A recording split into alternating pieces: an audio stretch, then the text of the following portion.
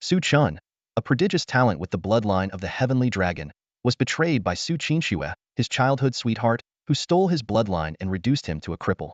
To make matters worse, he was forced into an arranged marriage with another family. In the grand hall of the Su family in the Great Luo dynasty, a black-robed elder announced Su Chen's fate with an expressionless face. Your cultivation is abolished, you are expelled from the Su family, and you are to be sent to Northern Wasteland City to marry into the Yi family. You are forbidden to return for life. The elders of the Su family on both sides looked on coldly, their eyes full of disdain and mockery. The young man kneeling below trembled all over, his delicate features contorted with anguish and fury. He suddenly raised his head, glaring at the figure above him. His voice was filled with pain and rage. Su Chen, you've gone too far. Sitting above him was a stunningly beautiful girl in a snow-white gown, her expression proud and indifferent, as if she were looking down on an insect. Su Chen's life was nothing short of legendary. When he was born, a divine dragon descended from the heavens. At the age of 10, he awakened the heavenly dragon bloodline, and by 16, he had reached the 9th level of the true martial realm, earning the title of the Su family's true dragon. Yet fate took a cruel turn. When Su Chen was 15, his father, Su Zhan, died in a secret realm while seeking treasures for him. Afterward, Su Chen's father, Su Yud, took over as the family head. Su Chen and Su Chen had grown up together, and she, who had awakened the devouring serpent bloodline, always followed closely behind him. Su Chen trusted her completely, sharing everything he had with her. But just as he was about to break through to the profound martial realm, Su Chen and Su Yud conspired against him. They knocked him unconscious and forcibly extracted his heavenly dragon bloodline. A devastating betrayal turned a once glorious prodigy into a cripple. To add insult to injury, Su Chen falsely accused him of attempting to violate her. The elders, quick to believe her, swarmed in to condemn him, accusing him of ingratitude and treachery. From her high position, Su Chen looked down on Su Chen with disdain. In this world, strength is all that matters. The weak are at the mercy of the strong, she declared. Then, through a private transmission, she mocked him further. Consider it your honor to have your bloodline taken by me. Did you really think I would ever care for someone like you? Strength above all, is it? Su Chen laughed bitterly, his voice filled with sorrow and defiance. The humiliation of today, I will repay it all in my next life. Seeing Su Chen's unyielding spirit, the black-robed elder suggested executing him. However, Su Chen intervened, saying, the 7-leaf purple ginseng he brought back can help me break through to the heavenly martial realm. Sending him to the Yi family as a son-in-law, leaving him to live a life worse than death, is the better punishment. Faced with such humiliation, Su Chen's heart was filled with despair. As the black-robed elder was about to knock him unconscious and take him away, Su Chen let out one last roar. Su Chen, you will regret this, swear it. At the moment Su Chen lost consciousness, a simple, ancient ring on his finger quietly disappeared. In the depths of his mind, a dazzling light pierced through the chaos, revealing a mysterious world. Amidst the shifting radiance, Su Chen's consciousness was drawn into a vast, chaotic realm. The sight before him was breathtaking. Ancient stars shimmered with eternal light across the sky, while on the ground, colossal remains of ferocious beasts stood silently. A white tiger the size of a mountain, frozen in a roaring stance. A black serpent stretching millions of miles, coiled like a primordial divine peak. 9-headed golden lions, each head exuding the majesty of a celestial deity. A 3-legged bird, its body shrouded in the remnants of extinguished eternal flames. This is the burial heaven realm, a serene, ethereal female voice suddenly echoed. Startled, Su Chen looked around and saw the chaotic light converging. A woman in white robes materialized out of thin air, her figure enveloped in a misty glow of chaos. Her face was faintly discernible, but her eyes shone like brilliant stars, as if they could pierce through all the mysteries of existence. Your bloodline is dried up, your dantian is destroyed, and you possess no cultivation at all. Such poor talent. Yet the heaven burial ancient ring chose you? The woman in white gently shook her head. Su Chen felt a bit embarrassed. He recalled the moment before he lost consciousness. His father's ring, a keepsake from his late mother, had dissolved into light and entered his mind. Senior, may I ask, what is the heaven burial ancient ring? And why am I here? You guessed correctly. The heaven burial ancient ring is the ring you hold, and this realm is the world sealed within it. Not far away, 8 towering tombstones stood solemnly. The tomb of the devouring emperor, the tomb of the primordial pill deity, the tomb of the heaven-sealing venerable. Each name belonged to a supreme figure from ancient legends.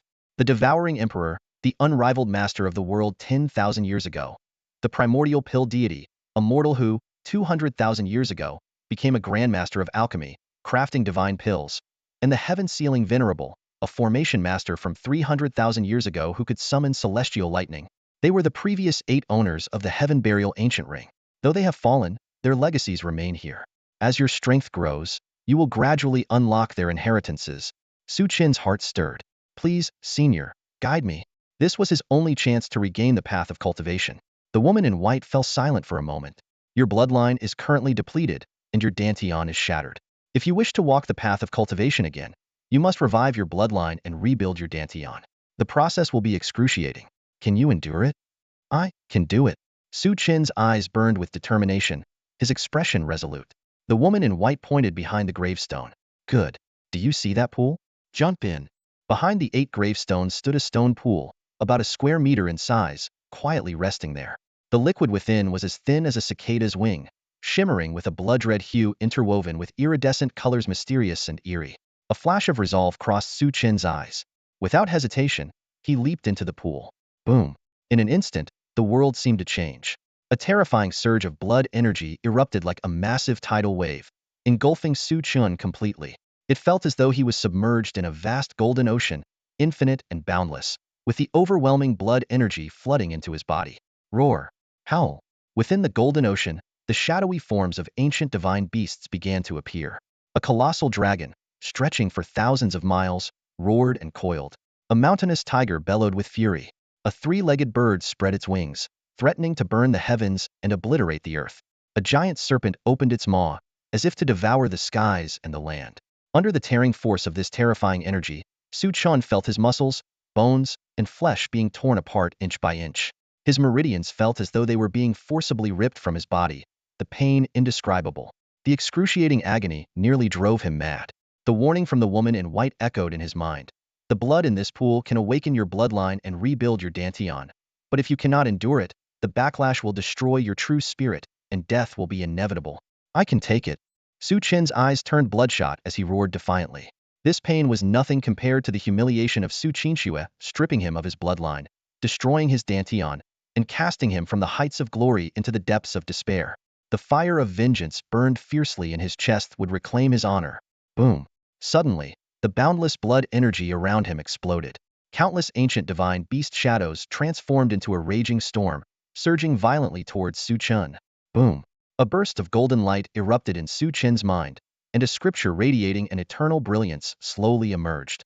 This was the legendary burial heaven divine art, a supreme technique that forged an indestructible body by using the stars of the heavens as blood, the worlds as its form, countless divine weapons as its bones, and the infinite living beings as its spirit. A voice as deep and resonant as a great bell echoed in his mind, and the burial heaven divine art imprinted itself deeply into his consciousness. This technique, capable of annihilating all things and burying the heavens, was so defiant of natural order that Su Chen's entire body trembled with awe. Just as he was about to be torn apart by the vast power coursing through him, the divine art began to operate on its own. An endless surge of vitality flooded into his body like rivers converging into the sea. His desiccated bloodline began to revive, his shattered dantian reformed, and his entire physical being underwent a transformation akin to rebirth. When Su Chen opened his eyes, they shone with a dazzling brilliance, and a golden dragon coiled around him, exuding an aura of majesty and nobility.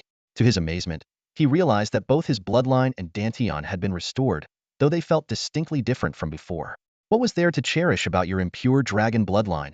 A woman in white said calmly. Now, you have been reborn and awakened the true dragon bloodline.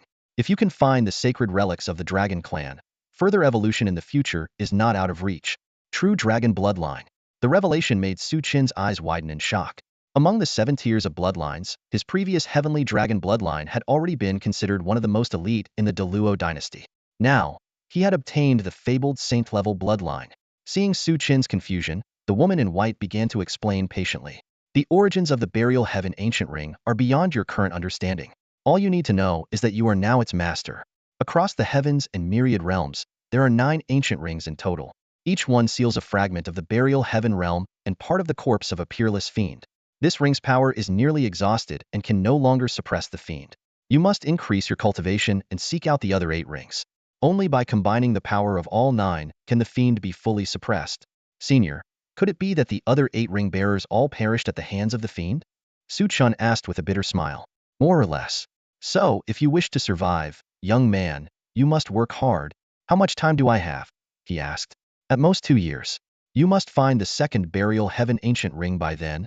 After confirming that the woman in white was neither a spirit of the ring nor the fiend itself, she informed Su Chen that once he condensed his true energy, he could return to this place to receive the inheritance of the other 8 ring bearers. With a wave of her sleeve, she sent Su Chen out of the ancient ring. When Su Chen opened his eyes, he found himself dressed in red robes, lying in a festively decorated red bedroom. This appeared to be the Yi family's residence in Beihuang City. At that moment, the door swung open, and Yi Ling and Zhang Kuan walked in. They were scheming about how Zhang Kuan could replace Su Chen and claim Yi Qingqing for himself. Zhang Kuan even boasted that he would make Su Chen witness the entire plan unfold. As Zhang Kuan reached out to grab the seemingly unconscious figure on the bed, a cold voice suddenly rang out, "Do you wish to die?" On the bed, Su Chen had already opened his eyes at some unknown point. Zhang Kuan's hand froze in midair. Neither he nor Yi Ling had anticipated Su Chen waking up at this moment.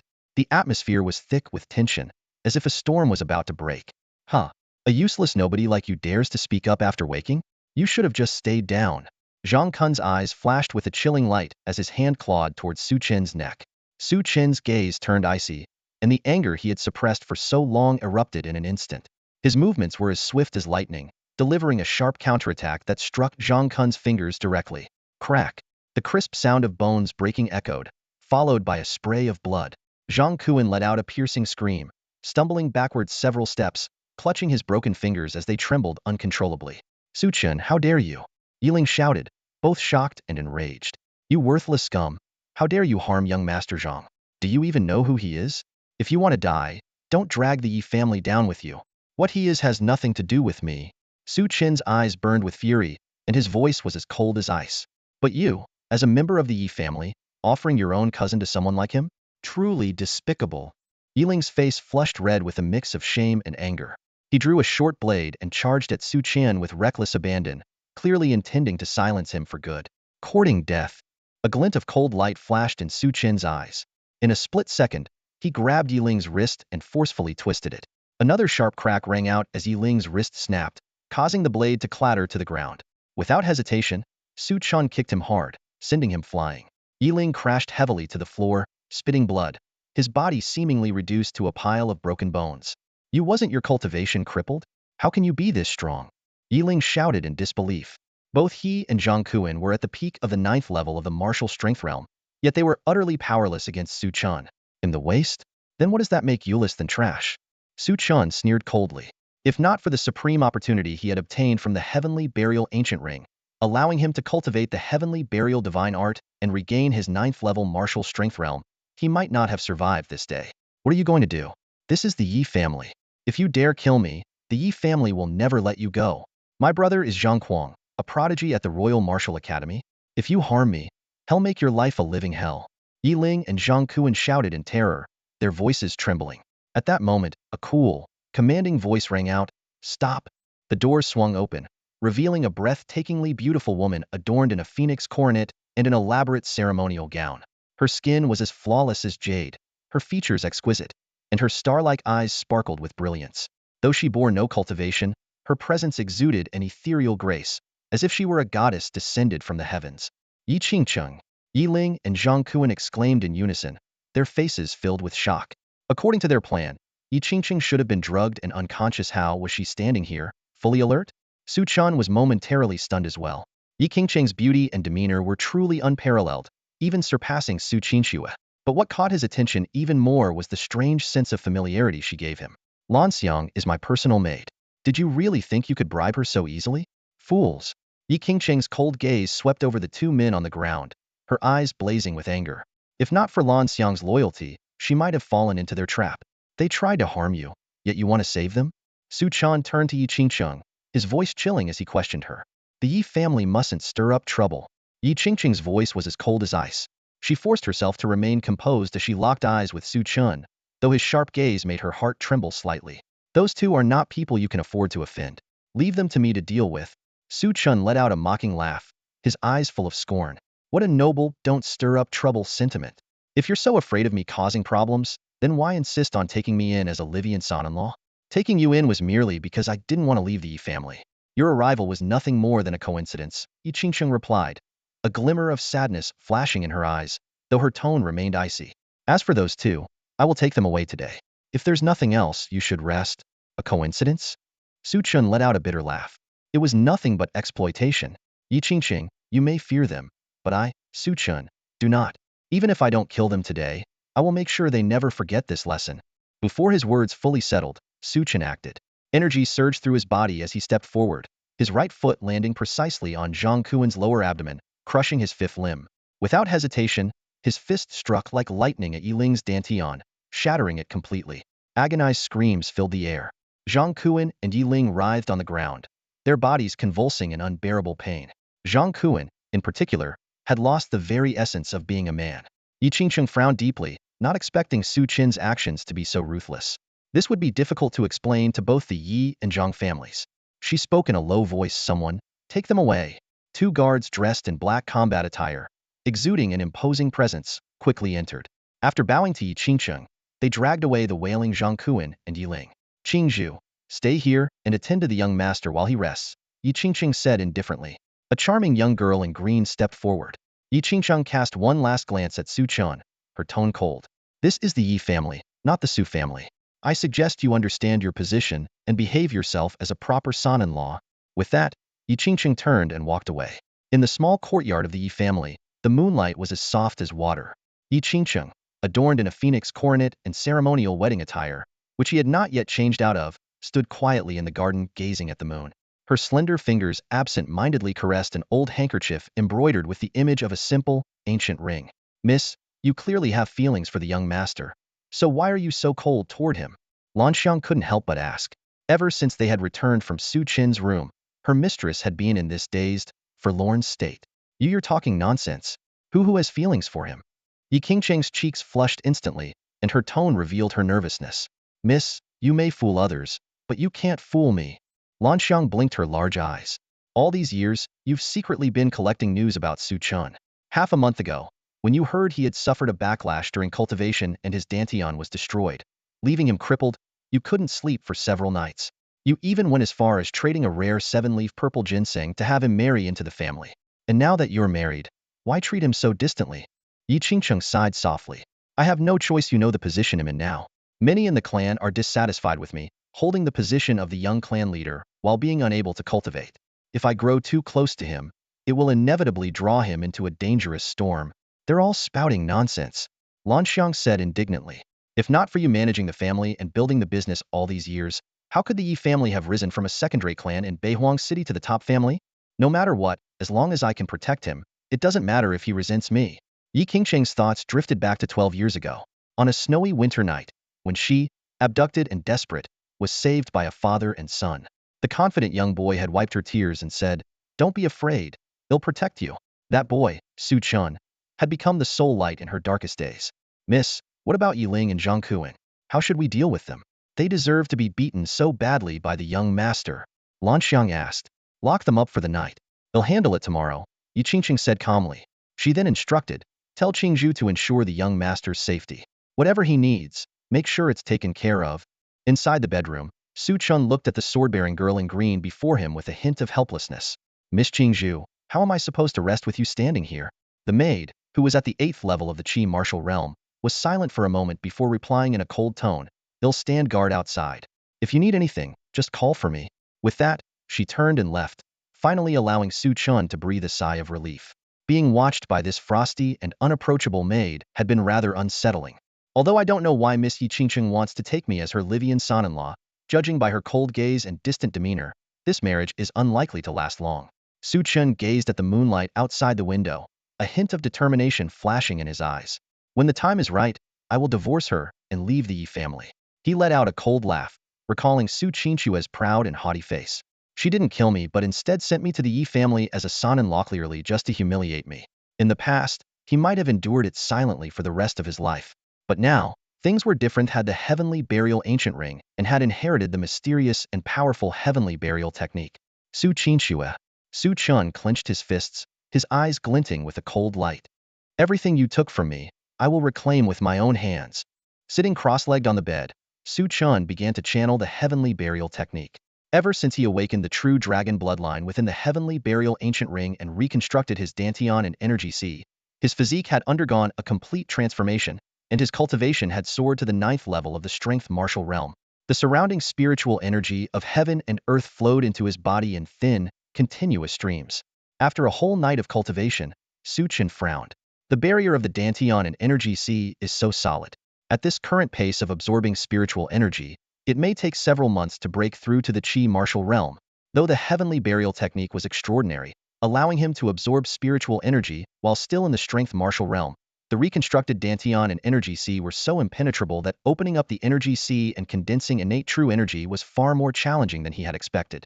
The heavenly burial technique can refine heaven and earth. If I can find some rare treasures of heaven and earth, perhaps I can greatly accelerate my cultivation. Su Chen murmured softly to himself, deciding to head out to northern wasteland city to try his luck and see if he could find any heavenly materials or earthly treasures. After leaving the Yi family, Su Chen strolled leisurely through the streets of Beihuang City, with Qingzhou following closely behind. Beihuang City, situated near the vast Dahuang mountain range that stretched for thousands of miles, thrived due to its abundant resources of rare spiritual herbs, exotic beasts, and various treasures, attracting countless martial artists seeking fortune and trade. On West Street, the area was bustling with activity as numerous street vendors displayed their wares. Martial artists of all kinds were hawking heavenly materials and earthly treasures, their voices blending into a cacophony of noise. As Su Chen scanned the assorted items on the vendors' stalls, a gentle yet commanding female voice suddenly echoed in his mind. The black jade Buddha on the stall to your right is quite good. It will help with cultivating your burial heaven divine art. Following the voice's direction, Su Chen turned to see a middle-aged vendor with a shifty demeanor enthusiastically advertising his goods. His stall was cluttered with spiritual herbs, ores, and fragmented weapons. Among the pile of weapons lay an unremarkable black jade Buddha, its surface marred with cracks. The vendor's eyes lit up as he noticed Su Chen, dressed in a moon-white robe, approaching. Young master, what are you looking for? Everything here comes straight from the Dahuang mountain range, unique and unmatched in all of Beihuang City. How much for this jade Buddha? Su Chen asked directly. The vendor's eyes darted cunningly. Ah, young master, you have a keen eye. This is a sacred relic from the Western Buddhist lands. It can aid in cultivation and cleanse inner demons. Since you seem sincere, I'll part with it for just 5,000 low-grade spirit stones. Su Chen frowned slightly, regretting his lack of preparation. That's too expensive. 100 low-grade spirit stones, take it or leave it. After some back-and-forth bargaining, the vendor finally relented. 200 low-grade spirit stones, and it's yours. Let's call it a gesture of friendship. He inwardly rejoiced, knowing the entire pile of junk on his stall wasn't worth more than a few spirit stones, let alone the flawed jade Buddha. However, as Su Chen reached into his sleeve, his hand froze mid-motion, suddenly remembered that his storage ring had been confiscated by Su Qing Snow, leaving him penniless. Just as the situation grew awkward, Qingzhou stepped forward and handed him a pouch of spirit stones, resolving the dilemma. As the transaction was about to conclude, a mocking voice interrupted. Hold it right there. A young man in an embroidered robe pushed through the crowd, flanked by several guards. With an air of arrogance, he declared, "This jade Buddha has caught my eye. Hand it over." Isn't that Zhang Lin, the young master of the Zhang family? Someone in the crowd murmured. Once the leading family of Beihuang City, the Zhang family had been overshadowed by the Yi family in recent years. However, their influence had resurged after a prodigy from their lineage was admitted to the Royal Martial Academy. Without sparing Zhang Lin a glance, Su Chen picked up the jade Buddha and prepared to leave. Zhang Lin stepped forward to block his path, his voice cold. I'm talking to you. Didn't you hear me? Move aside, dog. This is mine. Why should I give it to you? Su Chen retorted icily. He had long noticed Zhang Lin following him and knew this was no coincidence. Zhang Lin sneered. If I, Zhang Lin, want something, there's no one in Beihuang City who can stop me from getting it. And you, a useless son-in-law of the Yi family who can't even cultivate, dare to challenge me? It was clear that Zhang Lin had come seeking revenge for Zhang Kuan. The crowd broke into whispered discussions, their gazes filled with disdain for the so-called worthless son-in-law of the Yi family. Qingzhou stepped in front of Su Chen, her voice frosty. Young Master Zhang, I suggest you show some respect. He is the son-in-law of the Yi family, and even if he needs to be disciplined, that's a matter for my lady. It's not your place to intervene. Qingzhou stood to the side, her brows slightly furrowed as she looked at Su Chen. In her heart, being able to marry into the prestigious Yi family and become Miss Ye's husband was an extraordinary blessing. Yet Su Chen refused to behave properly. Yesterday, he injured Yi Ling and Zhang Kuan, and today he was once again at odds with Zhang Lin, creating endless trouble for Miss Yi. Though she felt displeased, she continued to dutifully protect him, as per Yi Qingqing's instructions. Su Chen, you worthless scum. Zhang Lin's gaze swept past Qingzhu with a flicker of hesitation before he sneered at Su Chen. Is being a Livian son-in-law all you're good for? Hiding behind women? If you're a man, step forward and fight me. Jealousy burned within Zhang Lin. Yi Qingsheng might not possess the ability to cultivate, but her 4 maidservants Mei, Lan, Zhu, and Kingswear all exceptionally gifted. Qingzhu, in particular, was a master of swordsmanship with unparalleled combat prowess. Yet, to his dismay, Yi Qingsheng had assigned her to protect Su Chen. Master, don't be impulsive. Let's leave, Qingzhu whispered. Seeing through Zhang Lin's petty provocation, Qingzhu, step aside. Su Chen said calmly, he's already crossed the line. If I don't respond, wouldn't it seem like I'm afraid of him? If he wants a fight, then a fight he'll get. Though Qingzhu was displeased, she had no choice but to retreat, keeping a wary eye on Zhang Lin. Su Chen, so you do have some guts after all. Zhang Lin sneered. Unfortunately, you're just a brainless fool. Today, I'll teach you a lesson on behalf of my cousin Zhang Kuan. Before his words had fully landed, Zhang Lin launched himself into the air, unleashing the Zhang family's high-tier martial technique, the Golden Eagle Claw. True energy from his Qi martial stage, level 3 cultivation, surged to his hands, the razor-sharp claw aiming directly for Su Chen's vital points. Master, watch out! Qingzhu was about to intervene when she felt an overwhelming surge of blood energy erupt from Su Chen. With a single punch, Su Chen struck out like a dragon, a faint aura of dragon's might emanating from him. A sickening crack echoed as Zhang Lin's fingers snapped, and his body was flung backward as if struck by lightning. Zhang Lin screamed in agony, staring at Su Chen in utter disbelief. You're barely stronger than trash like Zhang Kuan, yet you dare stand up for him? Su Chen strode forward and slapped Zhang Lin across the face. The sharp sound of the slap echoed as bloodied teeth flew from Zhang Lin's mouth, leaving one side of his face swollen and disfigured. Zhang Lin's guards finally reacted, charging forward with angry shouts.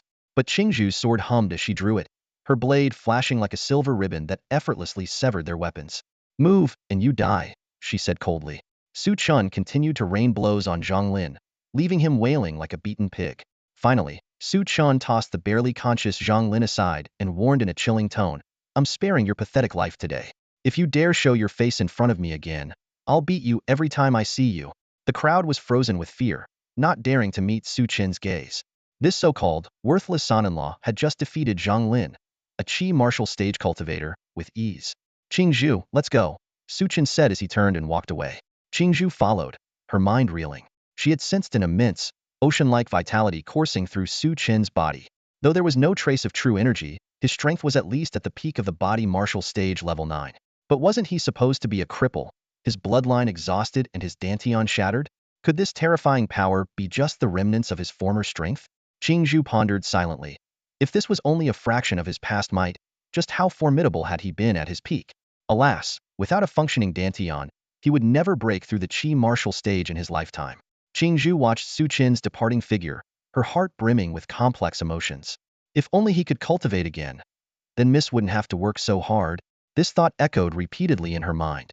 Unaware of Qingzhu's feelings, Su Chen had only one thought in his heart at the moment, to break through to the Qi martial realm as soon as possible. After returning to the Yi family, he instructed Qingzhu to stand guard outside and entered the burial heaven ancient ring alone with the black jade Buddha. Senior, is there some kind of treasure inside this jade Buddha? Su Chen asked eagerly. The figure of the white-robed woman slowly appeared, her tone calm. Break it apart. Though surprised, Su Chen didn't hesitate. He struck with a powerful punch, and with a resounding boom, the jade Buddha, covered in cracks, shattered, revealing a black stone the size of a goose egg. The stone seemed to contain a flowing liquid, emitting a peculiar luster. There really is something extraordinary. Su Chen's eyes lit up. This is black jade spirit essence, the white-robed woman explained. It takes tens of thousands of years to form within the earth's spiritual veins. Apply it all over your body and use the burial heaven divine technique to absorb it. It should help you break through to the Qi martial realm. Senior, you're incredible. Su Chen's eyes sparkled with excitement. If I went to Northern Wilderness City with you, wouldn't your discerning eye help me uncover countless treasures? The white-robed woman gave a faint smile. What are you imagining? Ahem. I was just joking, Senior. Please don't take offense, Su Chen replied with an awkward laugh. Get out and focus on cultivating. Don't bother me unless it's important. With a flick of her sleeve, the white-robed woman expelled Su Chen from the burial heaven ancient ring. Senior sure has a temper, Su Chen muttered to himself. But with this black jade spirit essence, once I break through to the Qi martial realm, I can attempt to obtain the legacy of those 8 supreme experts. Without hesitation, he crushed the black stone, and a few drops of crystalline, translucent black essence dripped out, radiating a dazzling glow and an intoxicating fragrance. Su Chen quickly applied the essence all over his body and began operating the burial heaven divine technique. In an instant, an immense and boundless power surged through his entire being. His body heated up as if set ablaze, and the flow of his qi and blood accelerated 100-fold. Under the operation of the burial heaven divine technique, the vast energy of his qi and blood converged like rivers into the sea, gathering in his dantian and launching an assault on the bottleneck of the qi martial realm. A surge of immense energy rushed forth, flooding Su Chen's dantian like a river breaking its banks. A deafening thunderclap echoed, and radiant divine light burst in the void. Innate pure energy was born from within the qi sea, swirling and drifting. At the very moment the qi sea was formed, the turbid energy sank while the pure energy rose, gradually condensing into the true qi of a martial artist. But this was only the beginning. As Su Chen activated the burial heaven divine art, the pure energy from the black jade spirit essence continuously poured in. His dantian qi sea, like a miniature world, expanded rapidly to a size of 14 zhang. This was far beyond the ordinary. For most martial artists, breaking through to the qi martial realm would only yield a qi sea of about 9 zhang. Even prodigies rarely surpass 30 zhang. Yet, due to Su Chen's awakened true dragon bloodline, his potential had skyrocketed, enabling him to create such a vast qi sea. But then, an unexpected change occurred. Under the influence of the burial heaven divine art, the qi sea continued to expand. Black mist churned like a storm, driving the qi sea outward 50 zhang, 60 zhang, 65 zhang, until it finally stabilized at 99 zhang. 99, the pinnacle of humanity. Su Chen thought to himself, elated. This was already the realm of ancient supreme beings. However, just then, a divine voice echoed from the void. Annihilate all, bury the heavens. No path shall obstruct. With a thunderous roar, the qi sea trembled again. The burial heaven divine art surged into overdrive, tearing through the void and expanding the qi sea to an unprecedented 100 zhang. 100 zhang qi sea unheard of. This meant that Su Chen's innate true qi would surpass that of martial artists of the same level by dozens of times. Though future breakthroughs would undoubtedly become more challenging and resource-intensive, this only fueled his indomitable determination. Several days later, Su Chen pushed open the door to his room. His eyes gleamed with divine brilliance as he gazed at the world before him, a thought rising in his heart. Su Qingxue, wait for me. I'll be back soon. In the front hall, Qingzhu and Lan Xiang were consoling a woman dressed in luxurious attire. This woman, named Lin Yun, was Yi Qingqing's mother. Though time had left its marks, her beauty remained striking, especially her gentle, water-like eyes that were nearly identical to Yi Qingqing's.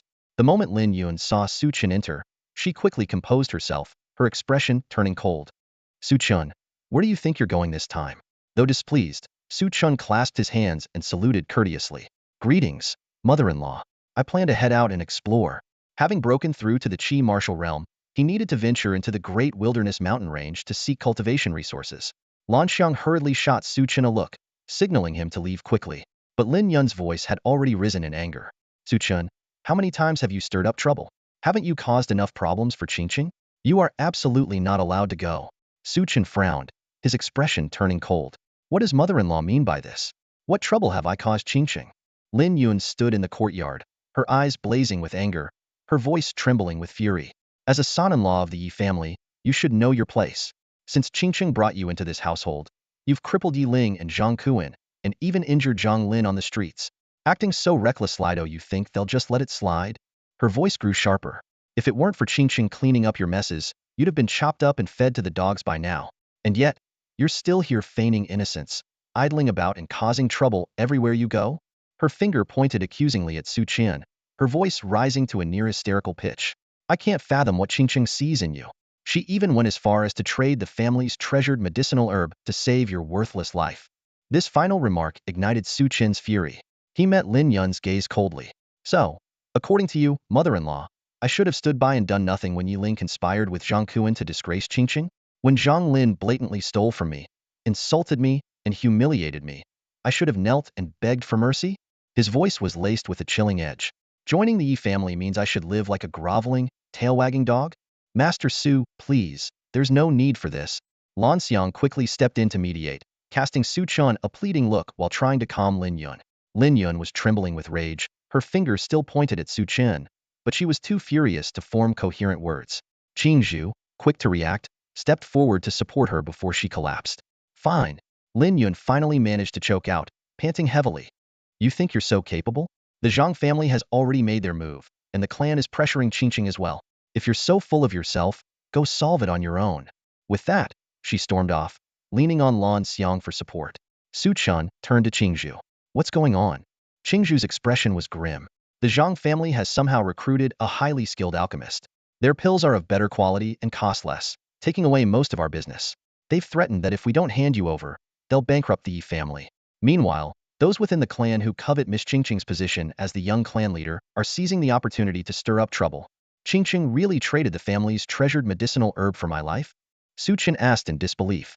Qingzhu hesitated, then nodded. Miss Qingqing didn't want me to tell you, but yes, it's true. She offered the 7-leaf purple ginseng and a large amount of spirit stones to convince the Su family to agree to your marriage into the Yi family. Su Chen's heart trembled as understanding dawned on him. No wonder even someone as ruthless as Su Qing Snow hadn't resorted to silencing him permanently. Take me to the clan meeting, he ordered, his gaze sharp as a blade, his aura commanding and intimidating. Even Qingzhu, a seasoned expert at the 8th level of Qi martial realm, couldn't help but feel a chill. Inside the Yi family's grand hall, the clan's senior members were already seated on either side. Yi Qingqing stood alone in the center, enduring the barrage of accusations and criticisms hurled at her from all directions. Last month, our business shrank by half. This month, it's barely 1% of what it used to be. At this rate, the Yi family will soon close down, leaving the Zhang family to dominate Beihuang City. This is why women shouldn't run the household. What was the old master even thinking? And a mere mortal who can't cultivate?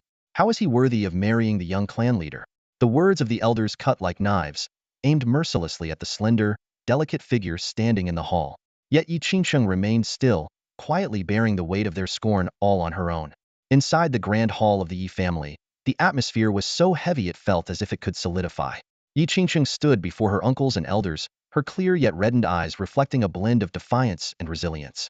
In the business world, competition and rivalry are commonplace.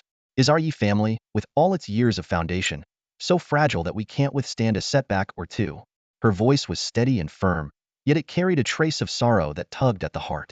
Seated at the head of the hall, her eldest uncle, Yi Diyuan, let out a cold snort, his tone dripping with disdain. Who among us here hasn't weathered countless storms in the business arena? Do we need you to lecture us? The Zhang family's aggression this time is clearly aimed at destroying us. I've investigated, he continued, his voice growing sharper. The Zhang family has enlisted an alchemist registered with the royal capital's Dan Alliance. Our Yi family's alchemists are no match for them. Lowering our prices further will only deepen our losses. Second Uncle Yi Diming quickly chimed in, fanning the flames. For the sake of that useless Su Chen, you not only gave away the family's prized medicinal treasure but also squandered a significant portion of our wealth. It's bad enough that you've turned the Yi family into a laughingstock in Beihuang City, but now you've brought disaster upon us. The hall erupted in a chorus of accusations, voices overlapping in heated criticism. Is this what a dignified young clan leader of the Yi family should do? Yi Qingqing, what do you have to say for yourself? Watching the scene unfold, Yi Diyuan's lips curled into a faint, cold smile. The outcome he had been aiming for was finally within reach. Yi Qingqing felt a mix of grievance and fury surging within her. Over the years, she had poured her heart into elevating the Yi family from a second-rate clan to the most prominent household in Beihuang City, ensuring that these very people no longer had to worry about resources for cultivation. Yet, they showed no gratitude, turning on her at the first sign of trouble. Taking a deep breath, she steadied herself and declared, I will take responsibility for the business issues, and I will handle the Zhang family's hostility. Since grandfather entrusted me with the role of young clan leader before he entered seclusion, I will carry the weight of the family's burdens. Big words, the crowd sneered. What can someone without cultivation skills or alchemy expertise possibly do? If you're incapable, you should step down and let someone more qualified take over. Fourth Uncle Yi Delin stepped forward, his expression solemn. Since this debate is going nowhere, why don't we just hand over that useless son-in-law and be done with it? His suggestion immediately garnered widespread agreement. No. Yi Qingqing, who had remained composed until now, suddenly raised her voice in anger. The Zhang family has been scheming against the Yi family's business for years. Even without Su Chen, they would have found another excuse to target us. Last month, they secretly hired an alchemist to suppress us. This is just their way of openly justifying their actions. Her voice grew even louder, filled with unyielding determination. No matter what you think of Su Chen, he is my husband, and I am still the young clan leader of the Yi family. It is not your place to pass judgment on him.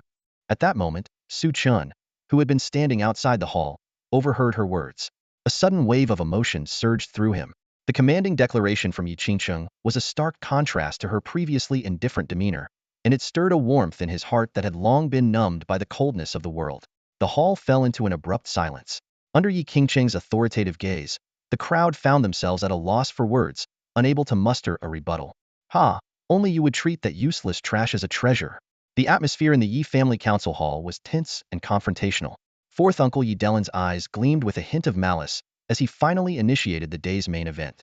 He scanned the room, his voice suddenly rising. If you refuse to hand him over, then step down and let someone more capable handle this family crisis. Second Uncle Yi Deming seized the moment and stood up in agreement. With the Zhang family pressing down on us, I believe only the eldest son, Yi Xinglong, has the ability to lead the Yi family out of this predicament. That's right. Young Master Xinglong is incredibly talented, having awakened a top-tier human bloodline and reached the 9th level of the Qi martial realm. Even the capital's martial academy is preparing to assess him. If young Master Xinglong passes, the Zhang family will have no choice but to retreat. Yi Deming's gaze was sharp as a blade as he stared directly at Yi Qingsheng. Qingsheng, everyone acknowledges your contributions to the family. But if you prioritize personal interests over the family's safety, we cannot tolerate it. Faced with the aggressive stance of the others, Yi Qingsheng, though the acting head of the family, found it difficult to hold her ground. With the patriarch in seclusion, the elders did indeed have the authority to impeach the acting head. Moreover, the faction led by her eldest uncle, Yi Deyuan, was powerful and influential. Yet, Yi Qingsheng remained resolute. You have the right to impeach me, but the final decision lies with the patriarch. Until then, I am still the acting head of the Yi family. Yi Qingsheng, fourth Uncle Yi Delin slammed the table in anger. Your stubbornness will bring ruin to the Yi family. You're exaggerating, fourth uncle. Aside from those present, I hardly have the capability to do so, Yi Qingsheng replied with a cold smile as she cast a glance at him. She had seen through their plan. They were determined to force her to step down. Yi Qingsheng, don't push it too far. The crowd erupted in anger. You're just a useless mortal who can't cultivate. The family has already done enough to support you, so don't overstep your bounds. Bang! At that moment, the doors were suddenly blasted open with immense force. 2 guards were flung inside, landing heavily on the ground. With so many so-called men here, instead of dealing with the real threat, the Zhang family, you all gathered to bully a defenseless woman. Truly impressive. A young man in white strode in, his eyes blazing with fury. How dare you? This is a Yi family council meeting, and you're just a worthless Livian son-in-law. Get out of here. Yi Deming and Yi Delin roared in unison, their faces livid. Su Chen, unfazed, sneered coldly. Defying the hierarchy and humiliating your own acting head was really disrespecting the Yi family here? Yi Delin shouted angrily. Su Chen, watch your tongue. Do you still think you're the young master of the Su family from the Deluo dynasty? Now, you're nothing more than a dog taken in by the Yi family. I may be a Livian son-in-law, but my wife is the acting head of the Yi family. While the patriarch is away, the Yi family answers to her. If my wife hasn't said anything, who are you to bark here? Su Chen retorted with a cold smile. Yi Delin was utterly enraged and unleashed the full strength of his Qi martial realm peak cultivation, preparing to suppress Su Chen. Enough! Yi Qingsheng suddenly shouted, her voice firm. As of now, I am still the acting head of the Yi family. My words are the patriarch's orders. Anyone who defies me is betraying the family, and I will not tolerate it. The room fell silent. Finally, the eldest uncle, Yi Deyuan, spoke. Someone who prioritizes personal feelings over the family's well-being is unfit to be our acting head. Yi Qingsheng, if you still consider yourself part of the Yi family, hand over Su Chen and resolve this crisis. Absolutely not. Yi Qingsheng's response was unwavering. Su Chen chuckled coldly. All this fuss over the Zhang family hiring a mere alchemist? And this is enough to leave you all helpless, resorting to bullying a single woman? A mere alchemist? Do you, a worthless nobody, even understand what an alchemist represents? Yi Deming shot back sarcastically. Su Chen smiled calmly. 10 days. Within 10 days, my wife will resolve this crisis and defeat the Zhang family's alchemist. 10 days? The crowd's astonishment quickly turned into mocking laughter. The air in the Yi family hall was thick with disdain. Yi Qingsheng frowned as she looked at Su Chen, only to meet his confident gaze. Qingsheng, trust me. Easy for you to say, Yi Deming interrupted with a cold sneer. But what if Yi Qingsheng fails? You're just stalling for time. Yi Qingsheng clenched her teeth, her eyes resolute. If I can't do it, I will willingly relinquish the position of young clan leader. Despite feeling that the task was nearly impossible, she chose to trust Su Chen unconditionally when their eyes met. Good. Yi Diyuan said eagerly, fearing that Yi Qingsheng might back down. Since the young clan leader has made such a vow, then it's settled. Hold on. Su Chen chuckled coldly, his sharp gaze fixed on Yi Diyuan. If my wife loses, she steps down. But what if she wins? The question brought a brief silence to the hall, followed by another wave of derisive laughter. A cripple defeating an alchemist? Utter nonsense. Clearly, they're just stalling until the old master comes out of seclusion. Yi Deming sneered. If she truly manages to succeed, then, of course, the position of young clan leader remains hers, and we will no longer bring up impeachment. How convenient, Su Chen scoffed. You all want to gain without risking anything? Then what do you propose? Yi Delin asked. It's simple. Su Chen's gaze was as sharp as a blade. If Qingcheng succeeds, everyone who supported today's impeachment must kneel and apologize. The hall erupted in outrage, the anger and hostility in everyone's eyes unmistakable. After a heated debate, under the leadership of Yi Diyuan and Yi Deming, the crowd begrudgingly accepted the terms. They were confident this was a sure win for them, even if it meant staking their pride. Once the clan members had dispersed, Yi Qingcheng looked at Su Chen with a mix of emotions. You shouldn't have come. Years of bearing the burden alone had worn her down. But in this moment, with the support of the one she loved, she felt an unprecedented sense of reassurance. In this exchange, each character's expressions, tone, and actions vividly revealed their inner emotions from initial mockery to eventual fury, from Yi Qingcheng's hesitation to her trust in Su Chen. The tense atmosphere and emotional conflicts of the scene were clearly portrayed. Yi Qingcheng was secretly anxious. She didn't want to see Su Chen getting dragged into this dangerous vortex, especially after Su Chen's strong display earlier, which had already stirred up fear and hostility among many. If she were to lose her position as the young clan leader in 10 days, Su Chen's situation would become even more perilous.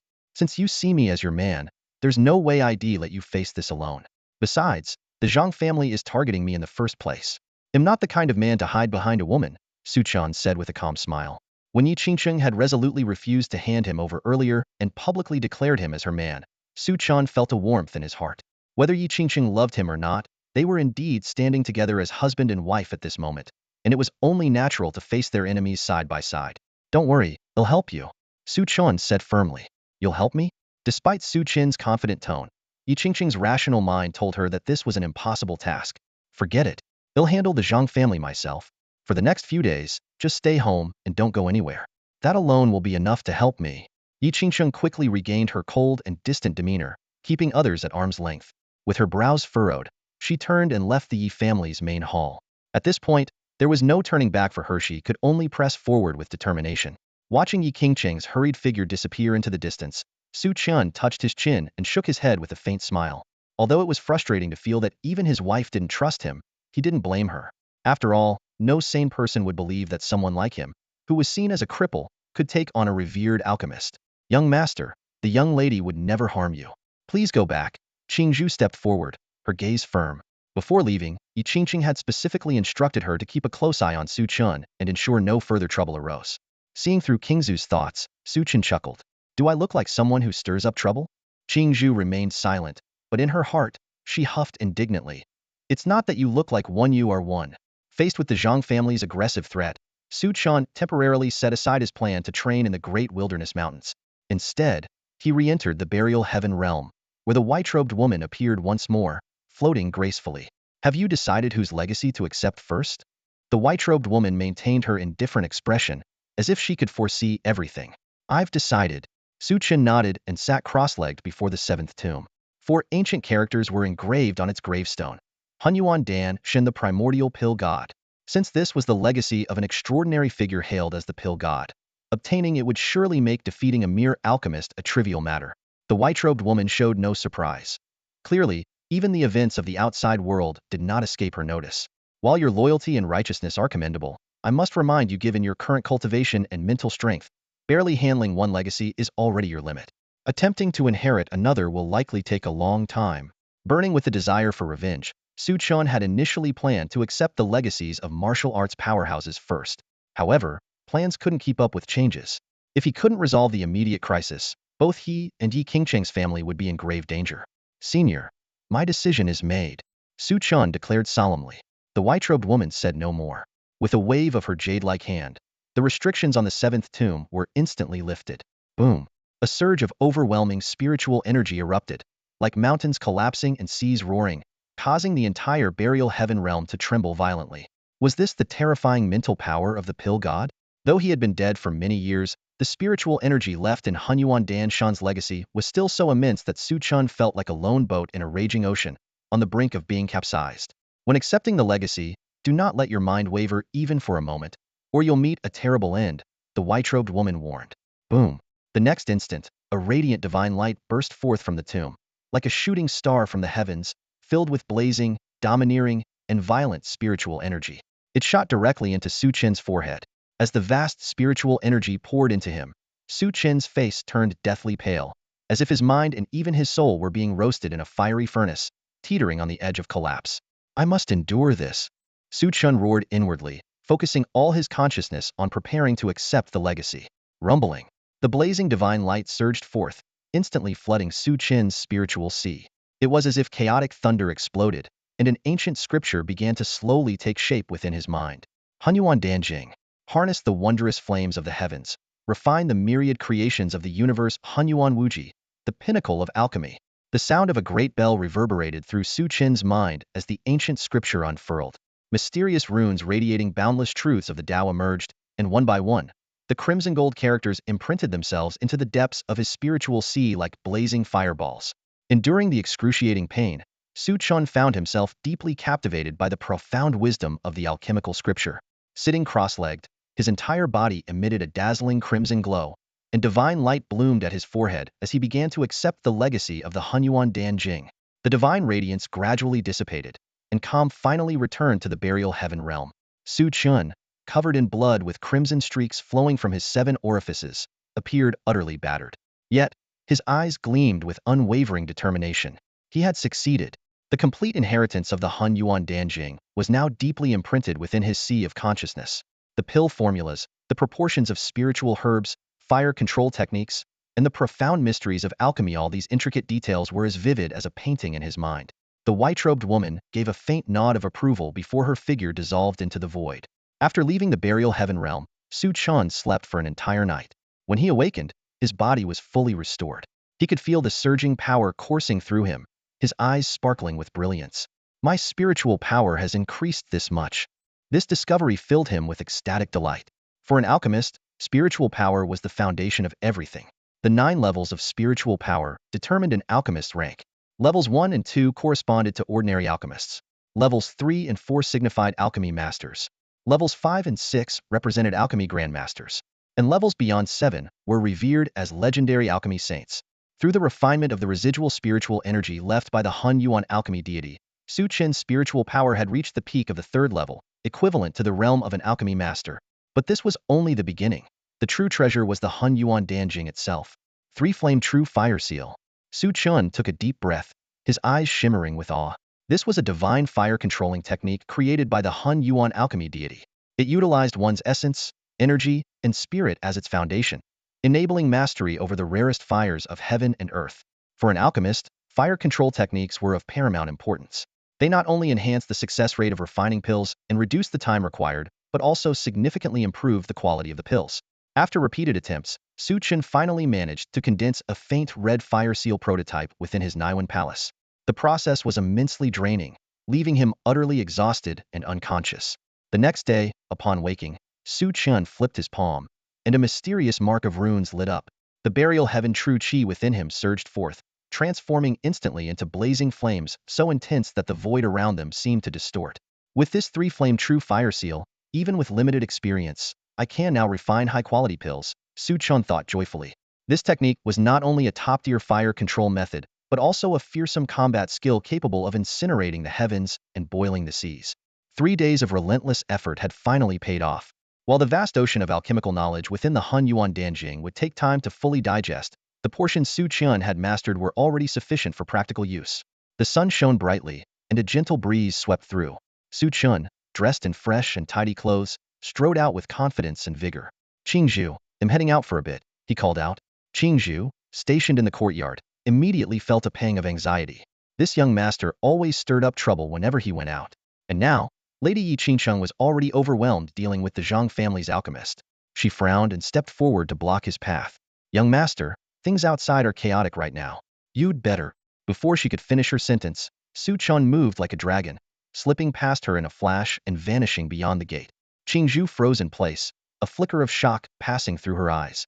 The movement technique Su Chen had just displayed was not only uncanny but so fast that even she, a martial artist at the 8th level of the Qi martial realm, struggled to track it. Don't worry. This time, I promise not to cause trouble. If you won't come, I'll go on my own, Su Chen said with a calm smile as he stepped toward the door. A trace of anger flashed across Qingzhu's brow, but she couldn't bring herself to forcibly stop him. Reluctantly, she gritted her teeth and followed. She simply couldn't let Su Chen venture out alone. True to his word, Su Chen kept to himself. The journey was uneventful until they arrived at the imposing Deluo Merchant Alliance in the heart of the city. Qingzhu, as you can see, I'm not one to stir up trouble unless someone picks a fight with me first, Su Chen remarked with a faint smile before stepping through the grand doors of the Merchant Alliance. Qingzhu snorted softly, lifting her gaze to examine the towering structure before her. The Deluo Merchant Alliance had risen to prominence during the Deluo dynasty and now had branches in neighboring nations. It specialized in high-end goods, each item worth a fortune far beyond the ordinary wares sold by the Yi and Zhang families. Her gaze shifted to Su Chen, who could no longer cultivate, and a sense of puzzlement filled her. What business could he possibly have here? Despite her doubts, she stayed close behind him. The interior of the Merchant Alliance was resplendent with golden hues, intricately carved railings, and luxurious designs that radiated opulence. Though sparsely populated, the customers present were either wealthy merchants or high-level martial artists. Second-grade top-tier Qi refining pills, third-grade advanced true essence pills, even fourth-grade profound origin pills? Su Chen muttered as he stopped at the pill counter, quickly recognizing the rare elixirs on display. Impressive. This place truly lives up to its reputation. The quality of these pills far surpassed the ordinary ones sold by the Yi and Zhang families. It was like comparing gourmet delicacies to plain porridge. Each pill was a masterpiece, with superior effects and, naturally, a much steeper price. If you can't afford it, don't touch it. These are priceless treasures, and you couldn't possibly pay for any damage. A stunning attendant sneered at Su Chen, her tone icy as she scrutinized his plain attire. Detecting no fluctuation of cultivation from him, she dismissed him as a penniless onlooker. Oh, is that a 9-yang rejuvenation pill? Su Chen ignored the attendant's disdain, his attention drawn to a blood-red pill encased in a crystalline display. This fire attribute elixir was said to revive the dead and heal mortal wounds, akin to carrying a second life. Its rarity was unmatched. With the recipe long lost and the ingredients scarce, it was no wonder Su Chen was intrigued. Such a shame, he remarked, shaking his head. The flame temperature wasn't high enough, and the refining process took too long, causing significant loss of potency. It's practically a failed pill. How dare you? The attendant's face turned red with anger. That pill was personally refined by Master Xianyang, a top-tier alchemist. How dare you call it a failed pill? The commotion drew the attention of nearby customers, their gazes filled with scorn. An amateur daring to criticize a masterpiece crafted by Xianyang, a renowned alchemist and elder of the Royal Alchemy Guild? It was laughable. A failed pill is a failed pill, Su Chen retorted with a cold smile. Selling something like this damages the Deluo Merchant Alliance's reputation. And charging 10,000 low-grade spirit stones for it? That's outright robbery. How dare you question our credibility? The attendant, furious, signaled for 2 guards at the 9th level of the Qi martial realm. The burly men, armed with blades, glared menacingly at Su Chen. Qingzhu sighed inwardly, her headache growing. He had promised not to cause trouble, yet here they were. Still, she couldn't stand by and let Su Chen suffer. Stepping forward, she unleashed a sharp aura of sword intent, causing the guards to hesitate. Let it go, Qingzhu. We're not here to make a scene, Su Chen said calmly, placing a hand on her sword to stop her. If they don't welcome us, we'll leave. He had come with the intention of purchasing high-quality herbs for alchemy. But now, it seemed this place wasn't worth his trust. Just as the two turned to leave, a hurried, aged voice called out, "Wait." An elderly man clad in alchemist robes approached, his expression grave and urgent. Master Xianyang? Isn't Master Xianyang supposed to be at the Royal Alchemy Guild? When did he return to his hometown? I can't believe we're seeing him in person. The crowd erupted in murmurs of awe. Even the city lord would show deference to Master Xianyang. For Su Chen to so brazenly criticize his work it seemed he was courting disaster. Qingzhu's heart sank. Alchemists were notoriously temperamental, and questioning their work was the ultimate offense, especially when it came to someone as influential as Master Xianyang. If he were angered, not only Su Chen and herself, but even the entire Yi family could face ruin overnight. This time, Su Chen had truly gotten himself into serious trouble. The sudden appearance of Master Xianyang instantly caused an uproar among the crowd. In the entire Great Chu Kingdom, Master Xianyang of the Pill Alliance was a figure of immense reverence. Master Xianyang, This young brat not only insulted our Deluo Merchant Alliance by claiming we have no credibility, but he also had the audacity to call your refined pills useless. It's clear he's here to cause trouble. The cold and elegant maid quickly stepped forward and spoke respectfully upon seeing Master Xianyang. However, Master Xianyang didn't even glance at her. His focus was entirely on Su Chen, the young man before him. Apart from an unusually confident demeanor, Su Chen appeared utterly ordinary. You claim that the pills I refined are worthless. What evidence do you have? Master Xianyang asked slowly, his tone probing. The master is speaking to you, boy. If you can't explain yourself, you'll be guilty of slandering the master and our Deluo Merchant Alliance. Don't think you'll leave here unscathed today, the maid sneered disdainfully. At this, Qingzhu immediately stepped forward to defend her young master, her sword drawn, its cold gleam menacing. There's no need to waste effort on someone so short-sighted. Su Chen stopped Qingzhu, ignoring the furious maid. He turned to Master Xianyang and said, while the Nine Suns rejuvenation pill is only a fourth-grade pill, it originates from an ancient recipe that has long been lost.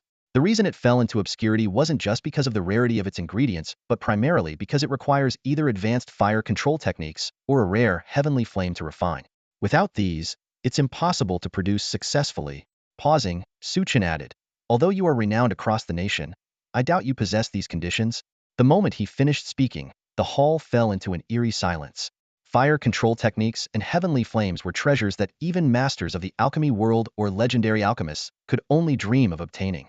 The crowd exchanged uncertain glances, clearly skeptical of Su Chen's claim. But Master Xianyang's eyes gleamed with a hint of excitement. He asked eagerly, may I ask for your esteemed name, young friend, and who your teacher might be? My name is Su Chen. I am self-taught. Su Chen? Someone in the crowd murmured. Isn't that the good-for-nothing son-in-law of the Yi family? The realization spread quickly, and the skepticism in the crowd's eyes turned into outright disdain. A man who had lost his bloodline talent and cultivation dared to speak so boldly about fire control techniques and heavenly flames? Master, you may not know since you've just arrived, but this Yi family son-in-law is nothing but a cripple. He knows nothing about alchemy and is clearly here to stir up trouble. The maid added fuel to the fire. Slap. A loud slap echoed through the hall as the maid was struck, her nose collapsing and blood spilling from her mouth. The one who struck her was none other than Master Xianyang himself. Silence, you insolent fool. I am discussing matters of alchemy with young friend Su Chen. How dare you interrupt? Master Xianyang's previously gentle demeanor vanished, replaced by a commanding aura. Young friend Su Chen is a distinguished guest of mine. How dare you speak so disrespectfully? Guards, take her away and give her 20 lashes. The maid immediately fell to her knees, pleading, Master, please spare me. I was wrong. I won't dare to do it again, please spare me. With a wave of his hand, Master Xianyang signaled 2 guards, who promptly dragged her out. He then turned to Su Chen, his tone respectful. Young friend Su Chen, I apologize for the offense caused by my subordinates. Please, for my sake, step into the inner chamber so I can properly express my apologies. After a moment of contemplation, Su Chen nodded.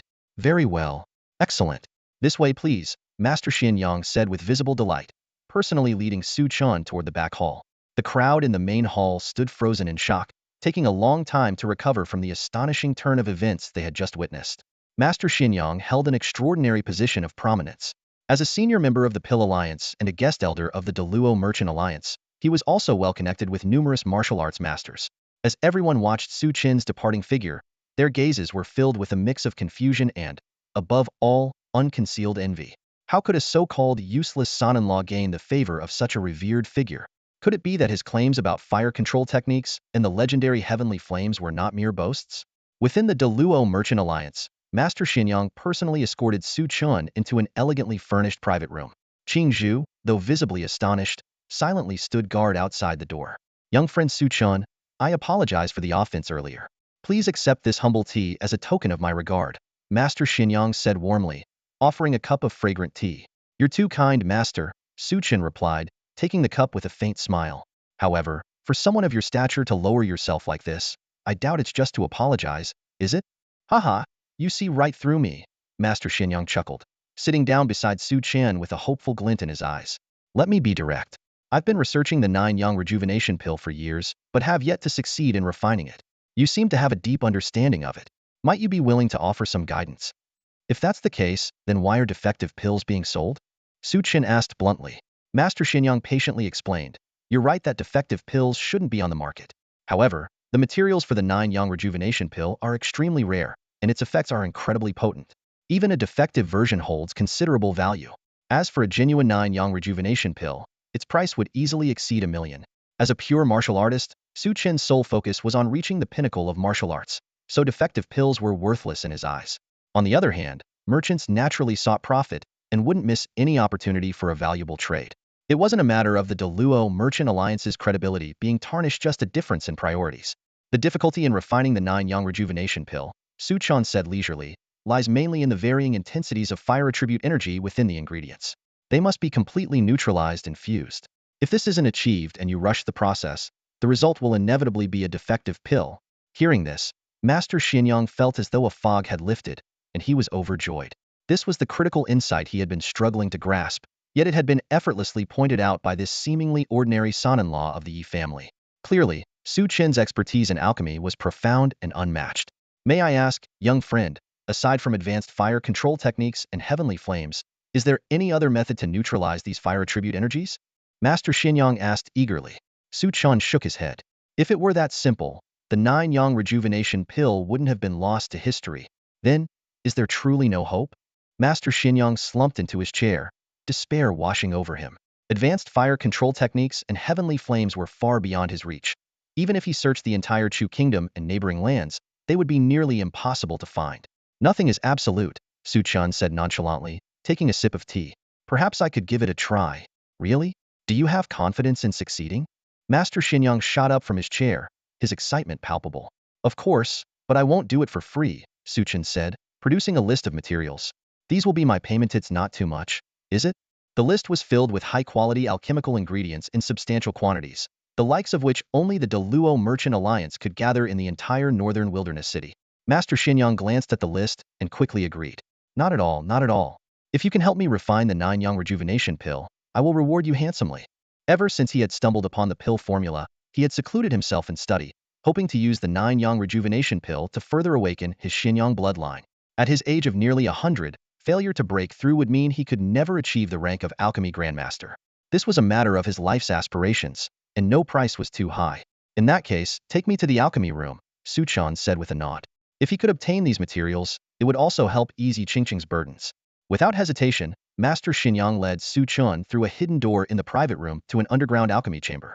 This was his secluded retreat, with a simple yet ancient pill cauldron placed at its center. The air was thick with the aroma of medicinal herbs, and precious ingredients were scattered haphazardly around the space. However, blackened powder and choking smoke surrounded the cauldron, evidence of Master Xianyang's repeated failures. If you need anything, just let me know. I'll assist you in any way I can, Master Xianyang said with a smile. Su Chen knew the elder aimed to observe and learn, but he didn't mind. The unparalleled techniques of the primordial alchemy god were not something one could master simply by watching. Watching Su Chen begin the alchemy process, Master Xianyang held his breath, his heart surging with uncontrollable excitement. He was filled with great expectations for Su Chen. Although the previous 9-yang rejuvenation pill was a failed product, its flaws had been cleverly concealed, making it nearly impossible for an ordinary person to detect. What impressed him even more was Su Chen's profound mastery of fire control and his deep understanding of the mystical flames of heaven and earth, a level of insight that even the top alchemists in the royal capital rarely possessed. This man must be an extraordinary alchemy expert, Master Xianyang thought to himself. There must be a grandmaster behind him, or perhaps even a pill saint guiding him. However, in the next moment, his expression froze. Su Chen approached the cauldron and, with a casual swipe of his left hand, tossed all the precious materials into the furnace in one go. This crude method left Master Xianyang utterly dumbfounded. These materials were of the highest grade, and even he, with all his skills in using the earth's spiritual flames, could barely refine them fully. To handle them so carelessly was unthinkable. Even a renowned alchemy grandmaster would need to refine each material carefully, one by one, to extract their medicinal essence. Could it be that he doesn't know how to refine pills at all? Master Xianyang's heart sank. These materials were incredibly rare, and every bit wasted was an irreparable loss. But just then, something extraordinary happened. Su Chen's right hand formed seals, and mystical sigils appeared, instantly taming the violent earth flames. The fire shifted unpredictably between red, blue, and white, its changes mesmerizing. Tiny flame dragons leapt into the air, each coiling around a specific material, beginning an intense refinement process. Moments later, an intoxicating medicinal aroma filled the air. The precious materials, instead of being ruined, had been perfectly refined, releasing their purest medicinal essence and energy. Master Xin Yang's eyes widened in astonishment. As one of the most renowned alchemists in the Great Chu Kingdom, he had immersed himself in alchemy since childhood and had even received guidance from a grandmaster. While he had shown humility and enthusiasm towards Su Chen earlier, it was merely a tactic to win him over. Deep down, he held himself in high regard. Yet at this moment, he had to admit that Su Chen's techniques far surpassed his own. Every movement Su Chen made was imbued with a profound essence of the Tao, as if he were a sage who had spent centuries mastering alchemy. Boom! Flames flickered in Su Chen's hands as faint Taoist runes appeared and disappeared, flawlessly balancing the ferocity and gentleness of the earth's spiritual fire. His meticulous control had reached a miraculous level, turning the ordinary into the extraordinary. Every subtle gesture was executed to perfection, exuding a mysterious rhythm that only an alchemist could perceive. Unlike the rigid, methodical approaches of other alchemists, Su Chen's alchemy was more akin to an art form. Though it appeared effortless, it aligned seamlessly with the principles of nature, as if this were how alchemy was always meant to be. He truly has an unparalleled mastery of fire control, and it's so profound and enigmatic. Master Xin Yang nearly held his breath, his bloodshot eyes fixed on every detail. Yet, the mysterious sigils and patterns, akin to the evolution of universal laws, were beyond his comprehension. An hour passed in the blink of an eye. The precious materials had all transformed into a liquid reminiscent of celestial dew, emitting an invigorating fragrance. The final pill fusion process, under Su Chen's miraculous techniques, was seamless and flawless. Boom! The cauldron trembled as the violent fire energy shook the entire alchemy chamber. 9 brilliant rays of light burst forth from the cauldron like blazing suns, lingering in the air, a sign that the 9-yang rejuvenation pill had been perfected. It's truly been refined. Master Xin Yang was in utter disbelief. At his peak, he had only managed to produce a fleeting single ray of light. But now, 9 radiant beams encircled the pill like 9 suns in the sky, perfectly replicating the phenomenon described in ancient texts. Overcome with excitement, Master Xin Yang rushed forward, carefully cradling the pill as he meticulously examined it. The pill, radiant like the sun and as smooth as jade, was adorned with 9 dazzling golden runes, swirling with mysterious energy, as if embodying the ultimate truths of the universe. It exuded an immense, heart-stirring power. Master Xin Yang, utterly overwhelmed, danced around the elegant room, his eyes alight with fervent excitement. Master, perhaps it's time to fulfill your promise. Su Chen's calm voice interrupted Xuanyang's frenzied state. Startled back to his senses, Master Xuanyang's gaze landed on Su Chen. The young man before him remained composed, his breathing steady, as if crafting the 9 suns rejuvenation pill had been a trivial task. Recalling his own countless attempts, each draining an entire day and leaving him utterly exhausted, while Su Chen had effortlessly succeeded in just an hour, Xuanyang's heart churned with turbulent emotions. A resolution formed within him. With a loud thud, the renowned alchemy master knelt to the ground without hesitation. "Master, please accept this disciple's bow," he declared, his voice brimming with fervent reverence. Su Chen was momentarily taken aback, but quickly grasped Xuanyang's intention. It was undoubtedly his mastery of the Samadhi true fire that had captivated him. "Master Xinyang, I help you refine pills, and you provide the materials. It's a fair trade. There's no need for formalities like taking me as your master," Su Chen said warily, frowning slightly. "Master, rest assured, I would never dare covet your fire-controlling techniques," Xinyang said earnestly. "To simply stay by your side and learn even a fraction of your alchemical skills would be more than enough for me." He calculated inwardly. Su Chen's extraordinary alchemy techniques alone were worth studying for a lifetime. If he could glean even the slightest insight into the fire-controlling art, it might pave the way for him to someday ascend to the title of alchemy saint. "If you don't agree to take me as your disciple, I won't get up," Xinyang declared, kneeling firmly with unwavering determination in his eyes. After pondering for a moment, Su Chen considered his own vulnerable position in Beihuang City. Perhaps having an ally wouldn't be such a bad idea. "Fine. I'll take you as a nominal disciple for now," he relented. Xinyang was overjoyed and immediately kowtowed in gratitude. He then presented a large bundle. "These are the materials you requested, Master. Each one is a rare treasure. Should you need anything else, I am at your service, no matter the difficulty. In that case, take care of the Zhang family hiring alchemists to suppress the Yi family's business," Su Chen instructed as he accepted the bundle. Having a free enforcer would allow him to focus on refining pills and advancing his cultivation. "Consider it done, Master. It's a trivial matter," Xinyang assured him confidently. "One more thing, I prefer to keep a low profile. What we've discussed must remain confidential," Su Chen emphasized, unwilling to attract unwanted attention over the Samadhi true fire. Xinyang immediately swore an oath to keep everything secret. Satisfied, Su Chen nodded. Rest assured, since I've taken you as a disciple, I won't let you down. As they left the elegant room, Qingzhu was still waiting outside. Got everything we need. Let's go, Su Chen said, walking ahead. What about the payment? Qingzhu hurried after him, puzzled. He gave it to me, Su Chen replied casually. That's impossible, Qingzhu exclaimed in disbelief. I told you, it's my personal charm that won him over, Su Chen said with a faint smile. The Yi family guild hall. This was the largest shop owned by the Yi family in Beihuang City. Though it lacked the grandeur and opulence of the Deluo Commerce Alliance, it was still quite substantial in scale.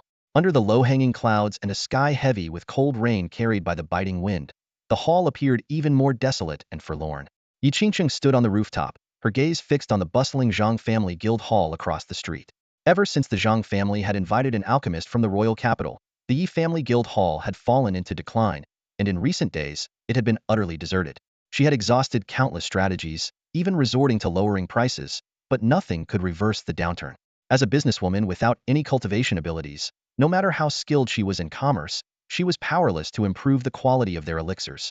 Miss, a servant rushed up the stairs in a panic, struggling to catch his breath. Something terrible has happened. Our alchemist, he's gone. Yi Qingqing's heart sank. What happened? He hasn't shown up since yesterday. I went to his residence to look for him, but it's already empty, the servant replied, his voice trembling. Did we withhold his wages? No, miss. As per your instructions, we even gave him an extra 30%. Before he could finish, another servant burst onto the rooftop. Miss, the alchemist has joined the Zhang family. They offered him double the pay. It's clear they're trying to crush us. The news hit like a thunderclap. One of the servants, furious, exclaimed, Miss, you helped him when he was struggling. Now he repays kindness with betrayal. Should we bring him back? Yi Qingqing let out a bitter laugh and waved her hand.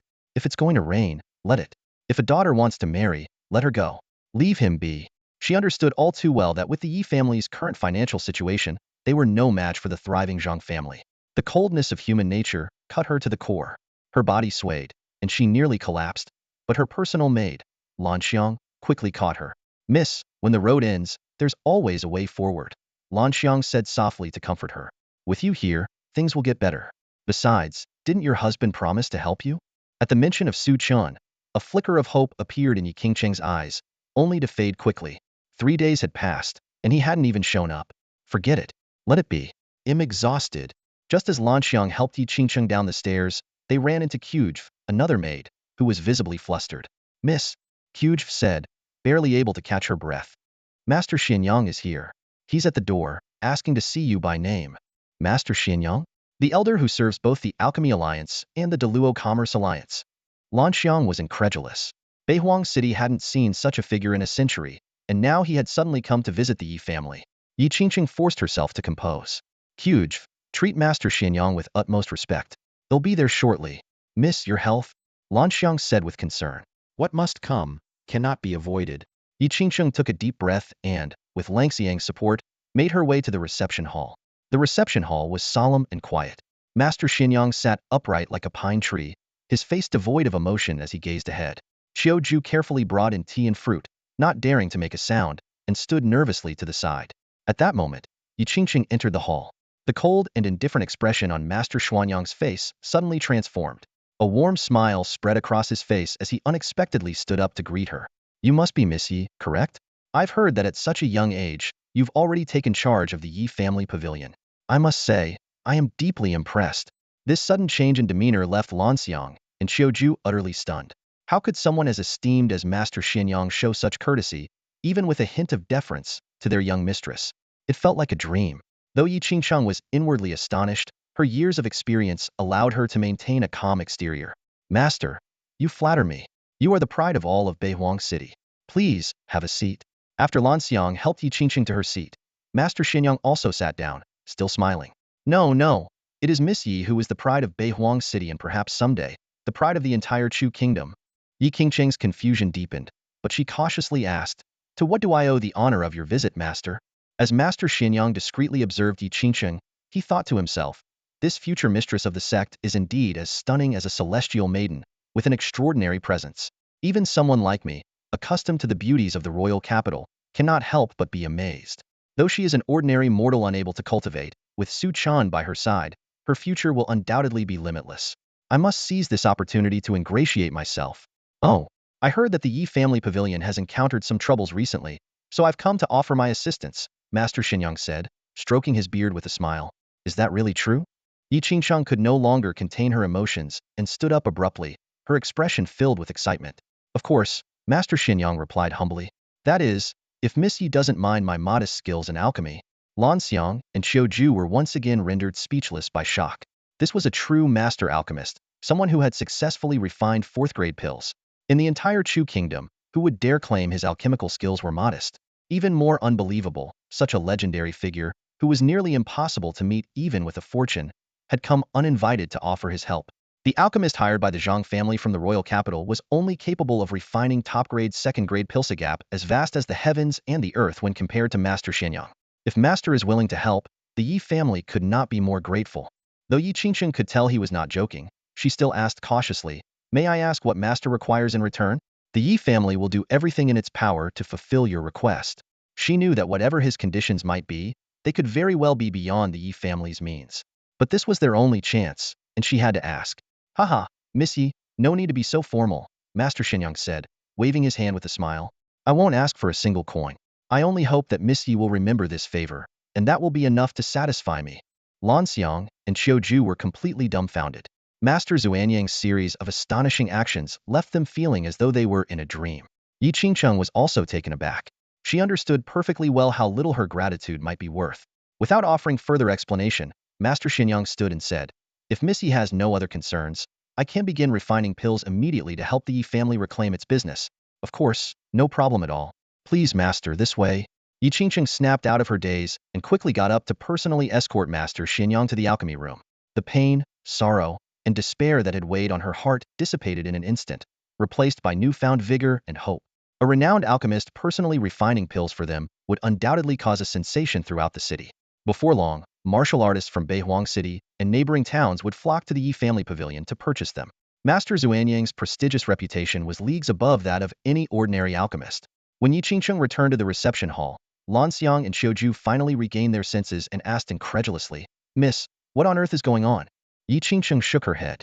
I don't know, but since Master Xianyang has offered his help, we must treat this as a blessing. Make sure you attend to him properly and don't let anything go wrong. Lan Xiang and Xiaoju nodded repeatedly, agreeing wholeheartedly. Before long, news of Master Xianyang personally refining pills at the Yi family pavilion spread throughout the city. However, the people of the Zhang family pavilion scoffed at the news. Master Xianyang refining pills at the Yi family pavilion? Impossible. Someone as exalted as Master Xianyang would never lower himself to help the Yi family. They must be fabricating this to buy time. But it won't work. This time, the Yi family is doomed. Just like the people at the Zhang family guild hall, no one initially believed that Master Xianyang would set up a furnace to refine pills at the Yi family guild hall. That was until an unexpected turn of events. A Karita martial artist who had been stuck at the 9th level of the Qi martial realm for years decided to give it a try and purchased a bottle of second-grade pills from the Yi family guild hall. To everyone's shock, he broke through to the true martial realm in one leap. One bottle of pills shattered a bottleneck that had lasted for years. This is definitely top-tier second-grade medicine. The martial artist, overwhelmed with excitement, could barely keep his voice steady. His friends and family, intrigued, rushed to purchase batches of pills themselves, only to find that every single one was of exceptional quality. The news spread like wildfire. Master Xuanyang's name was already a gold standard guarantee in the capital city, and the pills he refined were always treasures sought after by the strongest. For the low-level martial artists in Beihuang City, this was nothing short of a blessing from the heavens. Top-tier pills not only delivered the best effects, but also had minimal side effects, making them perfect for breakthroughs. Although such pills typically cost several times more than ordinary ones and were exclusively sold by the Daluo Commerce Alliance, the Yi Family Guild Hall was offering them at a price accessible to the public. Beihuang City was in an uproar. Countless martial artists, carrying bags filled with spirit stones, flocked to the Yi Family Guild Hall. Some even sold off their belongings just to purchase the pills. Even those who didn't need them immediately were stockpiling, knowing they could resell them for handsome profits. The streets were packed with crowds, and the long line extended from the Yi Family Guild Hall all the way to the Zhang Family Guild Hall across the street, and it kept growing. The people at the Zhang Family Guild Hall were dumbfounded. Their store was suddenly empty, and even their staff secretly joined the line to buy pills. The Zhang family's upper management was alarmed and carefully examined the pills purchased from the Yi Family Guild Hall. They were stunned into silence. The pills were indeed top-tier and flawless in efficacy. This is impossible, the Zhang family leaders concluded. We've already poached all of Yi family's alchemists. They must be buying these pills at a high price from the Daluo Commerce Alliance and selling them at a loss to compete with us. There's no way Master Xianyang is at the Yi Family Guild Hall. Let them burn through their resources. They won't last long. However, an entire day passed, and the Yi Family Guild Hall remained bustling with activity, even through the night. By the second day, martial artists from neighboring cities had heard the news and flocked to Beihuang City, completely clogging the streets. The staff at the Yi Family Guild Hall, though exhausted, were all beaming with joy. Their revenue for one day had surpassed their usual earnings for an entire month. During this time, many suggested to Yi Qingqing that she raise the prices, arguing that even with a 2- or 3-fold increase, martial artists would still rush to buy. But Yi Qingqing, ever composed, firmly refused. She understood that all of this was a rare opportunity brought by Master Xianyang, whose intentions she had yet to fully grasp. If she raised prices now for short-term profit, she would lose the trust of the people. And if Master Xianyang were to leave, the Yi Family Guild Hall's reputation would collapse entirely. Over at the Zhang Family Guild Hall, the increasingly anxious leadership could no longer sit still. When they convened a meeting with their family leaders and alchemists to discuss countermeasures, the alchemist they had invited from the capital city took one look at the pills from Yi Family and immediately jumped to his feet. "I'm sorry, everyone, but this is where our collaboration ends," he said, hastily packing his belongings to leave. "Brother-in-law Chen Feng, why is this? Although the situation has changed in the past 2 days, our Zhang family has never treated you unfairly," the Zhang family head pleaded, trying to persuade him to stay. Chen Feng's wife was a distant relative of the Zhang family head, and it was through this connection that they had managed to secure Chen Feng's assistance with a hefty reward. Chen Feng stood in the Zhang family's grand hall, resolute in the face of the family head's repeated pleas. This pill was indeed personally refined by Master Xianyang. He has been a mentor to me, and no matter the circumstances, I cannot betray him. Farewell. With these words, he turned and strode swiftly toward the Yi Family Guild Hall without looking back. The Zhang family members were left stunned, exchanging disbelieving glances. Among them, the alchemist they had poached from the Yi family looked especially pale, his hands trembling slightly. He realized he had squandered a golden opportunity. Had he stayed with the Yi family, he might have formed a connection with Master Xianyang and even gained access to the Alchemy Alliance. Now, not only had he broken faith, but he had also offended the Yi Family Guild Hall, backed by Master Xianyang. His future in the alchemy circle seemed bleak. "Patriarch, what should we do now?" The Zhang family's senior members were in a panic. The family head snapped out of his daze and issued urgent orders, his voice tinged with alarm. "Immediately cease all commercial suppression of the Yi Family Guild Hall and return the shops we've taken from them. Close our markets and negotiate peace with the Yi family. We must weather this crisis first." Meanwhile, in the Yi Family Guild Hall, Chen Feng knelt before Master Xianyang. "Teacher, I was wrong. Please forgive me." Master Xianyang reprimanded him sternly. "You reckless fool. Instead of dedicating yourself to alchemy studies in the Alchemy Alliance, you dare to stir up trouble here." As he spoke, he subtly gave Chen Feng a meaningful look. "But the one you've offended isn't me." Chen Feng immediately understood and turned to bow deeply before Yi Qingqing. "I was ignorant and disrespectful. I sincerely apologize and am willing to accept any punishment to make amends." Lan Xiang and Xiu Ju, watching the scene unfold, were utterly shocked. The very alchemist they once couldn't hire with any amount of money was now kneeling before Yi Qingqing, pleading for forgiveness. With grace, Yi Qingqing responded, "Ignorance is not a crime. Please rise."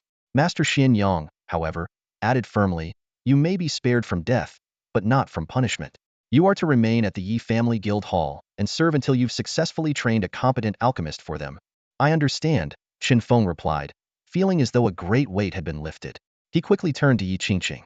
"Miss Yi, please don't hold a grudge. I promise to devote myself wholeheartedly to assisting you." Yi Qingqing agreed with a nod, though her heart was filled with questions. Why was Master Xianyang going to such lengths to support her?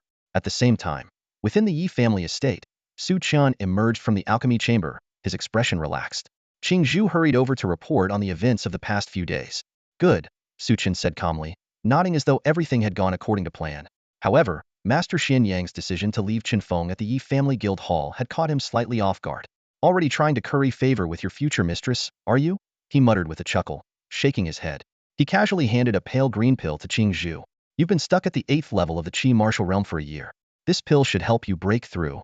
Qing Zhu took the pill, stunned to discover it was a top-grade second-tier barrier-breaking pill. Such a pill, capable of aiding a martial artist in advancing to the next minor realm, would cost tens of thousands of spirit stones in the Daluo Commerce Alliance. She looked at Su Chen in disbelief. "Young master, did you refine this yourself?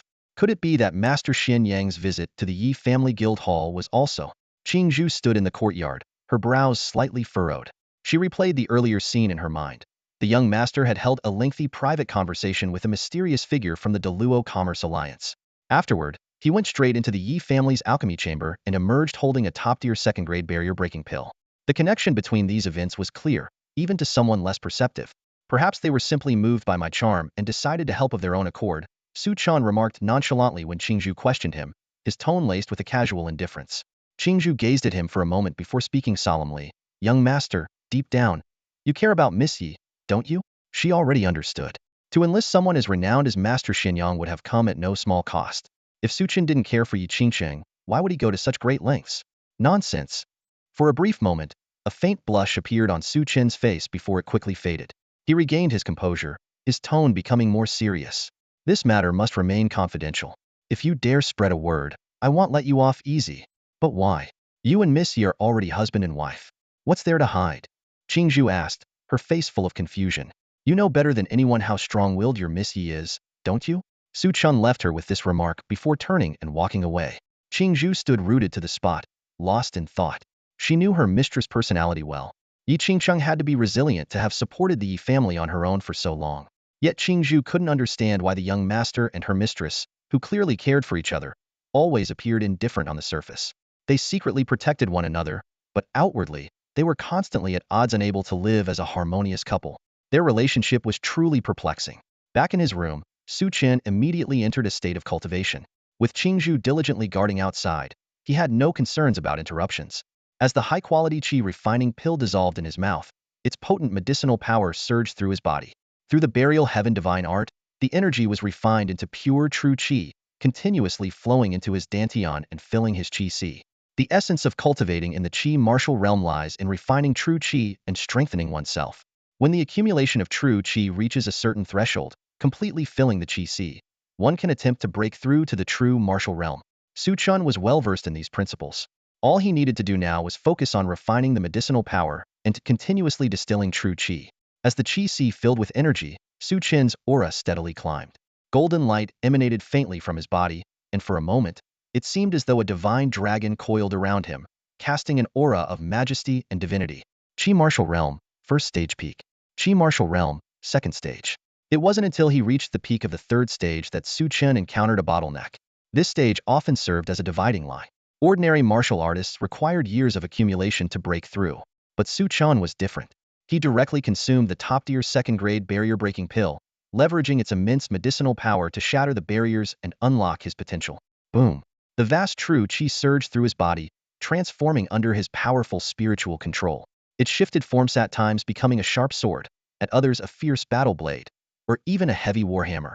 This was the art of condensing qi into weapons, a formidable skill mastered only by those above the fourth stage of the qi martial realm, requiring true qi to be refined to an extraordinary degree. In just a few days, Su Chen had ascended from the first stage of the qi martial realm to the fourth stage of cultivation speed that was nothing short of astonishing. My dantian and qi si are exceptionally vast. Fortunately, the burial heaven divine art refines true qi at a pace dozens of times faster than ordinary methods.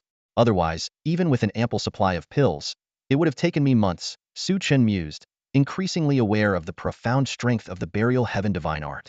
Clang! A resonant sword hum echoed as boundless true qi condensed into a pitch-black long sword in Su Chen's hand.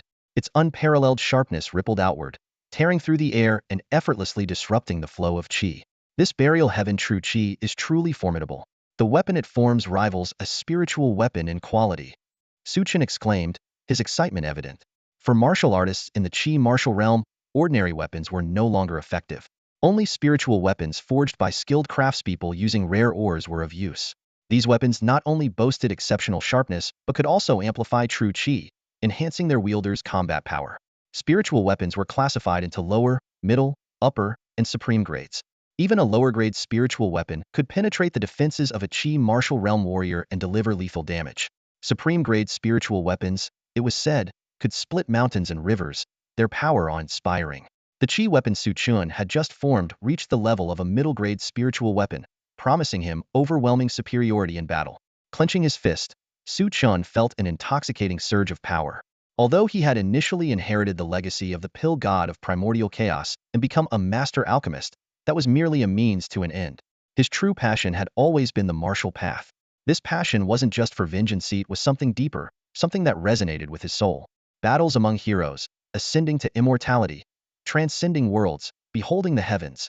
The morning sunlight streamed through the lattice windows, spilling into the room where Su Chen was deeply immersed in cultivation.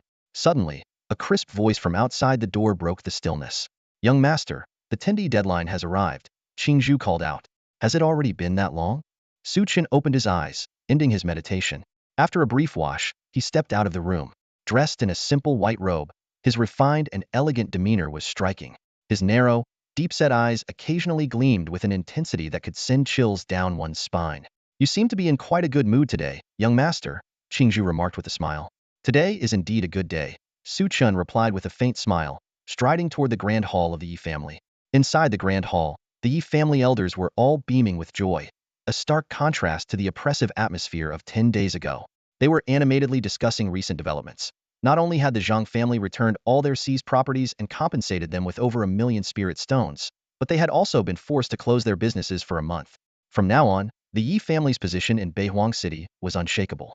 What thrilled them even more was that the alchemist the Zhang family had hired with a hefty price had now pledged allegiance to the Yi family and promised to train their own alchemists.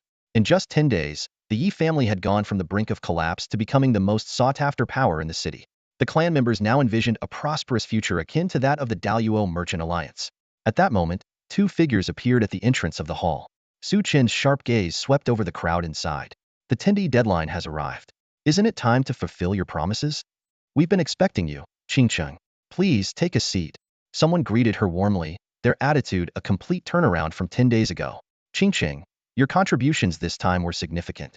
As agreed, you will remain the Yi family's young clan leader and oversee all our businesses. However, you were a bit too lenient during the negotiations with the Zhang family. Although Yi Diyuan, Yi Deming, and others wore displeased expressions, they refrained from speaking. Yi Qingcheng remained calm, unfazed by such scenes. "Is that all?" Su Chen's voice turned cold. "If your memory fails you, I can remind you of the terms." The hall fell silent instantly, and the cheerful atmosphere was replaced by tension. The faces of many turned sullen. "What do you mean by that, Su Chen?" Yi Delin stood abruptly, pointing at Su Chen in anger. "Get on your knees and apologize to Qingcheng," Su Chen demanded, his gaze sharp as a blade. These people had once pushed Yi Qingcheng to the brink of despair. Now they wanted to brush it off so easily? He wouldn't allow it. Faced with Su Chen's demand, the hall remained eerily silent, though many glared at him in fury. "What's the matter?" Su Chen's voice grew louder. "Weren't you all so eloquent and full of opinions when trouble arose? Now that the crisis is over and you've reaped the benefits, you want to go back on your word?" Yi Delin's eyes burned with rage. "Su Chen, we've already reinstated Yi Qingcheng as the young clan leader. Don't push your luck. Don't forget." Yi Deming stood up as well. This crisis was resolved thanks to Master Zuanyang's intervention and heaven's blessing upon the Yi family. What does this have to do with Yi Qingcheng? And who are you, an outsider, to lecture us? Yi Diyuan remained silent but snorted coldly, clearly unwilling to honor their promise. "You expect us to kneel before a junior? Aren't you afraid shall be cursed by the heavens for such arrogance?" Yi Delin bellowed. Su Chen responded icily. "The wager was to resolve the family crisis within 10 days. A bet is a bet, and you must honor it. Besides, if heaven bless Qingcheng, then it's her merit. The ones defying heaven's will and deserving of misfortune are you. How dare you?" Yi Deming shouted furiously. "This is Yi family business. How dare an outsider meddle? Guards, throw Su Chen out." "Yi Deming." Yi Qingcheng's voice suddenly rang out, sharp and commanding. "I am the Yi family's young clan leader. Without my order, who gave you the authority to act so arrogantly? Who's truly overstepping their bounds here?" Though she had no desire to argue with these ingrates, she would not tolerate them disrespecting her husband. Yi Qingcheng's display of authority silenced the hall. Even Yi Deming dared not openly defy her. "Yi Qingcheng, then what do you propose we do?" Yi Diyuan finally spoke, his gaze dark and piercing. "A bet is a bet. Honor your word, it's the right thing to do." Yi Qingcheng's tone was firm. She understood Su Chen's intent. If these ingrates weren't taught a lesson, they would never truly respect her. "Well said." Su Chen glanced at Yi Qingcheng with admiration.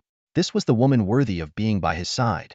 The grand hall of the Yi family was shrouded in a suffocating silence. The air was so heavy it felt as though it could freeze solid, and everyone's breathing became cautious and restrained. Yi Qingcheng stood resolutely in the center of the hall, her gaze unwavering. Over the years, she had brought immense wealth to the family with her exceptional business acumen, yet she was constantly looked down upon because she could not cultivate martial skills. In this world that revered strength above all, she, the ordinary young leader of the family, was nothing more than a pawn in the eyes of the powerful elders. Even those who sympathized with her plight didn't dare to offend figures like Yi Deyuan, who held the true power and could only remain silent. But today, she chose not to stay silent this time, not only for Su Chen but also to confront the injustice she had endured for so long. Yi Qingcheng, last time you had someone injure my son Yiling, and you didn't even kneel to apologize. Why should I kneel today? Yi Delin broke the silence, his aura flaring with oppressive force that made it hard for Yi Qingcheng to breathe. Kneel and apologize to you? You're not worthy. Su Chen strode forward, stepping in front of Yi Qingcheng. I was the one who injured Yiling. He conspired with Zhang Kuan to harm the young leader. The fact that I didn't kill him outright was already an act of mercy. This declaration left the entire hall in shock. Everyone stared in disbelief at this so-called, useless Livian son-in-law. His bloodline talent had been crippled, and his cultivation lost. How could he possibly have defeated Yiling and Zhang Kuan?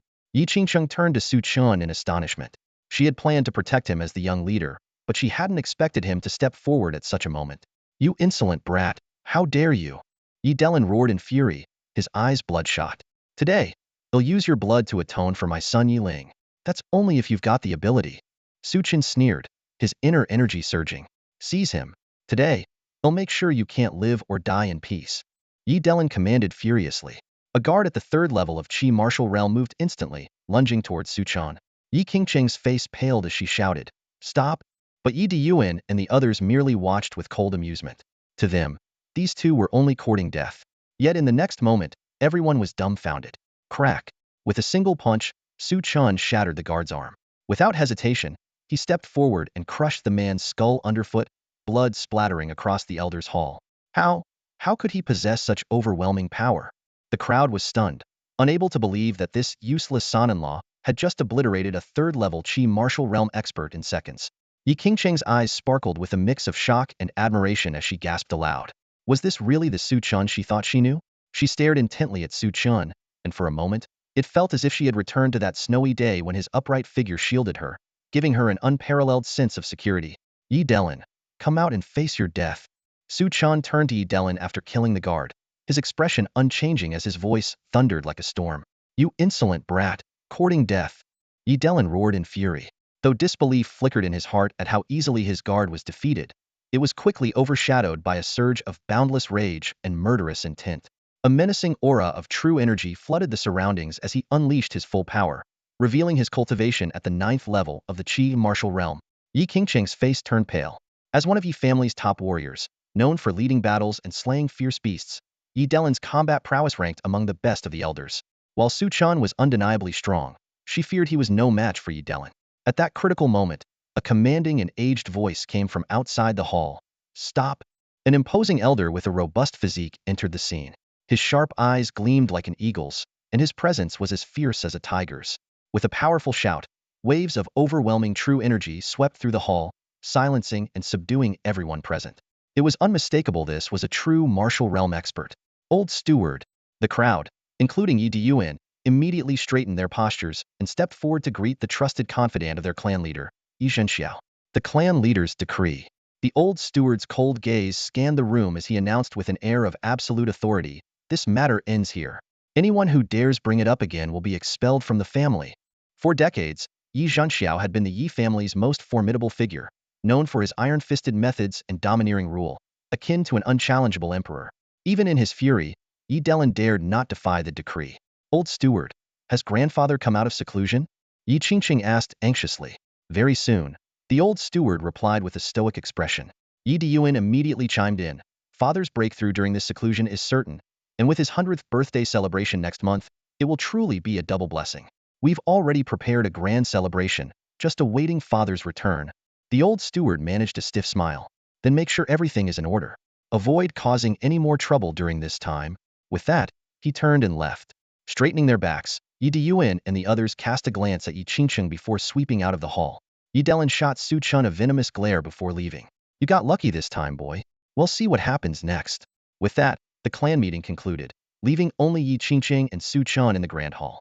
Moments later, Lan Xiang came rushing in, panting heavily. That was close. Thankfully, the clan leader's decree came just in time. Qingzhu followed behind her, maintaining a calm facade, though her gaze towards Su Chen carried a subtle glimmer of admiration. As mere servants without the privilege to attend the clan meeting, they had been left to worry outside. Yet Su Chen now appeared utterly unbothered, indifferent to Yi Delin's threats. Miss, it's clear the clan leader cares deeply for you. Issuing such a decree even before coming out of seclusion, Lan Xiang said with a smile. Grandfather does care for me, Yi Qingqing admitted, a rare hint of happiness lighting up her face. But her expression soon turned cold again as she looked at Su Chen with a trace of reproach. You were too impulsive today. Hey, when they were all targeting you, I was the only one who stood up for you. Not only do you not thank me, but you're blaming me instead. Su Chen retorted with a cold snort. Please don't be upset, young master. The miss only said that out of concern for you. After all, Yi Delin's reputation is fearsome. Lan Xiang quickly stepped in to mediate. Su Chen, though fully aware of her intentions, wasn't truly angry. What puzzled him more was the clan leader Yi Zhangxiu's decree why intervene when Yi Deyuan and Yi Delin were clearly in the wrong. Su Chen, don't be so stubborn.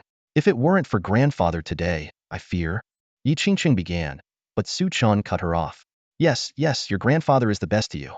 I, Su Chen, am nothing more than a son-in-law you bought with precious elixirs. Qingzhu, let's go. Su Chen said with a cold laugh, turning to leave with Qingzhu. Qingzhu hesitated, glancing back at Yi Qingqing. However, upon receiving a subtle nod from her, she followed Su Chen out. Unreasonable. Yi Qingqing muttered with a sigh, shaking her head. As Qingzhu had said, the two of them clearly cared deeply for each other and would go to great lengths to protect one another, yet they could never seem to communicate effectively. In the end, the quarrels of this pair of frenemies finally came to a close. The Yi family guild, with the assistance of a powerful alchemist, flourished and grew more prosperous by the day. Yi Qingqing was so busy that she barely had time to catch her breath, quickly putting these past events behind her. Meanwhile, Su Chen returned to his room to focus on his cultivation, occasionally taking time to help Qingzhu with her training difficulties. Qingzhu, knowing that Su Chen was once the most brilliant talent of the Daluo dynasty and had reached the true martial realm, sought his guidance with great humility. Under Su Chen's instruction, she made rapid progress after breaking through the 9th level of the Qi martial realm, steadily advancing toward the true martial realm. However, the peaceful days did not last long. One day, Qingzhu arrived with a sense of urgency, bringing a letter from the Daluo Commerce Alliance. What does that old man want from me now? Su Chen frowned. The letter was sent by Master Xianyang, saying he had an urgent request. To avoid exposing their connection, he specifically invited Su Chen to meet him at the Daluo Commerce Alliance.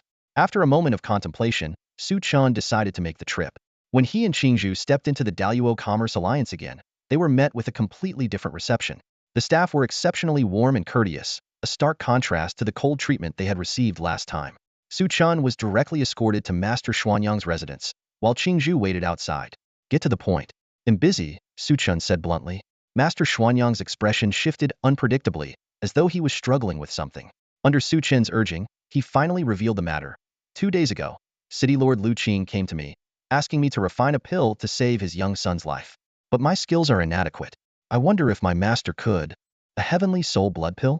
That's a 5th grade pill, isn't it? You're overestimating me, Su Chen said with a smirk. Although he had inherited the legacy of the pill god of chaos and mastered the supreme fire control technique, the 3-flame true fire seal, his spiritual power was only at the peak of the 3rd tier. A 5th grade pill could only be refined by an alchemy master with spiritual power at the 5th tier or higher. Seeing Su Chen shake his head directly, a trace of barely concealed disappointment flashed through Master Xuanyang's eyes. Though he had anticipated this reaction, the reward offered by City Lord Lu Qing was simply too tempting to not give it a try. Green Lotus Core Flame? Upon hearing the reward, even Su Chen was astonished. This was a miraculous flame born of nature's creation, a treasure renowned across the world. Master Xuanyang's eyes gleamed. Exactly. The Green Lotus Core Flame has only appeared twice in history. The first time, it was obtained by an alchemist who used it to refine a peerless holy pill, achieving the title of Pill Saint. The second time, it was accidentally absorbed by a martial artist, who ultimately used the flame to attain enlightenment and became a mighty emperor. Each time a miraculous flame emerges, it forges a legendary figure. Su Chen nodded in understanding. Back in the day, the divine pill sage created the unique 3-flame true mark with the sole purpose of refining miraculous flames to ascend to divinity. Unfortunately, he met his end in the burial heaven realm. If Lu Qing possesses such a treasure, why doesn't he seek out a master alchemist? Su Chen asked. Master, you may not know, Master Xianyang explained. Lu Qing only knows the location of the miraculous flame. With his cultivation level, how could he possibly control it? He initially wanted to contact the Grand Elder of the Alchemy Alliance through his disciples, but he hesitated to let an outsider benefit from such a treasure. In the entire Great Chu Kingdom, there's only one master alchemist, the Grand Elder of the Alchemy Alliance in the capital. He's elusive and rarely seen, even refusing requests from the royal family. Furthermore, the Soul Blood Fusion Pill is a 5th-grade top-tier pill, exceedingly difficult to refine even for a master. As far as I know, the Soul Blood Fusion Pill is used to treat cases of soul-body separation or bloodline incompatibility. What exactly is the condition of Lu Qing's youngest son? Su Chen asked, intrigued. He was unwilling to miss out on the miraculous flame. Master, your knowledge is truly vast, Master Xinyang exclaimed. Lu Qing's youngest son suffers from a congenital disorder. There's a strange energy within his bloodline that prevents it from harmonizing with his soul. I've never encountered such a condition before. Aside from the Soul Blood Fusion Pill, there's essentially no cure. A strange energy? Su Chen's lips curled into a slight smile.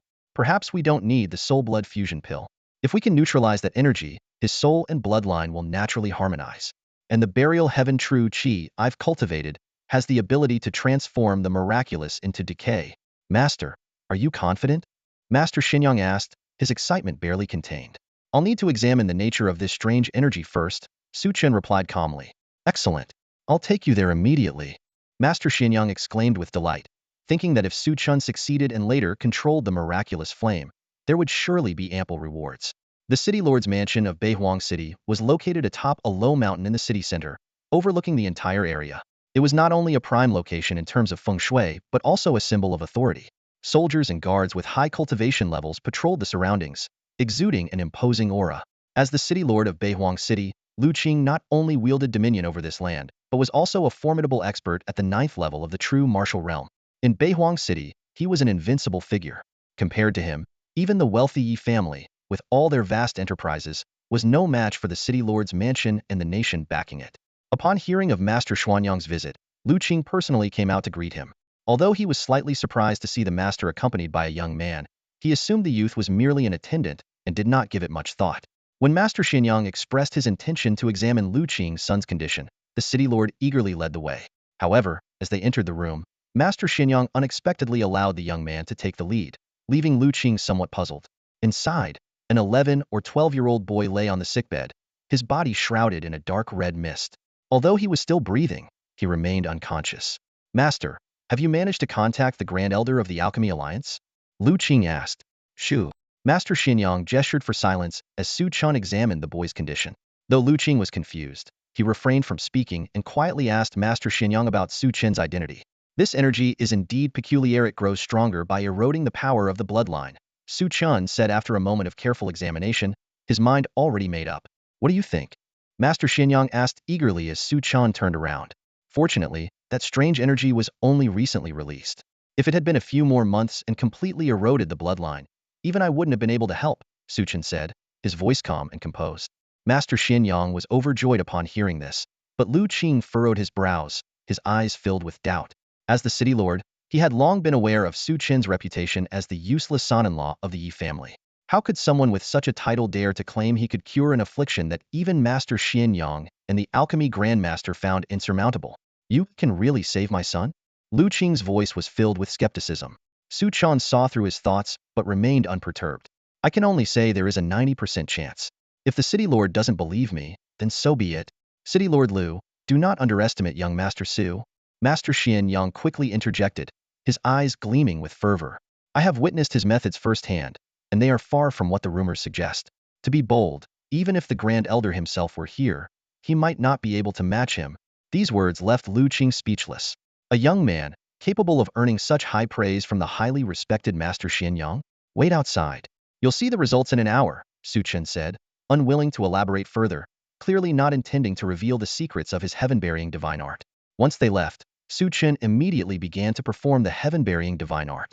Strands of pitch-black, heaven-burying true qi coursed through the boy's body, dispersing the dark red, eerie energy wherever it went, reducing it to white smoke that quickly vanished. This was the dominance of the heaven-burying true kit, could decompose, dispel, and obliterate any energy, turning the extraordinary into decay. The dark red energy fought back fiercely, but was systematically dismantled by the black sword energy web Su Chen had formed. After over half an hour, the boy suddenly coughed up a mouthful of black blood and regained consciousness. Hearing his son's voice, Lu Qing rushed into the room. Seeing his lively child, He was overcome with emotion, tears streaming down his face. The boy respectfully knelt before Su Chen and said, "Thank you, young Master Su, for saving my life. I will never forget this and will repay you in the future." Lu Qing also hurriedly apologized and handed over the agreed-upon blueprints, even specifically warning Su Chen about the extremely volatile and wild heavenly fire in that location. However, Su Chen, who had mastered the Samadhi True Fire Seal, remained unfazed and took his leave with a calm demeanor. As he watched Su Chen's figure disappear into the distance, Lu Qing was filled with mixed emotions. This young man not only possessed miraculous medical skills, but was also held in such high regard by Master Xianyang. It seemed the rumors were indeed unreliable. Lu Qing silently resolved to build a good relationship with Su Chen in the future and avoid any conflict at all costs. On the way back, Master Xianyang could hardly contain his excitement, and the wrinkles on his face seemed to smooth out. He quickened his pace to catch up with Su Chen, eagerly asking, "Master, now that we know the exact location of the green lotus earth core flame, how should we go about obtaining it?" Although he had no affinity with the heavenly flames, learning more was always beneficial. It might come in handy one day. Su Chen's expression grew serious as he explained without reservation, to refine the heavenly flames, two key factors are essential. First, mastery of advanced fire controlling techniques, and second, an extraordinarily high level of physical and spiritual strength. Without these, it's impossible to withstand the power of the flames. Hearing this, Master Xianyang drew in a sharp breath. Advanced fire controlling techniques were already rare and difficult to master. Even if one acquired them, success was not guaranteed. While alchemists generally had strong spiritual energy, their true energy and physical strength often fell far short of what was required. The green lotus earth core flame nearly killed Lu Qing, who was at the peak of the true martial realm. "Its power is undoubtedly terrifying," Master Xianyang said, his concern evident. Historically, those who managed to refine heavenly flames were either formidable martial experts or renowned alchemy masters. Even so, the mortality rate was extremely high. "Master, although you've mastered the Samadhi True Flame Seal, with your current cultivation level, nothing in the world is absolute." Su Chen suddenly revealed a mysterious smile. With the aid of external forces, refining the green lotus earth core flame might not be impossible. "Xianyang, they'll need your help in gathering some materials." When Master Xianyang received the list Su Chen had written down and glanced at it, his eyes nearly popped out of his head. "These are the ingredients for the 3 Essence Unity Pill and the Azure Longevity Pill?" Although these two 4th-grade pills were not of particularly high rank, their recipes had long been lost to time. The 3 Essence Unity Pill could temporarily boost one's spiritual, physical, and mental energy, while the Azure Longevity Pill could extend one's lifespan. Master Xianyang had only ever come across vague mentions of them in ancient texts from the Alchemist Alliance. "If you can gather the ingredients, these 2 recipes will be yours," Su Chen said with a calm smile. Master Xianyang was so ecstatic he nearly jumped up. "Thank you, Master. While the ingredients for the 3 Essence Unity Pill are rare, I can request them from the Alchemist Alliance. As for the Azure Longevity Pill, the materials can be found through the Deluo Merchant Guild. They'll have everything ready in no time." "Good. Make it fast." Su Chen nodded in satisfaction. Master Xianyang worked with remarkable efficiency. Upon returning to the Deluo Merchant Guild, he quickly secured the materials for the Azure Longevity Pill. After Su Chen confirmed everything was in order, he departed with Qingzhu. Qingzhu, by now accustomed to Su Chen's knack for acquiring alchemical materials without much effort, quietly followed him without comment. Back at the Yi family estate, Lan Xiang informed Su Chen that Yi Qingqing had returned from the family's guild hall and was waiting for him.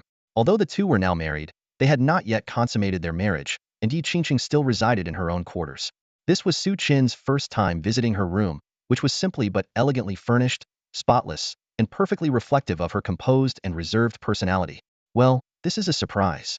You're actually seeking me out on your own?" Su Chen teased. Yi Qingqing, always engrossed in managing the family's business, rarely paid attention to her nominal husband. At this moment, however, her face was serious, clearly troubled by news of Su Chen's recent outings. She was concerned about Yi Delin's murderous intentions toward him. Yet seeing Su Chen's carefree and nonchalant demeanor, the words she had prepared to say seemed to stick in her throat. In the end, Yi Qingqing sighed and shifted to the matter at hand.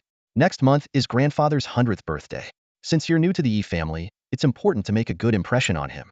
This is the gift I've prepared. You can present it on the day." Su Chen opened the exquisitely crafted box on the table and couldn't help but exclaim, "A 1,000-year-old Ganoderma. Impressive." The older the Ganoderma, the rarer and more valuable it became. This 1,000-year-old specimen was worth at least 100,000 spirit stones. Though Yi Qingqing was the family's young matriarch, she was known for her integrity and lived modestly, supporting a large household on her income. Clearly, She had spared no expense this time to ensure Su Chen made a favorable impression on Yi Zhenxiao. Understanding her good intentions, Su Chen nonetheless closed the box and pushed it back to her. You've been overworking yourself lately. Keep the Ganoderma to restore your health. It'll handle the birthday gift. Yi Qingcheng was stunned. She knew Su Chen's allowance came entirely from her. How could he possibly afford an appropriate gift? Don't worry.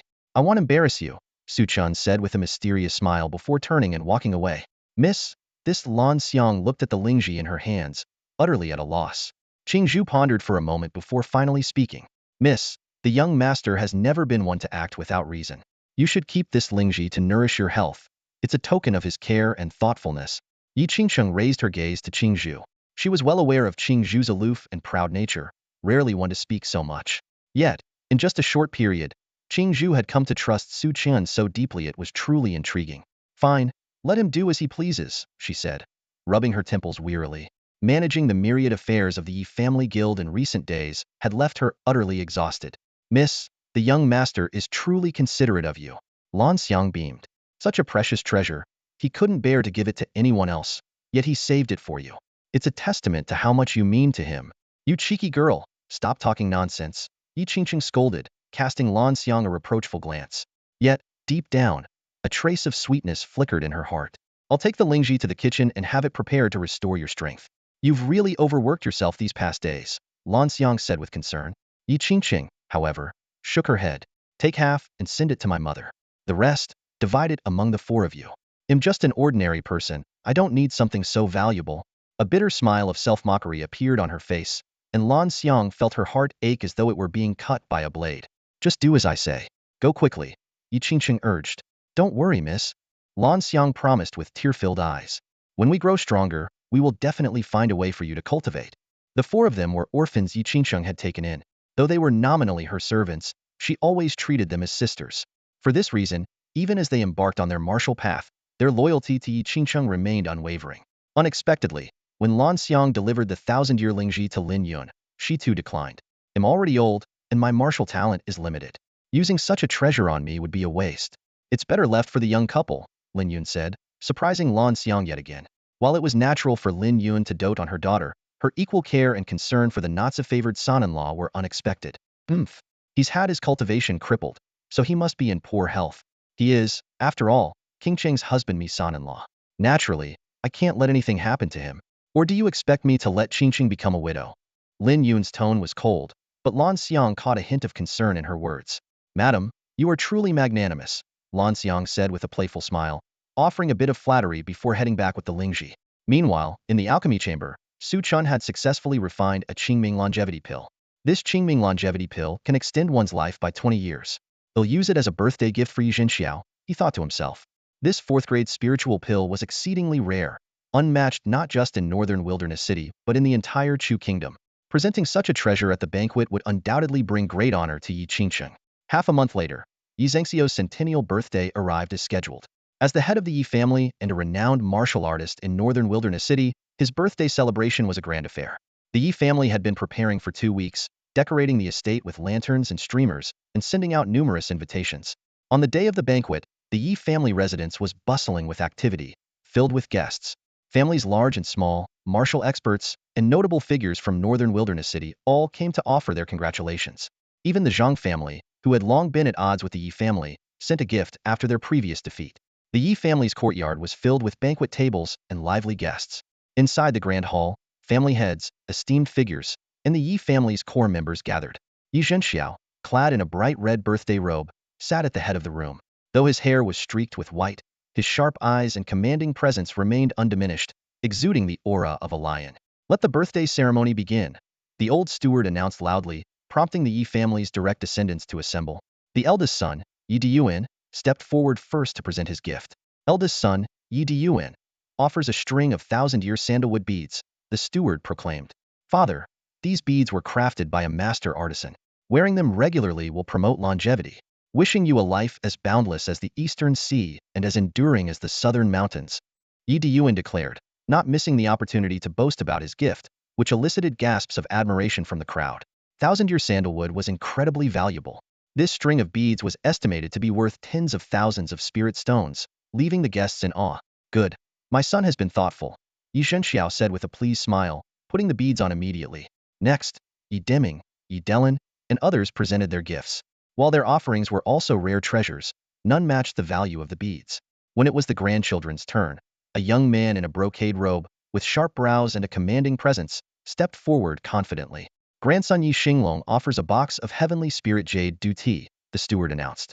Father, this tea was personally picked by Xinglong from the ancestral tea tree at the Martial Academy in the capital.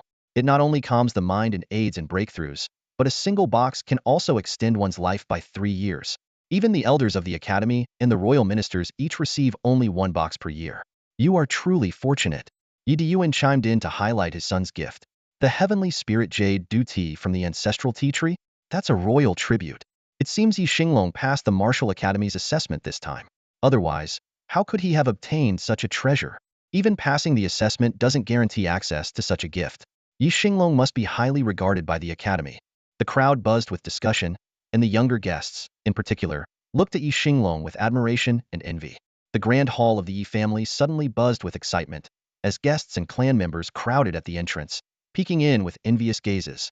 Yi Xinglong basked in the admiration of the crowd, standing tall and proud, exuding confidence as he declared, "Grandfather, drink to your heart's content. When it's finished, your grandson will go pick more." The boastful undertone in his words was unmistakable. "Haha, good good good. As expected of my grandson," Yi Zhanxiao exclaimed with 3 consecutive goods, his affection for his eldest grandson evident in his voice. The birthday celebration continued, and the entire Yi family was enveloped in an atmosphere of harmony, where fathers were kind, sons filial, and siblings shared camaraderie. As Yi Xinglong took his seat, he cast a meaningful glance toward Yi Qingqing and Su Chen, who stood at the back, surrounded by a group of third-generation Yi family members. "Third sister, grandfather has always doted on you the most, even granting you the position of the young clan leader. What precious gift have you prepared for him this time?" Yi Xinglong asked, his tone laced with sarcasm. Yi Deming's son, Yi Gaoyang, sneered and added, "Third sister is in charge of the family's resources and has abundant wealth. Surely, she won't let us down." Nearby stood Yi Ling, the young man whose dantian had been crippled. His eyes burned with hatred as he glared at Yi Qingqing and Su Chen, as if wishing he could tear them apart. Su Chen glanced indifferently at Yi Xinglong, thinking to himself, so this is the good-for-nothing who's been coveting Qingqing's position as young clan leader. He's not even close to what I used to be. Brothers, you jest? For grandfather's birthday, of course, I've prepared a thoughtful gift. Yi Qingqing responded calmly, then led Su Chen forward. Instantly, all eyes were on them, eager to see what extraordinary treasure the young clan leader would present. Third granddaughter, Yi Qingqing, presents a purple heart jade mat, the old steward announced loudly. The purple heart jade mat not only prevented practitioners from going astray during cultivation, but also enhanced cultivation speed. Its value was at least 10,000 spirit stones, comparable to Yi Deyuan's 1,000-year purple sandalwood. Yi Qingqing had nearly emptied her savings for this gift, even setting aside a millennium-old lingji that she had originally prepared for Su Chen. Su Chen noticed something peculiar about the steward's address hadn't used the title Young Clan Leader when referring to Yi Qingqing. Purple heart jade mat? I thought it would be something extraordinary. It's nothing compared to the spring breeze rain pill I gifted, let alone Brother Xinglong's heavenly heart jade du tea, Yi Gaoyang mocked. I thought the young clan leader would have some astonishing treasure, but it turns out to be just this. Yi Ling sneered in agreement. Seeing these individuals clearly targeting Yi Qingqing, Su Chen felt a sense of unease rising within him. Yi Zhenxiao merely nodded lightly. Good. Then, he beckoned Yi Qingqing with his hand. Come, Qingqing, come here. Grandfather has something to say to you.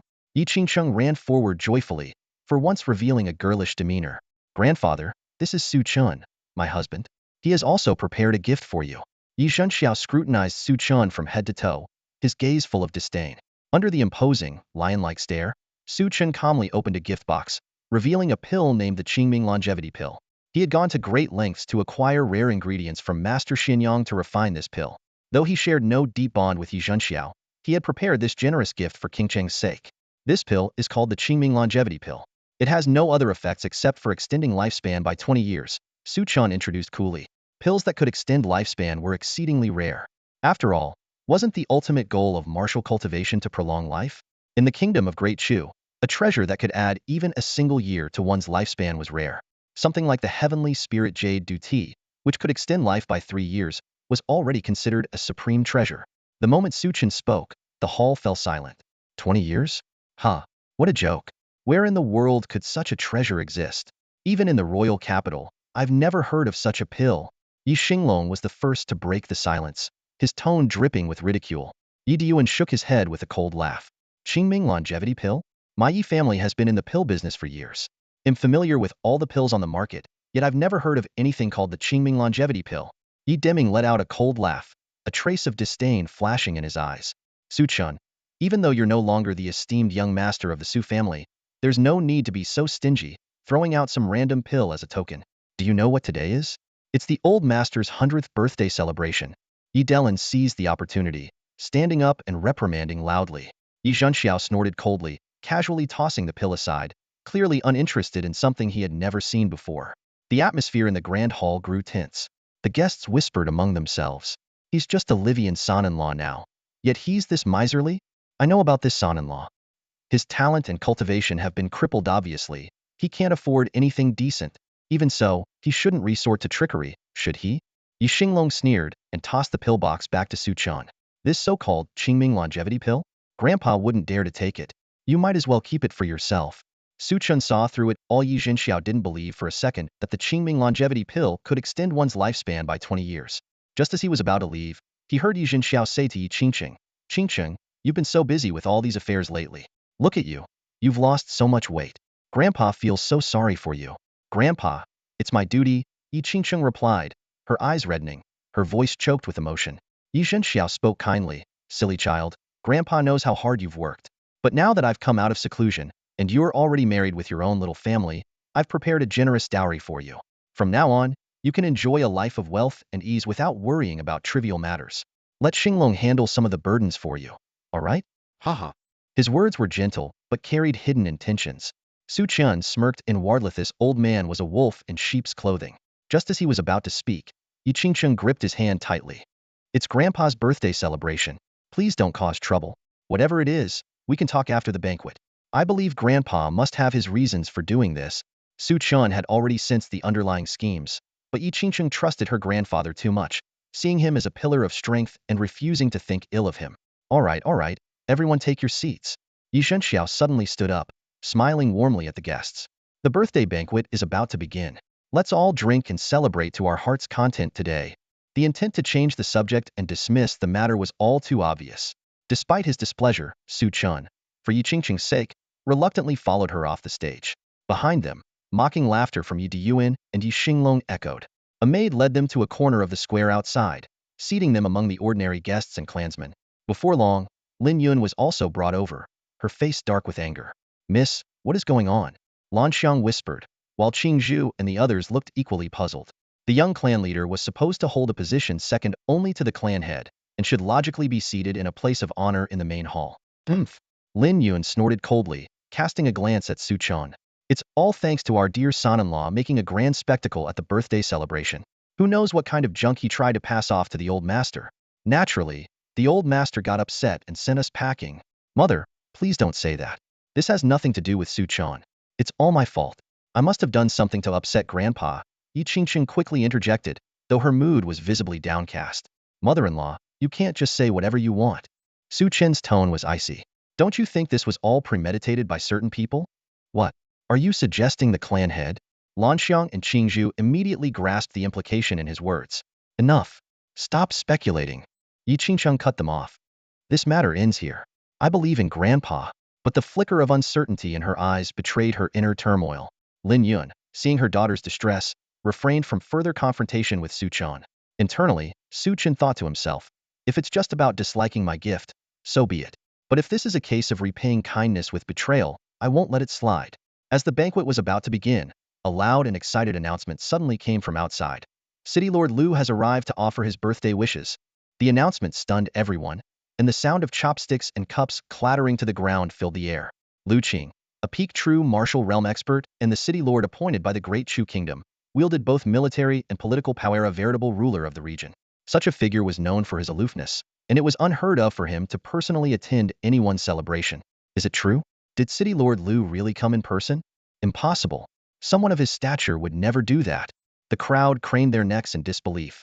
Although the City Lord's office maintained some contact with the major families of Beihuang City, a simple token gift delivered by a subordinate on festive occasions was already enough to make these families feel honored. No one in Beihuang City had ever warranted a personal visit from City Lord Lu. Even when the patriarch of the once dominant Zhang family celebrated his birthday, Lu Qing had not attended in person. Moments later, everyone saw a group of Yi family members escorting a robust, imposing middle-aged man into the venue. His strides were confident and powerful, and his presence commanded attention. It was none other than City Lord Lu Qing himself. The arrival of Governor Lu Qing indeed brought a wave of shock to the birthday celebration. The imposing and authoritative Yi Zhenxiao immediately strode out of the main hall to greet him, followed by Yi Diyuan, Yi Xinglong, and others, all wearing ingratiating smiles. Governor Lu, your esteemed presence truly graces the Yi family with honor. Yi Zhenxiao greeted him warmly. As a peak-level expert of the true martial realm, just a step away from the profound martial realm, Lu Qing represented the authority of the Great Chu Kingdom. His personal attendance far exceeded Yi Zhenxiao's expectations. It really is Governor Lu himself? Yi Diyuan and others whispered among themselves. Could it be that news of Xinglong joining the martial arts academy has reached the capital? They couldn't help but show a hint of pride on their faces. Lu Qing maintained his usual dignified demeanor but spoke in a gentle tone. I heard that Brother Yi has made breakthroughs in his cultivation while in seclusion, and that today marks your centennial birthday. Moreover, the Yi family has gained a young prodigy. Truly a triple blessing. As the local governor, I must personally come to offer my congratulations. These words only deepened the envy of the guests present. A governor personally visiting to extend his congratulations was unprecedented in the history of Beihuang City. Yi Gaoyang, Yi Ling, and others looked at Yi Xinglong with excitement, as Lu Qing himself was also a graduate of the Martial Arts Academy, making him a senior mentor figure to Yi Xinglong. Xinglong, hurry and greet the governor. Yi Zhenxiao quickly prompted. Yi Xinglong's eyes lit up with joy as he stepped forward and cupped his fists. Yi Xinglong greets Governor Lu. However, Lu Qing merely nodded slightly, his gaze sweeping through the crowd, as if searching for someone, leaving Yi Xinglong awkwardly standing in place. Brother Yi, I don't see Su Chen. Where is he? Lu Qing suddenly asked, leaving Yi Zhenxiao and his group momentarily stunned. Yi Xinglong hastily interjected, Su Chen is merely a son-in-law of the Yi family, with a lowly status unworthy of welcoming guests. Governor Lu, please come inside. I have long admired your reputation during my time at the Martial Arts Academy and would love to seek your guidance.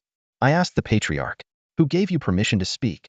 Lu Qing's stern reprimand froze Yi Xinglong's smile instantly. Oh, there he is. Lu Qing finally spotted Su Chen in the corner of the courtyard.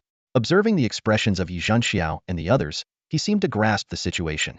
Patriarch Yi, you should discipline your juniors better. Otherwise, they might face serious trouble in the capital. To everyone's astonishment, Lu Qing walked straight towards Su Chen. Master Su, so here you are. I've been looking everywhere for you. He then greeted Yi Qingcheng and Lin Wan courteously. Madam Su, Madam Yi, you are truly blessed. Though bewildered, Yi Zhenxiao still enthusiastically invited Lu Qing to the banquet inside. To his surprise, Lu Qing declined directly, saying, I feel a particular connection with Master Su. They'll just sit here if the two ladies don't mind. This scene left everyone dumbfounded. The governor had actually come for Su Chen?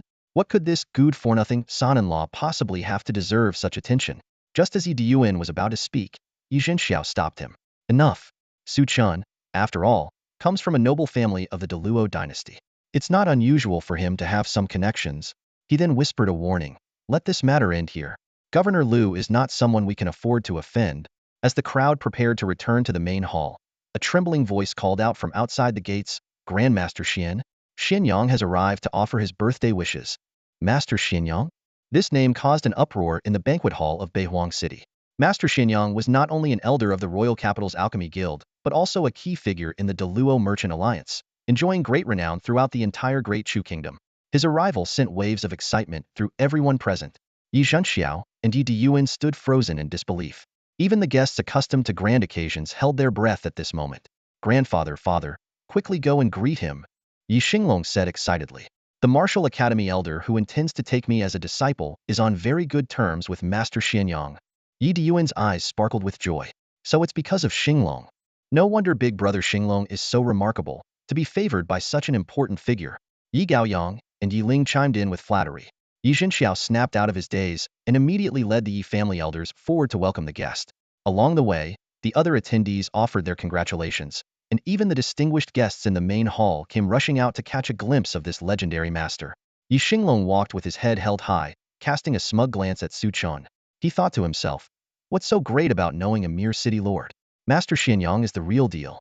Indeed, in terms of status, influence, cultivation, and wealth, Master Xinyang far surpassed any local city lord.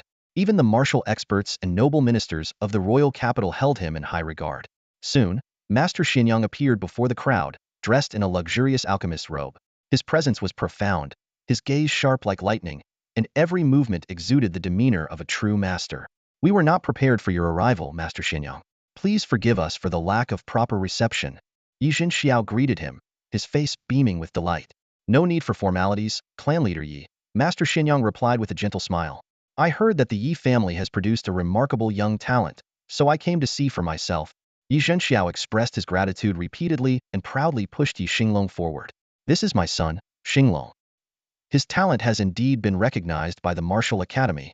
Yi Xinglong bowed respectfully. Junior Yi Xinglong greets Master Xinyang. My teacher, Huang Chenggu, often speaks highly of you. Seeing you today, you are indeed extraordinary. Oh, you are Huang Chenggu's disciple? Master Xinyang nodded approvingly. He then took out a pill and handed it to Yi Zhenxiao. This essence-refining pill is my gift for the occasion. The crowd collectively gasped. This was a third-grade pill that could help martial artists in the true martial realm strengthen their foundation.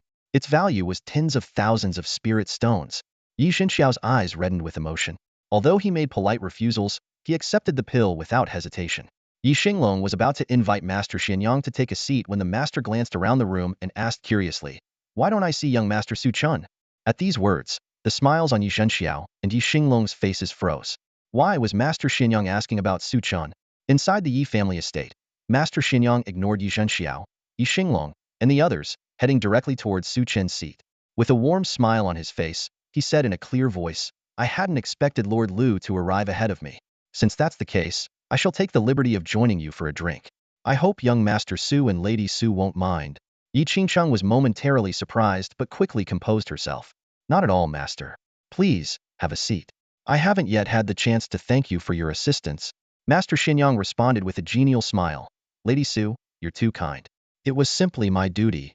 As he spoke, he deliberately glanced at Su Chen with a hint of deference in his eyes. Only after seeing Su Chen give a slight nod did he take his seat. The surrounding guests began whispering among themselves, their eyes filled with envy. Not long ago, Master Xinyang had helped Yi Qingqing refine pills to resolve a crisis in the Yi family estate. Now, he was showing such respect towards Su Chen, leaving everyone puzzled. I can't believe both Master Xinyang and Lord Lu are here for the young lady and her husband. This is an incredible honor, Lan Xiang and the others murmured quietly in the background. And that Yi Xinglong still thinks this has something to do with him. How delusional. Lin Yun, observing the scene, felt a wave of relief wash over her. Yi Qingcheng, though finding it strange, keenly noticed that whenever Master Xinyang and Lu Qing spoke, they would unconsciously glance at Su Chen. Within the Yi family, only Qingzhu knew the true reason behind this. She silently observed Su Chen's composed demeanor, her cold gaze carrying a deep sense of reverence. Meanwhile, Yi Zhenxiao and the others, who had been left ignored, finally came to their senses. Hearing the murmurs around them, their expressions turned awkward. Yi Xinglong, in particular, felt his face burn as if he had been slapped. His gaze towards Su Chen and Yi Qingcheng was filled with resentment and malice. At that moment, Master Xinyang sent a discreet voice transmission to Su Chen. Master, the items you requested have all been gathered. Due to their immense value, I deemed it necessary to deliver them personally. I hadn't expected to encounter such an event. I hope you won't be displeased. No matter. Your timing is perfect, Su Chen replied, glancing at the dark expressions on Yi Zhenxiao and the others' faces, feeling a sense of satisfaction.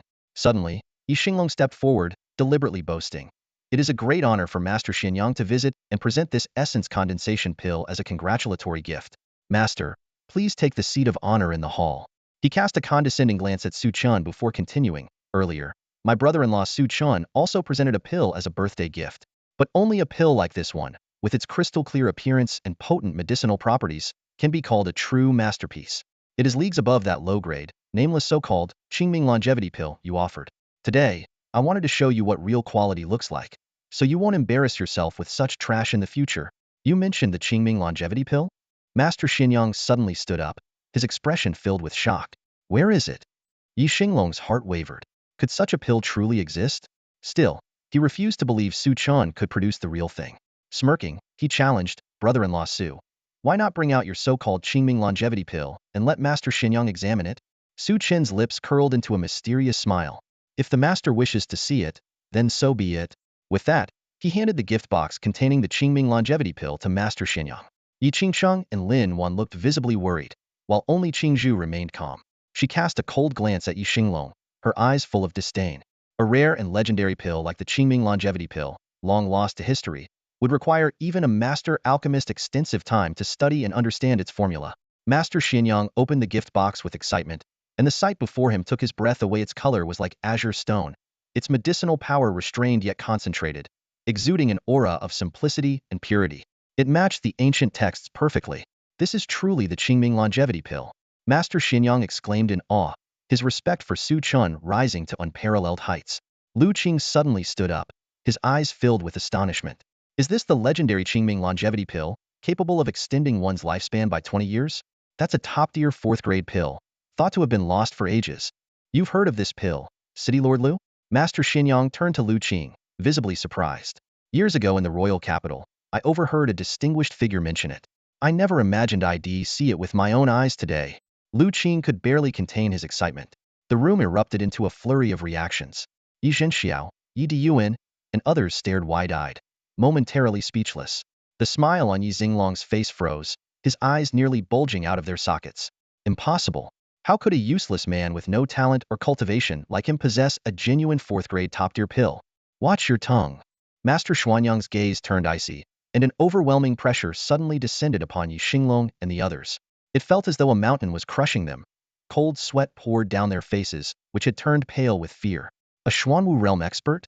Yi Zhengxiao's body trembled, his eyes filled with reverence. Only now did he realize that this alchemist's cultivation was at a level unattainable for both him and Lu Qing. Master, please calm yourself. They are just ignorant youths. We beg for your forgiveness. Yi Zhenxiao and Yi Diyuan stepped forward hurriedly, their words tinged with pleading and a protective tone. Master Xianyang swept his gaze coldly over the crowd. Out of respect for young Master Su and his wife, he'll let this slide today. But if it happens again, there will be no mercy. The atmosphere grew heavy, and even City Lord Lu Qing stood by silently, observing with a stern expression. The guests exchanged uneasy glances, and it was only now that Yi Qingqing, Lin Wan, and the others realized the truth. Master Xuanyang's earlier calm demeanor had been entirely due to his respect for Su Chen and his wife. The rumors of his fiery temper and eccentric personality were indeed true. Young Master Su, since no one else recognizes the value of this Qingming longevity pill, why not sell it to me? Lu Qing broke the silence. I'm willing to offer 1,000,000 spirit stones. Master, if City Lord Lu desires it, let him have it, Su Chen said with a faint smile. Lu Qing eagerly accepted the pill, promising to deliver the 1,000,000 spirit stones within 3 days. Meanwhile, Yi Zhenxiao watched helplessly as the Qingming longevity pill, which should have been his, fell into someone else's hands. The realization hit him like a blow, and he nearly fainted. For someone already nearing the end of his life, an additional 20 years was akin to living another lifetime. Martial artists in the Jinwu realm have lifespans only slightly longer than ordinary people, usually just a few decades more, with a maximum of about 100 years. Only by condensing a martial Dao core and breaking through to the Xuanwu realm can one's lifespan double significantly. Yi Zhenxiao gazed at his empty palm, a flicker of regret passing through his eyes. He knew all too well that his age, declining vitality, and mediocre talent made it nearly impossible for him to achieve a breakthrough to the Xuanwu realm in his remaining years. If only he could obtain the Qingming longevity pill to extend his life by 20 years, there might still be a sliver of hope. As this thought crossed his mind, Yi Zhengxiao's anger intensified. Su Chen's actions were clearly a deliberate insult to him as an elder. In his deeply ingrained beliefs, juniors were meant to unconditionally respect and obey their elders, regardless of any faults on the elder's part. Master Xianyang cast a cold glance at the scene before him, a trace of disdain flickering in his eyes. Since you all lack trust in this old man's alchemy, let this essence energy transformation pill return to its rightful owner. Such short-sighted individuals are unworthy of consuming a pill crafted by me. Without waiting for Yi Xinglong's response, he snatched the pill back with a swift motion. Yi Zhengxiao's heart twisted in agony as he watched, but he dared not utter a word. The consequences of offending Master Xianyang were far beyond what he could bear. Yi Diyuan, Yi Deming, and others wore dark expressions, their hearts filled with growing doubts. How could Su Chen, a so-called cripple with a shattered Dantian sea of energy, attract the attention of two such influential figures? Yi Ling gritted his teeth, his eyes brimming with jealousy and resentment. Yi Diyuan forced himself to remain composed, consoling Yi Xinglong. Pay it no mind. Even Master Xianyang cannot repair a broken Dantian sea of energy. That good-for-nothing won't cause any real trouble. Yi Zhenxiao took a deep breath and spoke earnestly to Yi Xinglong. In this world, Strength reigns supreme above all else. Connections, status, and reputation mean nothing in the face of true power. As long as you train diligently at the Martial Tao Academy, you will one day trample these people beneath your feet. Though his words carried encouragement, his gaze towards Su Chen still burned with cold fury and hostility. Don't worry, grandfather. Yi Xinglong reignited his determination, glaring fiercely at Su Chen and the others. I will not let you down. I'll rise to the pinnacle of the martial Tao and crush every last one of them beneath me. Good. That's the spirit of a true grandson of mine, Yi Zhanxiao said with satisfaction, patting his grandson on the shoulder. From this day forward, I'm entrusting the entire family's authority to you. All the family's resources are at your disposal. With that, he led Yi Xinglong to the high platform in the grand hall. Ladies and gentlemen, Yi Zhangxiao's powerful voice echoed throughout the hall. Today may be my birthday celebration, but our Yi family has an even greater announcement to make. At these words, the crowd's attention shifted from Su Chen's table to focus on him. Yi Zhangxiao's expression grew solemn, his tone impassioned. My eldest grandson, Yi Xinglong, has successfully passed the entrance examination for the Martial Tao Academy in the royal capital and has even been personally chosen as a disciple by one of the academy's elders. One day, he will surely rise as a formidable force, bringing glory and honor to Beihuang City on behalf of our Yi family. The announcement sparked a wave of murmurs and discussions among the guests. Everyone knew that those with Earthgrade bloodlines were nearly guaranteed to advance to the Xuanwu realm. Furthermore, with the personal guidance of a Martial Tao Academy elder, even reaching the Tianwu realm was not out of the question. Such a privilege was typically reserved for the most prodigious young talents. Guests quickly stepped forward to offer their congratulations, and even members of the Yi family looked at Yi Xinglong with newfound respect and admiration. As Yi Xinglong basked in their flattering smiles, the resentment in his heart dissipated, replaced by a renewed sense of confidence.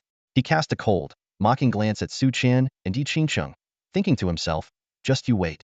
The real show is yet to come. Before long, Yi Zhanxiao delivered another shocking announcement. As we all know, in the world of martial arts, strength is paramount. For the sake of the family's future, I have decided to appoint Yi Xinglong as the new young patriarch of the Yi family, dedicating all our efforts to supporting his ascent to the peak of the martial Tao. The declaration caused an uproar. Everyone was well aware that Yi Qingqing had long held the position of young patriarch and was widely respected for her abilities and reputation, even gaining the submission of the Zhang family. For Yi Zhanxiao to make such a bold move as soon as he emerged from seclusion was nothing short of astonishing. Father is wise. Yi Diyuan's voice rang out first, his slightly obsequious face brimming with excitement. Xinglong possesses unparalleled talent. With the family's resources to support him, he will undoubtedly become a great power in the future, strengthening the Yi family. Yi Diyuan, Yi Deming, and the others had long awaited this moment. They immediately incited the clan members to show their support. With their deep roots in the family, they quickly swayed the majority to agree. In the corner, a few clan members with a sense of conscience looked at Yi Qingcheng with helpless gazes, which ultimately turned into resigned sighs. How could the patriarch do this? Lanxiang and Qujie stood frozen, watching everything unfold before their eyes. They had witnessed firsthand all that Yi Qingcheng had sacrificed for the Yi family, only to be treated like this now. Is it because of what happened earlier? Is he upset with Miss? The naive Lanxiang still tried to find excuses for the patriarch. Upset? Lin Yun let out a cold laugh, her eyes burning with fury. That old man is cold-hearted by nature. Su Chen was right, this was all premeditated long ago. Yi Qingqing's face turned as pale as paper. The grandfather who had once shown her so much care and affection had made this decision without even consulting her, directly naming Yi Xinglong as the young patriarch. Reflecting on everything that had happened recently, especially Yi Zhanxiao's change in attitude, she finally understood Su Chen's words. She had been nothing more than a tool for the Yi family, paving the way for others. Once the crisis was over and the family grew stronger, this tool, having lost its value, was destined to be discarded without hesitation.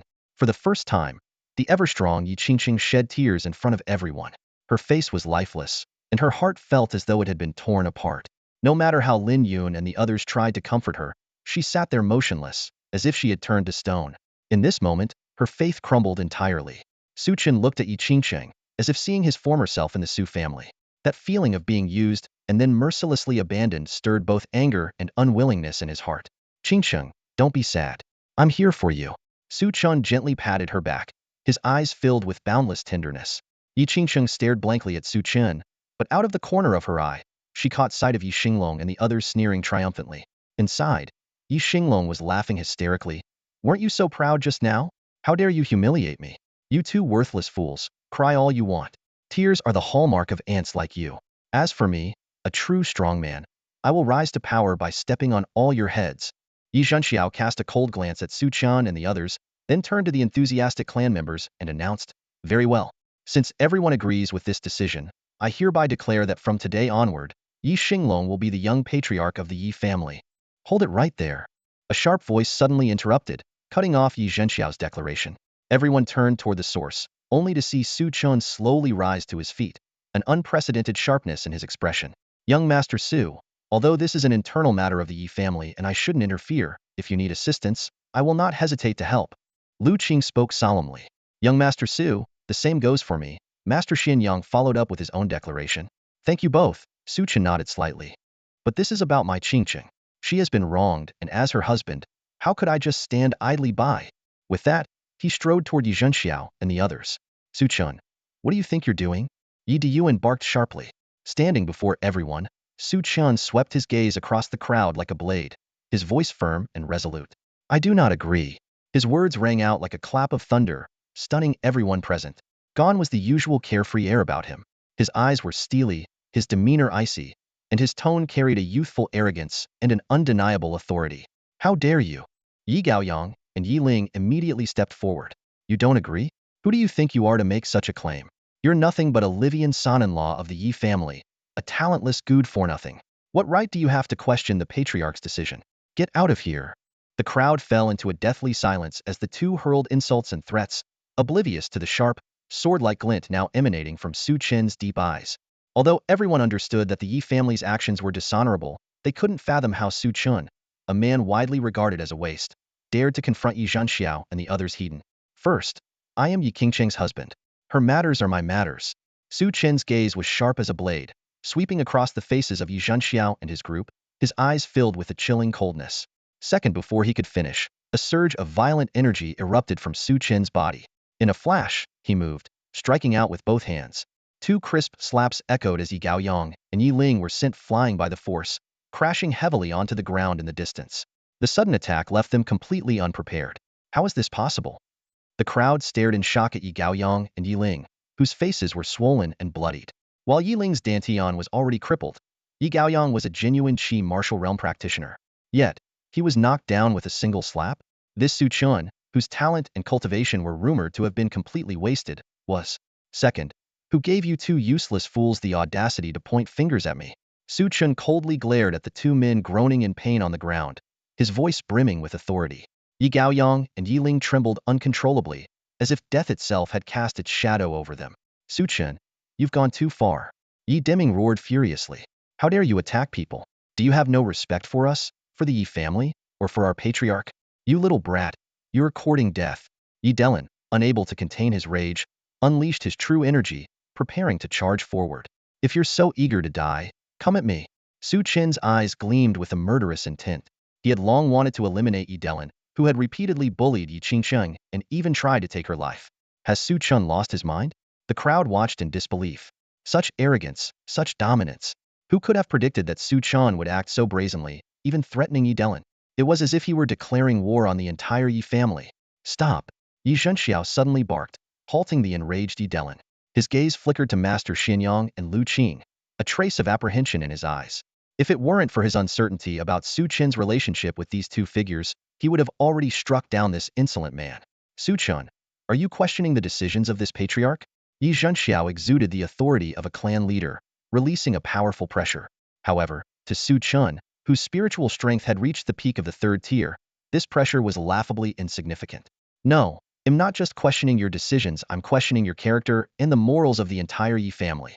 Su Chen retorted sharply, his words precise and cutting. "Impudent!" Yi Diyuan and the others shouted angrily, while their supporters glared at Su Chen with hostility. "Am I wrong?" Su Chen sneered. "This family stands because of Qingcheng. In times of crisis, she's the only one who steps forward. You parasites, who only care about your own gain, who scheme and backstab from the shadows, and who cower like turtles when trouble arises, how dare you have the audacity to shout?" His words were like swords, piercing straight into the hearts of Yi Diyuan and his allies.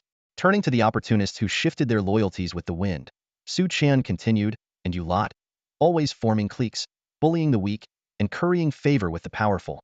Don't forget who's out there working hard, so you can live comfortably while you fight over power here." Even dogs know loyalty to their master seer worse than dogs.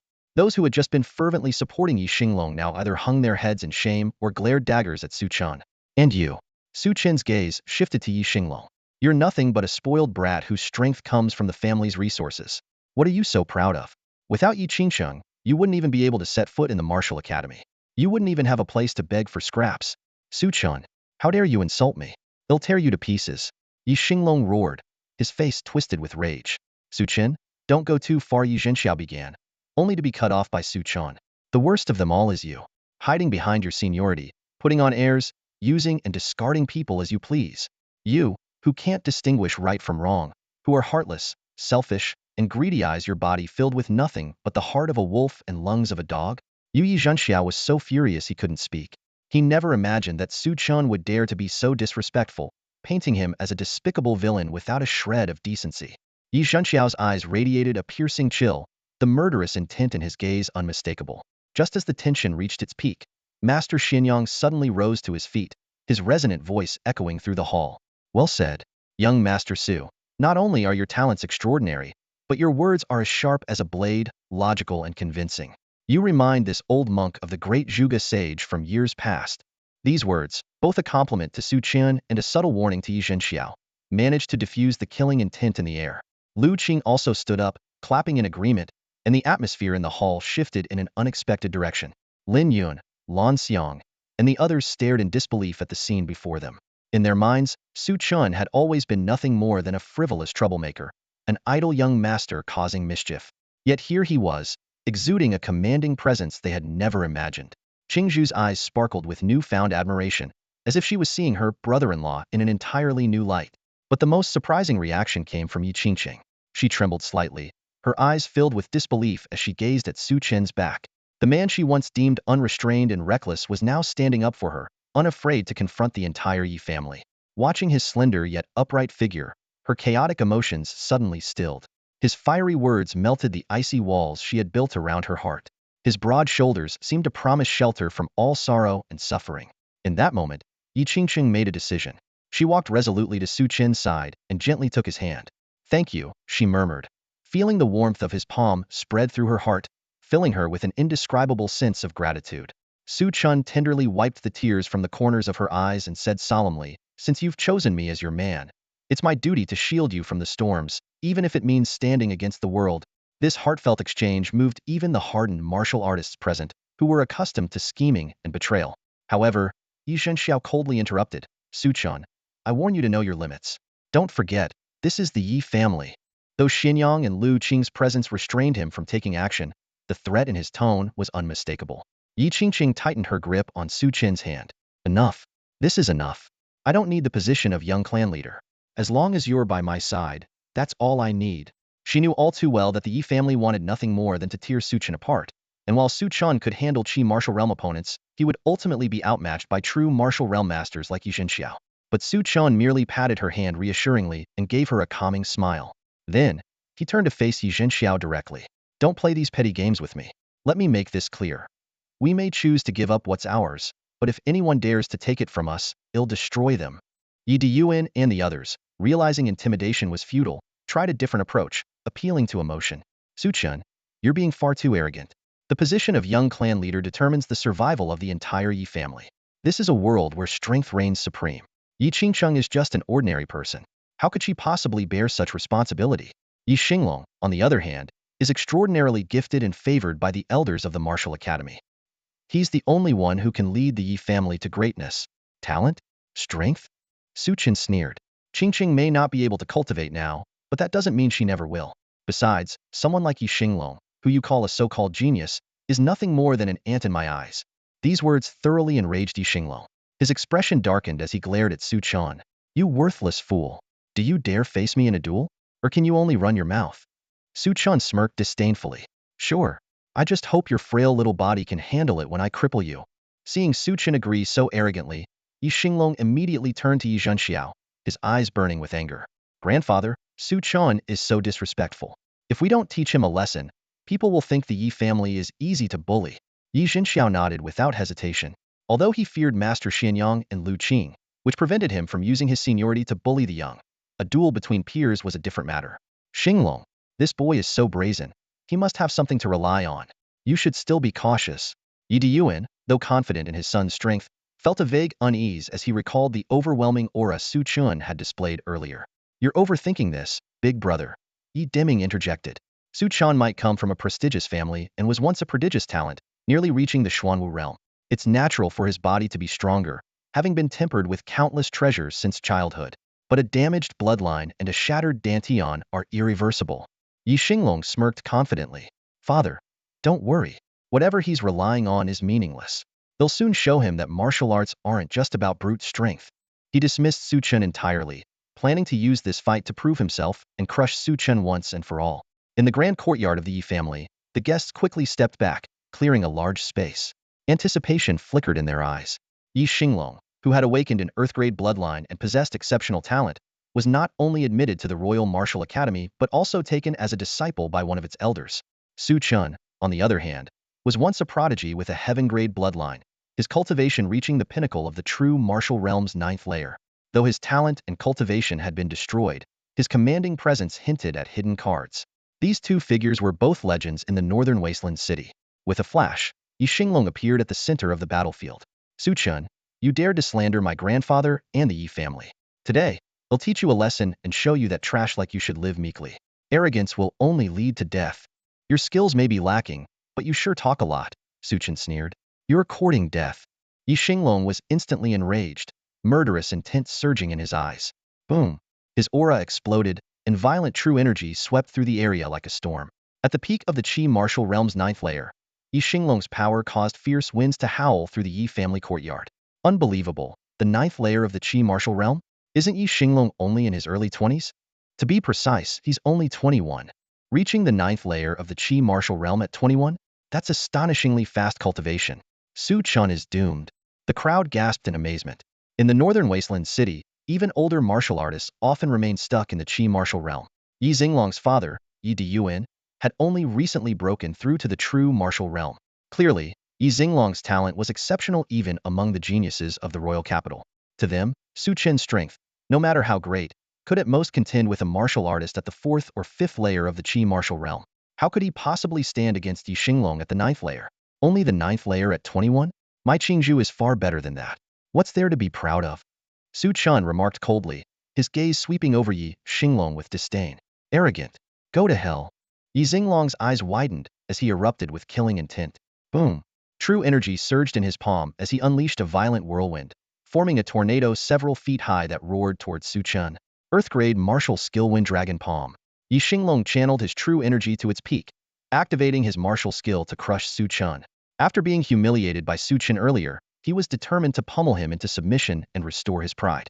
Such theatrics, Su Chen said indifferently, raising his palm lazily. Black streams of energy swirled around his hand. The moment they met the raging tornado, it disintegrated instantly, the wild true energy dissipating entirely. Slap. A crisp sound echoed as Su Chen's palm struck Yi Xinglong's face, sending him flying. Yi Xinglong let out a pained cry, his face swelling on one side as he spat out a mouthful of blood, his eyes filled with terror. Your Dantian and Qi have recovered? Yi Xinglong stammered in disbelief. What? Gasps erupted from the crowd. They hadn't even seen what had happened before Su Chen had shattered the tornado and slapped Yi Xinglong. No amount of brute strength could overcome true energy, let alone martial skills. And the black energy emanating from Su Chen's palm, clearly true energy, was undeniable proof. The true martial realm martial artists present, with their keen eyes, quickly grasped the implications. This could only mean one thing: Su Chen's Dantian and Qi had been restored. How is this possible? The courtyard buzzed with shock and disbelief. The fact that Su Chen's Dantian and Qi had been shattered, rendering him a cripple, was well known throughout Beihuang City. Yet, what was unfolding before everyone's eyes was shaking their very understanding of reality. Lan Xiang and the others cheered in excitement. The young master has truly recovered. This is incredible. Yi Diyuan stared at Su Chen in disbelief, his voice trembling with shock. Impossible. Even if your Dantian has recovered, you're only at the 4th level of the Qi martial realm. How could you possess such overwhelming strength? He could clearly sense the astonishing surge of true Qi that Su Chen had just displayed, a power far beyond his supposed level. It's because your son is a failure. Su Chen cast a cold glance at Yi Diyuan, a sharp glint flashing in his eyes. Exactly. Our young master was once a peerless genius who shook the entire De Luo dynasty. Lan Xiang and the others chimed in fervently. Yi Xinglong fixed his gaze on Su Chen, his voice quivering with fear. Su Chen, I don't know what method you use to restore your Dantian and Qi Si, but if you think that alone is enough to challenge me, you're gravely mistaken. I'll cripple you again today. Clang. A gleaming silver longsword was unsheathed, its blade radiating a chilling light and an intimidating edge. A spirit weapon? City Lord Lu's expression shifted. This is bad. Young Master Su might be in serious trouble. Spirit weapons were not only immensely powerful but could also channel true qi to unleash strength beyond a martial artist's natural limits. Even a low-grade spirit weapon was a rarity in a small place like Beihuang City, and paired with Yi Xinglong's 9th-level qi martial realm cultivation, it was a force that could rival true martial practitioners. Die! Yi Xinglong roared, unleashing the flowing light whirlwind sword. A low-tier earth-grade martial technique from the Royal Martial Academy. Blinding waves of light, accompanied by a raging storm, slashed down towards Su Chen. Master Xian Yang let out a cold snort. It seems Huang Chenggu passed that technique down to him. Qing Zhu's hand rested on her sword hilt, ready to intervene at any moment. A spirit weapon? Swordsmanship? In the hands of trash, it's still trash. Despite Yi Xinglong's full-force attack, Su Chen remained calm, his aura turning icy and piercing. Buzz. With 2 fingers forming a sword, Su Chen summoned a dark, chilling blade of light. In an instant, it sliced through the void, meeting Yi Xinglong's attack hidden. That's forming a weapon from qi. Does he plan to counter a spirit weapon and earth-grade martial arts with just this? Someone exclaimed in shock. Boom. The dark blade of light tore through the air, as if ripping the heavens apart. It swept away Yi Xinglong's whirlwind sword qi in an instant, appearing before him like a rift in space. What? Block it! Yi Xinglong roared, raising his sword to defend. Clang! The low-grade spirit sword trembled violently before being flung from his grasp. Yi Xinglong's chest caved in, several ribs snapping as he spat blood and was sent flying. The entire Yi family courtyard fell into a dead silence. Everyone was struck dumb. Yi Xinglong, wielding a spirit weapon and executing an earth-grade martial art with power comparable to a true martial practitioner, had been utterly defeated with a single strike of Su Chen's most basic condensed qi weapon. Look, there's a crack on the spirit sword. The blade is splitting apart. Lu Qing's eyes gleamed. It seems young Master Su's true qi is exceptionally domineering, possessing a corrosive power that can break down even the strongest defenses. That's how he dispersed the whirlwind earlier. Master Xianyang smirked with pride. Brother Lu Qing, I told you before, young Master Su's techniques are extraordinary, far beyond what we mere mortals can comprehend. Could an ordinary person master the art of fire control? Could an ordinary person effortlessly refine a lost 4th-grade pill? Compared to Su Chen, they are indeed insignificant. It happened in the blink of an eye, though it felt slow in words. This highly anticipated battle was over in an instant. In the arena, Su Chen stood tall and proud, the lingering aura of his sword energy yet to dissipate. Meanwhile, Yi Xinglong, the martial arts prodigy of the academy, lay crumpled on the ground like a broken rag doll, covered in blood, his ribs shattered and barely clinging to life. The scene left everyone present utterly shaken. Master Su, you're incredible.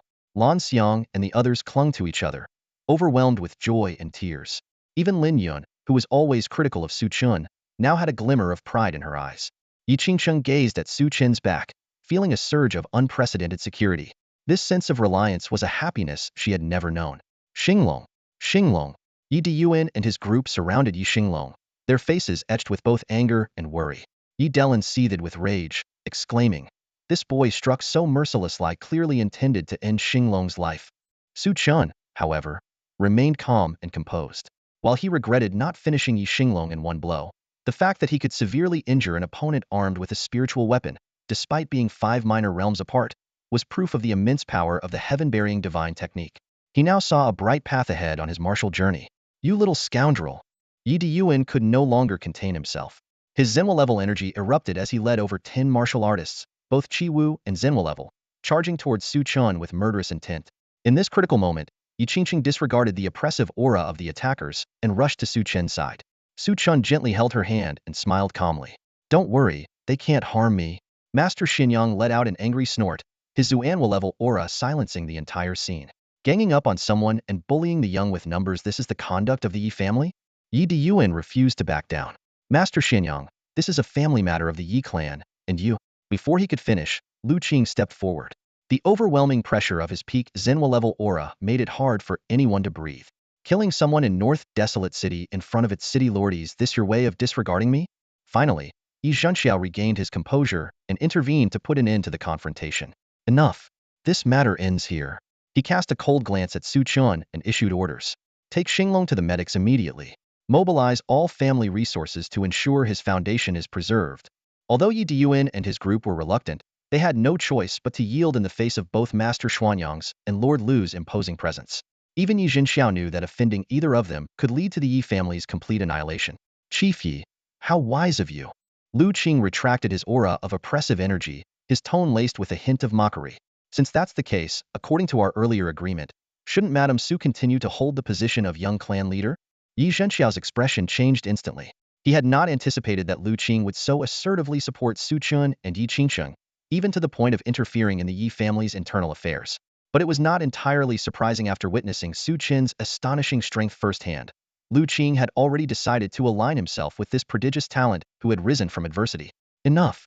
At this moment, Yi Qingsheng spoke coldly and resolutely. I will no longer be the Yi family's young clan leader.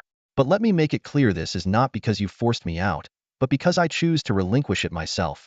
Qingsheng, I know I was wrong about what happened before, but Yi Zhenxiao tried to salvage the situation, his heart filled with regret. He finally realized how foolish he had been to push such an extraordinary talent to the opposing side. Yi Qingsheng cut him off sharply, her tone icy. Grandfather, this will be the last time I call you that. Yes, I am a useless person who cannot cultivate, but I am still a human being, not a tool for you to deceive and exploit. Since you have chosen to discard me, I will grant your wish. From now on, I sever all ties with the Yi family. She turned to Su Chen. Su Chen, this is my decision. No matter what, I will support you. Su Chen firmly held Yi Qingsheng's hand and, under the watchful eyes of everyone present, left decisively. Yi Zhenxiao reached out as if to stop them, but blood spurted from his mouth as he staggered backward. Grandmaster Xianyang and Lu Qing, observing this, let out cold snorts before departing. The onlookers murmured among themselves. Wow, that was intense. Just moments ago, the Yi family seemed untouchable, and now it looks like they're falling apart. Serves Yi Zhenxiao right for being selfish, deceitful, and heartless. Looks like the Yi family is doomed. After leaving the Yi family estate, Yi Qingsheng quickly began packing up her belongings. Other than Su Chen, Lin Wan, and her 4 loyal maids Mei, Lan, Zhu, and Josh brought no one else from the Yi family. Outside, Grandmaster Xianyang and Lu Qing were already waiting. Haha, the Yi family has shown their true colors. Madame Su, your decision was undoubtedly the right one, Grandmaster Xianyang said with a laugh. He then turned to Su Chen and proposed, Young Master Su, our Deluo Business Alliance has plenty of space and excellent facilities. Why not stay there for the time being? Hold on. If we're talking about space, my city lord's mansion is much larger, Lu Qing interrupted. But I understand you might not want to impose. Coincidentally, I have a villa in the luxurious East District. It's not too big, but it's peaceful and elegant, perfect for your family to live in. Please don't hesitate to accept it. Thank you, City Lord Lu. Rest assured, I have some savings and won't let you suffer any losses. Yi Qingsheng responded gratefully. Lu Qing waved his hand repeatedly. Madame Su, there's no need to be so polite. Receiving the Qingming longevity pill was already a tremendous fortune for me. A mere villa is nothing in comparison. Ha Lu, you do have some sense after all, Grandmaster Xianyang teased with a laugh. In the end, upon Su Chen's decision, they accepted Lu Qing's kind offer. Lan Xiang and the others were overjoyed. Thanks to our young master, we won't be left homeless. From now on, we finally have a place to call our own. The eastern city, nestled between mountains and rivers, stands in stark contrast to the bustling western city. Here, individual estates are scattered harmoniously amidst the lush greenery and serene waters. Among them, the villa gifted by Lu Qing occupies the most advantageous position, perched halfway up the mountain, offering an unobstructed view of the landscape below. This villa, spanning approximately 1 hectare, is a remarkable blend of human craftsmanship and natural beauty. A mountain stream flows naturally through the grounds, while the pavilions are arranged with an elegant sense of order. Though Lu Qing rarely resides there, he has always had it meticulously maintained. After Lan Xiang and the others conducted some light tidying, the place was quickly ready for occupancy. Not long after, Lu Qing sent over a large number of household items and even replaced the plaque at the entrance with gilded characters reading, Su Residence, making his intentions of fostering goodwill unmistakable. Su Chen accepted the gesture without hesitation. The master bedroom on the upper floor of the pavilion is exceptionally spacious, complete with a private living area. Lan Xiang and the others had already decorated it with a homely warmth. However, Yi Qingqing didn't concern herself with these external details. Instead, she quietly invited Su Chen to sit down. Since becoming husband and wife, The two had yet to have a proper conversation. Now, away from the clamor of the world, they finally had the chance to open up to each other. Back when Master Xinyang came to the Yi family hall to offer his help, it was because of you, wasn't it? And City Lord Lu. Yi Qingqing finally voiced the question that had been on her mind for a long time. The extraordinary courtesy and even flattery shown by these two prominent figures towards Su Chen had left her puzzled. It's nothing too significant. Master Xinyang sought me out because I helped him refine a pill, and as for Lu Qing, I cured his young son of a chronic illness. Su Chen, well prepared, answered truthfully, though he made no mention of the burial heaven ring. Over the days spent together, he had come to understand and appreciate Yi Qingqing's outwardly cold but inwardly warm nature. However, the matter of the burial heaven ring was far too serious. Revealing it to her would only bring danger. The lesson that a man is innocent, but harboring a treasure invites calamity, was one he would never forget. Regardless, I'm just happy that your cultivation has been restored. But the Su family will likely be furious when they find out, Yi Qingqing said, her tone tinged with concern. Those venomous snakes will pay the price soon enough. At the mention of the Su family, Su Chen's face instantly darkened with murderous intent. Yi Qingqing understood all too well that this was an irreconcilable grudge. If news of Su Chen's restored cultivation reached the Su family, they would undoubtedly seek to eliminate any threats. It's all because of me that your abilities were exposed, she said, feeling both guilty and proud. After all, who wouldn't want their husband to rise above others? This has nothing to do with you. I never intended to hide it anyway. It was just that Yi Xinglong happened to witness it. As for the Su family, whatever schemes they have, they'll face them heeding. Still, the fact that they sent you here in the first place is something I'm grateful for, Yi Qingqing said with a comforting smile. If you must thank someone, thank yourself for offering up the Yi family's treasured medicine. Otherwise, they would have simply silenced me forever. Su Chen's tone remained icy.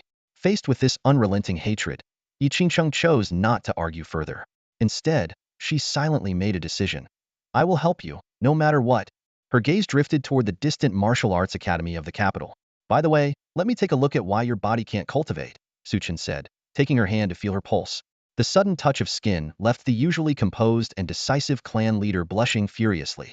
Although she had taken his hand during the banquet in a moment of urgency, this was different. Now, alone together on a quiet night, the intimacy of the gesture made her heart race. Strange. Su Chen muttered as he sensed her chaotic pulse and blocked meridians, which didn't even connect to her dantian or qi si. Even more perplexing, her physical condition was as frail as that of an ordinary person, which was inconsistent with someone at the 9th level of the strength martial realm. Without prior tempering, how weak must her body have been? Moreover, her condition was entirely different from the illness that afflicted Lu Qing's son, showing no signs of foreign energy. There's no need to trouble yourself. I'm well aware of my own body, and I've never had any lofty expectations, Yi Qingqing said, her voice calm and resolute. 100 years of life is already long enough. As long as it's meaningful, there will be no regrets. Yi Qingqing gently withdrew her delicate hand, her voice soft yet firm. She had long grown accustomed to this outcome. Many experts invited by the Yi family had been helpless regarding her condition. Yet Su Chen still caught a fleeting trace of unwillingness in her otherwise calm gaze. Your body is very weak. Rest well for now, and we'll talk about other matters later, Su Chen said softly before quietly leaving the room. Standing in the corridor, gazing into the night, Su Chen couldn't help but sigh. As a young man full of vigor, he had naturally looked forward to spending his wedding night with his new bride. But Yi Qingqing's frail health made it impossible. Fortunately, Lan Xiang and the others had already prepared a separate room for him, with Qingzhu stationed outside as usual. After returning to his room, Su Chen immediately entered the burial heaven realm. Her condition is truly troubling. Senior, do you think you can discern anything from it? Su Chen described Yi Qingqing's situation in detail to the woman in white, his eyes filled with hope. From what you've said, it resembles the legendary heavenly Tao 10 absolute body. The usually expressionless woman in white furrowed her brows, causing an ominous feeling to rise in Su Chen's heart. What is the heavenly Tao 10 absolute body? He asked. It is a mysterious constitution that completely rejects qi, techniques, and any connection to the Tao. It is a restriction imposed by the heavenly Tao, absolutely forbidding any form of cultivation. Typically, this only manifests in the reincarnations of those who were great and sinful demonic overlords. The woman in white said meaningfully, fixing her gaze on Su Chen. Your wife is no ordinary person. The heavenly Tao 10 absolute body is exceptionally rare across the vast heavens and universe. How could it be? Is reincarnation truly possible in this world? But Qingcheng. Su Chen found it hard to believe. In his eyes, Yi Qingcheng, despite her cold exterior, had a warm and kind heart. She bore no grudges even against someone like Yi Diyuan, who had wronged her, and often helped the poor. How could someone like her be the reincarnation of a demonic overlord? It's just one possibility. The heavenly Tao-10 absolute body itself is an anomaly, the woman in white said calmly. Senior, with your vast knowledge, surely you must have a solution? Su Chen asked eagerly. The woman in white shook her head. The universe is boundless, with countless cultivation systems, but the heavenly Tao-10 absolute body rejects all of them. This is the heavenly Tao. It cannot be defied. As she spoke the last sentence, her eyes flashed with a sharp, chilling light. The heavenly Tao cannot be defied? Su Chen's eyes lit up with a thought. Then could the burial heaven divine art possibly? No. The woman in white interrupted sharply. And if you dare reveal this, I will kill you right now. Her tone turned icy cold, and a deadly aura radiated from her, making Su Chen feel as if death itself had descended, freezing his very soul. Is there truly no hope at all? Su Chen asked, unwilling to give up. Yi Qingcheng was his wife, and he couldn't stand by and watch her be unable to cultivate, with her life expectancy limited. Perhaps you don't need to despair entirely. The heavens are vast, and anything is possible. There is a legend of a technique that may allow someone with the heavenly Tao-10 absolute body to cultivate. However, I cannot guarantee its success. The Heaven-Severing Creation Sutra? Su Chen asked. I've never seen it myself. Whether it truly exists is uncertain. It all depends on your fate. Oh, and remember this before cultivating the Heaven-Severing Creation Sutra, her primordial yin must remain intact. Otherwise, the technique will be utterly useless. With that, the woman in white vanished. Su Chen let out a bitter laugh. This meant that he and Qingcheng could not consummate their marriage, for now a true test for a young man full of energy. Emerging from the burial heaven realm, Su Chen's eyes gleamed with determination. As long as there's even a sliver of hope, I will find it, he vowed. He decided to quickly refine the 3-unity pill and, after mastering the green lotus earthly flame, take Yi Qingcheng away from northern wilderness city. Such a mysterious technique could never be found in a small place like this. Only by venturing further could he have any chance of encountering the Heaven-Severing Creation Sutra. That night, Su Chen didn't rest. He began using the alchemy furnace gifted by Master Xianyang to refine pills. Meanwhile, Yi Qingcheng was also busy, rummaging through her belongings to gather anything of value. Miss, all your treasure jewelry and valuables, along with the 1 million spirit stones gifted by City Lord Liu, are here. The total value is over 3 million. What are you planning to do with all this? Lanxiang, who was helping count the items, couldn't help but ask. It's not enough. Still not enough? Yi Qingcheng frowned. A single heavenly martial token costs at least 5 million spirit stones. The heavenly martial token? Isn't that the admission token for the royal capital's martial academy? Qujv exclaimed. Are you planning to send the young master to the martial academy to cultivate? The Royal Martial Academy, established at the founding of the Great Chu Kingdom, stands as the highest institution of martial arts in the land, with a legacy spanning hundreds of years. It not only houses an extensive collection of martial arts manuals, but also benefits from continuous royal patronage, having cultivated countless extraordinary martial arts masters and alchemy experts. Miss, with the young master's exceptional talent, even Yi Xinglong is no match for him. Why spend a fortune on purchasing the Tianwu token? Wouldn't it be better to just take the entrance examination directly? Lan Xiang asked, puzzled. Yi Qingcheng sighed softly. You don't understand. The Great Chu royal family has long since fallen into decay. On the surface, the Martial Academy is a place where the greatest talents gather, but in truth, it became a playground for the privileged many years ago. Ordinary people without connections have no chance of setting foot inside. The Yi family spent over 10 million spirit stones to pull strings for Yi Xinglong to enter the academy, and on top of that, they had to pay an additional 5 million to purchase a Tianwu token. Yi Qingcheng said with a trace of helplessness in her voice. This academy is outrageous. We should just forget about it. Qiu Ju said indignantly. But Yi Qingcheng shook her head resolutely. In Great Chu, almost all high-ranking officials, from the imperial court to local governments, come from the Martial Academy. Now that Su Chen has regained his cultivation, it would be a shame to miss this opportunity. Besides, with the Academy's protection, we'll be better equipped to deal with the Su family's retaliation. As everyone was worrying about gathering enough spirit stones, Lin Yuan entered with Chun Mei. When Chun Mei opened the bundle she carried, a brilliant light filled the room. The package contained not only spirit stones and jewels, but also a spiritual battle blade of great significance. It was the relic left behind by Yi Qingcheng's father. Your father died on the battlefield, leaving behind only this relic. Along with the imperial compensation and my savings, it should be worth over 2 million spirit stones, Lin Yuan said, her voice tinged with reluctance as she looked at the blade. Yi Qingcheng's eyes reddened as she tried to refuse, but Lin Yuan had already made up her mind. Su Chen is our son-in-law, and this is our contribution as his in-laws. The departed are gone. We must plan for the living. Meanwhile, Su Chen had successfully refined the Sanyuan Gi pill. As expected of an ancient legendary pill, even I failed on my first attempt, he said, a delighted smile spreading across his face as he held the pill in his hand. After a quick wash, he eagerly set off with Qing Zhu. Young master, the great wilderness mountains are teeming with dangerous beasts, and even demon kings lurk there. Isn't it unwise to go without telling the young mistress? Qing Zhu asked nervously. Telling them would only make them worry. Don't worry, we're just going for a quick trip and won't venture too far, Su Chen replied confidently with a smile. Before them stretched the great wilderness mountains, a vast range spanning hundreds of thousands of miles across the north and south of Great Chu. From afar, the grand wilderness mountain range stretches across the world like a colossal barrier between heaven and earth, exuding an awe-inspiring majesty. This ancient mountain range, existing since time immemorial, is rich with rare treasures and natural resources, drawing countless warriors each year who risk their lives to train here. However, it is also a haven for ferocious beasts.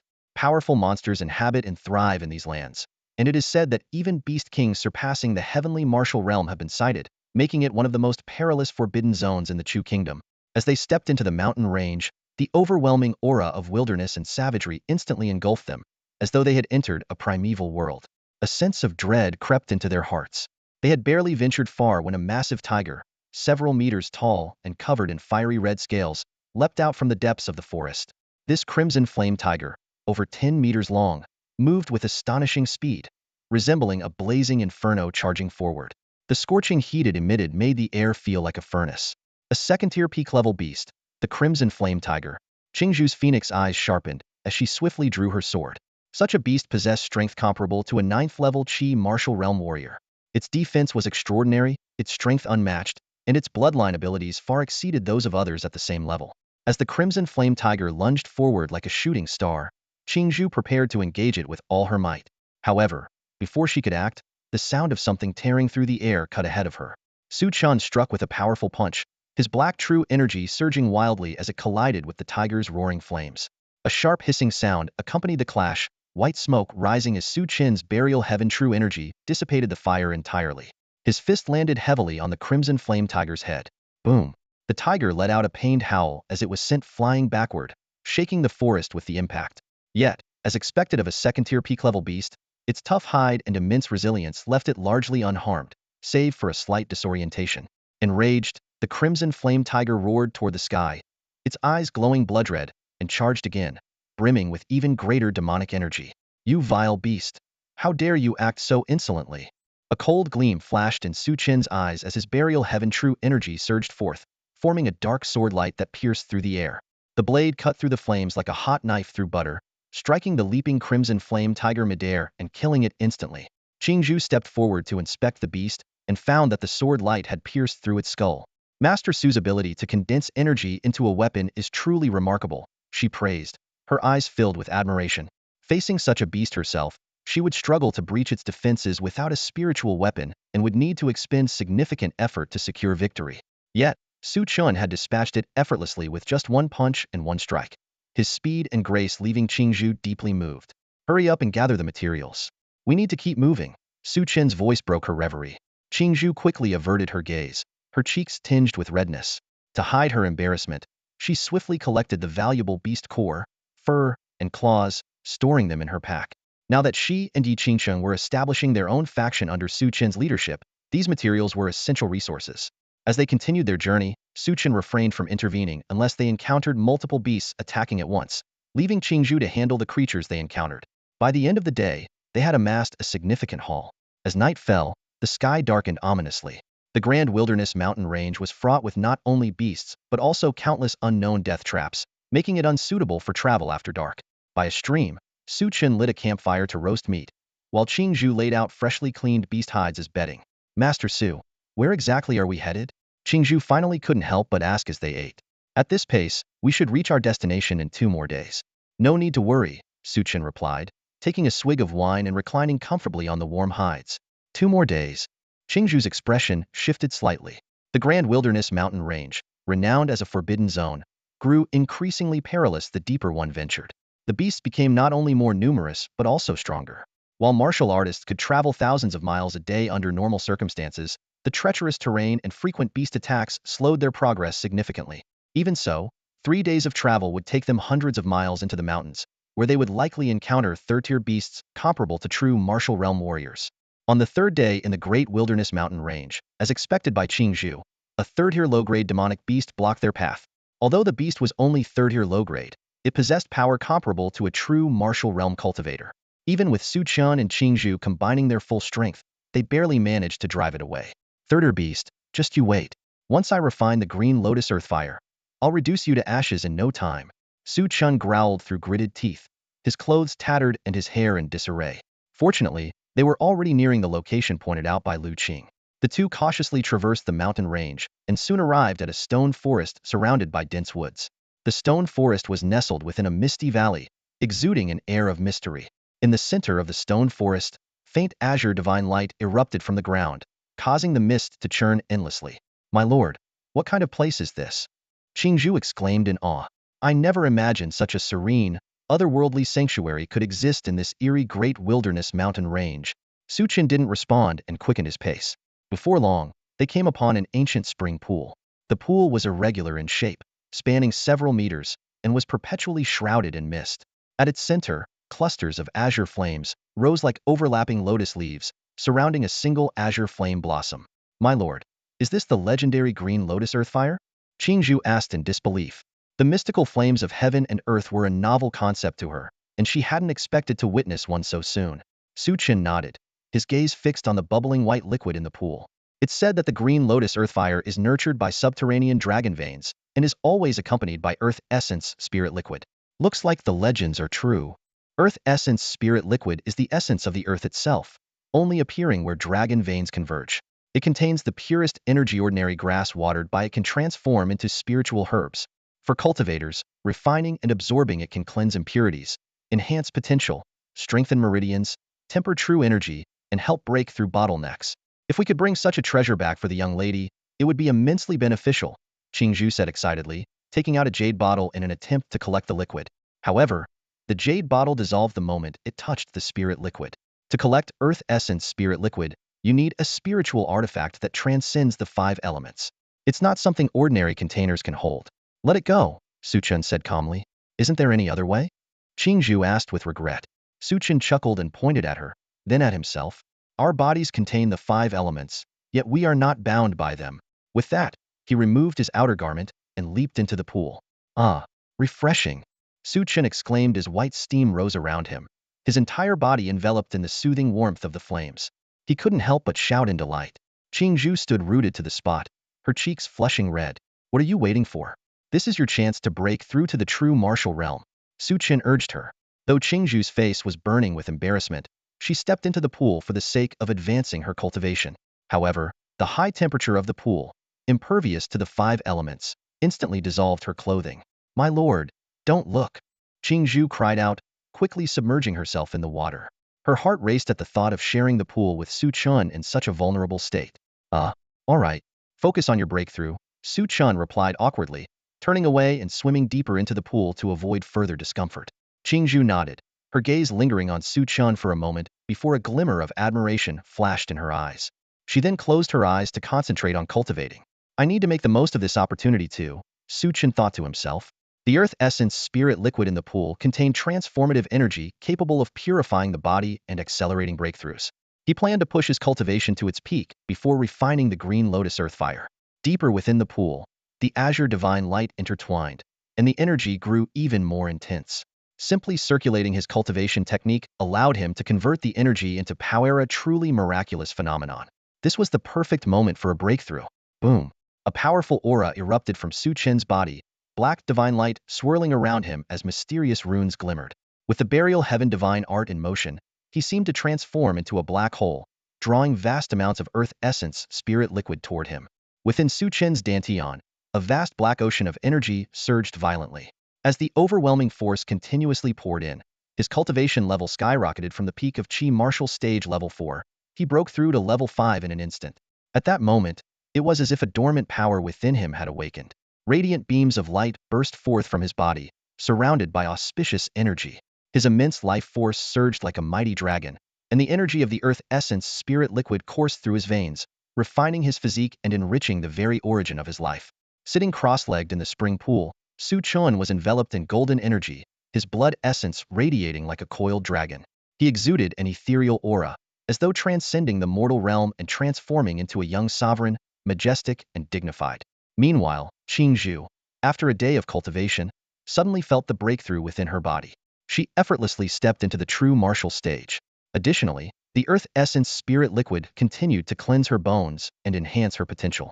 A cold aura enveloped her, and a mysterious mark faintly appeared on her forehead, hinting at the awakening of her bloodline talent. However, as she waited, her body reached its limit, unable to absorb any more energy, and the mark on her forehead gradually dimmed. Sigh. It seems it won't work after all. Qingzhu shook her head in disappointment and had no choice but to leave the spring pool. Just as she changed into a fresh set of clothes, a deafening thunderclap resounded. The entire spring pool began to boil, and the earth essence spirit liquid formed a massive vortex, voraciously devouring the energy within the pool. Young master? What's happening? Qingzhu asked anxiously, her face filled with worry. In the blink of an eye, a thunderous dragon's roar echoed across the sky. The true dragon bloodline within Su Chen erupted, unleashing an ancient and primal dragon-like pressure that swept through the area. Qingzhu trembled uncontrollably at this moment. Su Chen resembled a resurrected true dragon. I didn't expect that refining the earth essence spirit liquid this time would allow me to condense the Jiao dragon physique. Su Chen opened his eyes, sensing the surging power within him. Though the Jiao dragon physique was not yet complete, his physical strength alone was now comparable to that of a true martial stage cultivator.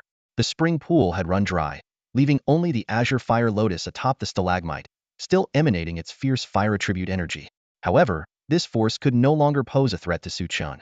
He took out a 3-origin unity pill and consumed it, instantly revitalizing his energy, spirit, and vitality. All of this heralded the beginning of an even greater transformation. In the vast and desolate wilderness, several figures dashed forward like a gust of wind. Leading the group was a young man dressed in a purple martial arts robe, adorned with jade ornaments and surrounded by gold and silver accessories, clearly marking him as a personal disciple of the royal capital's martial arts academy. Behind him followed a few men and women clad in blue martial arts robes, all moving at breakneck speed. The beasts along the way were no match for them. Even third-tier beasts were effortlessly slain. The sheer strength displayed by this group was truly intimidating.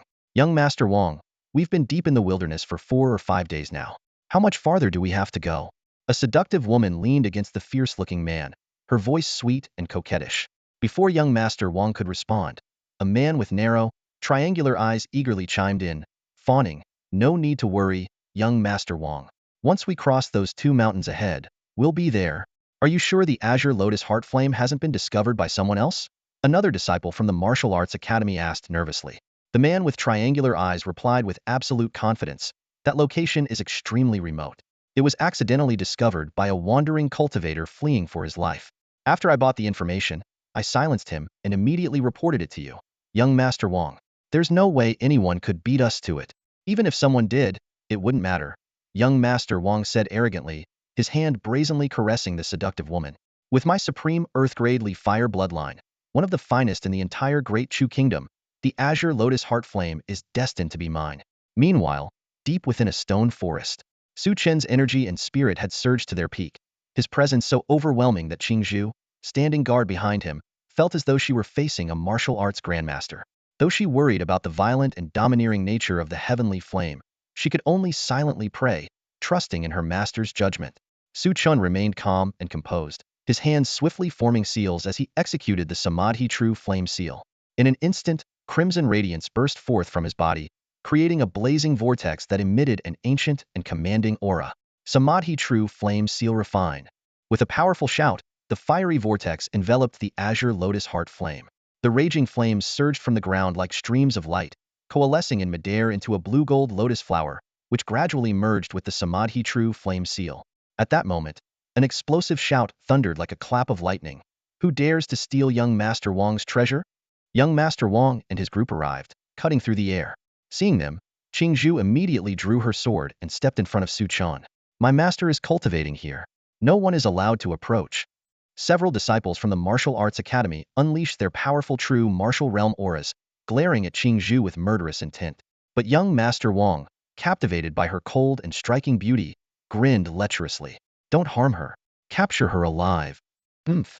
Even a rustic bumpkin like her catches your eye, young Master Wang," the seductive woman scoffed jealously. Young Master Wang continued to caress her without restraint. It's good to try something different. Tonight, we'll have a threesome. I guarantee I'll be unforgettable. Rest assured, young Master Wang. I'll take her down right away. The man with triangular eyes leaped forward eagerly, his gaze brimming with obsequiousness.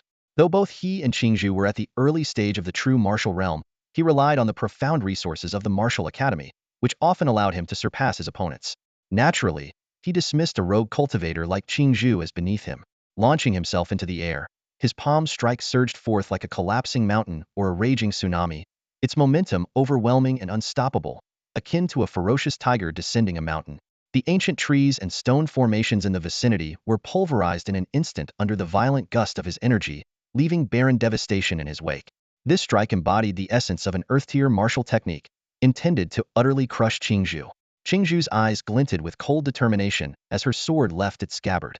Facing such a formidable opponent, she focused all her energy, her blade gleaming like a streak of silver lightning cutting through the heavens, or a cascading galaxy illuminating the void. The unparalleled sharpness of her sword aura rippled through the air, sending chills down one's spine. Boom! The sword light flashed, and innate chi surged wildly, causing the void to tremble. The triangular-eyed man's palm imprint disintegrated instantly, and he was sent hurtling backward like a cannonball, blood spurting from his mouth as he crashed heavily to the ground. How is this possible? He gasped, staring at Qingzhu in horror. He could not believe that an ordinary rogue cultivator could unleash such a terrifying sword force. In that fleeting moment, it felt as though a master of the sword path had descended upon the battlefield. A flicker of surprise crossed Qingzhu's eyes. Though her swordsmanship remained unchanged, the power behind her strikes had surged dramatically after breaking into the true martial realm, allowing her to easily incapacitate an opponent of the same level. Could this be the result of the earth essence elixir that had tempered her body? However, she had no time to dwell on the thought, as the other martial academy disciples erupted in fury and launched their attacks simultaneously. You wretch! How dare you harm a disciple of the martial academy? Do you have a death wish? Enough talk. Subdue her immediately and hand her over to young Master Wang. The four martial academy disciples unleashed their full strength, employing powerful martial techniques to encircle and attack Qingzhu. Among them, the highest-ranked disciple had already reached the 4th level of the true martial realm, his techniques especially fierce.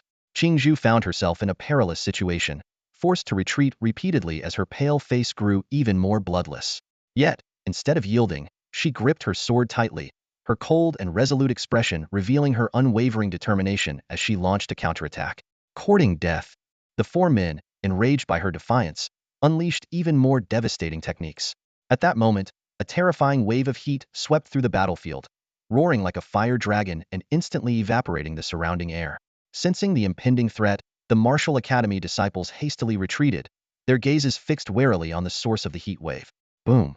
The azure lotus earth flame, refined by the Samadhi true fire seal, surged into Su Chen's body. Azure gold radiance erupted from him, enveloping his figure in a blazing aura that distorted the void itself. The azure lotus earth flame churned above his dantian's qi, unleashing immense energy waves that coursed through his entire being. Within his body, it felt as though thunderclaps were reverberating. Crimson gold radiance burst forth as his aura soared, effortlessly breaking through the bottleneck of the 6th level of the Qi martial realm. The heavenly flame not only enhanced alchemical and forging capabilities, but also provided incredible benefits in tempering one's true Qi, physical body, and spirit. Legends spoke of those who, by chance, refined a complete heavenly flame, achieving sacred physiques or even transcending mortality to create legends. Though this nascent azure lotus earth flame could not propel Su Chen to instant greatness, it significantly refined his true Qi and physique, paving the way for him to ascend to the pinnacle of martial arts. It was no exaggeration to say that the emergence of a future martial arts grandmaster had just graced the world, a miracle rarely seen in the great Chu kingdom's centuries-long history. As the azure gold radiance gradually faded and his surging aura stabilized, the immense power flowing through Su Chen's body caused the surrounding void to disintegrate. Amid the sea of flames, only the azure lotus blooming above Su Chen's head remained, casting a divine and regal glow over him, as though he were a king born from fire. A lotus blooming in a sea of flames. This is the mysterious phenomenon that occurs when refining a heavenly flame. What? That guy actually refined the azure lotus earth flame? Impossible. The crowd erupted in disbelief. This scene was entirely beyond their expectations, and the most shocking part was that the person responsible was merely a low-level martial artist who had just broken through to the 7th level of the Qi martial realm. Those who dare to harm my people, are you prepared to face death? A chilling voice echoed abruptly, carrying boundless killing intent that seemed to freeze the heavens and earth. Su Chen turned to face the crowd, his blazing eyes radiating dominance, as though he commanded the very world itself, engulfing everyone in the furnace of his presence. The air was thick with scorching heat and a murderous aura. Everyone's eyes were fixed intently on Su Chen, filled with shock and greed. The heart flame of the azure lotus. This legendary heavenly fire was a coveted treasure that could drive the strongest of warriors to madness whenever it appeared. Kid, hand over the heart flame of the azure lotus, and I might just spare your life. Wang Xiao sneered from above, jealousy and killing intent flickering in his eyes. So, you're just a mere ant at the Qi martial realm. I don't know what kind of underhanded trick you used to refine the heart flame of the azure lotus, but if you don't hand it over, you're dead. A few disciples from the martial academy, after assessing Su Chen's cultivation level, quickly replaced their initial shock with disdain. The heart flame of the azure lotus was discovered and refined by my husband first. Why should we give it to you? Qing Zhu stood firmly by Su Chen's side, her voice trembling with anger. She had never expected the outside world to be so treacherous, where people would resort to robbery and murder at the slightest disagreement. Why? Wang Xiao let out a sinister laugh. Because he's just an ant who doesn't deserve such a treasure. Because we are stronger, and we control your life and death. A terrifying pressure of the true martial realm's fifth layer erupted from Wang Xiao, crashing down on Su Chen and Qing Zhu like a mountain. Strength defines respect? Deciding life and death? Where does your confidence come from? Su Chen retorted coldly, his eyes gleaming with sharp defiance. How dare you? Insolent fool. A lowly ant from the countryside dares to disrespect our Wang Xiao. The martial academy disciples erupted in fury. Sometimes, killing an ant is worth it. Wang Xiao's killing intent surged. With his permission, the disciples' gazes turned ruthless, their eyes glinting with malice. You've misunderstood one thing. Su Chen scanned the crowd coldly. It's not you killing mites me who's going to kill you. Before the words fully left his mouth, a ferocious aura surged from Su Chen, like a raging dragon, as he launched an attack. One of the martial academy disciples at the true martial realm's third layer charged forward with a loud roar. He had not only mastered earth-grade martial techniques, but also awakened a bronze battle physique. With a punch, his true energy surged, and his fist emitted a menacing aura. Boom! Su Chen met the punch heat, his black burial heaven true energy erupting like a tidal wave, instantly dispersing the opponent's fist energy. Their fists collided with a thunderous explosion, and the terrifying force tore up layers of the ground. Crack!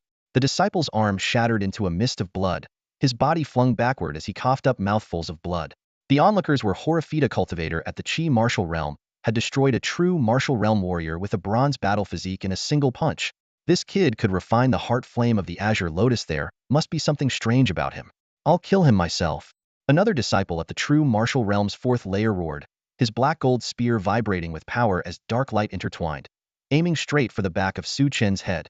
Meanwhile, the other two disciples moved like phantoms, waiting for the right moment to strike. Be careful, my lord. Qing Zhu cried out in alarm. Without even turning his head, Su Chen swung a blade-like strike with his hand, imbued with destructive energy. With a resounding crack, the black gold spear, a spiritual weapon, broke in half, the immense force rupturing the disciple's arm vessels. Impossible! The disciple's face was frozen in shock, but before he could react further, an overwhelming killing intent engulfed him like a tidal wave. Su Chen moved like lightning. In a single swift step, he appeared before his enemy, and with one decisive swing of his blade, severed the opponent's gun-wielding arm. Before the scream of pain could escape, his iron-like grip clamped down on the man's head like a vice. So, it was you who injured my people earlier? Su Chen asked coldly. Even before his words fully landed, a surge of energy erupted from within him, like the roar of an ancient dragon. A pressure as overwhelming as primordial might swept through the air, and faint echoes of a dragon's cry seemed to pierce the heavens. With a deafening crack, blood and gore splattered. The disciple of the martial academy, who was at the fourth level of the true martial realm, had his head crushed into pulp in Su Chen's grasp. The sheer brutality of the scene left everyone frozen in terror, unable to utter a single word. Young master. Even Qing Zhu, who had been with him day and night, turned pale.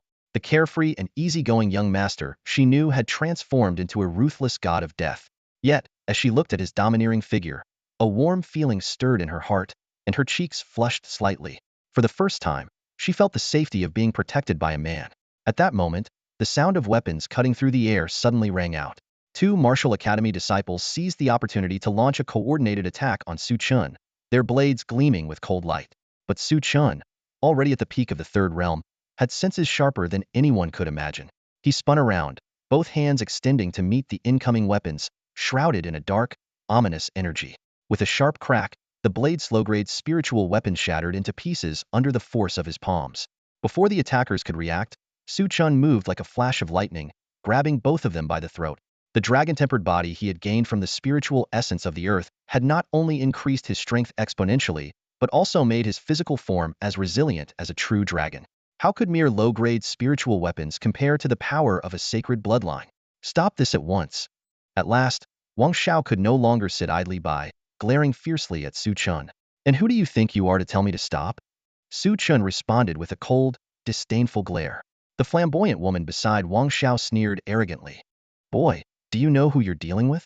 Wang Xiao is the personal disciple of the Martial Academy's vice dean and the heir of the Wang family, one of the four great families of the royal capital.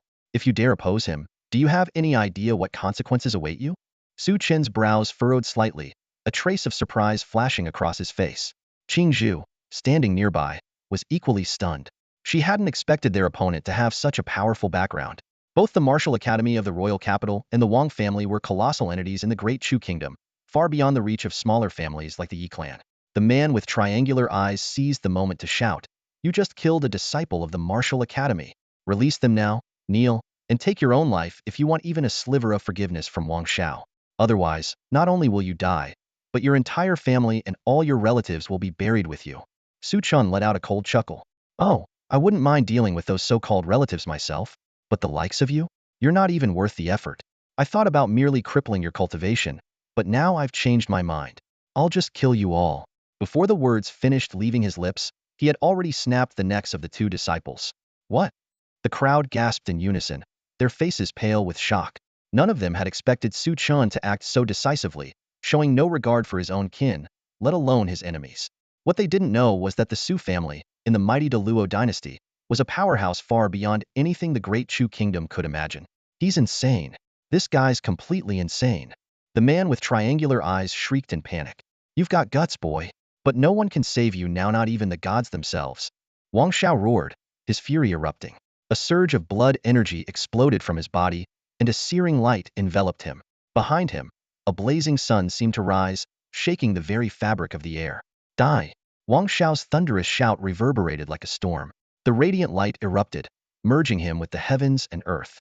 As he struck with his palm, a fiery divine bird materialized in the void, its crimson flames surging like an inferno, threatening to incinerate everything in its path. You're done for. Wang Xiao's awakened bloodline, the Earth-grade Supreme Flame bloodline, is unmatched in the Great Chu Kingdom. No matter how strong your body is, you'll be reduced to ashes. The man with triangular eyes cackled maliciously. Flames roared across the heavens and earth, waves of intense heat rolling forth. Faced with this deadly crisis, Qingzhu's expression grew solemn. The Earth-grade Supremely Fire bloodline was indeed formidable. When cultivated to its peak, it could evolve into the namelessly fire, one of the mystical flames of heaven and earth, with the power to scorch the skies and boil the seas, unmatched in its might. Playing with fire in front of me? Su Chen sneered coldly, his blood seeming to ignite within him. A dazzling golden light coalesced at his fingertips, forming a profound and mysterious seal. Disperse. The Samadhi True Fire Seal shot forth, its runes exploding like molten divine gold. The seal descended midair, and in an instant, its enigmatic power scattered the surging flames. What? Young Master Wang's face twisted in horror as he felt all the strength in his body vanish mid-charge. The mysterious seal seemed to have sealed off his Li Fire bloodline, a phenomenon he had never even heard of before. Die! Without giving him time to react, Su Chen formed a sword with his fingers. The overwhelming burial heaven true chi transformed into a dark sword light, imbued with an unstoppable aura of slaughter, striking straight at young Master Wang. Clang! The sword energy tore through Wang's robes, revealing a golden battle armor beneath. Covered in intricate runes, the armor managed to block the sharp blade, but the sheer force of the strike sent him flying dozens of feet, blood spurting from his mouth. A defensive artifact. Su Chen's eyes narrowed slightly. He hadn't expected his opponent to possess such a rare treasure. It was this priceless defensive artifact that had spared Wang from being annihilated by the sword light forged from burial heaven true chi. The young master-in-law is so powerful. Qingzhu gazed at Su Chen's figure with admiration in her eyes. Without that defensive artifact, young Master Wang, despite being at the true martial realm, would likely have been slain with a single strike. You brat, just you wait. I won't let you off. Wiping the blood from the corner of his mouth, Wang's face twisted in terror. Without hesitation, he turned and fled. The fear of death in that fleeting moment left him unwilling to linger even a second longer. Think you can escape? Su Chen's gaze turned icy as he swiftly gave chase. From a young age, he had understood one principle. If you're going to act, act decisively. The moment their eyes met, Qingzhu hurriedly lowered her gaze, her cheeks flushing red. Her voice trembled slightly. This isn't flattery. I truly believe that you and Miss are the kindest people in the world. That Wang Xiao would abandon his companions to save himself. But you were willing to help someone like me, just a maid. As her emotions swelled, she quickly turned away to tidy things up, trying to conceal her inner turmoil. Su Chen, watching this usually composed girl showing a rare, delicate side, was momentarily stunned before a gentle smile appeared on his face. At the Su residence in Beihuang City, Lan Xiang brought over some dishes, saying, "Miss, don't worry too much. The young master has always liked wandering around, and with Qingzhu accompanying him, nothing will happen." The past few days of Su Chen's disappearance had left Yi Qingqing restless and sleepless. Now, both the Zhang and Yi families bore a deep hatred for Su Chen. While they might not dare act openly, there was no telling what they might do in secret. Su Chen felt helpless, as informing them about his plan to refine the rare heavenly fire in the great wilderness would only cause them greater anxiety. "Miss, something terrible has happened." Suddenly, Huge burst in, flustered. "The Zhang family claims they have the Tianwu token belonging to the young master. They demand that you both retrieve it in person, and they've given only a 3-day deadline." Zhang Kuen's older brother, Zhang Kuang, has returned from the martial arts academy in the royal capital. "This must be his doing," Huge said anxiously. That Tianwu token had cost them nearly everything they owned.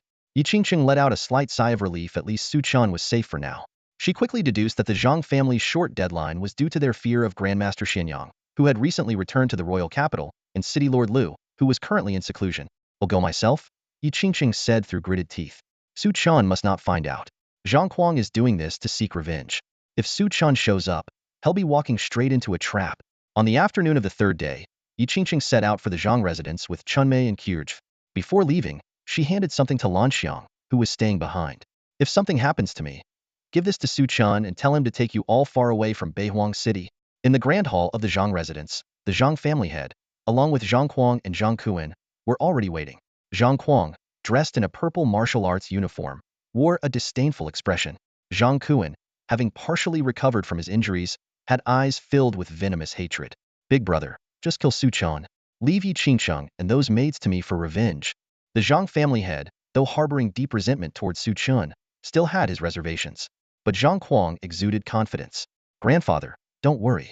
My time at the martial arts academy in the royal capital was not wasted." Before long, a servant came to report, "They've arrived." Zhang Kun's expression immediately twisted into a sinister grin. Inside the grand hall of the Zhang family, the atmosphere was as heavy as iron. The head of the Zhang family sat sternly in the main seat, while Zhang Kuang, Zhang Kuan, and several other senior members were seated on either side, their cold gazes fixed on Yi Qingqing and her group as they stepped in. Chunmei and Qiuju followed closely behind, their swords damp with sweat in their hands. Although tense, they stood resolutely by Yi Qingqing's side, ready to defend her. Zhang Kuan's eyes roamed over Yi Qingqing's figure with unrestrained malice, his hostility threatening to explode at any moment. "I am here now. As agreed, please return the Tianwu token," Yi Qingqing said calmly, as if she'd already anticipated the worst outcome. "Return it?" The Zhang family head sneered, his tone dripping with contempt. "Yi Qingqing, you are far too naive. Back then, you used your influence to suppress my Zhang family, causing us significant losses. And now you think you can simply take back the Tianwu token so easily?" Yi Qingqing's expression remained composed. "The conflict between the Yi and Zhang families was initiated by you. Though I had the assistance of Master Xianyang, I only reclaimed what originally belonged to the Yi family and didn't ask for additional compensation. Now that I have severed ties with the Yi family, we live in the same city. Is there really a need to push things this far?" "Humph." The members of the Zhang family scoffed coldly. "Back then, you wanted to push things to the limit. Too bad Master Xianyang could only protect you for a time, not forever. The Zhang family has deep roots. If it came to a real fight, do you think we'd fear you?" Yi Qingqing sighed inwardly, realizing that reasoning with them was futile. She decided to get straight to the point. "Fine. Name your terms. What will it take for you to return the Tianwu token?" Upon hearing this, the Zhang family members exchanged smug looks and turned their eyes toward Zhang Kuang. He sat leisurely, sipping tea, not even sparing Yi Qingqing a glance. "Where is Su Chen?" he asked indifferently. Yi Qingqing's heart tightened. The name of Su Chen, a a prodigy from the Royal Martial Academy and a true martial realm expert, was well known to her. Compared to his reckless younger brother Zhang Kuan, Zhang Kuang was a far more formidable opponent. Su Chen has other matters to attend to, and the negotiation for the Tianwu token was solely my decision. He knows nothing about this, Yi Qingqing replied. What a pity. Zhang Kuang's eyes gleamed with mockery. I already stated my conditions, but since you came alone, there's no way you're getting the Tianwu token. At that moment, Zhang Kuan abruptly stood up, glaring at Yi Qingqing as he shouted, how could this have nothing to do with him? Wasn't he acting all high and mighty when he injured me last time? He didn't even put my brother in his eyes. And now, he's hiding behind a woman like a coward. Yi Qingqing clenched her fists inside her sleeves, suppressing her anger. Everyone knows the truth about what happened back then. I already compensated you for it. Otherwise, if this were reported to City Lord Liu, you know what the consequences would be. Don't try to scare me. That so-called compensation means nothing. Zhang Kuan sneered viciously. Tell him to come here. I'll cripple him too and then give him compensation. If he can't be a man anymore, you don't need to worry, I can take his place once I'm done. As he spoke, he reached out toward Yi Qingqing's face, but she swiftly slapped his hand away. Even so, she maintained her composure. If you feel the compensation wasn't enough, I can apologize again and offer more. Just return the Tianwu token. Apologies and compensation are worthless. Zhang Kuan laughed coldly. Let me be clear, if that bastard Su Chen doesn't show up, you can forget about getting the Tianwu token. Only then did Yi Qingqing realize that they had no intention of returning the token. This was just an excuse to seek revenge on Su Chen. Su Chen won't come. If that's the case, the Tianwu token is no longer important. Yi Qingqing turned to leave. Wait. Zhang Kuang's voice suddenly rang out. What do you mean by that? Yi Qingqing asked coldly, her tone laced with icy resolve. My brother's injury hasn't fully healed yet. You must stay and take care of him as interest, Zhang Kuang demanded, his tone arrogant and domineering. The atmosphere in the grand hall froze instantly. Chunmei and Kyuji's expressions changed drastically as they instinctively stepped forward to shield Yi Qingqing, their eyes flashing with vigilance. You're going too far. Silence! Zhang Kuang shouted angrily, his powerful energy sweeping through the hall like a storm. Chunmei and Kyuji gritted their teeth, drawing their swords in unison. Miss Run? Their voices carried a resolute determination. Zhang Kuang sneered coldly. You two think you can stop me? Before his words had faded, he struck out with a palm. Innate energy exploded, and sword lights flashed across the hall. In an instant, the two treasured swords were shattered into fragments. The two maidservants were no match for the peak-level energy attack and were sent flying to the ground, coughing up blood. Imph! You come to the Zhang family and still think you can leave? Zhang Kuan sneered, his energy forming a massive hand that captured Yi Qingqing. His twisted expression was filled with vengeful delight. Didn't expect this, did you, Yi Qingqing? In the end, you're still in my hands. From now on, you'll obediently serve meppering tea, bathing, dressing, making my bed, applying medicine. Once I'm healed, I'll make sure every night is unforgettable for you. Ha ha ha. Yi Qingqing's face turned ashen, her eyes filled with despair. Take them away, Zhang Kuang said, glancing at Zhang Kuan. Big brother, give Yi Qingqing to me. Zhang Kuan's eyes burned with desire. Keep her for now, Zhang Kuang replied with a cold smile. She's a perfect bait. When Su Chen comes, I'll kill him, and then you can do whatever you want with her. Understood, big brother. Take them all away and make sure they don't harm themselves. Zhang Kuan immediately ordered the servants. At this moment, the Zhang family patriarch stepped forward and said, Kuanger, Yi Qingqing is just a mortal and not important. That Su Chen is the greatest threat to our Zhang family. Don't worry, Grandpa. With Yi Qingqing in our hands, how could he not come to die? Zhang Kuang responded calmly. The news soon reached the Yi family. Yi Diyuan and others mocked the situation gleefully, cursing that it served her right. Yi Xinglong eagerly anticipated news of Su Chen's demise. Yi Zhenxiao even issued an order forbidding any member of the Yi family from aiding her, threatening to expel anyone who disobeyed. At Su's residence, Lan Xiang received the Zhang family's ultimatum and turned pale. Lin Yun, upon hearing that her daughter had been taken, trembled with rage. The Zhang family are all beasts. Madam, before Miss left, she said that if anything happened to her, you and the young master must leave Beihuang City immediately and go as far away as possible, Lan Xiang cried. I'm not leaving, Lin Yun declared, grabbing a treasured sword. Without Qingqing, what meaning is there in living? Even if it costs me my life, I will save her. Madam, please don't act rashly. Perhaps we should go to the Yi family and ask the patriarch to help Miss for old time's sake, Lan Xiang suggested. Those cold-hearted people? They had a falling out with Qingqing last time. They'll only gloat over this and wouldn't lift a finger to help, Lin Yun scoffed. Begging them is pointless. Then what about the young master? He doesn't even know what's happened, Lan Xiang asked, snatching the sword. That good-for-nothing Su Chen, wandering around aimlessly all day, nowhere to be found when something this serious happens. What use is waiting for him? We'll go ourselves. At that moment, a calm voice sounded from outside. Mother-in-law. The intricate patterns on the ring caught Su Chen's eye, and in that instant, memories surged like a tidal wave. It was unmistakably the burial heaven ring, adorned with the design his mother had lovingly embroidered. It was something he had worn since childhood, could never mistake it. Young master, the girl you saved is the young lady herself. Lan Xiang sobbed uncontrollably. All these years, the young lady has been silently watching over everything about you. Su Chen stood frozen, as if struck by lightning. The fog of past events suddenly lifted, and all of Yi Qingqing's unusual behavior began to make sense. Why she spared no effort to rescue him from the Su family, why she appeared cold on the surface but secretly protected him, and why she ultimately chose to sever ties with the Yi family. Everything, all of it, stemmed from that very first encounter. Back then, the young lady was in a difficult position within the Yi family. She deliberately kept her distance from you to avoid dragging you into their retaliation, Lan Xiang tearfully explained. I'm such a fool. I should have recognized her long ago. Su Chen sighed in self-reproach. Lin Yun, her eyes red with emotion, grabbed Su Chen's arm. Qingcheng has sacrificed so much for you. Now she's in trouble. If you have any conscience left, you'll come with us to the Zhang family and save her. The Zhang family? What's happened to Qingcheng? Su Chen's heart clenched with dread. Lan Xiang, choking back sobs, revealed the truth. Yi Qingqing had sold all her possessions to buy the heavenly martial token for Su Chen but was detained by Zhang Kuang. When she went to retrieve it, the Zhang family threatened her if Su Chen didn't arrive by today, Yi Qingqing would be enslaved for life. Courting death. Su Chen's eyes turned blood red, a murderous aura erupting from him like a storm, as if he were a demon emerging from the depths of hell. The sheer intensity of his killing intent made Lan Xiang, Lin Yun, and even Qing Zhu, who stood outside the door, shudder uncontrollably. The thought of Yi Qingqing's frail figure possibly enduring torment ignited an even fiercer rage within Su Chen. His teeth clenched tightly, his resolve unwavering. Young master, you have connections with Master Xianyang and City Lord Liu. Surely, they can help save the young lady, right? Lan Xiang asked in a trembling voice. I don't need them, Su Chen said coldly. I'll handle this myself. Stay here and wait. I swear. I'll bring Qingqing back unharmed. With that, he mounted his horse and rode straight toward the Zhang family estate. Qing Zhu calmed the distraught Lin Yun and Lan Xiang, then quietly followed after him. Outside the Zhang family mansion, two guards at the Qi martial realm were discussing Yi Qingqing's imprisonment when they suddenly felt the ground tremble.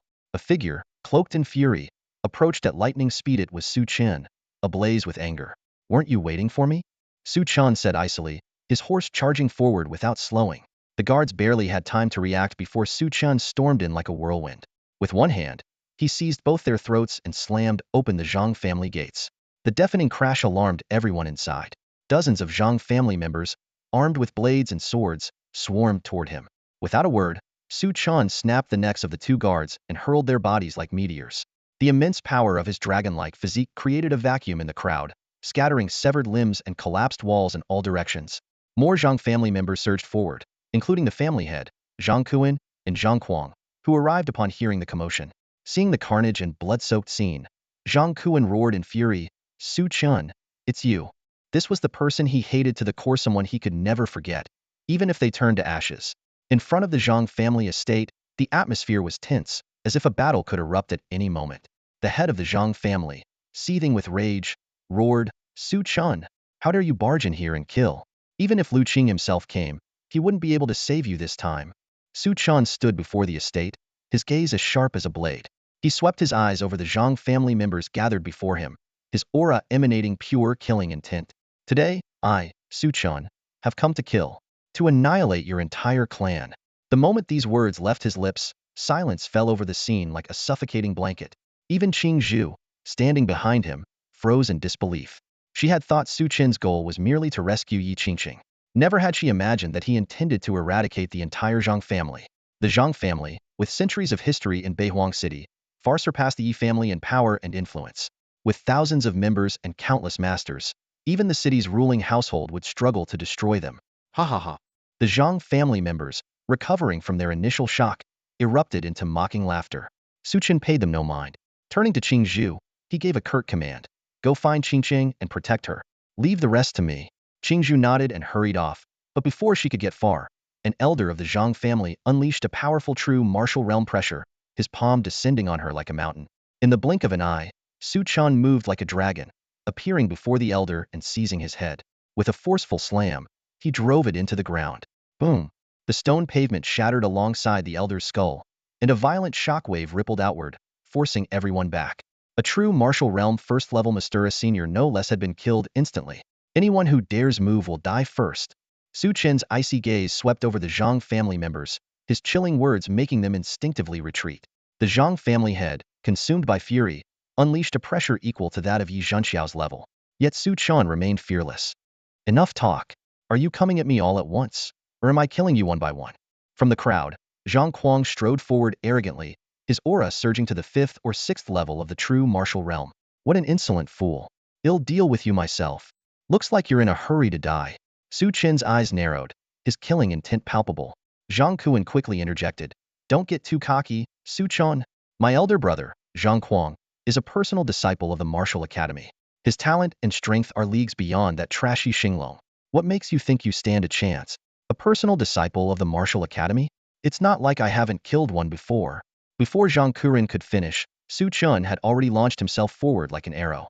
Zhang Kuan froze in shock, while Zhang Kuang's face twisted in rage. You're courting death. Boom. Zhang Kuang brandished a black battle blade, unleashing a blade energy over 10 feet long, its power overwhelming. Yet Su Chen didn't dodge. Instead, he met the attack heat with a single punch. His immense vitality condensed into the image of a golden dragon, and the force of his strike shook the very air. Zhang Kuang's expression shifted drastically as he sensed a mortal threat. But it was too late.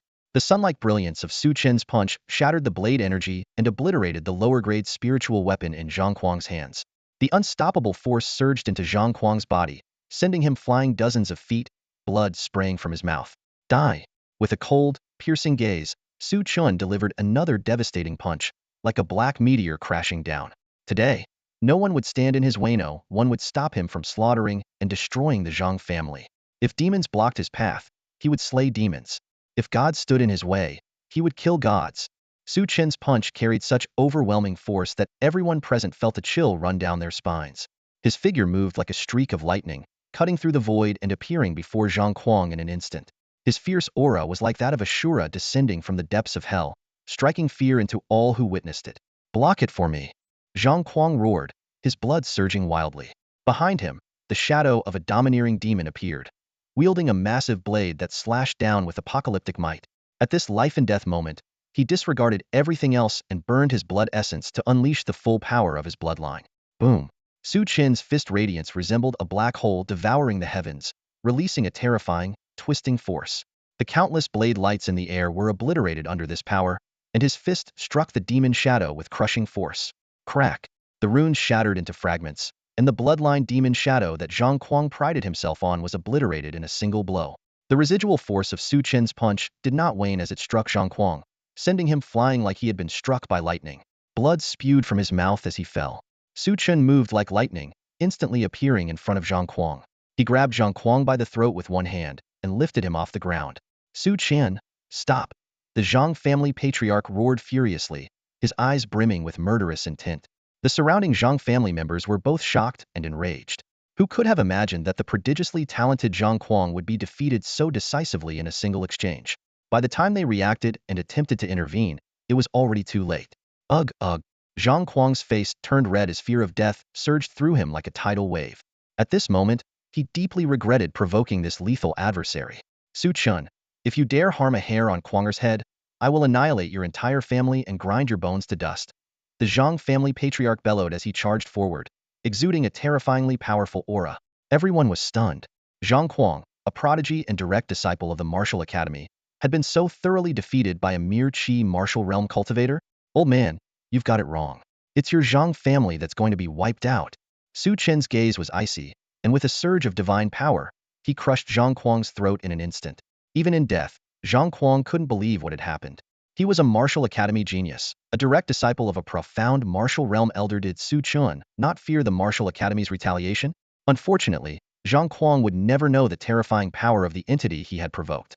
With a hiss, under the furious glares of the Zhang family members, Su Chen summoned blazing flames in his hand and reduced Zhang Kuang to ashes. Su Chen, you dare kill my brother? The Martial Academy won't let you get away with this. Zhang Kuan shouted venomously, his face twisted with hate. This outcome was completely beyond his expectations. Then you can die too. Su Chen's fury burned even brighter, his killing intent surging like a demonic god emerging from hell. He charged at Zhang Kuan with unstoppable momentum. This was the man who had colluded with Yi Ling to try to defile Yi Qingqing, who had schemed in the shadows to imprison her and lure Su Chen to his death.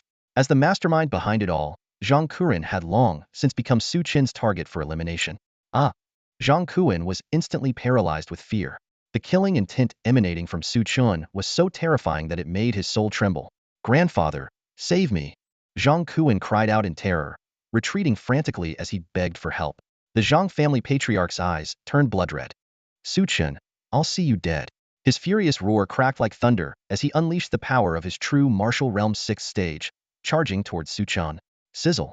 A silver ancient sword appeared in the patriarch's hand, radiating a dazzling brilliance. Its aura was so sharp that it caused the very void to tremble. A mid-grade spiritual weapon? Su Chen's eyes narrowed. He had to admit that the Zhang family had some true heritage. This kind of mid-grade spiritual weapon was a rarity in the entire northern wasteland city. And what if it's a mid-grade spiritual weapon? You'll still die. Su Chen leapt forward, throwing a punch. Divine light radiated from his body as golden qi and blood surged, transforming into a coiling golden dragon. The dragon's head wrapped around his arm, exuding an earth-shaking aura. The true dragon bloodline fully unleashed. Die! The Zhang family patriarch's eyes flashed coldly as he thrust the silver ancient sword forward. It streaked through the air like a silver lightning bolt, its speed astonishing. Get lost! A cold glint flashed in Su Chen's eyes as he threw a punch, and in that instant, it felt as if the entire world froze. His punch carried the force of a mountain crashing down, slamming heavily onto the silver ancient sword. Amidst a deafening roar, the sword quivered violently, and countless sword beams shattered in an instant. The runes on the sword's surface exploded, and the terrifying backlash traveled through the blade into the Zhang family patriarch's arm, causing his entire body to tremble uncontrollably. The silver sword was knocked out of his grasp and sent flying. Even though the mid-grade spiritual weapon absorbed most of the impact, the Zhang family patriarch was still blasted dozens of feet away by the punch.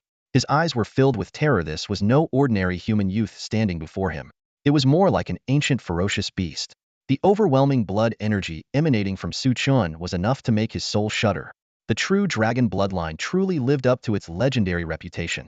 After refining an entire pool of earth essence spirit liquid, Su Chen's dragon-like strength had surged dramatically. His sheer physical power alone could crush most true martial realm experts. How could an aging, talentless patriarch like Zhang Kuan possibly withstand it? Zhang Kuan, prepare to die. After forcing back the Zhang family patriarch, Su Chen's gaze shifted, locking onto Zhang Kuan. In a flash, he transformed into a streak of golden lightning, streaking across the sky. No, please save me. Zhang Kuan was already paralyzed with fear, lacking even the courage to fight back. He could only flee in panic.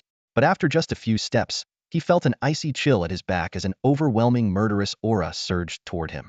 Su Chen appeared behind him like a soaring dragon, grabbing him by the collar. Die! With a sickening crack, Su Chen's punch shattered Zhang Kuan's skull with the force of an ancient beast cub.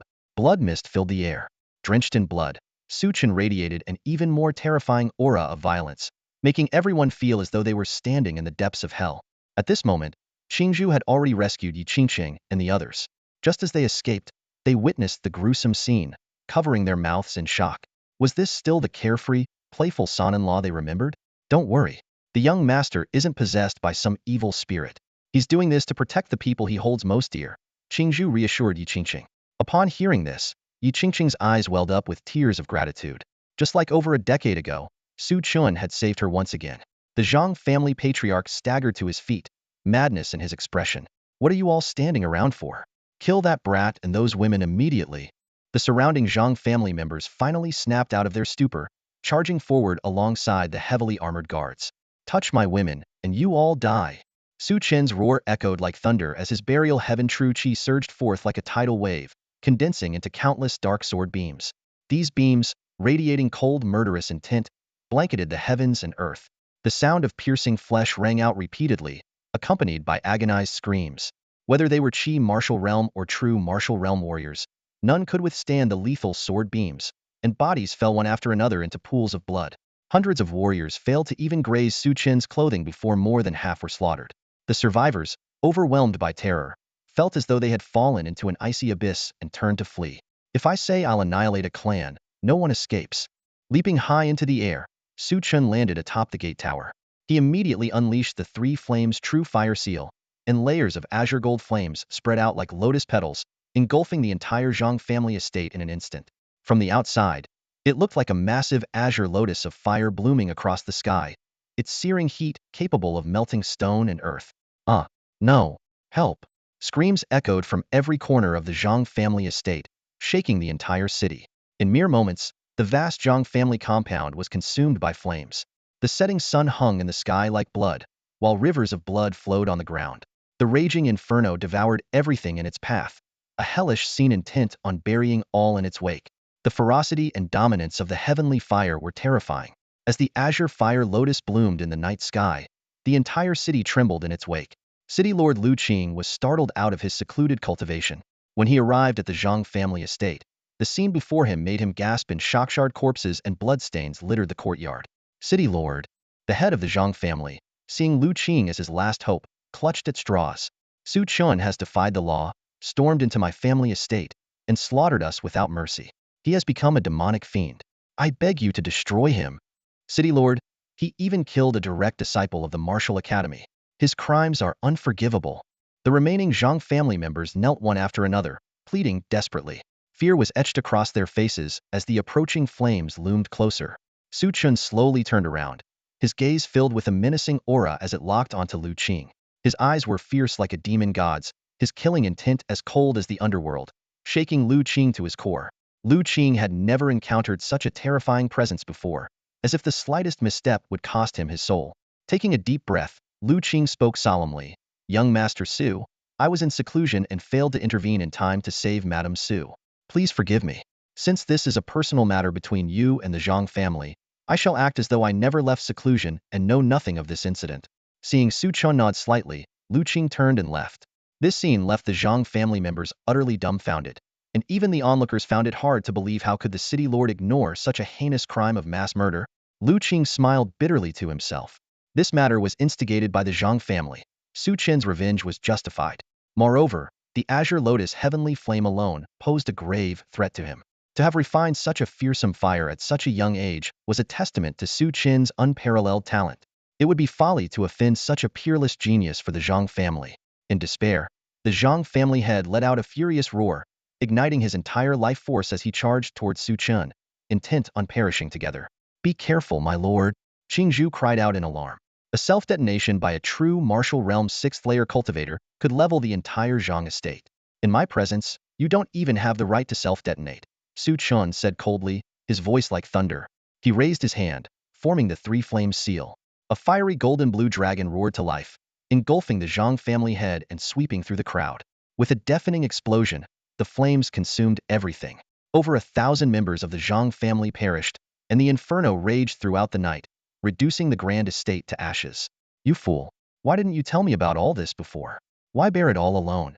Su Chen took out a handkerchief, the symbol of their bondan, approached Yi Qingqing. Clutching the handkerchief to her chest, Yi Qingqiang could no longer hold back her emotions. She threw herself into Su Chen's arms. Thank you. Gently wiping away her tears, Su Chen spoke tenderly. Silly girl, there's no need for thanks between us. From now on, as long as I'm here, no one will ever hurt you again. Amid the ruins of the Zhang family estate, the two embraced for a long time. Qingzhu and the others watched, moved to tears. At this moment, Su Chen was no longer a terrifying demon god but a guardian, a protector who could shield them from all storms and suffering. Upon seeing this perfect couple, the streets of Beihuang City were filled with gasps of amazement. Those who had once scoffed at Yi Qingqing's decision to take a husband into her family now looked on with eyes full of envy. Su Chen's strength had shaken the entire Beihuang City. The Zhang family, a powerful household with a legacy spanning centuries, had been obliterated overnight. The sole reason? They had offended a young man who descended upon them like a god of destruction. This news spread like wildfire through the city, leaving everyone in turmoil. Families large and small within the city shut their doors tightly, terrified of inviting disaster upon themselves. The Yi family, in particular, was filled with both regret and dread upon hearing the news. They lamented losing a peerless genius who could have elevated their family to new heights, while also fearing that Su Chen might return to settle old scores. Yi Xinglong, lying on his sickbed, ground his teeth in bitterness and cursed, Su Chen, How could he be so powerful? Why hasn't the martial academy sent someone to tear him to pieces yet? Meanwhile, Yi Diyuan and the others remained silent, their hearts a mixture of emotions. Yi Zhenxiao let out a sigh and immediately ordered the ban on interactions with Su Chen's family to be lifted. He even encouraged the clan members to make amends and build good relations with Su Chen. However, for Su Chen and his wife, the Yi Familia clan so cold and unfeeling was already dead to them. The following morning, Su Chen gathered everyone to prepare for their journey to the capital. Yi Qingqing, slightly worried, said, while Zhang Kuang deserved what he got, he was still a direct disciple of the martial academy. Heading to the capital now might. Miss, isn't the martial academy all about nurturing geniuses? Why would they turn away someone who is 10 or even 100 times stronger than Zhang Kuang? Lan Xiang reassured her with a smile. Yi Qingqing thought about it and agreed. They already possessed the heavenly martial token, and with Master Xuanyang's influence in the capital, there shouldn't be any issues. In truth, entering the martial academy wasn't of great importance to Su Chen. What he sought was a broader horizon, where he could uncover the remaining heaven-burying rings and the secrets of the heaven-severing creation scripture. By afternoon, the group set off from Beihuang City in 2 carriages, heading toward the Great Chu Kingdom's capital. The journey from this remote city to the capital spanned 30,000 miles, taking over a month even at a pace of 1,000 miles a day. To accommodate Yi Qingqing's health, Su Chen stayed by her side, traveling at a leisurely pace. Half a month later, the group arrived in Yunzhou City. This bustling hub was a critical waypoint for all northern provinces en route to the capital, teeming with merchants and warriors alike. Using the VIP token gifted by Master Xianyang, Su Chen led the group directly to the Deluo Merchant Alliance's guild hall. As Yi Qingqing and the others alighted from their carriage at the entrance, a group of arrogant young men pushed through the crowd toward them. The leader, dressed in a luxurious robe, had his eyes light up the moment he saw Yi Qingqing. "Oh, what a stunning beauty! Delicate and ethereal, exactly my type," he exclaimed. His sycophantic followers immediately chimed in. "Young Master Lin, you have excellent taste. Such a rare beauty is like someone straight out of a painting, far superior to the washed-up women at the Wanhua Pavilion. These ladies are all quite fine, one for each of us. Tonight, we'll have a grand time together." With that, they began closing in on Yi Qingqing and her companions. In the tea room of the Deluo Trading Alliance, the air was filled with the rich aroma of tea. The dignified lord of Yunjiang City sat across from an elderly man in coarse linen robes, whose gaunt appearance and lifeless demeanor contrasted sharply with the respect shown to him by the city lord, a martial expert of the Xuanwu stage. "Teacher, how has the progress been these past few days?" the city lord asked, pouring tea for the elderly man. The old man slowly opened his cloudy eyes, a faint trace of vitality returning to his frail body. He let out a heavy sigh. "Alas, there are a few with decent talent, but their willpower and character are far too weak to inherit my teachings. Teacher, your selfless dedication to the nation, even going so far as to split the martial academy in 2 to accommodate students from humble backgrounds, is truly admirable," the city lord said, pouring more tea for him. "The powerful hoard resources and divide the world among themselves. If we do not provide opportunities for the underprivileged, how can the Great Chu Kingdom have any hope for the future?" The old man's eyes were filled with worry. He knew his days were numbered, and without a suitable successor, the last sanctuary for those from modest origins would inevitably vanish. Suddenly, a commotion erupted downstairs. "Get lost, or don't blame me for being ruthless." Qing Zhu, holding a treasured sword, stood protectively in front of Yi Qingqing and her group, glaring coldly at the young ruffians before her. Well, well, this little lady has quite the temper," the leader of the group sneered lecherously. "I enjoy taming wild mares. You should feel honored that we've taken an interest in you. Don't be ungrateful. This here is young Master Lin from the most prestigious family in Yunzhou City. Be smart and accompany us tonight, or you won't leave Yunjiang City alive." The gang of ruffians threatened arrogantly, unleashing a surge of intimidating energy. In the tea room, the elderly man furrowed his brows slightly. "That's the youngest son of the Lin family," the city lord quickly explained. "He's been spoiled since childhood. Though he has some talent, the elders of the western branch of the martial academy have already taken an interest in him, so I've had to turn a blind eye. Just like the rest of the trash from the western branch," the old man snorted coldly. As the city lord prepared to intervene, the elderly man's eyes lit up. "Let's wait and see." At that moment, a young man with a fierce aura strode forward. "Who let these stray dogs in here?" "Get lost."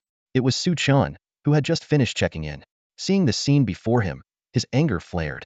"Who's this brat, daring to meddle in young Master Lin's affairs? Are you looking to die?" The ruffians immediately exuded murderous intent. "Young master, they..." Lianxiang stepped forward under Yi Qingqing's signal, attempting to de-escalate the situation. Yi Qingqing didn't want Su Chen to be dragged into trouble because of her. "You all go inside," Su Chen said, handing over a key. While he didn't go looking for trouble, he certainly wouldn't back down from it. And now, someone dared to covet Yi Qingchenji. If he didn't teach them a lesson, he would be failing as a man. Young master? So, you're just a Livian son-in-law, Lin sneered. Let me give you some advice. Have your wife serve me tonight, and he'll let this slide. Otherwise, he waved his hand, and his men immediately blocked Yi Qingcheng and her companions from leaving. You're courting death. Su Chen's eyes turned icy, and a murderous aura, honed through countless life-and-death battles, radiated from him, sending chills down the spines of everyone present. You dare, boy? Lin shouted furiously. Break his limbs. Don't kill him. I want him to watch as I play with his woman. The gang of ruffians grinned wickedly, cracking their knuckles as they advanced on Su Chen. You're courting death.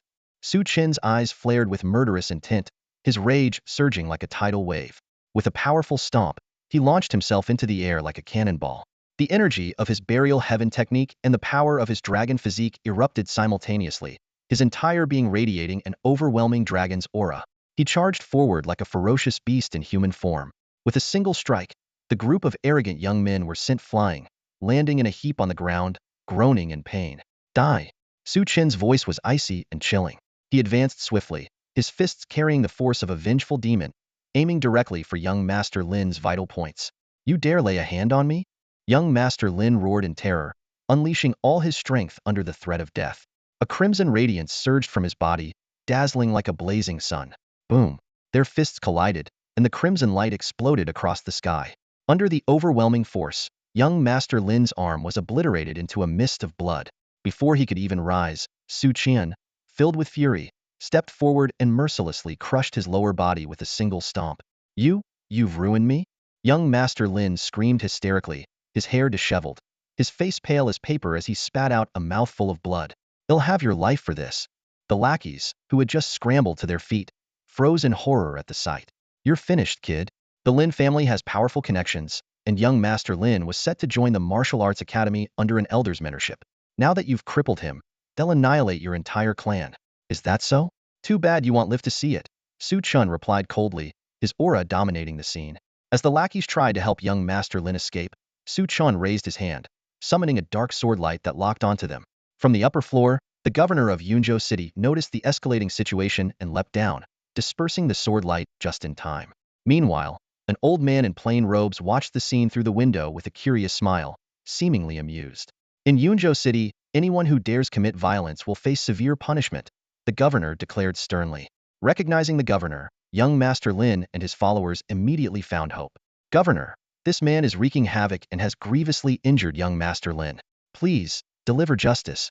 And yet, you ignored their crimes of abducting innocent women, only to protect them now? Su Chen challenged, meeting the governor's gaze without a trace of fear. The governor unleashed the oppressive aura of a Xuanwu realm expert, towering over Su Chen. I said, anyone who dares act recklessly will be punished. Under the weight of this immense pressure, the gathered crowd fell silent, too intimidated to utter a word. The crowd in the marketplace grew larger, their astonishment evident as they watched the scene unfold. A mere teenager with only Qi martial realm cultivation standing boldly in confrontation with the city lord. When the crowd learned that this youth had taken down the arrogant and tyrannical young Master Lin, they erupted into cheers and applause. The city lord of Yunzhou wore a dark expression. Young Master Lin and his followers were notorious for their misdeeds. Defending them would undoubtedly provoke public outrage, potentially leading to further chaos. He had intended to de-escalate the situation, but he hadn't anticipated the boy's unyielding stance. From an upstairs balcony, an elderly man in plain robes suddenly became intrigued, his sharp gaze fixed on Su Chen. Impressive talent and methods. To withstand the pressure of a profound martial realm expert, his spiritual strength must be at the peak of the third tier. But what about his temperament and willpower? Under the oppressive aura of the profound martial realm expert, Su Chen stood firm and unflinching. His voice was cold as he declared, "A profound martial realm? That's not enough to scare me." As soon as these words were spoken, the onlookers erupted into murmurs. Someone whispered, "To threaten young Master Lin so brazenly in front of the city lord, does this boy have some kind of powerful backing?" The elderly man in plain robes grew increasingly excited, his face flushed, measured in action, confident without fear, and a remarkably strong will. Excellent. This trip was worth it after all. This boy, our Eastern Academy must have him. The city lord of Yunzhou's expression turned icy. Young Master Lin, filled with venomous rage, shouted, "City lord, this brat is so arrogant, even daring to threaten me. You must suppress him immediately. The city lord ignored him and instead fixed a cold glare on Su Chen, attempting to subdue him through sheer force of authority. Yet Su Chen remained defiant. If we were in some remote wilderness, I'd turn and leave upon encountering you, city lord. But here, in broad daylight, if you so much as lay a finger on me, the royal capital will see to it that your head rolls. Just as the city lord's fury was about to erupt, a steward from the Deluo Merchant Alliance rushed over and whispered something in his ear. The honorary token of Master Xianyang? The city lord's expression shifted dramatically. Master Xianyang, a renowned alchemist, held an esteemed position backed by both the Alchemy Alliance and the Deluo Merchant Alliance. While the city lord hesitated, the elderly man in plain robes sent him a telepathic message. This boy has caught my eye. You are not to harm him. But teacher, the Lin family. The Lin family is nothing. If they dare to anger me, they'll crush them with ease. The elderly man interrupted brusquely. The city lord dared not argue further and sighed inwardly. It seems teacher is truly intent on taking this boy under his wing. He then announced decisively, this matter is settled. No one is to bring it up again. Although young Master Lin and his companions were unwilling, they dared not defy the city lord's command. They could only glare at Su Chen with hatred in their eyes. As Su Chen led Yi Qingqing and the others into the Deluo Merchant Alliance, he suddenly felt someone watching him. He looked up, his sharp gaze searching. The elderly man in plain robes secretly nodded in admiration. Well now, this boy's spiritual strength must have reached the 4th tier. To detect even me impressive, very impressive. Indeed, after being tempered by the Earth Essence spiritual liquid and the Green Lotus earthly flame, Su Chen's spiritual strength had broken through to the 4th tier. However, when faced with the overwhelming presence of the elderly man, whose strength far surpassed that of the Yunzhou city lord, Su Chen could only faintly sense something unusual. Back in the tea house, the city lord of Yunzhou returned. The elderly man immediately issued an order. Investigate that boy's background thoroughly for me. Too rigid, too fragile. The governor of Yunzhou spoke with a hint of concern as he looked at the elderly man in coarse robes before him. That young man acts too forcefully. It's inevitable he'll offend more powerful figures in the future. Are you sure you want to? The elderly man cut him off with a wave of his hand before he could finish. If that boy were the type to rely on the powerful and bully the weak, why would I even bother with him?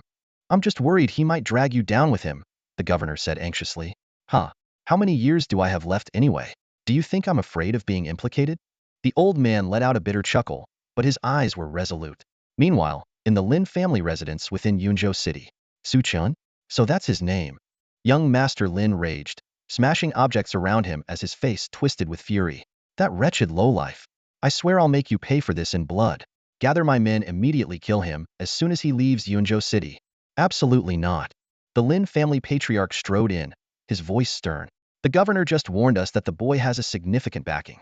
We cannot kill him outright, at least not by our own hands. Father, are we just going to let this go?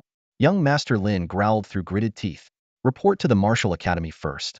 They have treasures there that can heal your injuries, the patriarch said meaningfully. Besides, only the Martial Academy has the means to deal with that boy. Though the governor's words had been vague, he was certain Su Chen must have powerful figures behind him. A glint of malice flashed in young Master Lin's eyes. Fine, Su Chen, just you wait. It won't be long before you pay me back 100-fold. Over a month later, outside the gates of the royal capital.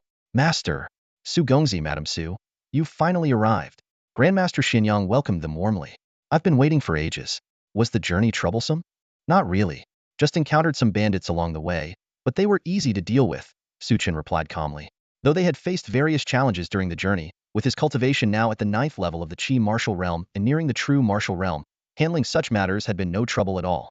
That's good to hear, the Grandmaster said with a smile.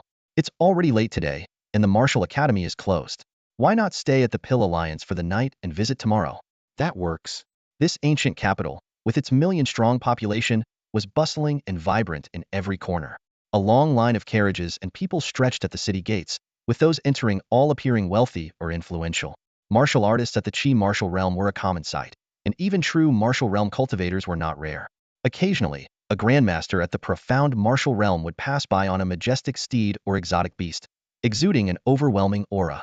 To avoid unnecessary trouble, Grandmaster Xianyang released a faint trace of his profound martial realm energy, leading Su Chen and his companions smoothly into the city.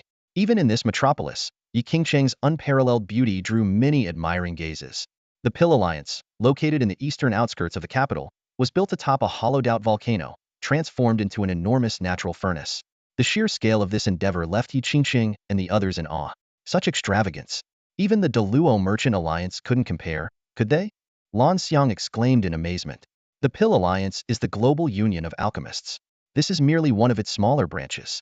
The Deluo Merchant Alliance is just one of their trading partners, Su Chen explained. The Pill Alliance is on par with the most revered martial sanctuaries. Indeed, Grandmaster Xinyang said with pride. The Pill Alliance gathers the greatest alchemists from across the world. No one dares to provoke us. You can rest assured during your stay here. After everyone had settled in, Master Xinyang invited Su Chen to a secluded courtyard. The evening breeze gently swept through, making the bells on the eaves chime softly. Master, you've come here to join the Martial Academy, haven't you? A glint flashed in Master Xuanyang's eyes. However, our Dan Alliance is deeply rooted and all-embracing.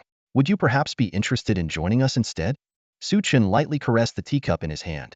After a brief moment of thought, he replied, I have no interest in the Martial Academy, but the Dan Alliance might be worth considering. His gaze turned slightly cold as he continued, the Martial Academy, though once a sanctuary for nurturing countless heroic figures and a holy ground for young martial artists in the Chu Kingdom, has now degenerated into a playground for the privileged. Factional strife runs rampant, and those so-called geniuses are nothing but worthless frauds. Master Xinyang detected the disdain in Su Chen's tone and quickly shifted to highlight the advantages of the Dan Alliance. The Dan Alliance has long been the gold standard in the world of alchemy. Our certification system is widely respected, and our organizational structure is relatively loose. Aside from a few elders with real authority, most members enjoy freedom as guest contributors while receiving equal benefits. Su Chen nodded subtly. The Dan Alliance's influence spanned across the world, which would undoubtedly aid him in his search for the Burial Heaven Ring and the Heaven-Severing Creation Sutra. That sounds promising. Master Xinyang exclaimed with delight. With your mastery of alchemy, you are destined to become a grandmaster of the Dan Dao. However, after a brief pause, Master Xinyang lowered his voice and added, but I still think you should consider joining the Martial Academy. There's no conflict in holding both identities. Oh, and why is that? Su Chen inquired. Please forgive me, Master, Master Xinyang said mysteriously. I recently received word that the Great Wilderness Secret Realm is about to open, and only disciples of the Martial Academy are permitted to enter. The Great Wilderness Secret Realm? Su Chen's brows furrowed slightly. Though he hadn't been in the Chu Kingdom for long, he had heard of this legendary training ground for martial arts grandmasters. It was said to be rich in spiritual energy, filled with rare treasures, and home to ancient martial legacies. Seeing Su Chen's interest piqued, Master Xinyang quickly added, the last time the secret realm opened, someone inadvertently stumbled upon an ancient battlefield. It was littered with corpses and brimming with malevolent energy. Among the dozen disciples who ventured in, they turned on each other in a frenzy, and only one emerged alive carrying a broken blade. That person went on to conquer the world. Su Chen's eyes narrowed slightly. This ancient battlefield bears some resemblance to the Burial Heaven Realm. Next year marks the Great Yin Year. That's when the secret realm will open again. It seems I have no choice but to join the Martial Academy, Su Chen thought to himself. The Great Wilderness Secret Realm was something he couldn't afford to miss. The first day of every month was the designated reporting day for the Martial Academy. After packing lightly, Su Chen prepared to set off. Yi Qingqing embraced him reluctantly, her voice tinged with concern. When you get there, please be careful and try to keep a low profile. She knew Su Chen's proud nature and feared he might clash with the other disciples of the Martial Academy. Don't worry, your man isn't someone to be trifled with. Su Chen gently tapped Yi Qingqing's nose, his eyes brimming with affection. Yi Qingqing smiled sweetly. I've already taken up a position as a manager at the Deluo Trading Alliance, personally recommended by Master Xinyang. Although I'm still new, I've got things pretty much under control. You don't need to worry about anything at home. Indeed, under Yi Qingqing's management, everything at home was running smoothly. Chunmei stayed home to take care of Lin Yun and manage household chores. The talented Qujv had joined the Dan Alliance to further her studies in alchemy. The meticulous Lan Xiang was responsible for attending to Yi Qingqing's daily needs, while Qingzhu handled security. Everyone performed their duties diligently, allowing Su Chen to focus without any concerns. Master Xianyang patted his chest and assured, Young Master Su, rest assured, I won't let them suffer any grievances. If anything happens, make sure to let me know, Su Chen instructed before mounting his horse and heading alone to the Martial Academy. The Martial Academy was nestled in a majestic mountain range on the outskirts of the capital. Its grand halls and pavilions stood in orderly splendor, exuding an imposing aura. Since admissions were open only once a month, a large crowd of talented individuals holding Tianwu tokens had already gathered early in the morning. Dear heavens, please let me get into the West Academy. Prayers could be heard sporadically from the crowd. Wait, The martial academy is divided into East and West, someone asked in surprise. Of course. The West Academy is mostly for the offspring of nobles and royalty, with abundant resources and extensive connections. If you get in, securing a position in the court later on will be a breeze.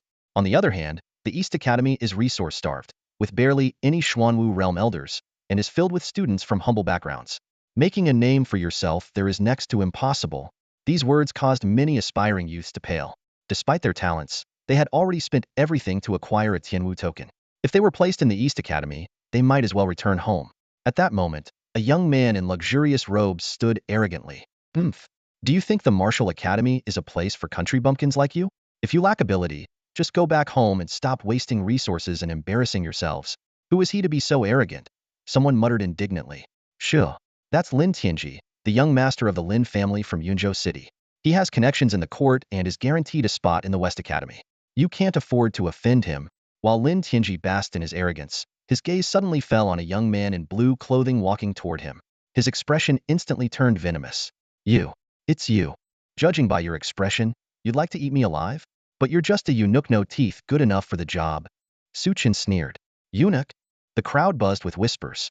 "I heard that young Master Lin tried to abduct a woman on the street recently and got his manhood crushed. Could it have been this Su Chen who did it?" Lin Tianji suppressed his fury. "You brat. You didn't expect this young master to recover, did you? Just wait, I'll make sure to claim your wife sooner or later." A glint of cold light flashed in Su Chen's eyes, but just then, the mountain gate creaked open. Silence! A black-clad elder strode out, his Xuanwu realm aura silencing the crowd instantly. Behind him, a group of disciples in blue martial robes worked to maintain order. "Su Chen? You dare show your face here?" Among the disciples, Yi Xinglong glared at Su Chen with the same venomous look as Lin Tianji. "Oh, quite a few familiar faces today. Didn't you boast about being personally accepted as a disciple by an elder? Why do you still look like this?" Su Chen mocked. Yi Xinglong's face flushed with anger. He had indeed been close to becoming a personal disciple, but due to Master Xian Yang's interference, the elder had suddenly refused to take him in, relegating him to an ordinary disciple tasked with menial chores. In Yi Xinglong's eyes, this was all Su Chen's fault. Wow, who exactly is this Su Chen? Why does he have so many enemies? And he's even crossed paths with a West Academy disciple? The crowd murmured amongst themselves, casting curious glances at Su Chen. In the eastern courtyard, a black-robed elder hurried into the courtyard master's dojo and respectfully reported, "Master, the person you predicted has arrived." Haha. An elderly man dressed in gray hemp robes laughed upon hearing this. I had already sensed the aura of the Tianwu token on him. This man was none other than the master of the eastern courtyard and mentor to the lord of Yunzhou City.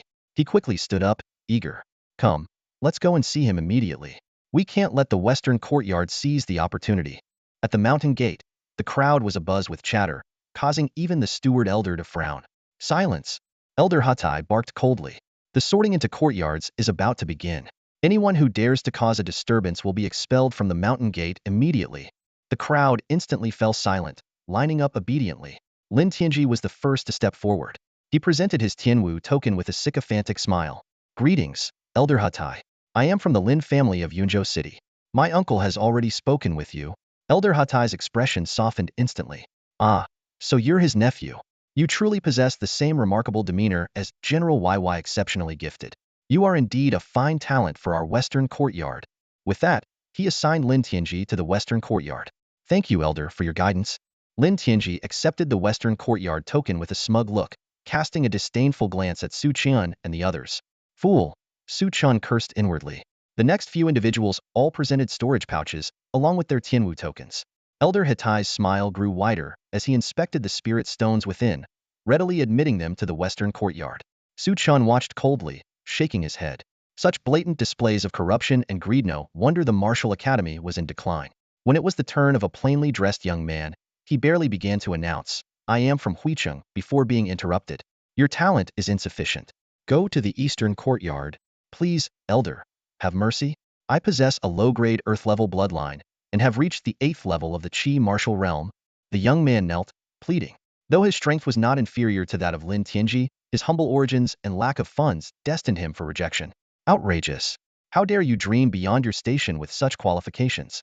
Say another word, and I'll have you expelled from the mountain gate." Elder Hatai waved dismissively, annoyed. Several more students from humble backgrounds, despite their impressive talents, were similarly assigned to the eastern courtyard due to their lack of wealth or influence. One of them protested, "Elder, even with an upper-grade Earth-level bloodline, I'm not qualified? What kind of talent is required then?" "Oomph. Our western courtyard is directly affiliated with the royal family. At the very least, a heavenly-level bloodline is required," Elder Hatai declared arrogantly. The crowd was stunned.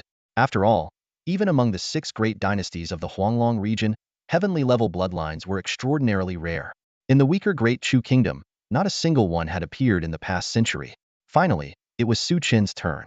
Under the contemptuous gazes of Lin Tianji and the others, he said nothing and directly unleashed his bloodline aura. A massive dragon's phantom coiled in the sky, its overwhelming pressure spreading in all directions. Even Elder Hatai, a Xuanwu realm expert, felt an uncontrollable urge to kneel. Bloodline phenomenon. The moment the massive dragon of vital energy soared into the sky, the entire square fell into a stunned silence, only to erupt moments later with waves of exclamations. A heaven-grade bloodline. The first in 100 years. Gasps of amazement rippled through the crowd. Everyone understood the significance of a heaven-grade bloodline knight meant a guaranteed breakthrough into the sky martial realm, becoming one of the nation's strongest, and even a chance to ascend to the legendary martial grandmaster realm. Su Chen stood calmly in the center, his expression unchanging. In truth, this was only a restrained display of his power. If he were to unleash the full might of his saint-grade true dragon bloodline, these people would likely be scared out of their wits on the spot. Lin Tianji and a few other wealthy disciples from the West Academy stood with darkened expressions, their eyes brimming with envy and resentment. Especially Yi Xinglong, who first burned with rage before his gaze flickered with a plan. He quickly strode over to Elder Hatai, whispered a few words, and then hurried off toward the West Academy. So that's why. No wonder he dared to cripple Lin Tianji and offend the West Academy disciples. The crowd murmured in realization. However, to everyone's astonishment, instead of enthusiastically inviting Su Chen to join the West Academy, Elder Hatai let out a cold snort and decisively declared, "Rejected." This single word, "rejected," echoed like a thunderclap. Not only did Elder Hatai refuse to admit Su Chen into the West Academy, but he also barred him from the East Academy, intending to confiscate his heavenly martial token and expel him altogether. This is outrageous. The crowd was dumbfounded. In the shadows, the East Academy's headmaster and elders frowned at the scene. Although one elder suggested intervening, the headmaster smiled with interest and said, "No rush. That boy isn't the type to take a loss lying down." "What do you mean?" Su Chen's eyes narrowed as he stared directly at Elder Hatai. Around him, the less privileged disciples began voicing their dissatisfaction, and even those with top-grade Earth bloodlines who had been rejected earlier couldn't help but step forward, condemning such a capricious decision. "Silence!" Elder Hatai roared, his aura oppressive. "Anyone who dares to question my decision will have their identity tokens confiscated and be expelled from the sect immediately."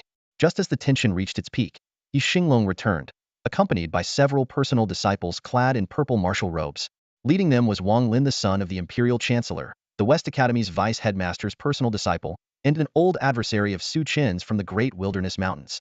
Elder Hatai's attitude shifted dramatically as he stood to greet Wang Lin with reverence. It became clear that this was all premeditated. They not only wanted to reject Su Chen, but also sought to take his life. Su Chen observed everything coldly, his thoughts calm yet sharp. How convenient. These defeated foes keep showing up one after another. It seems a tough battle is unavoidable today. Wang Lin strode forward, his presence exuding an overwhelming aura of dominance.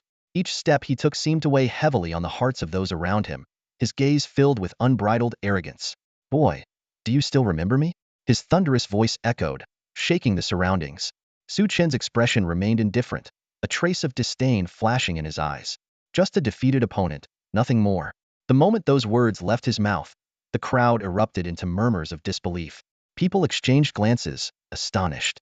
After all, Wang Lin was a renowned figure in the martial academy, celebrated not only for his extraordinary talent, but also for his powerful background. Compared to him, Lin Tianji and Yi Xinglong were as insignificant as fireflies before the brilliance of the moon. "Impressive. I admire your courage." Wang Lin sneered coldly. "I'll give you a chance now. Kneel before me, pledge your loyalty, and hand over that item. Not only will I spare your life, but I'll even allow you to join the Western Academy." Sensing the opportunity, Yi Xinglong immediately chimed in. "Su Chen, young Master Wang is giving you a way out. Hurry up and kneel to beg for forgiveness." Wang Lin cast a glance at Yi Xinglong. Not bad. Your initiative will be rewarded. Follow me from now on, and I'll ensure you become a personal disciple." "Thank you, young Master Wang, for your generosity." Yi Xinglong bowed repeatedly, his face brimming with fawning eagerness. Turning to Su Chen, he smirked triumphantly, relishing the thought of finally settling old scores. Su Chen watched the spectacle unfold with a cold gaze. Are you all still dreaming? He said calmly. This remark instantly enraged Wang Lin's inner circle. Yi Xinglong seized the moment to further inflame the situation. Young Master Wang, senior brothers, this guy has been riding on the coattails of Master Xianyang. He even dared to kill senior brother Zhang Huang and annihilated the entire Zhang family. A mere freeloader living off his wife. Wang Lin's lackeys burst into mocking laughter, their words dripping with contempt and filth. In an instant, an immense aura erupted from Su Chen, radiating a terrifying intensity. Golden blood energy intertwined with black burial qi, roaring like a furious dragon. The air grew heavy, the temperature plummeted, and the crowd instinctively stepped back in fear. Just as the atmosphere reached a boiling point, Elder Hitai suddenly appeared, releasing the overwhelming power of the Xuanwu realm. Yet, before the tension could dissipate, an even more formidable aura descended upon the scene. Two figures emerged: a senior elder of the Eastern Academy and an unassuming old man in plain robes. The robed elder cast a mere glance at Wang Lin and spoke in a calm yet commanding tone. Wang Lin, since when has the martial academy become your territory? As long as this old man is alive, even your master wouldn't dare act so arrogantly. That single glance sent cold sweat streaming down Wang Lin's back. Though he could act with impunity in the Chu kingdom, he felt genuine fear before this elder. Su Chen, on the other hand, scrutinized the robed elder with caution. Even after consuming the Sanyuan Gi pill, he sensed that he was no match for this man. What puzzled him even more was the inexplicable familiarity of the elder's aura. The elderly man in a coarse robe wore a gentle smile as his gaze settled on Su Chen. Your name is Su Chen, isn't it? Would you like to join the Eastern Academy? This sudden invitation took everyone by surprise, especially the disciples of the Martial Academy who were familiar with the elder's identity. They were left utterly speechless. However, Su Chen furrowed his brows, his wariness deepening. The sharp glint in the old man's eyes resembled a predator eyeing its prey, triggering an instinctive unease within him. You've offended the Western Academy. If you don't join the Eastern Academy, I doubt you'll make it out of here today, the elderly man remarked with the same amiable expression. Joining the Eastern Academy will allow me to stand against the Western Academy? Su Chen asked skeptically. Though he was new here, he had already heard plenty of rumors about the Eastern Academy, none of them good. It was a place people seemed to avoid at all costs. If you join the Eastern Academy, I can take you as my disciple. With me backing you, no one will dare meddle with you, the old man said persuasively. At this, Wang Lin's expression darkened, and he quickly glanced at Elder Hitai. Gritting his teeth, Elder Hitai stepped forward. Masterly, this boy has killed several Western Academy disciples. His crimes are unforgivable. Even as the head of the Eastern Academy, you can't. Before he could finish, the elderly man sharply turned his gaze toward him, his eyes flashing like lightning. Insolence. I am speaking with Su Chen. Who gave you permission to interrupt? Leave. Elder Hitai trembled all over, and Wang Lin stood frozen in fear. Around them, murmurs of astonishment rippled through the crowd. He's the head of the Eastern Academy, Li Chunfeng? Such overwhelming presence. Even an elder at the Xuanwu level is no more than a child before him. Li Chunfeng turned back to Su Chen, his smile returning. Well, have you made up your mind? Su Chen's cold eyes swept over Wang Lin and Yi Xinglong. If I join the Eastern Academy, I can do whatever I want. As long as you don't take lives, you're free to act as you please, Li Chunfeng replied with a chuckle, stroking his beard. Fine. I'll join the Eastern Academy, but there's no need for me to become your disciple, Su Chen replied firmly. His words sent shockwaves through the crowd. Li Chunfeng, the head of the Eastern Academy and a master of the Tianwu realm, one of the most powerful figures in the Great Chu Kingdom, had just had his offer of discipleship rejected. Unexpectedly, Li Chunfeng showed no anger. Instead, he casually tossed an identity token to Su Chen. From this moment on, you are a disciple of the Eastern Academy. Su Chen caught the token, noticing that it already contained his personal information. This heightened his vigilance, but since Li Chunfeng seemed to harbor no ill intentions for the time being, Su Chen decided to accept it. Suddenly, a fierce killing intent erupted from Su Chen. His eyes, sharp as blades, locked onto Yi Xinglong and Wang Lin. Are you two ready? What are you planning, Su Chen? The two men were trembling, as if they were prey cornered by a predator. Anyone who doesn't want to die, get out of my way. Su Chen roared. In an instant, he charged forward like a raging dragon, the sheer force of his movement sending two Western Academy disciples flying. His target, Wang Lin and Yi Xinglong. Su Chen, how dare you? Elder Hitai shouted furiously, preparing to intervene. Insolence. Li Chuanfeng's icy gaze swept over him, and the overwhelming pressure of a Tianwu realm master engulfed the entire area. Su Chen is now a disciple of the Eastern Academy. If disciples of the two academies wish to spar privately, and you dare to interfere, I'll destroy you first. Under the crushing weight of this pressure, Elder Hitai was paralyzed. The crowd felt as if they were leaves tossed about in a storm, their hearts pounding with fear. The mere release of his aura was enough to shake the heavens and the earth.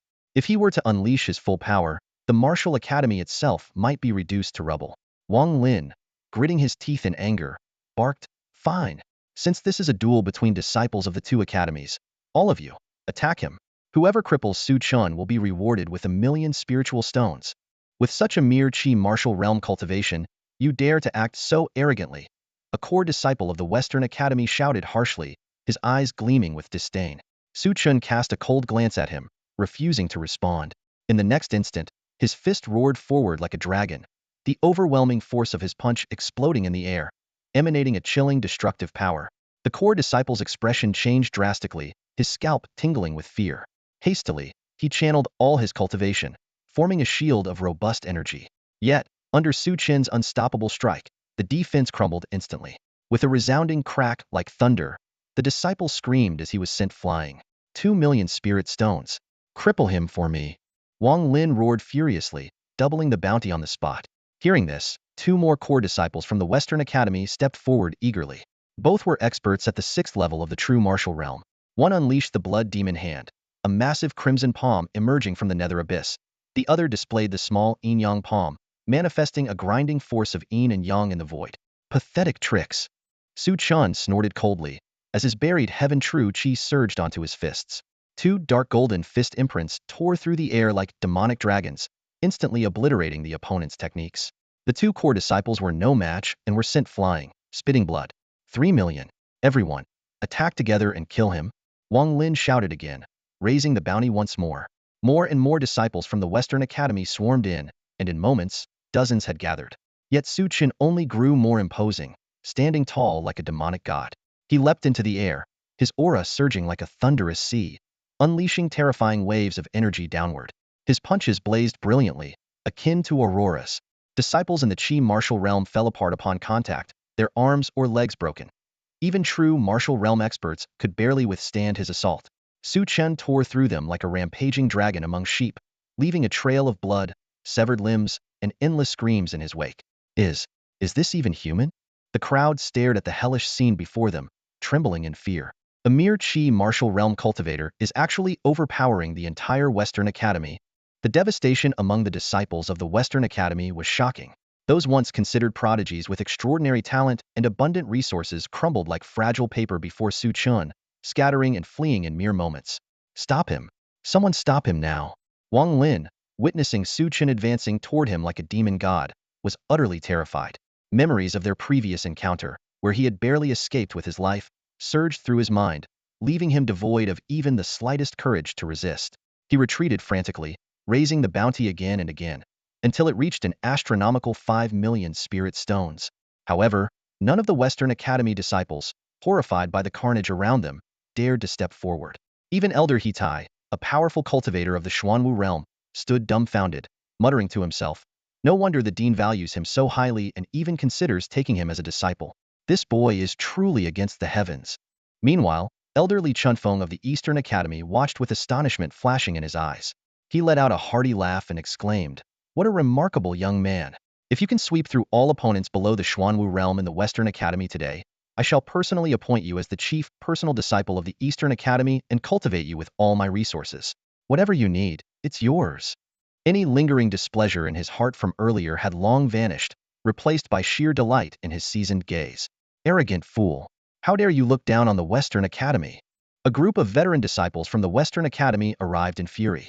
One female cultivator, at the 8th level of the Zhenwu realm, charged forward like a blue comet, her aura overwhelming. Yet, after exchanging a single punch with Su Chen, her body trembled violently, and she staggered back over 10 steps before barely stabilizing herself, her face pale as a sheet. "This boy is too dangerous to attack together." A veteran disciple of the 9th level of the Zhenwu realm leapt into the air, unleashing the 7-star lunar sword technique. 7 streaks of chilling light shot towards Su Chen. Following him, more powerful auras erupted, surging like an unstoppable tide. 5 veteran disciples of the Western Academy, all personal disciples of elders, had cultivated for over a decade. The weakest among them was at the 7th level of the Zhenwu realm, their combat power formidable. And what if you attack together? In my eyes, you're all nothing but feeble chickens and dogs. Su Chen let out a long roar, his aura growing even more ferocious. His perfect chi boiled, his dragon-like physique erupted with power, and his mid-grade spiritual sword radiated dazzling light. Today, no one can stop me. Within him, it was as if an ancient true dragon surged through his black chi. Two forces merged seamlessly as Su Chen unleashed his full strength, slashing forth a brilliant sword light. It descended like the Milky Way from the heavens, a terrifying sword aura that shook the earth and sky alike. How is this possible? He still has strength to spare? Is this his true power? Everyone's expressions changed, terror and disbelief filling their eyes. At this moment, Su Chen, bathed in the black chi, seemed to transform into an ancient true dragon. His dragon-like majesty permeated the air, sword energy surging like a tidal wave. He appeared as a god of death, wielding the power of life and death. The disciples of the Eastern Academy gazed at him with fervent admiration, his unparalleled brilliance forever etched into their hearts. The 5 veteran disciples of the Western Academy, feeling immense pressure, unleashed every ounce of their strength in a desperate attempt to resist. Yet, as the radiant sword light descended, imbued with 2 supreme forces, it instantly engulfed them. The surrounding spiritual energy seemed to be swept away, leaving only that unyielding sword light dividing the heavens and earth, carrying an apocalyptic force that struck fear into all who witnessed it. Splurt, splurt, splurt. Blood sprayed as the 5 veteran disciples' attacks were utterly obliterated. They themselves suffered grievous injuries, their supposedly robust protective chi unable to withstand the devastating sword light. Deep, gruesome wounds marred their bodies. Defeated in a single strike. Even a 9th-level Zhenwu realm cultivator couldn't withstand it. Is this the power of a heaven-grade bloodline? No. Even a heaven-grade bloodline couldn't possibly allow such a leap in combat ability. His black true chi is equally unparalleled. It must be from a heaven-grade cultivation technique. More and more people were drawn to the commotion, including veteran disciples and elders of the Xuanwu realm. Yet, under the commanding presence of Li Chunfeng, none dared intervene. They could only watch as Su Chen single-handedly swept through all disciples of the Western Academy below the Xuanwu realm. Such defiant strength was nothing short of earth-shattering. In the sky, a majestic dragon spiraled, its imposing presence awe-inspiring. Its shimmering scales glinted under the sunlight, casting a radiant glow that painted the entire scene with a sense of desolation and grandeur. Inside and outside the west courtyard gates, countless disciples lay sprawled in disarray, their groans and cries echoing incessantly. Amid the chaos, a figure bathed in a sea of black divine energy stood out starkly. It was Su Chen. Wherever he passed, a suffocating killing intent followed. The so-called geniuses of the west courtyard and the once proud noble scions now scattered like panicked sheep, fleeing in all directions. Now it's your turn. A cold, merciless voice filled with murderous intent rang out. Wang Lin and Yi Xinglong were already paralyzed with fear, trembling uncontrollably as if awakening from a nightmare. They frantically glanced around, their pale faces etched with terror, only to realize that no one was coming to their rescue. Su Chen, you better not get too arrogant. If you make an enemy of the west courtyard, you'll regret it for the rest of your life. Yi Xinglong shouted, his voice trembling despite his attempt to sound defiant, as Su Chen approached. Su Chen's eyes narrowed. He reached out and grabbed Yi Xinglong, lifting him effortlessly. No matter how much he struggled, he was like a helpless chick in Su Chen's grasp. That mouth of yours deserves 1,000 cuts. Slap. The first resounding slap landed, sending blood and teeth flying. Before Yi Xinglong could even cry out, the second slap followed immediately. Slap. Slap. Slap. The scene fell into an eerie silence, broken only by the continuous sound of slaps echoing through the air. Everyone stood frozen, watching in stunned disbelief. Su Chen, expressionless, held Yi Xinglong and delivered slap after slap with precision. His control over his strength was almost artistic. Each blow left Yi bleeding and screaming in agony, yet he carefully ensured that Yi remained conscious to endure the torment. After a long while, Yi Xinglong's face was swollen beyond recognition, resembling a pig's head. He had no strength left even to cry out. Only then did Su Chen toss him aside with disdain. Now, only Wang Lin remained. He was trembling uncontrollably, consumed by sheer terror. As Li Chunfeng had once predicted, Su Chen did not take lives, but his methods were far more terrifying than death itself. The thought of enduring the same fate as Yi Xinglong receiving dozens, or even hundreds of slaps made Wang Lin, the son of a high-ranking official, feel as though his dignity would be utterly annihilated. Stop! Suddenly, A cold voice accompanied by the overwhelming pressure of a Xuanwu realm expert resounded. A young man clad in a black python robe strode forward with an air of authority. His presence was fierce, exuding the majesty of someone accustomed to power. Behind him followed a large group of West Courtyard disciples, their faces filled with fanatical admiration. Even the elders of the Martial Arts Academy showed a hint of reverence in their eyes upon seeing him. Well, the main event has finally arrived, Li Chunfeng remarked with a sly grin, glancing expectantly at Su Chen. Brother, save me. Kill this little beast for me. Wang Lin cried out, his eyes lighting up with hope as he saw the black-robed man. The crowd erupted in hushed discussions. Brother? I heard Wang Lin's cousin is the top disciple of the West Courtyard, awakened with a supreme grade earth bloodline from a young age, and a peak true martial realm expert. He certainly looks extraordinary. Of course, that python robe is reserved for royalty and nobility. Lin Jianqing is not only the most talented and powerful genius of the Martial Arts Academy, but he's also royalty. His sister, Lin Miaoyi, is a favored concubine of the current king, making him the king's brother-in-law. At the mention of Lin Jianqing's name, everyone present regarded him with awe. In the Great Chu Kingdom, he was an idol to countless young men and women, the most gifted martial prodigy of his generation. Yet now, someone with even greater talent had emerged. Su Chen cast a glance at the proud and imposing Lin Jianqing, his expression indifferent, as if the man were beneath his notice. Without hesitation, he reached out and grabbed Wang Lin. The crowd gasped in shock, stunned by Su Chen's audacity. So, you're Su Chen? Lin Jianqing said coldly, looking down at him. Think carefully. No matter what, Wang Lin is the son of a high-ranking official. If you strike him, you're not just humiliating him, you'll be slapping the face of the court and the Great Chu royal family. The consequences are beyond what you can bear. Are you threatening me? Su Chen asked, his voice icy as he shot Lin Jianqing a sharp glare. I'm merely stating the facts, Lin Jianqing replied calmly. If you strike him, there will be no turning back. Not just you, but your family and friends will suffer the consequences of your actions. Your talent is impressive, but until you've fully matured, it amounts to nothing. Let him go now, and I'll let this matter slide. Moreover, I'll allow you to follow me. In the future, you could leave Chu and dominate the world, becoming a ruler in the Huanglong domain. That is not beyond reach. The crowd collectively drew a sharp breath, moved by Lin Jianqing's bold declaration. His vision had already extended beyond the borders of the kingdom, encompassing the entire Huanglong domain. What a grand ambition. The elders of the East Courtyard anxiously turned their gazes toward Li Chunfeng. The situation had reached its breaking point. It had been no small feat for them to recruit a super genius with a heaven-grade bloodline. If the West Academy managed to poach him, it would be a tremendous loss. Li Chunfeng maintained a calm demeanor, his sharp gaze fixed on Su Chen. Even Lin Jianqing, despite his status as a master, couldn't hide his unease. Su Chen, don't be ungrateful. You should follow my cousin. Wang Lin's face lit up with a smug smile, but before he could finish, a crisp smack rang out. Without a word, Su Chen slapped him hard across the face. The sudden blow left Wang Lin completely stunned. Su Chen, are you sure you want to make me your enemy? Lin Jianqing was momentarily taken aback but quickly recovered, glaring menacingly as his tone turned threatening.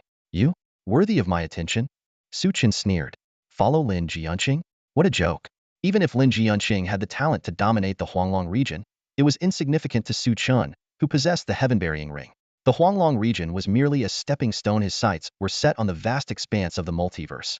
You're courting death. Lin Jianqing's face twisted in fury. Someone of his stature considered it a great honor for others to follow him. No one had ever dared to show such disrespect. If you've got nothing else to say, get lost.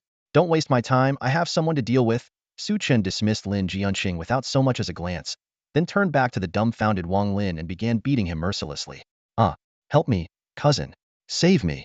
Wang Lin's agonized screams echoed as he begged for help. Lin Jianqing's face darkened with rage, his killing intent palpable. I knew I didn't misjudge him.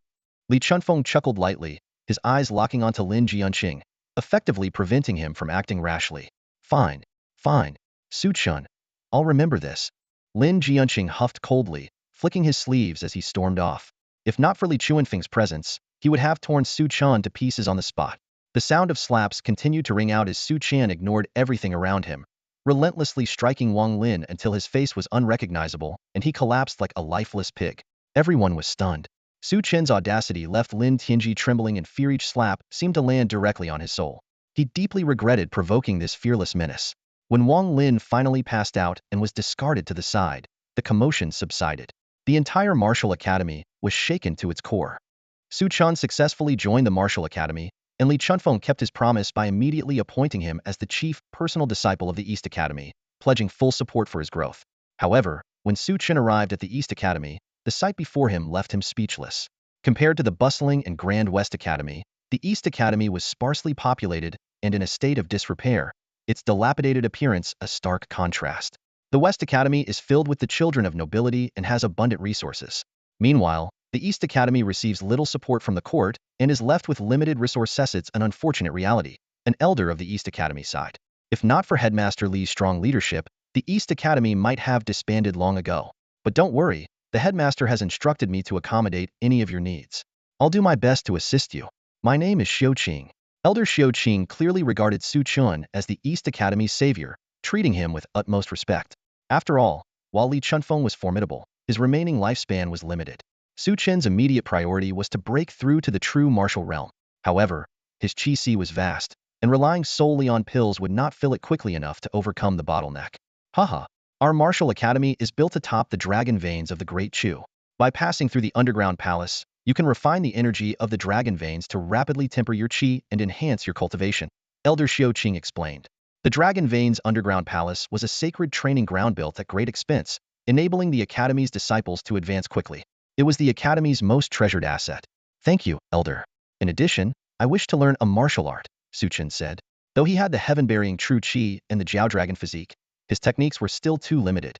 He needed martial arts to unleash greater power, and ordinary human-grade or earth-grade techniques offered little improvement. Only heaven-grade martial arts were truly valuable. Our Academy does possess heaven-grade martial arts, but they are exceedingly profound and difficult to master. Only those who have cleared the 20th level of the Underground Palace are eligible to learn them. Even the headmaster cannot make exceptions to this rule, Elder Xiao Qing said with a frown. The 20th level corresponded to the Xuanwu realm, and even for Su Chen, it would be an immense challenge to reach it. No matter. Martial arts can wait, Su Chen replied. After expressing his gratitude, he headed to his residence. Unlike ordinary disciples who shared double dormitories, as the chief personal disciple, he was given the best standalone pavilion, complete with all amenities. However, it had been neglected for some time and was somewhat messy. Senior brother Su Chen, let us handle this for you. A group of East Academy disciples enthusiastically offered to clean the place. Leading them was Wu Song, a genius with a top-grade Earth bloodline who had been rejected by the West Academy for lacking bribes. Though he had since been taken in as Elder Xiao Qing's personal disciple, he still held deep admiration and respect for Su Chen. Wu Song and the others moved swiftly, quickly cleaning the entire pavilion and courtyard until not a speck of dust remained. Watching their busy figures, Su Chen couldn't help but sigh inwardly. Children from poor families indeed learn to take responsibility early. He recalled how, back in the Su family, he never needed to lift a finger, and even in the Yi family, he had Qingzhu and Lanxiang to attend to him. These chores were truly unfamiliar to him. Here are some pills. Share them among yourselves, Su Chen said casually as he handed out a few chi refinement pills he had previously refined. Since he was about to break through to the true martial realm, these pills were of little use to him. Senior brother Su Chen, we're not doing this for money or rewards. We genuinely admire and respect you from the bottom of our hearts. Wu Song clasped his hands together and declined earnestly. Straightforward by nature, he and the others had indeed been frustrated when the Western court rejected them. But after witnessing Su Chen's overwhelming triumph over the Western court's prodigies, not only did they feel vindicated, but they also regarded it as an honor to follow such an extraordinary talent and join the Eastern court. If you respect your senior brother, then naturally I can't let you come away empty-handed. Take them, Su Chen replied with a faint smile. He understood that these people were here to pledge their allegiance. Since they could help with daily chores, it was a mutually beneficial arrangement. Then well accept with gratitude. If senior brother Su Chen ever needs anything, I, Wu Song, will not hesitate to oblige. Wu Song declared, his voice filled with determination. We, too, are willing to follow senior brother Su Chen and serve you with all our might. The others chimed in joyfully, their voices in unison. By the way, senior brother Su Chen, Wu Song said solemnly after accepting the pills, many of the veteran disciples are unhappy with you becoming the chief disciple of the Eastern Court, especially Hong Tiandu, who is at the Xuanwu realm. He's openly declared his intention to defeat you. Pay them no mind. Your talents are no less than theirs. Focus on your cultivation and strive to surpass them one day, Su Chen said with a carefree smile. His calm confidence gave Wu Song and the others a strong sense of security and set a benchmark for their aspirations. The next morning, Su Chen prepared to challenge the Dragon Vein Underground Palace. This palace could only be entered once a month, and the pure and potent Dragon Vein energy within was notoriously difficult to refine. Fellow disciples from his cohort, along with many veteran disciples, had already gathered, curiously observing Su Chen. Senior brother Su Chen. They greeted him respectfully. Have you already gone through it? Su Chen asked. Yes. The dragon vein energy is truly remarkable and has benefited us greatly.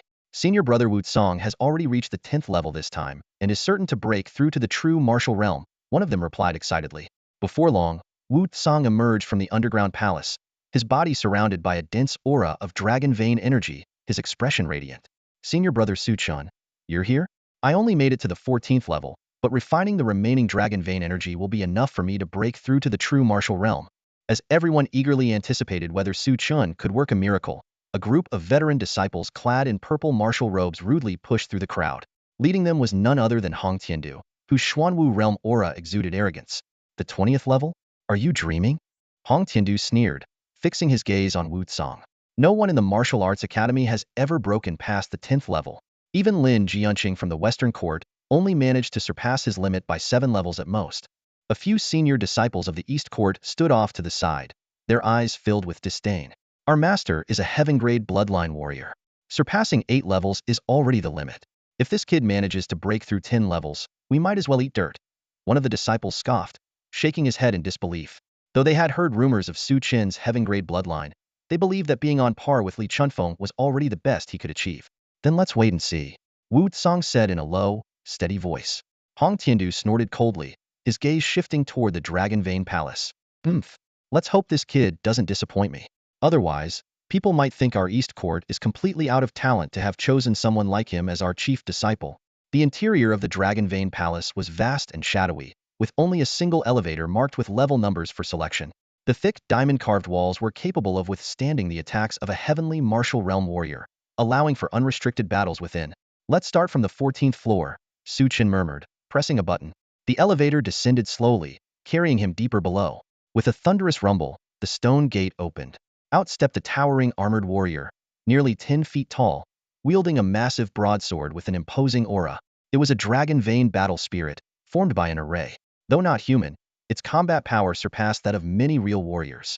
The 14th floor corresponded to the strength of a 4th-level true martial realm warrior with a top-tier human-grade bloodline. Even Wu Song, who possessed a high-tier earth-grade bloodline, had been unable to surpass this level. Bang! As the dragon vein battle spirit awakened, its immense energy caused the air to tremble and crackle. Without any hesitation or words, it leapt forward, swinging its broadsword straight at Su Chen. Good! Su Chen's eyes gleamed like lightning as he charged forward like a dragon on the hunt. A blazing fist imprint burst forth, carrying an unstoppable force. With a resounding crack, the dragon vein battle spirit shattered into a dense mist, scattering in all directions. Unlike his previous battles with the West Court, Su Chen could now unleash his full power without reservation. A typical 4th-level true martial realm warrior wouldn't stand a chance against his strength. Not much of a challenge, Su Chen muttered, shaking his head as he proceeded directly to the 15th floor. Having adjusted to the power of the dragon vein battle spirits, he began a relentless assault. On the 15th and 16th floors, the dragon vein battle spirits were obliterated with a single punch each. When the 17th floor's indicator light turned on, those outside couldn't hide their astonishment. Lin Jianqing himself had stopped here when he was at the 9th level of the Qi martial realm. If Su Chen could surpass this, it would signify that his talent and combat power had already exceeded Lin Jianqing's. Inside the 17th floor, Su Chen's fists roared like dragons, slamming the dragon vein battle spirit heavily into the wall. This time, the spirit didn't immediately disintegrate but held on for a moment before cracking apart. It seems that with my current physical strength, this is the limit, Su Chen murmured to himself. Even so, it was an extraordinary feat, considering that his flood dragon body had only recently formed and was far from its peak. When Su Chen stepped onto the 18th floor, the outside world erupted in an uproar. This was the level of the East Court Master's record. All eyes were fixed on the indicator light, with a mix of anticipation, disdain, envy, and jealousy. The dragon vein battle spirit on the 18th floor was colossal, like a mountain, and its punches made the very air tremble. When Su Chen clashed head-on with it, he was forced back several steps. Good. Now this is getting interesting, Su Chen said, his eyes lighting up. In an instant, his burial heaven true Qi erupted, forming hundreds of massive dark sword lights that wove together into a web, engulfing the battle spirit.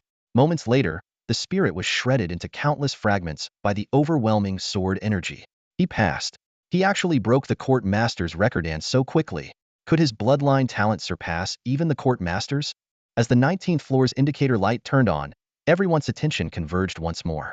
The Dragon Vein battle spirit on this level was equivalent to a 9th level true martial realm warrior, with no weaknesses in strength, speed, or defense. It was far more challenging than any opponent of the same level. Boom!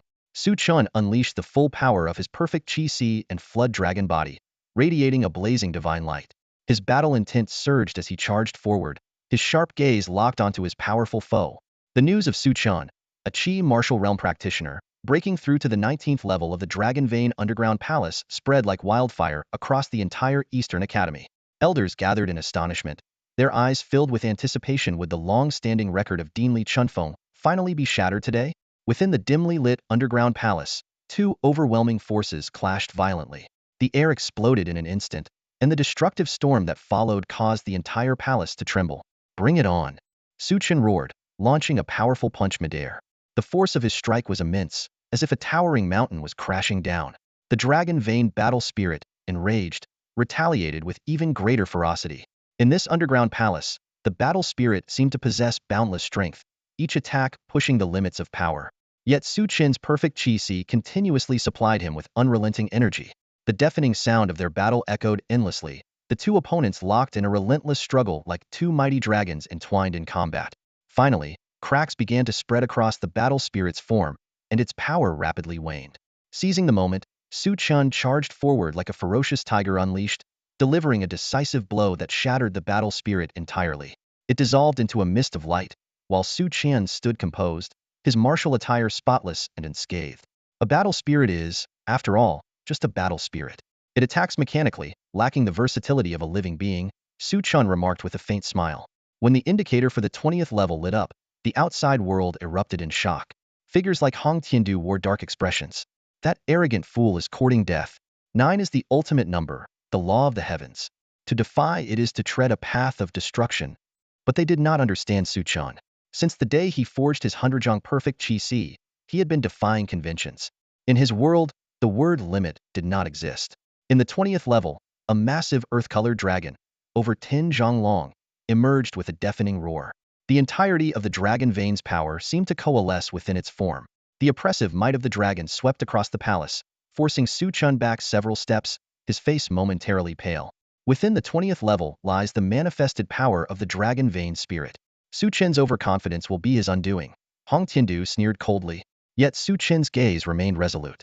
In this critical moment, he was ready to prove once again that what others deemed impossible would always be within his reach. The resounding roar of a dragon echoed through the heavens and earth, shaking the very souls of all who heard it. Deep within the underground palace, a surge of immense qi burst forth, faintly transforming into the form of a colossal dragon that stretched across the skies, its aura climbing higher and higher, seemingly without end. Wu Tsang and the others wore grave expressions, their eyes filled with worry. They were well aware that the Dragon Vein of the Great Chu Kingdom was of a celestial level. Even the spirit of the Dragon Vein at the 20th layer was comparable to an expert of the Xuanwu realm with celestial-level bloodline. Faced with such a massive gap of 10 realms, how could senior brother Su Chen possibly hold his own? Master, should we deactivate the formation? Elder Xiaoqing asked anxiously as he approached Li Chunfeng. A prodigy with a celestial bloodline pained him to think such a talent might fall here. Li Chunfeng, however, remained unusually calm. No need to rush. That boy doesn't strike me as reckless. Let's wait and see.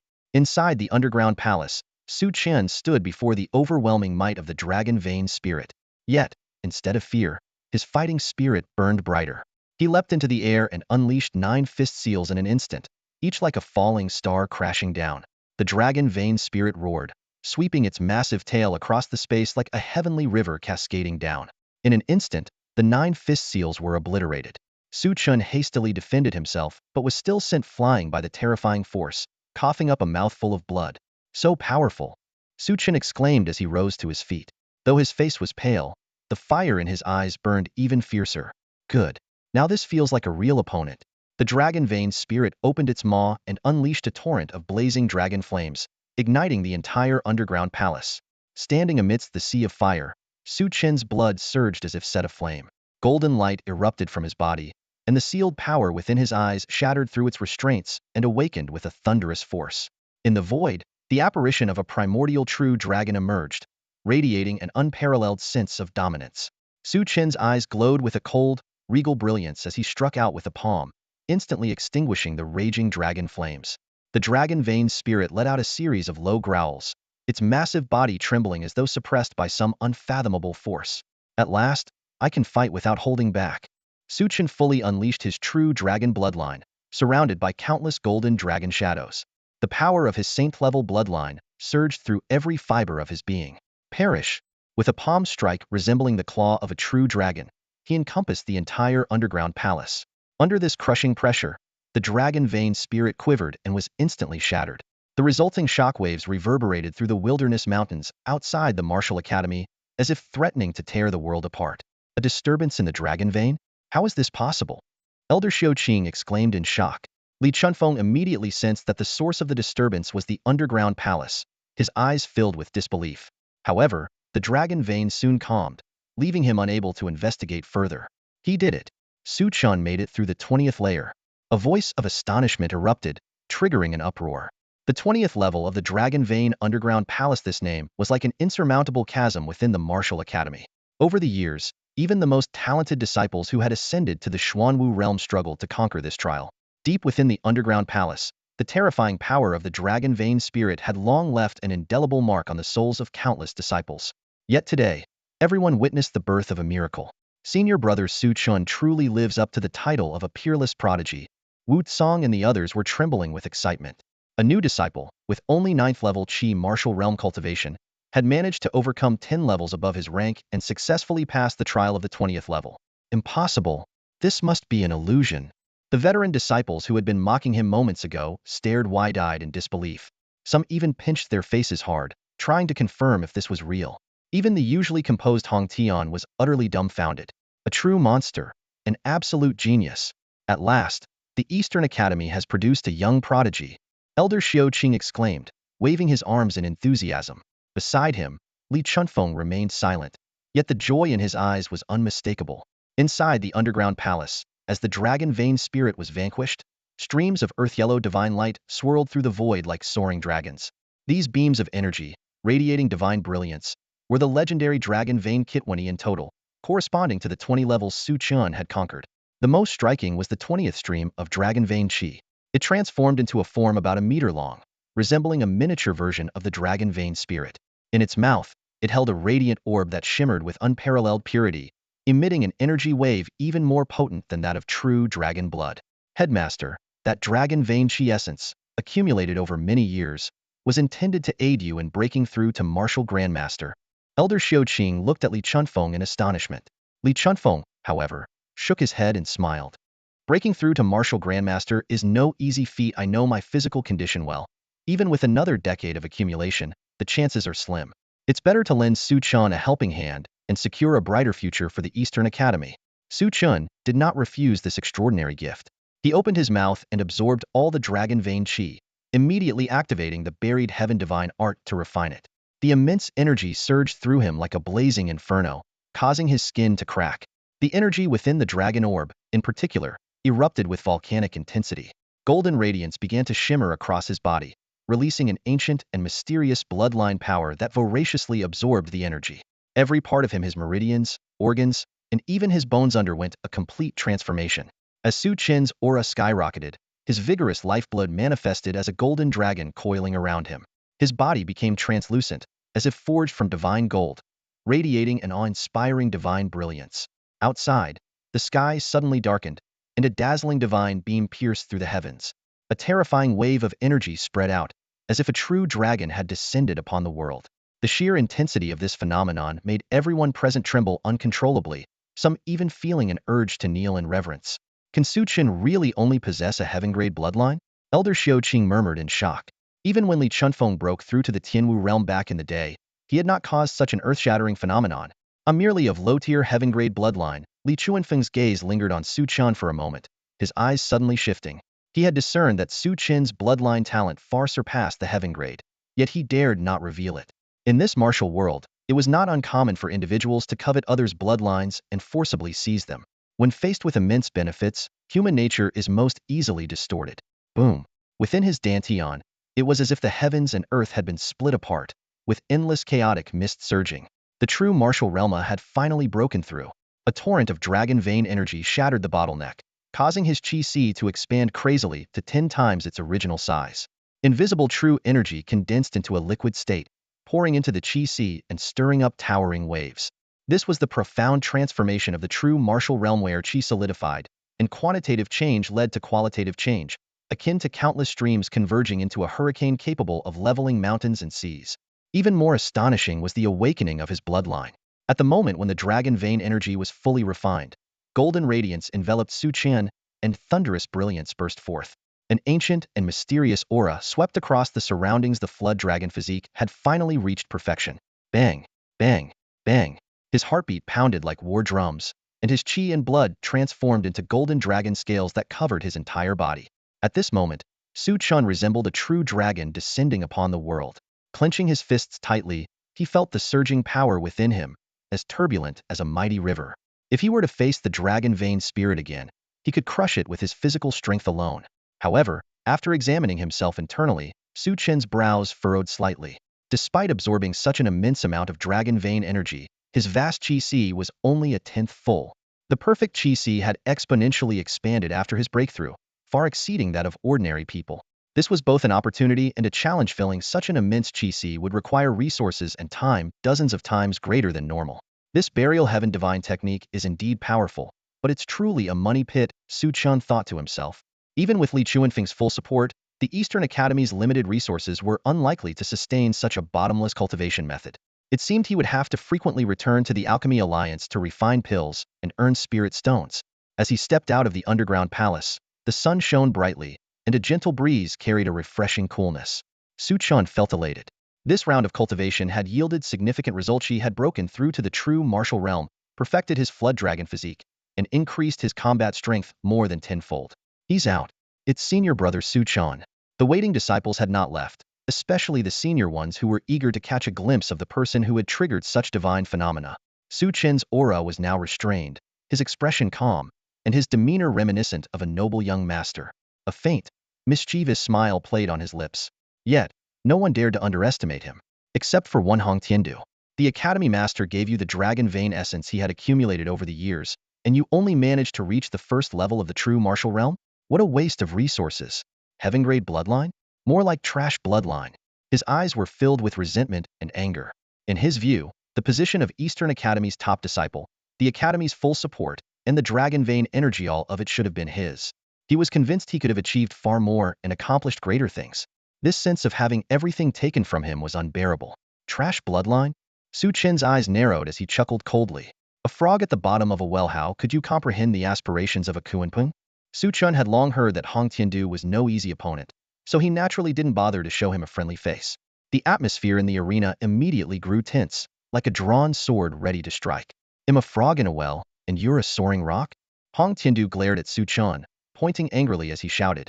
You've only been in the martial academy for a few days, and yet you dare act so arrogant? Yesterday was my first day, and I crushed the disciples of the Western Courtyard, Su Chen replied coolly, his gaze sweeping over Hong Tiandu and the others who looked indignant. A faint, enigmatic smile tugged at his lips. Today is the second day. Before he could finish, an older disciple reacted furiously, pointing at Su Chen. What do you mean by that? Are you planning to crush us of the Eastern Courtyard today? Under the furious glares of the crowd, Su Chen clasped his hands behind his back and smiled lightly. If you're into that sort of thing, I wouldn't mind obliging. The entire scene fell into a stunned silence. Who would possibly enjoy being crushed? And now, a new disciple, fresh to the academy, dared to claim he could dominate them? Even if the Eastern Courtyard was weaker, it still had plenty of Xuanwu realm disciples. How could they allow such arrogance? Su Chen maintained his calm smile, as if silently declaring, I've been bold for a while now. What can you do about it? This blatant arrogance completely enraged the veteran disciples of the Eastern Courtyard. Their faces turned livid with anger. Enough talk. Hong Tiandu could no longer hold back.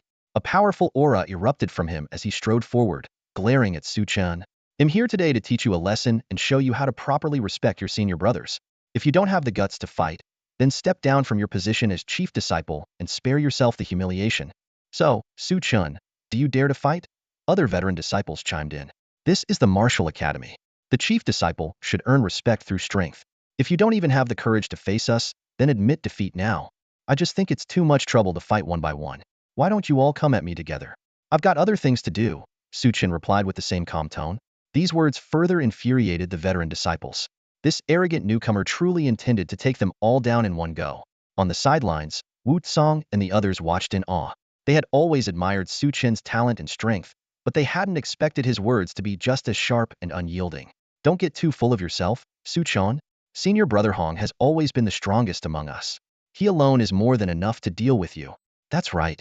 If you can beat senior brother Hong, well, admit you're worthy. As the tension escalated, Elder Xiaoqing couldn't remain seated and stepped forward to intervene, but he was stopped by Li Chunfeng.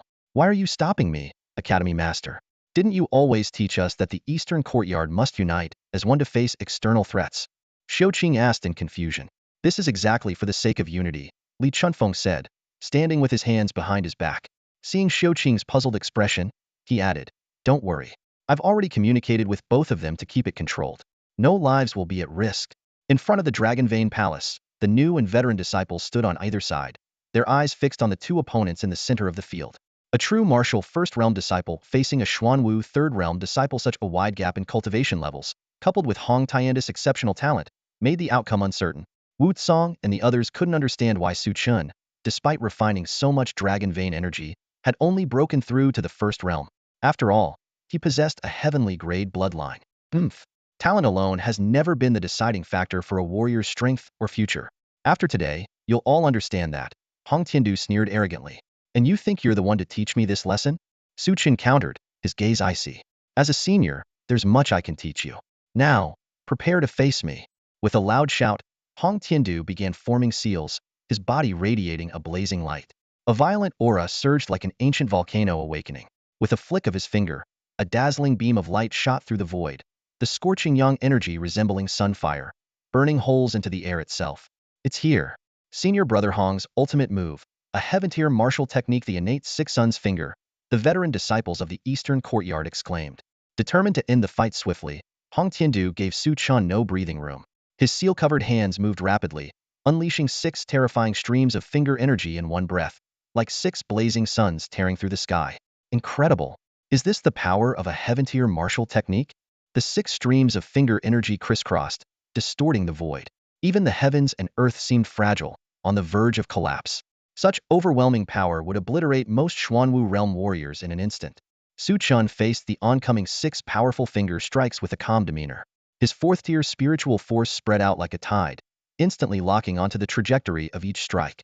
With a slight lift of his arm, the boundless burial heaven true qi surged like rivers converging into the sea, condensing in the void into a colossal dark divine sword over 10 zhang long. This divine sword was shrouded in mysterious runes, its blade emanating an aura of decay and darkness that made it impossible to look at directly. With a low shout of destroy from Su Chen, the sword swept across. The void was instantly torn apart, revealing a massive black fissure stretching for hundreds of miles, like a gaping maw. The 6 radiant finger strikes, as dazzling as the sun, collided with it and vanished into nothingness in an instant. What? Hong Tiandu exclaimed in shock. As a third-layer powerhouse of the Xuanwu realm, his strike, infused with heavenly-level martial arts, was effortlessly neutralized by the opponent's seemingly simple technique of condensing energy into a weapon. Wherever the dark divine sword passed, sword energy raged, enveloping everyone below. Strangely, under the influence of this power, everyone felt their true qi and spiritual force sealed, unable to move, as if they had turned into lifeless wood. What domineering true qi! Elder Xiaoqing and the others marveled. Such an immense true qi weapon would likely exhaust the entire true qi reserves of a 9th-layer true martial realm expert to form. A faint smile played on Su Chen's lips. Not bad. The bottomless pit that devoured so much dragon vein energy didn't disappoint me after all. After breaking through to the true martial realm, the power of burial heaven true qi rivals that of a high-grade spiritual weapon. Before his words faded, Su Chen retracted his true qi and activated his bloodline power instead. In an instant, an infinite surge of golden vital energy soared into the sky, accompanied by the rumble of heavenly thunder and earthly fire. A colossal golden dragon's phantom appeared, its overwhelming dragon might striking fear into the very souls of those present. Hong Tiandu's face turned pale as he felt an oppressive force from the bloodline suppression. His entire body's vital energy nearly froze, and his legs trembled uncontrollably. Even when facing Lin Jianqing, he had never experienced such a terrifying pressure. Kill! Like a raging dragon unleashed, Su Chen struck with a single palm, and a golden dragon claw tore through the air. The claw, seemingly forged from divine gold, carried a destructive power capable of annihilating everything. In that critical moment, Hong Tiandu bit his tongue and swiftly formed a seal. Scarlet light enveloped him, inscribed with dense runes, and transformed into a crimson furnace suspended in midair. That's senior brother Hong's scarlet flame furnace bloodline, Elder Xiaoqing explained. Although it's only an upper-grade earthly bloodline, if awakened, it might one day evolve into the solar divine furnace bloodline. With a deafening explosion, the dragon claw collided with the scarlet flame furnace. The reverberations of the impact shook everyone's eardrums as if struck by a massive bell. In the blink of an eye, the furnace shattered, exploding like a miniature sun in the sky. The golden dragon claw, relentless, smashed into Hong Tiandu with unstoppable force. Ugh! Hong Tiandu spewed blood as his body was sent flying, his aura utterly depleted, leaving him completely incapacitated. This astounding scene left everyone dumbfounded. The ferocious and overwhelming aura emanating from Su Chen felt like the reawakening of an ancient primordial beast, extinguishing any thought of resistance in their hearts. The square in front of the Dragon Vein underground palace was utterly silent. The powerful, dragon-like aura emanating from Su Chen's body intimidated everyone present, leaving them too cautious even to breathe loudly. Slowly clenching his fist, he allowed a faint, satisfied smile to curve his lips. A few senior disciples snapped back to their senses and hurried to help the blood-spitting Hong Tiandu to his feet. Just as they were about to leave, Su Chen's icy voice echoed. "Hold on.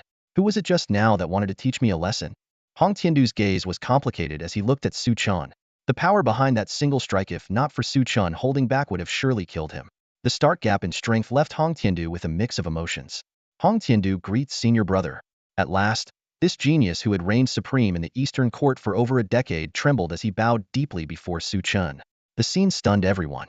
The once proud leader of the Eastern Court now bowed in submission to a true martial realm youth who had only joined the academy 2 days ago. Su Chen nodded in satisfaction, his gaze sweeping over the crowd. His indifferent eyes carried an imposing dominance that brooked no defiance. Everyone understood clearly any sign of resistance would lead to the same fate. "We greet senior brother." The crowd exchanged glances before collectively bowing and saluting Su Chen. In this martial world, where strength was paramount, submitting to the strong was no disgrace. "Since you acknowledge me as your senior brother, rest assured if you are ever bullied by the Western Court disciples, I will stand up for you." Su Chen spoke with a faint smile before turning to leave. It was no empty promise. His deep grudge against the Western Court made him eager for any chance to deal with them. The crowd stood frozen for a moment, then watched Su Chen's departing figure with even greater reverence, bowing once more, this time with genuine submission. "See? Aren't they united now?"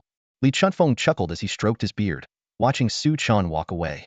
Elder Xiaoqing was momentarily taken aback, then let out a bitter laugh. Li Chunfeng continued, "If someone refuses to submit, beat them until they do. If they dare to resist, crush them. Once everyone acknowledges you as their leader, unity naturally follows. Extraordinary times call for extraordinary measures." This time, Elder Xiaoqing nodded in agreement, inwardly impressed by Su Chen's methods. To command both fear and respect at such a young age, uniting the disciples so decisively truly had the makings of a future academy leader. The Martial Academy's library was a treasure trove of knowledge, second only to the royal collection of the Great Chu Kingdom. New disciples were allowed to choose one cultivation technique and one martial skill based on their level of mastery, this being their sole free privilege. To access higher-level techniques, one had to prove themselves by completing dangerous missions, capturing notorious bandits, or venturing into the Dragon Vein underground palace. The Western Court steward in charge of the records glared at Su Chen with hostility as he arrived. "You may select a lower-tier Earth-grade technique from the second level, but if you dare to covet techniques beyond your rank, you'll pay with your life." "I want a heaven-grade martial skill," Su Chen stated flatly. The steward froze for a moment before sneering, "Kid, with your level of cultivation, you're only allowed to choose a lower-tier Earth-grade technique. Don't you know the rules? If not, get lost." A Qi martial realm disciple who clears 20 levels of the Dragon Vein underground palace is eligible to select a heaven-grade technique. "Do you know that rule?" Su Chen retorted coldly. "Of course, I know the rule. But you?" "Ha ha ha." The steward burst into unrestrained laughter. Su Chen said no more. Instead, he produced his disciple token. Though the morning's events had yet to spread, the token already recorded his achievements. However, the steward didn't even glance at it, tossing it aside in disdain. "Stop pretending. Heaven-grade martial skills? You? Do you have any idea how precious they are?" In the Martial Academy, the art of the Dragon Veins had always been the foundation of power for the major clans, renowned for its extraordinary difficulty to master. Even prodigies like Lin Jianqing, with the backing of a powerful family, or talents like Hong Tiandu, blessed with rare opportunities, struggled to grasp its secrets. Huh. A Qi martial realm cultivator trying to clear the 20th level of the Dragon Vein Palace? How utterly ridiculous. A few passing disciples from the Western court sneered disdainfully upon recognizing Su Chen. Everyone knew the 20th level of the Dragon Vein Palace was guarded by the spirit of the Dragon Vein. For someone at the Qi martial realm to attempt it was akin to striking a stone with an egg. Instant annihilation was certain. While the Academy's rules technically allowed such an attempt, no one in history had ever succeeded. Even Lin Jianqing, the senior brother of the Western court, and Li Chunfeng, who possessed a heavenly-grade bloodline, had failed. Naturally, these disciples didn't believe Su Chen could achieve the impossible.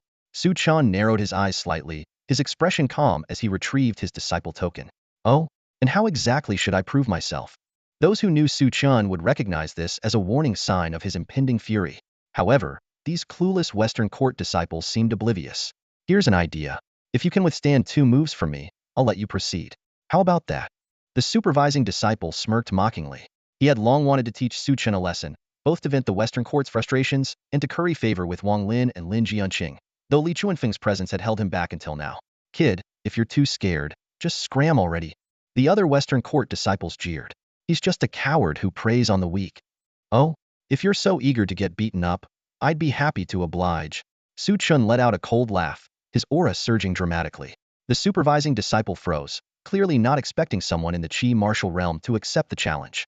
But before he could react, Su Chen stepped forward, his entire body radiating golden light, a mysterious energy enveloping the space around him. His fist, gleaming like divine metal, carried an overwhelming force that seemed capable of shattering all before it. Not good. The supervising disciple's pupils shrank in terror. In his eyes, Su Chen's incoming fist was no longer a simple strike, it was a colossal dragon spanning the heavens. Panicked, he hastily unleashed his true energy and executed a martial technique in desperation. Boom. A devastating force erupted instantly. The supervising disciple was sent flying with a scream. His protective aura shattered, his chest caved in, and blood spewing from his mouth. The surrounding Western court disciples were dumbfounded. They had witnessed the entire scene. Su Chen's movements weren't particularly fast, giving the supervising disciple ample time to react and even use a martial technique. Yet, he was still subdued with a single punch. This could only mean Su Chen's strength had reached an inconceivable level. As the onlookers remained stunned, Su Chen extended a hand wreathed in true energy, grabbing the supervising disciple. Without hesitation, he began slapping him mercilessly across the face, the sound of each strike echoing loudly as the disciple cried out in agony. Su Chen, stop. This is too much. The other Western court disciples finally intervened, unable to bear the humiliation any longer. This wasn't just a blow to the supervising disciple, it was an insult to the entire Western court. He asked for it himself. How could I refuse? Who knew the Western court had such peculiar preferences? Su Chen replied with feigned innocence. Nobody has such preferences. And why do you keep aiming for the face? The relentless sound of slaps continued, each one like a blow to the hearts of the Western court disciples. I've had enough. This guy's strength is bizarre. Everyone, attacked together. Enraged, the Western court disciples erupted with energy, unleashing their martial techniques as they charged at Su Chen. Boom, boom, boom, boom. For powerful auras of the Xuanwu realm surged forth like crashing waves. For disciples from the Western court unleashed their techniques, surrounding Su Chen with murderous intent. One wielded a long sword that tore through the air, its sword energy slicing the void like a silver serpent. Another's fists radiated blazing energy, leaving searing trails with every strike. Meanwhile, a male and female disciple worked in perfect harmony, their small yin-yang palm technique distorting the surrounding space as the intertwining forces of yin and yang formed a deadly net. Though the 4 disciples were only at the first or second level of the Xuanwu realm, their combined assault was no weaker than Hong Tiandu's might. Yet, facing such a fierce offensive, Su Chen merely let out a cold chuckle. Child's play. With a casual motion, he tossed aside the steward disciple he had been holding and turned, delivering a sweeping whip kick. His leg, as fierce as a dragon's tail, shattered the combined energy stream of the 4 attackers. In the blink of an eye, Su Chen's form moved like lightning. With bold and fluid movements, his dragon-like feet crushed the protective energy barriers of all 4 disciples in succession. How is this possible? The 4 Western court disciples were sent flying, crashing to the ground and coughing up blood. What shocked them the most was that Su Chen had overwhelmed them purely with his physical strength, without even using his true energy. It seems the Western court really shares a common interest. Su Chen strode forward with the grace of a tiger and dragon. Before his words fully landed, the 4 disciples spat out another mouthful of blood. The thought of facing the same fate as the steward disciple filled them with dread, leaving them trembling. The female disciple's face turned pale as she cried out, Su Chen, no, please. Su Chen stroked his chin with a devilish smirk. Someone once told me that when a woman says no, she actually means yes. Well then, let's start with you. Ugh. The female disciple coughed up blood and fainted on the spot. Just then, a thunderous voice roared through the air, shaking the heavens. Enough! A flash of light heralded the arrival of a stern gray-robed elder. His oppressive aura filled the space as his cold gaze locked onto Su Chen. How dare you cause trouble in the scripture pavilion? Do you have a death wish? The elder, a Western court elder at the 9th level of the Xuanwu realm, radiated an aura as heavy as a mountain, pressing down on Su Chen. But Su Chen remained unfazed, sneering coldly. Elder, don't falsely accuse me. They were the ones who begged me to act. I'm simply someone who enjoys helping others. The Western court disciples cursed inwardly. Who the hell begged you? You pretended to be weak, tricked us, and even added your own drama. Yet none dared to speak up. Enough nonsense, the elder barked in fury. However, recalling the fearsome reputation of Li Chunfeng, the Eastern Court's headmaster, he restrained himself from taking action. Years ago, a Western court elder had abused his power, only to be crippled by Li Chunfeng, who chased him all the way to the royal palace. The scripture pavilion is a sacred place. No one is allowed to cause trouble here. If you wish to choose a martial art technique, do so. Otherwise, leave. Su Chen casually tossed his disciple token to the elder. After inspecting it, the elder's expression shifted to one of astonishment. Su Chen, with merely Qi martial realm cultivation, had cleared the 20th level of the Dragon Vein Palace. This was unprecedented in the history of the Martial Academy. Now, do I qualify? Su Chen asked indifferently. The elder snorted, returned the token to Su Chen, and left with a wave of his sleeve. Once Su Chen disappeared into the scripture pavilion, the Western court disciples, as if pardoned from death, hurriedly carried their unconscious companion and fled in panic. On the 3rd floor of the scripture pavilion, hundreds of radiant orbs floated like stars, each one encapsulating a heavenly grade cultivation technique or martial arts secret. Su Chen's lips curved into a faint smile as he silently marveled at the profound heritage of the Martial Academy. He casually beckoned an orb, and words surfaced on it. Burning Heaven Inferno Technique. Mid-tier heavenly grade, suitable for those with fire attribute talents and bloodlines. Su Chen shook his head and set it aside. Another orb drifted toward him. 100-step Divine Fist. Low-tier heavenly grade martial art. Used in conjunction with footwork, each step amplifies the punch's force. After 100 steps, the punch can shatter the heavens. Too flashy, not to his liking. Chasing Soul Spear Technique. Requires exceptionally high spiritual power to cultivate. Once mastered, it can chase its target over 1,000 miles and strike with a single, fatal blow. Although his 4th-tier spiritual power was sufficient, he sought the technique most aligned with his path, given the opportunity. Burning Dragon Skyforging Fist, Heavenly Star Finger, Whirling Wind Sword. The variety of martial arts was endless, yet none of them truly captivated Su Chen. Having been exposed to top-tier techniques like the Funeral Sky Divine Art and the Samadhi True Fire Seal, his standards were naturally higher. As he frowned in contemplation, a sudden voice transmitted directly into his mind. 1st floor of the scripture pavilion, 5th row, 6th compartment. Ancient Secret Technique Desolate Sword Dao. This voice didn't belong to the white-clad woman of the Funeral Sky realm. Su Chen extended his spiritual power to search, but found nothing. For someone to act so stealthily under the noses of the Western Academy elders, their spiritual power must have reached the peak of the 4th tier, or perhaps even higher. Carrying his doubts, Su Chen descended to the 1st floor, where shelves of books and bamboo scrolls were stacked. This level housed human-grade techniques and miscellaneous knowledge, rarely sought after. He searched the 5th row, 6th compartment for a long while before uncovering a leather scroll hidden within a book's lining.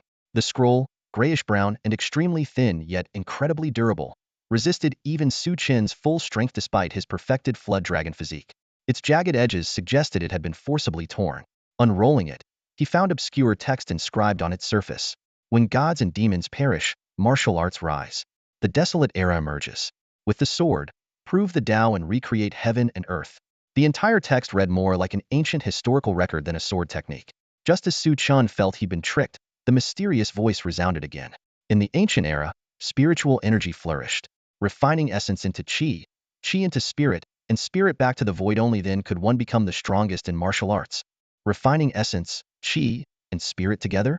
In the current age, achieving mastery in even one path, true Qi, body refinement, or spiritual power was already rare. Not even the Chu kingdom had produced a master surpassing the heavenly martial realm. Without the opportunities granted by the funeral sky realm, Su Chen himself would have struggled to progress in all three paths simultaneously. As he attempted to merge his true qi, spiritual power, and physical blood energy into his eyes, the ancient characters on the scroll suddenly radiated divine light. The symbols intertwined and danced, transforming into the shadow of a figure practicing swordsmanship. Within the sword's radiance lay the profound intent of splitting heaven and earth. Su Chen's spirit was drawn into the dazzling sword light, as if traversing time and space to the ancient, desolate era. There, he witnessed the birth and extinction of all things, experiencing the ebb and flow of the heavens and earth firsthand. The vast wilderness stretched endlessly, with boundless skies and expansive lands, where mountains and seas intertwined. A streak of sword light pierced through the heavens, like a cataclysmic ray descending from the divine realms, shattering countless miles of the void in an instant. The power of that single sword stroke was enough to vanquish monstrous beasts and annihilate gods and demons, leaving the 8 desolate regions in utter silence. The scene abruptly froze. Su Chen rubbed his faintly aching forehead, slowly regaining his senses. Even with his formidable fourth-tier spiritual power, just a brief moment of observation left him feeling mentally drained, as if his head might explode. The sword's momentum, which tore through the heavens and the underworld and disrupted the chaos of the cosmos, was simply too terrifying. This surpasses even heaven-grade martial techniques. Su Chen's eyes gleamed with excitement, his heartbeat quickening. Although the parchment's record of the great wilderness sword Dao was incomplete, lacking specific sword moves, and only containing the momentum of the sword, it was already enough to astonish him. It was far more powerful than any martial art he had ever encountered. If even a fragmented scroll could be so extraordinary, what kind of mastery would the complete great wilderness sword Dao represent? Fortunately, this sword path required the cultivation of mind, spirit, and energy to comprehend, making it indecipherable to ordinary martial artists. Otherwise, such an opportunity would never have fallen into his hands. Su Chen made up his mind on the spot this was the one.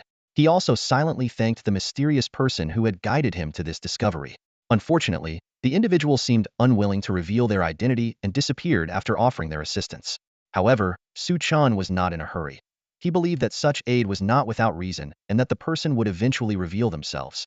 Afterward, he quickly ascended to the 3rd floor and selected a heaven-grade secret, Technique 9, Palace's Dragon Movement. This was a movement technique that utilized spiritual power to construct the 9 palaces of heaven and earth, allowing the user to move freely like a swimming dragon, almost as if teleporting.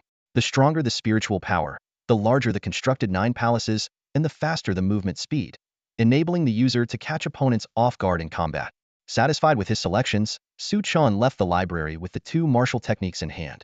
If he could master these techniques, his strength would undoubtedly increase significantly. Upon returning to his residence in the eastern courtyard, Su Chen was surprised to find a woman cleaning the yard. "Greetings, young Master Su. My name is Lin Yuer, and I was sent by Master Li to assist you," the woman said respectfully, bowing. Su Chen frowned slightly. Although the chief disciple of the martial academy did have the privilege of employing attendants, it was unusual for the headmaster to personally involve himself in such trivial matters. Just as he was about to politely decline, Lin Yuer suddenly knelt down. "To speak frankly, young master, my cultivation has been crippled and my face disfigured. I have nowhere else to go. If you do not take me in, I will be cast out and left with no means to survive." Su Chen observed her closely. Indeed, there was no trace of true energy within her. Her bone age was close to 50, and beneath the scars on her face, he could vaguely discern the features of a once beautiful visage.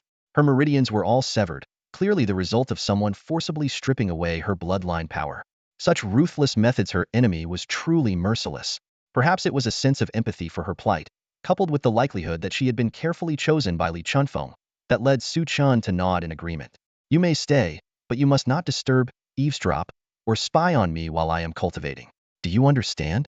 Thank you, young master, for your great kindness." Yuer only wishes to live out the rest of her days peacefully and harbors no ulterior motives. Lin Yuer expressed her gratitude sincerely. Entering the house, Su Chen found that the interior had been meticulously cleaned and arranged in a warm and inviting manner. He left behind a pill to replenish blood and energy before heading straight to the underground training room. As the chief disciple's designated cultivation space, it was exceptionally spacious and equipped with isolation barriers, making it the perfect place to practice the great wilderness sword Dao and 9 Palaces Dragon Movement. Meanwhile, news of his daring venture into the Dragon Vein underground palace and his breaking of the 10-layer limit had already spread throughout the martial academy. The prestige of the Eastern Court was at its peak. so much so that even the usually arrogant nobles of the Western court couldn't help but take notice. News of Su Chen's battle in the scripture pavilion had spread far and wide, shocking everyone with the fact that he had injured several Xuanwu stage senior disciples.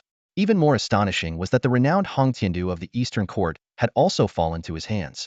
Heaven-grade bloodlines are recorded in the history of our great Chu kingdom, but even Dean Li Chunfeng has never displayed such defiance of the natural order. Su Chen must be hiding some unimaginable secret. Many disciples of the Western Court, both enraged and envious, voiced their speculations. Numerous Xuanwu stage experts were eager to challenge Su Chen and restore the Western Court's honor. They waited outside the gates of the Eastern Court for a long time, but Su Chen never appeared. Time flew by, and a month quietly passed. As soon as Wang Lin recovered from his injuries, he rushed to the residence of Lin Jianqing, the top disciple of the Western Court. "Cousin, you must help me this time," he exclaimed excitedly.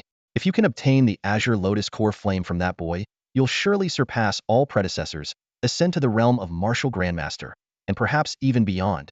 This secret, which Wang Lin had originally intended to keep to himself, was now revealed as Su Chen's rapid rise in strength left him no choice but to seek help. Azure Lotus Core Flame? Lin Jianqing's eyes lit up. No wonder that boy is so arrogant. To possess such a treasure. Refining a miraculous fire of heaven and earth at the Qi martial stage, this boy's fortune is remarkable. Once he's eliminated, all those treasures and opportunities will be yours, cousin, Wang Lin said with a sinister tone. Though Lin Jianqing was arrogant, he had to admit, with that old man Li Chunfeng around, I can't make a move within the martial academy. Moreover, the Western Court's dean was absent, and even the deputy dean wasn't a match for Li Chunfeng. After monitoring Su Chen for a month, they found that he hadn't stepped outside the gates of the Eastern Court. "Cousin, I've already looked into that boy's background," Wang Lin suggested cunningly. "He has a wife named Yi Qingxing, who is as beautiful as a goddess. Even Yi Xinglong and Lin Tianji know her. I want to see her myself. She works as a manager at the Deluo Merchant Alliance. Even her maids are stunning, and she herself exudes an unmatched elegance and allure." Wang Lin spoke with parched lips, lowering his voice at the end. "And she's a married woman, exactly the type he prefers." Lin Jianqing's eyes brightened. If she's caught his eye, not even Li Chunfeng can protect Su Chen. A malicious grin spread across his face as he hurriedly left the martial academy, first heading to the Deluo Merchant Alliance, and then straight to the royal palace. Meanwhile, within the Eastern Court, Su Chen had been in seclusion for over a month. Inside the spacious training room, runes flickered, and black energy currents surged. Amidst it all, a golden figure darted like a swimming dragon. Whoosh, whoosh, whoosh, whoosh. The golden figure flashed around the training room, circling a massive black boulder and leaving behind countless afterimages. In an instant, it seemed as though there were over a dozen golden figures moving in a mysterious pattern, like a dragon emerging from the sea, growing in momentum and accelerating rapidly. Clang! A sword's cry echoed, and an overwhelming sword force erupted. The leading golden figure, like a dragon spitting a pearl, unleashed an unparalleled, radiant strike that resembled the light of heavenly tribulation, piercing through the air. Countless sword auras swirled around the radiant strike, bombarding the boulder in an instant. Bang, bang, bang, bang, boom. The dense sword auras pierced through the sturdy black boulder, which was as hard as a high-grade defensive spiritual artifact. Under the final devastating strike, the boulder shattered into fine powder. After a long while, the afterimages converged into Su Chen's figure. What incredible power! Su Chen's eyes gleamed as he looked at the pulverized boulder. Despite its exceptional hardness, the black boulder couldn't withstand the razor-sharp sword light, not even the accompanying sword auras. A sword force that moves forward relentlessly, unstoppable, like the light of heavenly tribulation, piercing through the void. Su Chen murmured, deep in thought. "The first sword technique I've comprehended from the Great Wilderness Sword Dao, I'll call it void-piercing tribulation light." The Great Wilderness Sword Dao was less of a sword technique and more of a sword scripture, a comprehensive guide to swordsmanship. It had no fixed moves, only an unparalleled sword force and intent, requiring a practitioner to comprehend it themselves. The sword techniques derived might differ from person to person, but the essence of the sword force remained the same. Void-piercing tribulation light was the first sword technique Su Chen had painstakingly honed over the past month. After exiting the secluded retreat, the attic remained spotless and orderly. Lin Yuer had already prepared a sumptuous feast, the aroma filling the air. Each dish was exquisitely arranged, but the most eye-catching was a royal tribute dish, dragon beard fish. The golden fish meat glistened temptingly under the sunlight. "Did you make all of this?" Su Chen couldn't help but swallow hard. Though he hailed from a noble family of the Deluo dynasty, after taking a bite, he couldn't stop praising the food. The ingredients, cooking techniques, and flavors far surpassed any delicacy he had ever tasted, even in the Chu kingdom. Yue has no other talents, only this humble way to express my gratitude to you, young master, Lin Yue said with a bow. I prepared all the ingredients myself. I hope they suit your taste. Thank you for your effort, Su Chen replied with a smile and immediately began to devour the meal. Having gone a month without food, he was too hungry to care about anything else, focusing entirely on enjoying the feast. After eating and drinking to his heart's content, Su Chen leaned back in his chair and let out a satisfied sigh. I never thought keeping Lin Yue around would be such a good decision. Her cooking skills are unmatched. You couldn't find another like her in the entire northern wasteland city. Lin Yue tidied up the dishes and brewed a cup of tea for Su Chen. She hesitated for a moment before saying, Young master, there is one matter I'm uncertain if I should bring up. What is it? Speak freely, Su Chen said, his spirits high. The Western court seems to be plotting against you, but they haven't had the opportunity yet. It looks like they're planning to target your wife, Lin Yue said softly, lowering her gaze and observing Su Chen's reaction from the corner of her eye. What did you say? Su Chen shot to his feet, his entire demeanor shifting to one of icy rage. His presence became as fierce and terrifying as an enraged beast, causing Lin Yue to instinctively step back in fear. After a moment, Su Chen narrowed his eyes at her suspiciously. How do you know this? It was Master Li who asked me to warn you, Lin Yue replied cautiously after a brief pause, her eyes darting slightly. Although Su Chen found it strange after all, why would the esteemed head of the Martial Arts Academy, one of the strongest warriors in the Chu kingdom, concern himself with a disciple's personal matters? There was no time to dwell on it. Without hesitation, he rushed out the door, mounted a fast horse, and galloped toward the Deluo Chamber of Commerce. Lin Yue watched Su Chen ride off, a glimmer of intrigue flashing in her delicate eyes. Meanwhile, at Lin Jianqing's residence in the Western Court, brother, Su Chen just left the Martial Arts Academy in a hurry. Could someone have tipped him off? Wang Lin, who had been keeping tabs on Su Chen, immediately reported to Lin Jianqing. Impossible. I was very discreet when I took that person to the Deluo Chamber of Commerce yesterday. No one should know, Lin Jianqing said, frowning in thought. Besides, Li Chunfeng has long lost his influence after repeatedly defying authority. The court no longer trusts him. Brother, since Su Chen has left the academy, should we? Wang Lin made a throat-slitting gesture. But Lin Jianqing merely smirked confidently.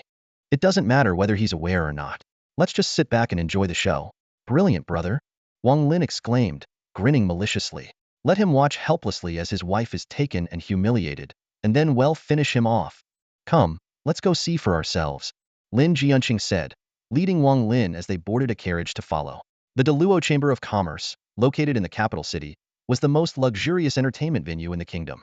It offered everything from dining to leisure activities, including extravagant services that only the elite could afford, making it a favorite among the nobility. At this moment, a lavish carriage adorned with a crimson gold dragon emblem had stopped at the main entrance. Though it blocked the path for passers-by, no one dared to complain. Such a symbol was reserved exclusively for the royal family, signifying the highest level of prestige. Get your manager out here, a man dressed in a robe embroidered with a python design demanded arrogantly as he addressed the approaching steward. His face was pale and clean-shaven, and he was accompanied by 4 burly men clad in golden armor, each a powerful warrior at the Xuanwu realm, their origins clearly extraordinary. The steward, suspecting their identity, dared not delay and quickly summoned the manager. Before long, a stunning woman in a green dress appeared. Her demeanor was elegant and aloof, exuding an irresistible charm despite her cold expression, making it impossible for anyone to look away. The entrance of the Deluo Commerce Alliance was bustling with noise and excitement when a graceful figure slowly approached, instantly captivating everyone present. Is that Yi Qingqing, the newly appointed steward of the Deluo Commerce Alliance? Gasps of astonishment rippled through the crowd. She was dressed in a light blue gown, exuding elegance with every move she made. Her stunningly beautiful face, untouched by makeup, seemed as though it had been crafted by nature itself. There was a cold charm about her, tinged with an innate allure, making her beauty rival that of Lin Marin, the emperor's favored consort. Ever since she arrived, the alliance's traffic has increased more than tenfold. If I'd known there was such a beauty here, I would have come no matter the cost.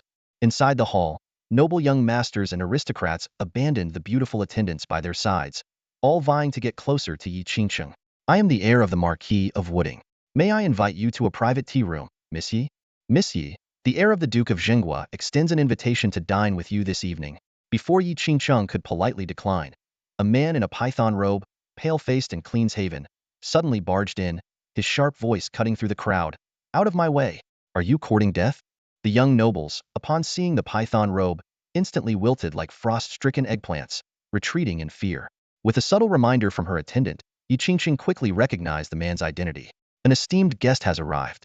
Please, come inside. She maintained her graceful composure. Miss Yi, there's no need for formalities. I am here on behalf of my master to invite you to admire the moon at Daming Lake, the man in the python robe said with a grating laugh. Daming Lake? The royal garden? Someone murmured. Hasn't he already gathered all the beauties under heaven? Will he never stop? Shu, have you forgotten what happened to Princess Tianyu? Yi Qingqing's eyes grew cold, and she firmly refused. Apologies, but I have other matters to attend to. I cannot accompany you. Your trivial matters can't possibly compare to the honor of admiring the moon with my master. The man sneered, his tone sinister as he deliberately revealed a golden token at his waist. You'd better not refuse this gracious offer. I said, I will not accompany you. Yi Qingqing's voice turned icy as she turned to leave. How dare you? The man in the python robe erupted in fury, signaling his guards to seize her by force. Qingzhu and Lanxiang immediately drew their swords to protect her. Stand back. Our lady is a friend of Master Xianyang from the Dan Alliance. In an instant, 2 Xuanwu realm guards struck, sending Qingzhu and Lanxiang flying. Another 2 guards advanced directly toward Yi Qingqing. The crowd sighed in regret, but dared not intervene. Just then, a thunderous roar erupted from the entrance. Let her go. A young man in martial attire strode in with the confidence of a dragon and tiger, his piercing eyes radiating murderous intent as he glared at the man in the python robe and his guards. The air in the hall seemed to freeze instantly. Finally caught up, cousin. The show is about to begin. A carriage quietly stopped on the street outside the Deluo Commerce Alliance. Inside the carriage, Wang Lin and Lin Jianqing sat, observing the situation within the alliance through the window with cold, sinister smiles on their faces. At that moment, the temperature in the alliance's main hall suddenly dropped, sending a strange chill through everyone present. A young man, no older than 20, stood in the center of the hall, his entire being exuding a suffocating aura of killing intent. He was dressed in martial arts attire, clearly a direct disciple of the martial arts academy, yet his aura was more akin to that of a seasoned warrior who had walked out of a battlefield littered with corpses. Who are you to shout and make a scene here? The leader, a man in a python-patterned robe, glanced at Su Chen with a cold, threatening gleam in his eyes. I'm her man. Who are you? Su Chen retorted sharply, his voice as icy as frost. The moment Yi Qingqing saw Su Chen, her eyes lit up with a spark of hope, and her heart instantly calmed. She knew that with Su Chen there, no one could bully her. Oh, so you're the infamous Su Chen. The man in the python robe raised his chin arrogantly, pulling out a golden token from his waist that symbolized royal authority. As a disciple of the Martial Arts Academy, you are obligated to serve the royal family unconditionally and obey their orders. Understand? Now, my master has invited her to enjoy the moonlight at Daming Lake. This is an honor for you. What kind of nonsense rule is that? I don't understand it, and I don't care to. If you don't want to die, get lost immediately. Su Chen barked coldly. The atmosphere froze instantly. Everyone stared at Su Chen in astonishment, as if looking at a reckless fool who had no idea how high the heavens were. How dare you? The man in the python robe screeched angrily, defying a royal decree? Are you trying to rebel? If you're smart, let your wife come with me now, and I might spare your life. Hearing this, Su Chen's fury erupted. Let his wife accompany another man to admire the moon? What kind of ridiculous royal decree was this? Su Chen, you must understand the royal family founded the great Chu kingdom. In this land, the royal family's orders are the laws of heaven. Anyone who dares to defy them will be crushed to dust. The man in the python robe pressed on aggressively. Save your breath. Anyone who dares touch my woman will be reduced to ashes. Su Chen's eyes turned bloodshot, and his killing intent surged. Rebellion. This is rebellion. The man in the python robe trembled with rage. What are you all standing around for? Arrest him immediately. If he resists, execute him on the spot. For guards at the 3rd level of the Xuanwu realm instantly drew their blades and stepped forward. They were clad in heavy armor and wielded spiritual battle sabers, exuding an imposing aura. In contrast, Su Chen was only at the 3rd level of the Zhenwu Realma level. He had barely reached after exhausting all his resources and training relentlessly for a month without rest. Buzz. Suddenly, Su Chen unleashed a surge of powerful spiritual energy, locking down the surrounding space as if creating an invisible barrier in the air. In the next moment, his figure flickered like a ghost, crossing a distance of over 10 yards in the blink of an eye and appearing before the first guard. Boom! With a single punch, the heavy armor shattered, the spiritual weapon flew from the guard's hand, and he was sent tumbling like a cannonball. In rapid succession, the 2nd, 3rd, and 4th guards fell one after another, collapsing to the ground like lifeless sacks of meat, their fates uncertain. The onlookers were dumbfounded. This was no ordinary martial arts academy disciple, this was a bona fide killing god. All that remained before everyone's eyes was a dazzling golden blur, like a dragon soaring through the sky. By the time they snapped back to their senses, Su Chen had already appeared before the man in the python-patterned robe like a ghost. The disdainful smirk on the man's face had yet to fade when a powerful hand, as fierce as a dragon's claw, clamped onto his head and slammed it violently into the ground. Boom! The entire hall trembled violently, and the floor shattered instantly. The man in the python robe let out a blood-curdling scream as his face was smashed into a bloody mess. Isn't he in the true martial realm? How could he be this strong? In the blink of an eye, he took down 4 Xuanwu realm guards. Could he be capable of instant teleportation? Everyone's hearts pounded in their chests, nearly suffocating them. They were not only stunned by Su Chen's overwhelming power, but also by his audacity. Challenging the authority of the royal family, such an act was punishable by death. Who sent you? Speak if you value your life, Su Chen demanded, lifting the bloodied head of the man in the python robe with one hand. Though he recognized the man as a eunuch and saw the golden token symbolizing royal authority, the royal family was vast. Who was the mastermind behind this? From a carriage on the street, Wang Lin stared in shock. Cao's cousin. Has Su Chen lost his mind? Only now did he realize how brazen and untamed Su Chen truly was. Lin Jianqing frowned as he observed the scene, but his gaze suddenly shifted. He noticed a strikingly valiant woman walking out from the Deluo Merchant Alliance. His expression changed instantly. She's here too? This is no place to linger. Let's leave at once. You lowly commoner. How dare you defy royal authority?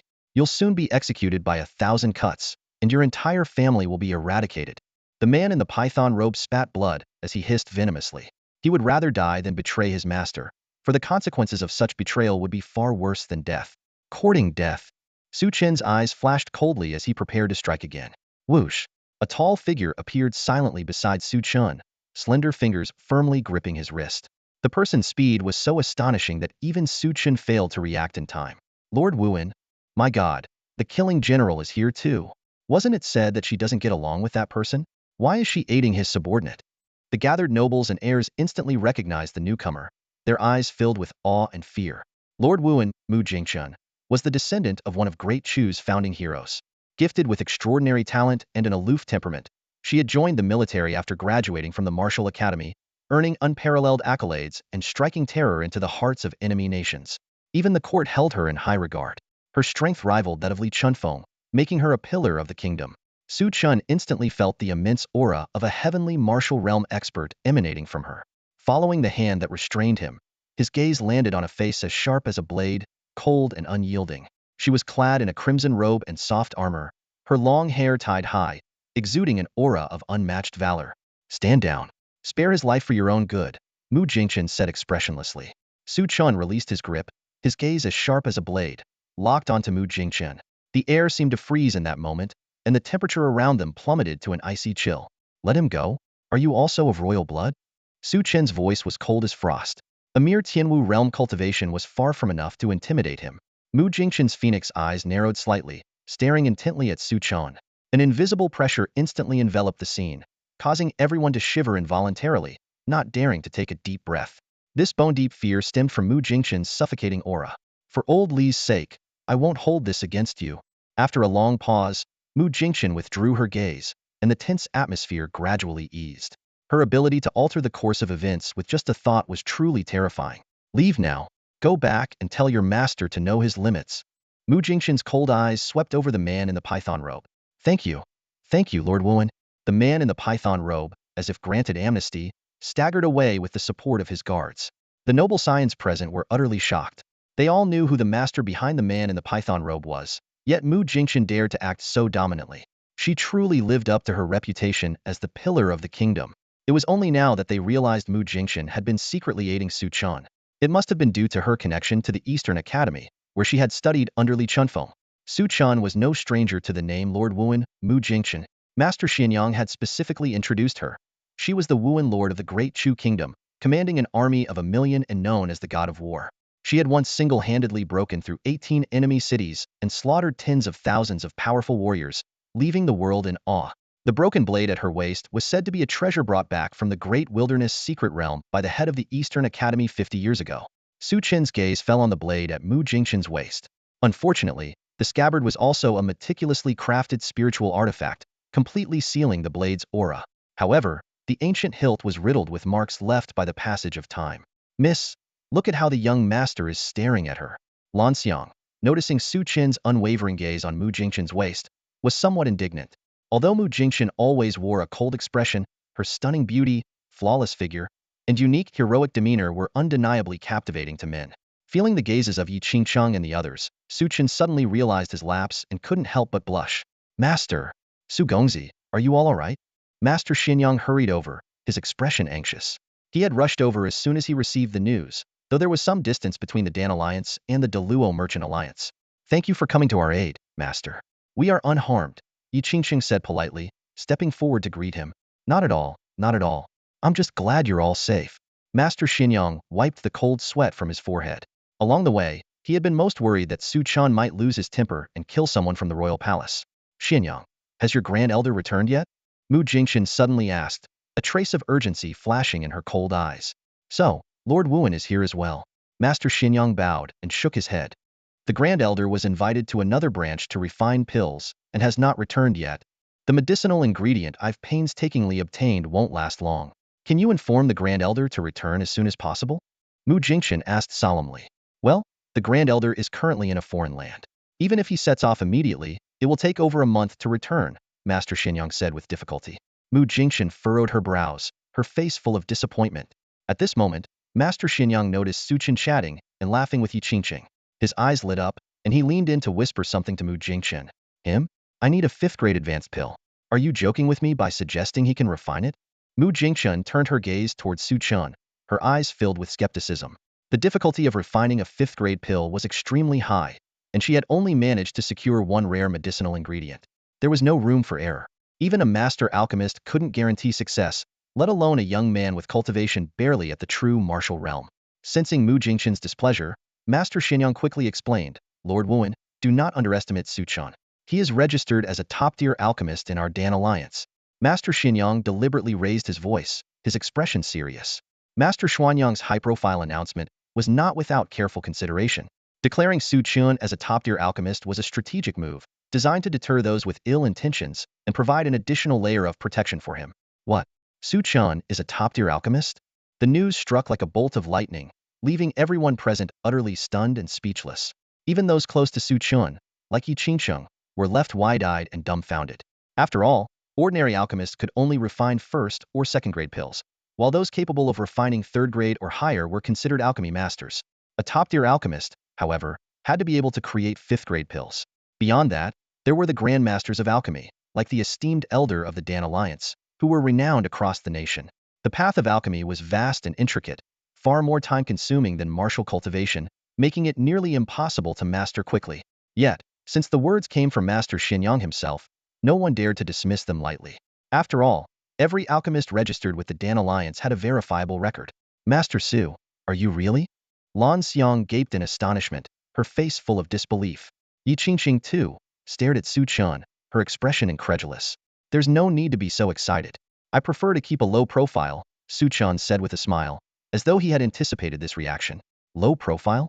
You didn't seem so low-key when you were ready to kill someone earlier, the crowd thought to themselves. Mu Jingqian fixed her gaze on Master Xinyang. Are you certain? Let me put it this way, Master Xinyang replied solemnly.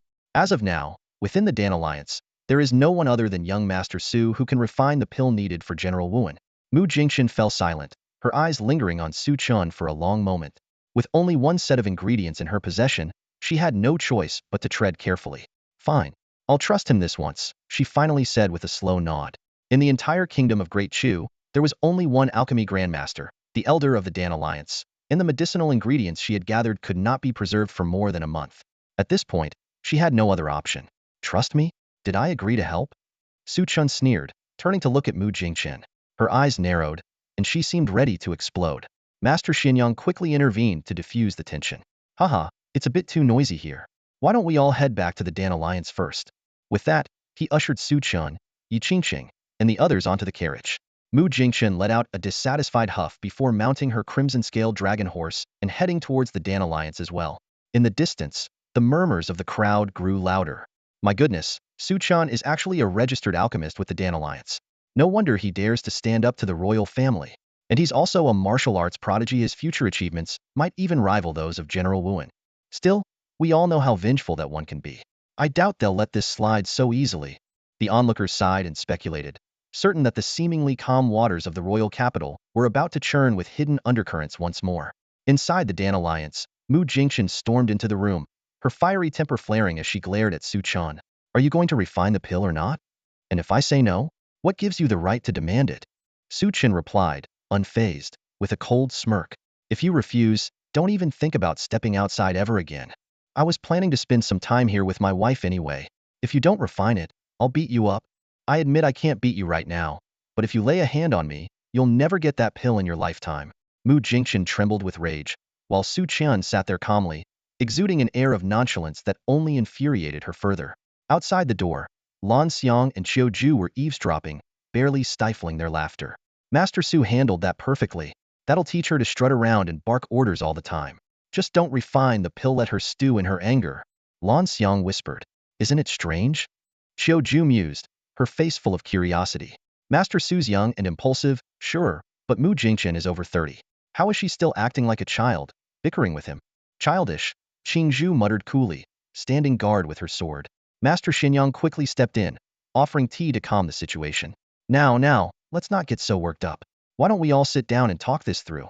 Mu Jingqian downed the scalding tea in one gulp, her cold expression unchanged. Yi Qingqing finally spoke up, unable to hold back. Let it go already. Why are you making such a big deal out of this? He just helped us earlier, didn't he? Look at her, does she seem like someone asking for a favor? Su Chen remarked casually, sipping his tea. Mu Jingqian's sharp eyes flashed with anger, but this time, she managed to restrain herself. Taking a deep breath, she asked through gritted teeth, Master Su, what will it take for you to refine the pill for me? All right, fine. For my wife's sake, I'll help you this once, Su Chen finally said, setting down his teacup with a faint smile. If you can successfully refine the pill for me, name your price, anything you want. Mu Jingqian's eyes lit up as she stood up eagerly. Mu Jingqian was eagerly waiting for Su Chen to state his terms, but she noticed his gaze lingering on her waist. A surge of embarrassment and anger immediately rose in her chest. Have you stared enough? Your wife is still right here, she snapped with a mix of shyness and indignation. Yi Qingqing instinctively glanced at Su Chen, while Master Xinyang quickly tried to smooth things over. Perhaps young Master Su is more interested in that blade? Su Chen nodded approvingly. To be honest, Yi Qingqing's piercing gaze earlier had indeed made him a little uncomfortable. Anything you want, but not this blade. Mu Jingqian gripped the hilt tightly, her tone wary. For a warrior, their weapon was as vital as a limb. Even as precious as life itself, it was not something to be given up lightly. Anything else is negotiable? Su Chen gave her a meaningful look. Mu Jingqian's heart skipped a beat. Could it be that she had encountered a rogue? 3 conditions, Su Chen said directly. First, let me examine that blade. Second, tell me who is behind that dead eunuch. Third, I need spirit stones, a lot of them. Mu Jingqian was taken aback. That's it. She felt relieved, but at the same time looked at him with suspicion. What? Did you think I was interested in you, or something? Su Chen chuckled, shaking his head. What? Are you saying I'm not attractive? Mu Jingqian flared up immediately. As the goddess in the hearts of many young talents in the Great Chu Kingdom, she had always been confident in her appearance and figure. Not exactly, but compared to my Qingqing, there's still quite a gap. This remark made Yi Qingqing blush deeply, though her heart was filled with sweetness. Humph. Mu Jingqian huffed and stopped arguing. Instead, she fixed her gaze on Su Chen and said, You can look at the blade, but are you sure you want to know who's behind that eunuch? Master Xinyang also voiced his concern. Sometimes, knowing too much can be dangerous. But Su Chen's resolve was firm. Whoever dared to target his woman would pay the price, no matter who they were. You're braver than I thought, Mu Jingqian said, looking at him with a hint of admiration before unfastening the long blade and handing it to him. After learning the identity of the person behind the eunuch, Su Chen's expression turned cold, a chilling aura emanating from him. Yi Qingqing quickly covered his hand, clearly shaken by the revelation as well. Revenge is a dish best served cold. Am not reckless, Su Chen reassured her, patting her hand gently. He drew the blade, and an icy, domineering aura instantly filled the space, as if freezing the very air around them.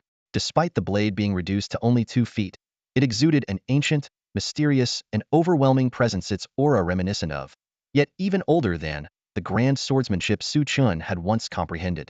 When he inquired about the blade's origins, Master Xinyang could only provide vague information, but Mu Jingqian clearly knew more. Oldly always said that place is nothing but terror, horrors beyond comprehension. she said gravely. This old Li Chunfeng, was a legendary figure known for his extraordinary talent, yet he had exhausted his lifespan by the age of 100, whereas most strong warriors at the Sky Martial realm could easily live over 3 centuries. The weapon's aura of malevolence is incredibly terrifying. There's only a faint trace of it left on this blade. Yet even old Li couldn't suppress it, so he entrusted it to me. Mu Jingchen spoke with a hint of pride. Indeed, if not for her exceptional talent, she wouldn't have been able to wield such a blade. Chances are, this blade came from another burial heaven realm. Su Chen muttered, his heart unsettled as he sheathed the blade. At last, he had a lead on the second burial heaven ring. This is a matter of life and death.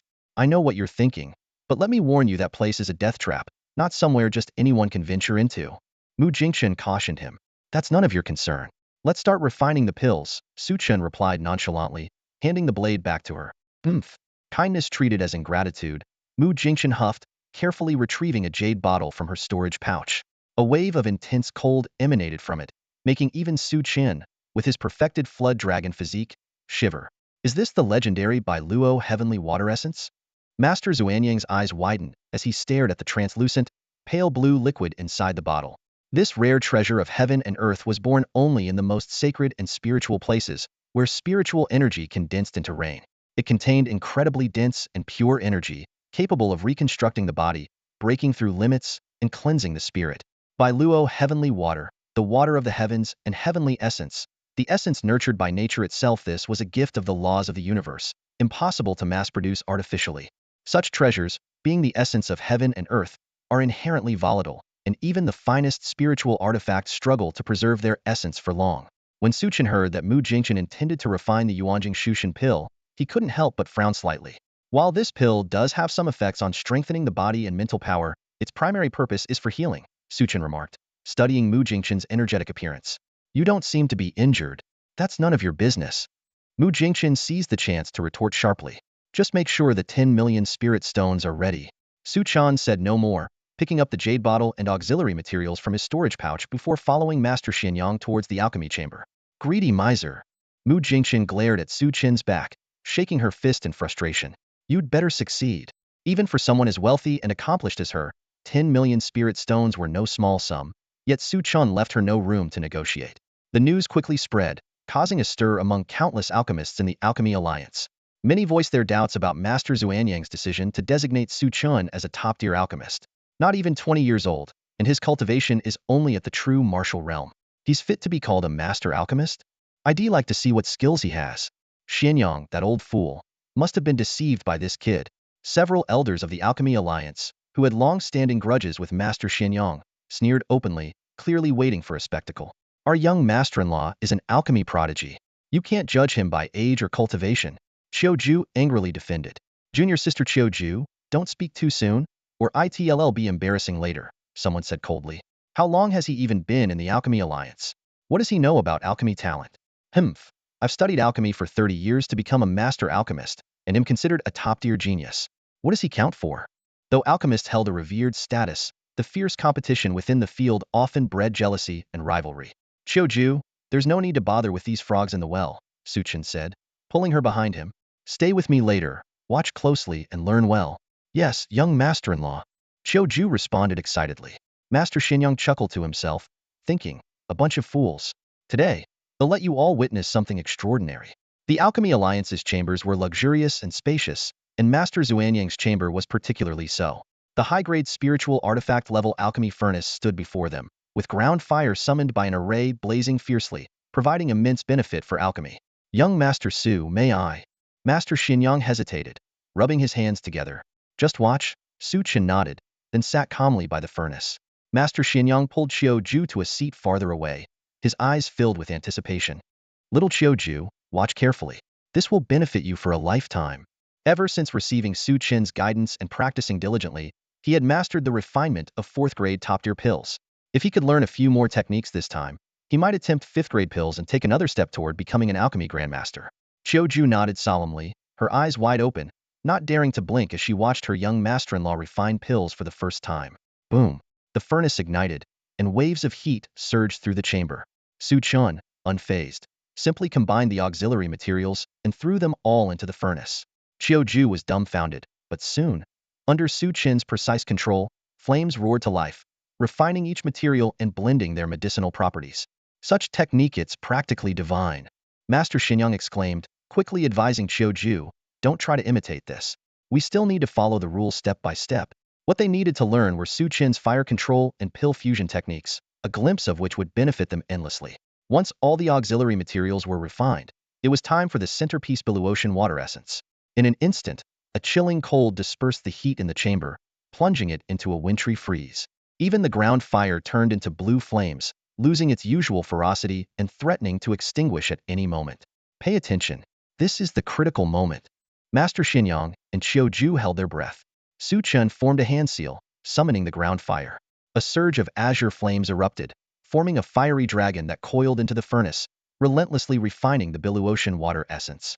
Su Chen's technique was fluid and precise, perfectly balancing the fire's intensity to preserve the essence while merging it with the medicinal properties. Within the furnace, a hazy green lotus bloomed, and a pill as blue as the clear sky, radiant like a star, slowly took shape, resembling a lotus seed. The rich fragrance of medicine filled the entire chamber in an instant. The pill is complete. Perfect. The quality is flawless. Master Xinyang exclaimed in excitement. Within the grand palace, clusters of majestic halls stood in grandeur. The resplendent golden palace complex shimmered under the sunlight, exuding an aura of solemn authority.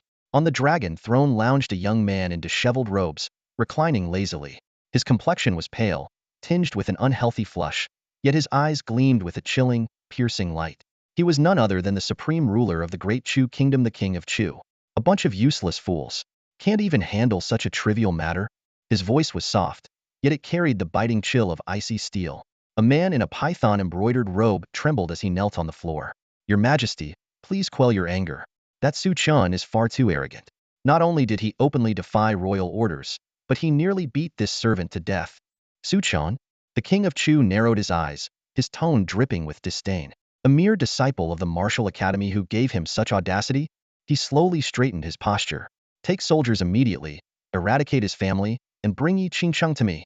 The man in the python robe pressed his forehead to the ground, his voice trembling. Why, your Majesty? Su Chen himself is insignificant, but General Wuan was also present. She not only shielded Su Chen, but also spoke out insolently. The king of Chu abruptly sat upright, his blood-red eyes glinting with a predatory fury. What did she say? She said your Majesty should know when to stop. Outrageous. The king roared in fury, slamming his palm onto the golden desk, shattering it into pieces. Does she no longer respect the hierarchy of ruler and subject? How dare she lecture me? Who does she think she is? If not for the Mu family's generations of loyalty, I wouldn't have granted her the title of General Wuan. Ungrateful wretch, I can crush her underfoot all the same. An elderly eunuch with white hair quickly stepped forward to advise, Your Majesty, please calm your anger. General Wuan is, after all, a descendant of the founding heroes. Over the years, she has led the army to suppress uprisings and eliminate rebels, earning great merit. Acting recklessly would be most unwise. Mu Jingchun, Li Chunfeng? The king of Chu gritted his teeth. This kingdom belongs to me. How dare they act so insolently? The eunuch's eyes flickered slyly as he smirked. Your Majesty, your mastery of the harmonious death technique is already unparalleled. Why not summon General Wuan to the palace? With your skills, conquering a woman should be effortless. A trace of venom flashed in the king's eyes. That wretched woman, if not for her unique bloodline, would I have tolerated her arrogance until now? This might require some patience, the eunuch sighed. At least wait until Li Chuanfeng's lifespan nears its end. Without her support, General Wuan will lose her backing. It would be safer to act then. Impossible. The king's voice turned icy, his killing intent palpable. What I desire must be mine. Besides, the power within Yi Qingcheng's body is the key to my breakthrough to martial grandmaster. With that, he abruptly turned to the kneeling man in the python robe, his gaze dark and menacing. Go, summon the shadow guards. Order them to eliminate Su Chen as quickly as possible, or bring me their heads. The king of Chu roared in fury, his voice echoing through the hall, before storming off with a sweep of his sleeve. The man in the python-patterned robe, kneeling on the ground, allowed a sinister glint to flash in his eyes as he slowly rose to his feet. A dark satisfaction brewed within him. If Su Chen couldn't be dealt with openly, then it would be done covertly. The shadow guards, the king's secret force of assassins, were trained to handle unspeakable tasks and had never failed a mission. This time, that brat would surely meet his end. Meanwhile, something extraordinary was unfolding within the Dan Alliance. Bow. A dazzling azure glow suddenly pierced through the barriers and walls, carrying with it a rich medicinal fragrance that swiftly enveloped the entire alliance. The phenomenon left everyone present in utter shock. This is the sign of a top-tier grade 5 pill. Impossible. Wasn't General Wuan asking for a high-grade grade 5 pill? That kid must spend a fortune to buy a top-tier pill to pass it off as his own. The crowd buzzed with speculation, but none could resist being captivated by the ocean-like water attribute energy radiating from the glow. It was as soothing as a gentle spring rain, rejuvenating their spirits. Mu Jingchen, who had been gripping her blade in anticipation, also showed a rare look of astonishment. Although she knew little about alchemy, she could sense the similarity between this azure glow and the essence of the Bailuo heavenly water.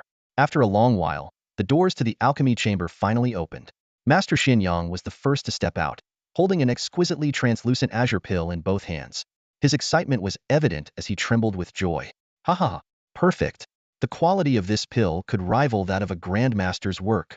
Xianyang, was this truly refined by Su Chen? The crowd surged forward in disbelief.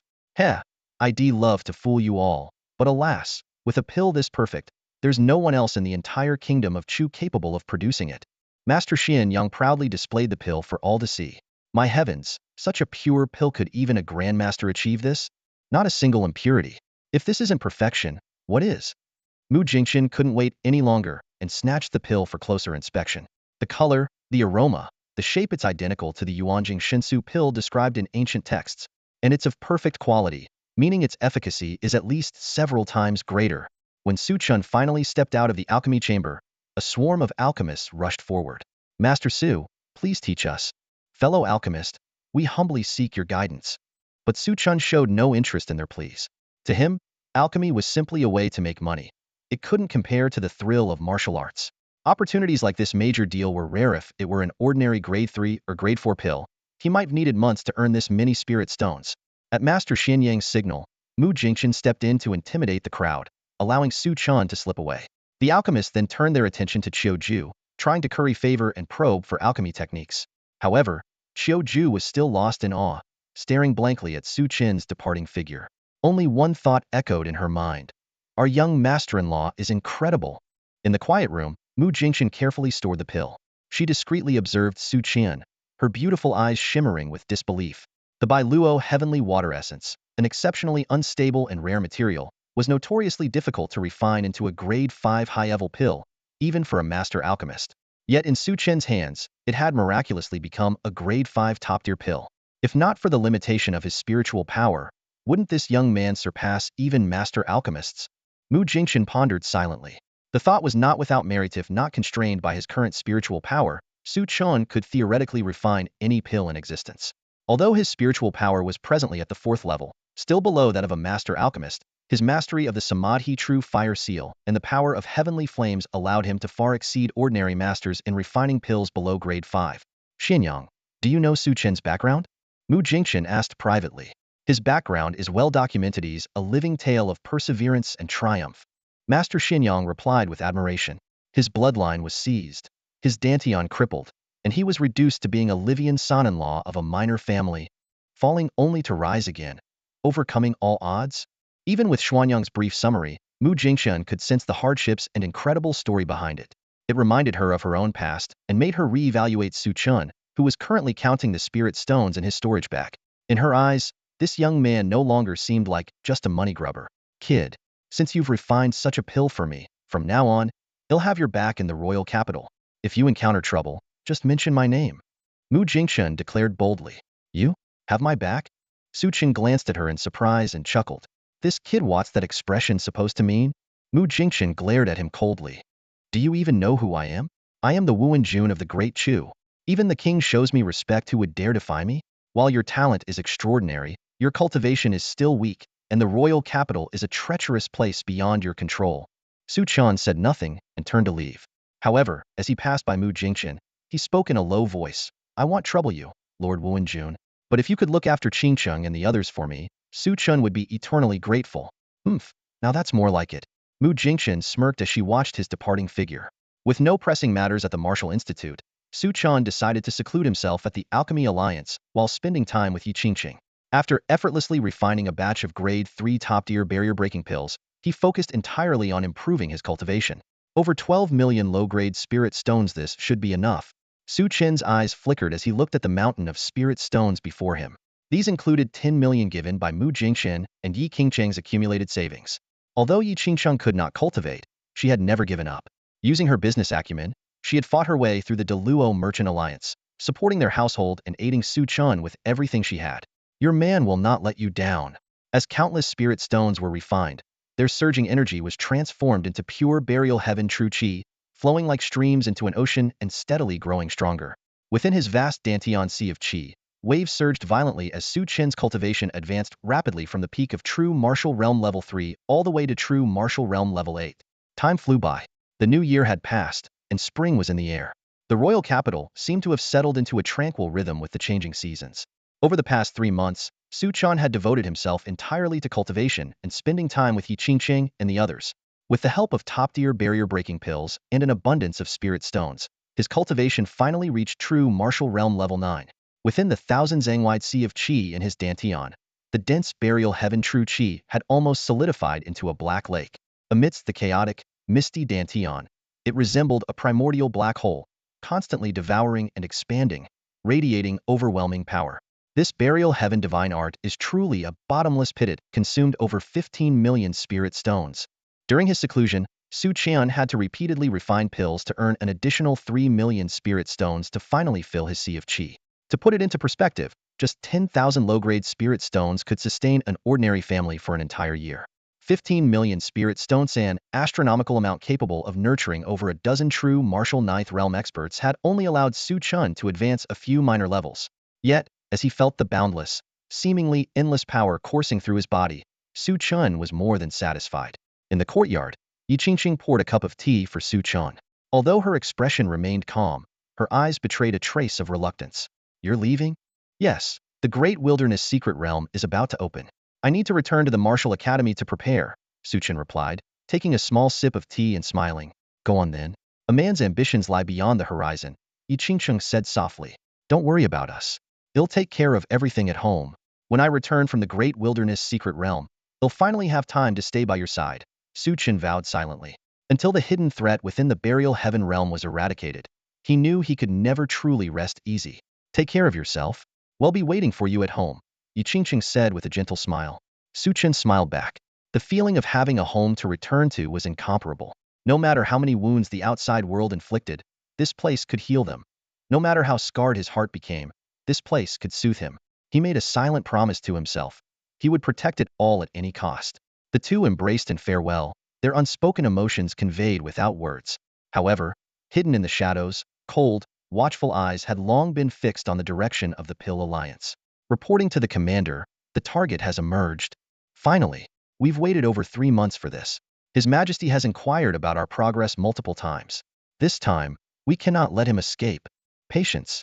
This area is too close to the Pill Alliance. Well, strike once he reaches the outskirts near the Martial Academy. Ensure a single, fatal blow. Wise decision, Commander. That will be when his guard is at its lowest. Do you think a true martial realm opponent warrants such an elaborate setup? The reason His Majesty places such trust in the Shadow Guards is because we treat every opponent with the utmost seriousness. That's why we never fail. Understood?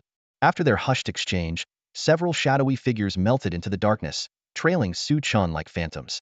They moved seamlessly through bustling crowds and dense buildings, their presence undetected. The Martial Academy was situated on a branch of the Great Wilderness Mountain Range, surrounded by picturesque landscapes of rolling hills and flowing rivers. However, aside from the Academy's disciples, few people ventured into the area. As Su Chen reached the outskirts, an ambush was already in motion. Without warning, thousands of slender, 3-inch black needles sliced through the air toward him.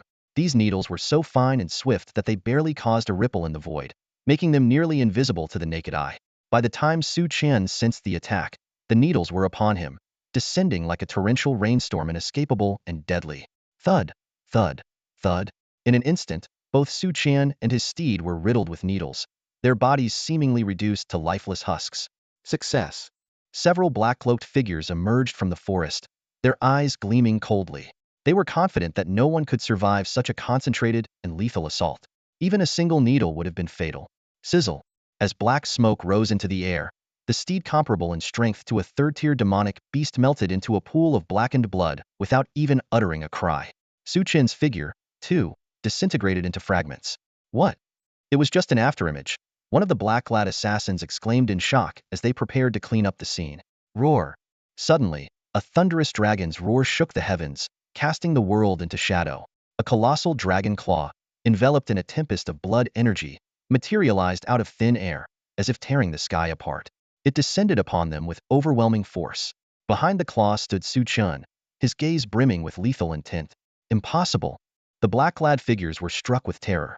If not for Su Chen's extraordinary spiritual perception and his ability to extend his senses and execute the Nine Palaces dragon step in an instant, he would indeed have fallen into their deadly trap. Boom! The dragon claw shattered the air, compressing the void and rendering the assassins immobile. No! The black-clad figures stood no chance against such terrifying power. In the blink of an eye, they were reduced to blood mist. Su Chen never showed mercy to his enemies. Whoosh! Before Su Chen could let his guard down, a faint sword light emerged from the blood mist, concealed and deadly, aiming directly for his vital point. Who's there? The strike came with deadly precision, aimed at Su Chen in the fleeting moment when his guard was down after landing. The blade's gleam was sharp and lethal, undoubtedly the work of a seasoned assassin. Even the Jiugong dragon steps were too late to execute. In the nick of time, a surge of blood and energy erupted from Su Chen like a tidal wave, as if a slumbering dragon had suddenly awakened. With a thunderous punch, he met the sinister blade hidden in midair. In a deafening explosion, the sword's glow and the force of the punch collided, shattering into a chaotic storm of energy that tore through the void. The impact forced Su Chen to retreat, but the golden aura surrounding his body flawlessly shielded him from the blade's destructive energy. In the darkness, a figure observing the scene furrowed their brow. Even with a surprise attack launched personally, which would have been nearly impossible for even a Zuanwa-level martial artist to respond to, Su Chen not only reacted swiftly but unleashed a powerful counterstrike, emerging unscathed. Show yourself! Su Chen roared, his eyes radiating a brilliance as intense as the sun and moon, illuminating the dense forest ahead. Slowly, an elder cloaked in black emerged, a dark sword in hand, exuding a chilling aura of death. Such formidable physical strength and mental power, your talent is remarkable, the elder said coldly, his gaze piercing. Who are you? State your name. Su Chen demanded with unwavering resolve. The elder's stealth techniques were so advanced that even Su Chen's fourth-tier mental power had struggled to detect him.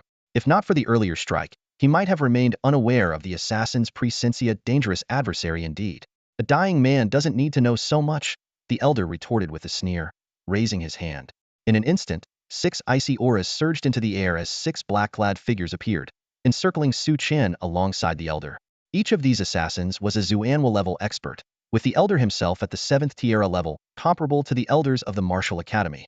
They were not only masters of lethal assassination techniques, but also proficient in coordinated battle formations. Together, they could even take down a 9th-tier Zuanwa-level martial artist.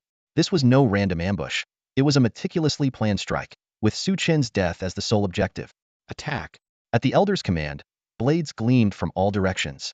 The 6 assassins moved as one, their movements ghostly as they wielded poisoned swords. Their sword light formed a deadly web, covering every inch of space around Su Chen. Their precision and experience left no room for escape, with the formation spanning 100 meters in every direction. The elder remained on the periphery, watching closely to prevent any attempts by Su Chen to break through while waiting for the perfect moment to deliver a fatal blow. The Lyoha sword formation? Su Chen's eyes narrowed with a glint of frost as he summoned his spirit sword. Then let's see whose sword is stronger. The Lyoha sword formation, a famed coordinated battle technique of the Great Chu Kingdom's military, was both offensive and defensive, renowned for its devastating power. Many enemy generals had fallen to its might, with few surviving once trapped within its confines. But now, Su Chen's sword aura surged like a tempest, sweeping across the heavens.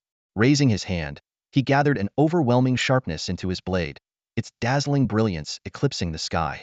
In that moment, the winds howled, the clouds darkened, and the world seemed to hold its breath. Whoosh! Su Chen leaped into the air, unleashing an unstoppable sword force. In an instant, the world seemed to dissolve into chaos, with all creation fading into a single radiant sword light. It was as if the first divine ray that split the heavens and earth had descended, imbued with the power to annihilate everything. What kind of sword technique is this? The black-clad assassins' faces turned pale with shock and horror. Their vision was overwhelmed by boundless light and swirling runes. The sword's brilliance burned like the sun, carrying an aura of divine judgment, as if it heralded the end of days. Boom! Though the sword light from the Lyoha formation surged like a raging sea, It crumbled like paper under the onslaught of Su Chen's ultimate strike. The sword's force tore through the formation without resistance. Desolate Sword Tao, first form. Void-shattering radiance. This ancient sword technique, drawn from a legendary manual, revealed its unparalleled might for the first time, shaking the heavens and the earth. Su Chen's heart surged with exhilaration, as if he held the stars in his grasp, capable of eclipsing the sky with a single move. "Retreat now!"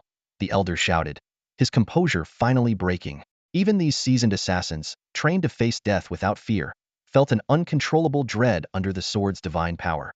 But it was too late. Splat!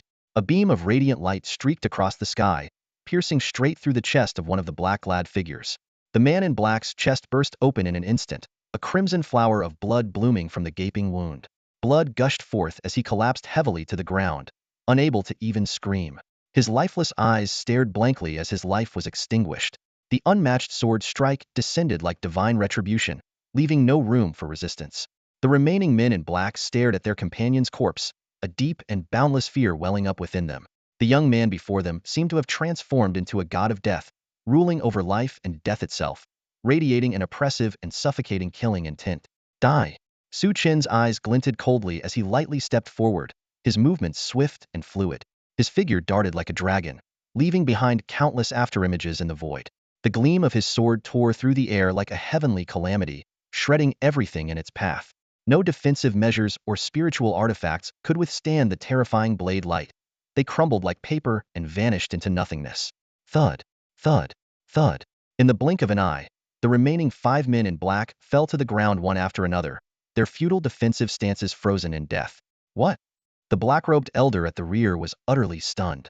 He hadn't even found an opening for a fatal strike, and his subordinates were already annihilated. Such an astonishing level of swordsmanship was beyond anything he had ever encountered. Your turn. The icy voice sounded like it came from the depths of the underworld itself. In his shock, the black-robed elder hastily reached into his robes, pulling out a handful of black powder and scattering it into the air. In an instant, the poisonous powder enveloped everything around them. The toxic substance was so potent that it corroded the air itself, withering grass, dissolving rocks, and reducing the corpses of the fallen men in black to pools of blood at a visible rate. The atmosphere was thick with dark smoke, as though the entire area had descended into a realm of death. Corpse-dissolving powder? Su Chen's gaze sharpened as he recognized the deadly substance. This powder, derived from the fluids of thousand-year-old corpses and refined with hundreds of toxic ingredients, was a weapon of assassination and eradication. Even a single trace, whether touched or inhaled, would cause the body to rot and ultimately dissolve into blood. These assassins had spared no effort or expense in their attempt to kill him. Su Chen immediately halted his advance, his body emanating a cyan divine light. Even with his perfected dragon-like physique, he could not withstand the corrosive power of the corpse-dissolving powder. Die! The black-robed elder shouted from a distance, unleashing over a dozen sword strikes in rapid succession, determined to obliterate Su Chen completely. At that moment, an intense cyan divine light surged into the sky, layer upon layer, intertwined with blazing flames that bloomed like a massive lotus in the void. With crackling explosions, the rampant corpse-dissolving powder and the incoming sword strikes were incinerated in an instant. Heavenly fire? The black-robed elder was dumbfounded. A youth at the true martial realm not only possessed a powerful physique and unparalleled swordsmanship, but also controlled the terrifying heavenly fire? The corpse-dissolving powder was infamous for its extreme toxicity, impervious to ordinary flames. Only heavenly fire could counter it. Who are you? The elder's voice trembled with panic, his will to fight completely shattered. This opponent was monstrous, far beyond anything mortal. Swoosh! In the next moment, Su Chen appeared before the elder, engulfed in scorching heat. With a single strike, he severed the elder's sword-wielding arm and grabbed him by the throat, lifting him off the ground. Who sent you? Who are you working for? Su Chen's icy tone was devoid of emotion as he interrogated the elder. The black-robed elder let out a scream, his body trembling uncontrollably. Despite being a master at the 7th level of the Xuanwu realm, he was powerless in the face of Su Chen. You'll never know, but if the King of Hell decrees your death, you won't live past the appointed hour. We'll meet again in the underworld. The elder's eyes turned wild with madness as his aura became violent, preparing to self-destruct his chi. Su Chen acted swiftly, crushing the elder's skull with a single squeeze of his hand. Although he had eliminated all the assassins, Su Chen found no clues about their identities. These killers were cunning, ruthless, and unafraid of death, clearly trained as expendable pawns. Their threat level was undeniable. In the Great Chu Kingdom, Only one entity had the power to command such forces and the motive to target him: the Shadow Guards. Operating in secrecy, even the renowned Master Xianyang knew little about them. If not for Mu Jingxin's warning, Su Chen might never have suspected that the king himself harbored such a sinister group of assassins. The attack, right after Su Chen's departure from the Pill Alliance, showed their utter disregard for the martial academy. "Come at me, all of you." Su Chen's gaze turned toward the royal palace, his killing intent surging. This battle had only just begun. In a way, this assassination attempt brought Su Chen a strange sense of relief. If the foolish king focused solely on him, it might spare Yi Qingcheng from harm. No matter how many traps or ambushes awaited, he would face them all. After incinerating the black-robed elder's corpse, Su Chen turned and headed back to the martial academy. Recently, the academy's disciples had been training with renewed intensity, clearly aware of the impending opening of the great wilderness secret realm.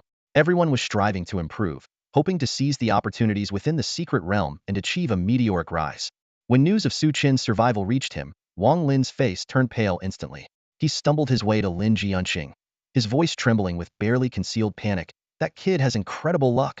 A glint of coldness flashed in Lin Jianqing's eyes as a faint sneer tugged at the corner of his lips. "No matter. Since that figure has taken an interest in Yi Qingcheng, his fate is already sealed. Even the best luck can only save him so many times. But with Li Chunfeng at the martial academy, it won't be easy for us to make a move," Wang Lin said nervously, rubbing his hands together. "Master will soon return, and he must have already taken that crucial step. A mere Su Chen, even within the great wilderness secret realm, killing him will be as simple as turning my hand," Lin Jianqing replied with unwavering confidence. Half a month later, the tranquility of the great wilderness was shattered by a deafening explosion. A thunderous rumble, like an enraged dragon awakening, sent tremors rippling through mountains and valleys, shaking the earth itself. Countless beasts fled in terror, scattering in all directions to hide. The seismic waves spread along the mountain ranges, reaching the martial academy tens of thousands of miles away. Everyone in the academy was alarmed, stepping outside to gaze toward the depths of the great wilderness. Some had eyes burning with determination, while others were filled with dread. "Headmaster, this disturbance is highly unusual," Elder Xiaoqing said, his brows furrowed as he looked to Li Chunfeng. Even Li Chunfeng wore an uncharacteristically grave expression, sensing the faint but ominous aura of lethal energy beginning to seep out. At the same time, the dragon veins of the northern Yin Kingdom, the southern Yu Kingdom, the eastern Li Kingdom, and the Daluo dynasty all experienced simultaneous upheavals. Each nation dispatched elite Zuanhua-level martial artists to investigate. In the Su family of the Daluo dynasty, the patriarch, Su Yud, summoned Su Ming, Su Can, and Su Yang to a secret chamber. His expression was solemn. "The Astronomical Bureau has identified the source of the disturbance. It originates from the great wilderness secret realm in the kingdom of Great Chu." He paused, his gaze sharpening. That traitor exiled to Beihuang City. Somehow, he must have stumbled upon a fortuitous opportunity. Now that he's in the martial academy, he will undoubtedly enter the great wilderness secret realm. The family head's intention is... Su Ming's eyes turned icy cold as he made a gesture of slitting his throat. A trace of ruthlessness flashed across his expression. If such rebels are not eradicated, they will be nothing but a disaster. Su Yud nodded in satisfaction, lowering his voice. "However, this matter must be handled discreetly. We cannot let that branch of the family catch wind of it." "Understood? Rest assured, family head. On this trip, that useless fool will have no chance of survival." Su Ming's eyes burned with murderous intent. "Good. Once the deed is done, I will personally reward you handsomely. Go now." Su Yud's lips curved into a sinister smile. Meanwhile, the disciples of the Great Chu Martial Academy, hurrying toward the desolate secret realm, remained completely unaware of the undercurrents brewing among the various factions. Many of them were still immersed in dreams of extraordinary encounters and meteoric success, oblivious to the bloody conflict awaiting them. One day later, deep within the desolate mountain range. "Senior brother, it seems Lin Jianqing and his group are plotting something," Wu Tsang said, standing beside Su Chen. His gaze was wary as it swept toward the direction where the disciples of the Western Academy were gathering. Lin Jianqing stood at the center of the group, surrounded by his followers, occasionally casting murderous glances at Su Chen and the others. Wang Lin, in particular, brazenly mimicked a throat-slitting motion, his eyes filled with venomous hatred. "Junior brother Wu Tsang, we should focus on protecting ourselves first," one of the more seasoned disciples said gravely. "Judging by their demeanor, they're not just targeting senior brother, they intend to wipe out our entire Eastern Academy." The situation was indeed grim. The Western Academy had the advantage of numbers and resources, with hundreds of disciples in the true martial realm and even some in the profound Xuanwu realm, like Lin Jianqing. In contrast, the Eastern Academy, lacking resources, could barely support fewer than 100 disciples. Even with their entire strength mobilized, they were outmatched. The strongest among them, Hong Tiandu, had only reached the 5th level of the Xuanwu realm, far from being a match for Lin Jianqing and his group. Do they think wiping out the Eastern Academy will be that easy? If it comes down to a fight, even if the Western Academy is a tiger, they'll break a couple of its fangs. Hong Tiandu growled in anger. Su Chen swept his gaze over the group. This journey into the desolate secret realm will be anything but peaceful. Once inside, they'll head straight for the depths to draw Lin Jianqing and his group away. The rest of you should stay on the outskirts and follow the dean's instructions. You'll be safer there. Senior brother, Hong Tiandu and Wu Tsang stared at him in shock. While this plan would indeed reduce the danger for the Eastern Academy disciples, it meant Su Chen would face Lin Jianqing and the Western Academy elites alone, a highly perilous endeavor. Heh, do you think your senior brother is an ordinary person? I regard the so-called elites of the Western Academy as nothing more than grass beneath my feet. No matter how many of them there are, I won't back down. Su Chen laughed confidently, his eyes gleaming with determination. Knowing they couldn't dissuade him, Hong Tiandu and the others could only bow deeply, moved by his resolve. Suddenly, the ground began to tremble violently, as if a colossal beast was about to emerge. Amid the deafening roar, starlight poured down, enveloping the valley ahead in a hazy glow. Crack. The valley split open, revealing a massive, bottomless chasm. Torrents of spiritual energy surged forth, and countless rays of vibrant light shot into the sky. The desolate secret realm had opened. Everyone's attention was drawn to the breathtaking sight. The chasm transformed into a terrifying fissure, pulsating with mysterious forces, as though it led to an otherworldly paradise. Jianqing, whether or not you explore the land of fiendish energy is up to you, but the mission must be completed. Understood? The Vice Dean of the Western Academy fixed his gaze on Lin Jianqing. Don't worry. He won't escape alive, Lin Jianqing replied, glancing coldly at Su Chen before leading the Western Academy disciples into the chasm. On the Eastern Academy side, Li Chunfeng nodded at Su Chen and the others, who followed closely behind. Dean, do you think Su Chen? Elder Xiuqing, noticing the Western Academy's hostility, voiced his concern. That boy has hidden depths. The Western Academy won't have an easy time dealing with him, Li Chunfeng said with a wave of his hand. But he's ambitious, and I suspect he'll venture into the land of fiendish energy. Whether that's a blessing or a curse remains to be seen. Before their departure, Su Chen had inquired in detail about the land of fiendish energy. Despite Li Chunfeng's stern warnings about its dangers, Su Chen's unwavering determination had been clear. He would not be easily deterred. This was what worried Li Chunfeng the most. Years ago, everyone who had entered that place, except for him, had perished. Even he had suffered grave injuries, leaving his martial foundation damaged. Not only had it halted his progress toward the martial Grandmaster realm, but it had also drastically shortened his lifespan. Man proposes, God disposes. It's up to him to shape his own destiny, Li Chunfeng sighed as he gazed skyward. In the palace of Great Chu, dusk had settled heavily. Your Majesty, all the disciples of the Martial Academy, including Su Chen, have entered the great wilderness secret realm, reported a man in a python robe, his tone laced with flattery. With Jianqing taking action, Su Chen is as good as dead.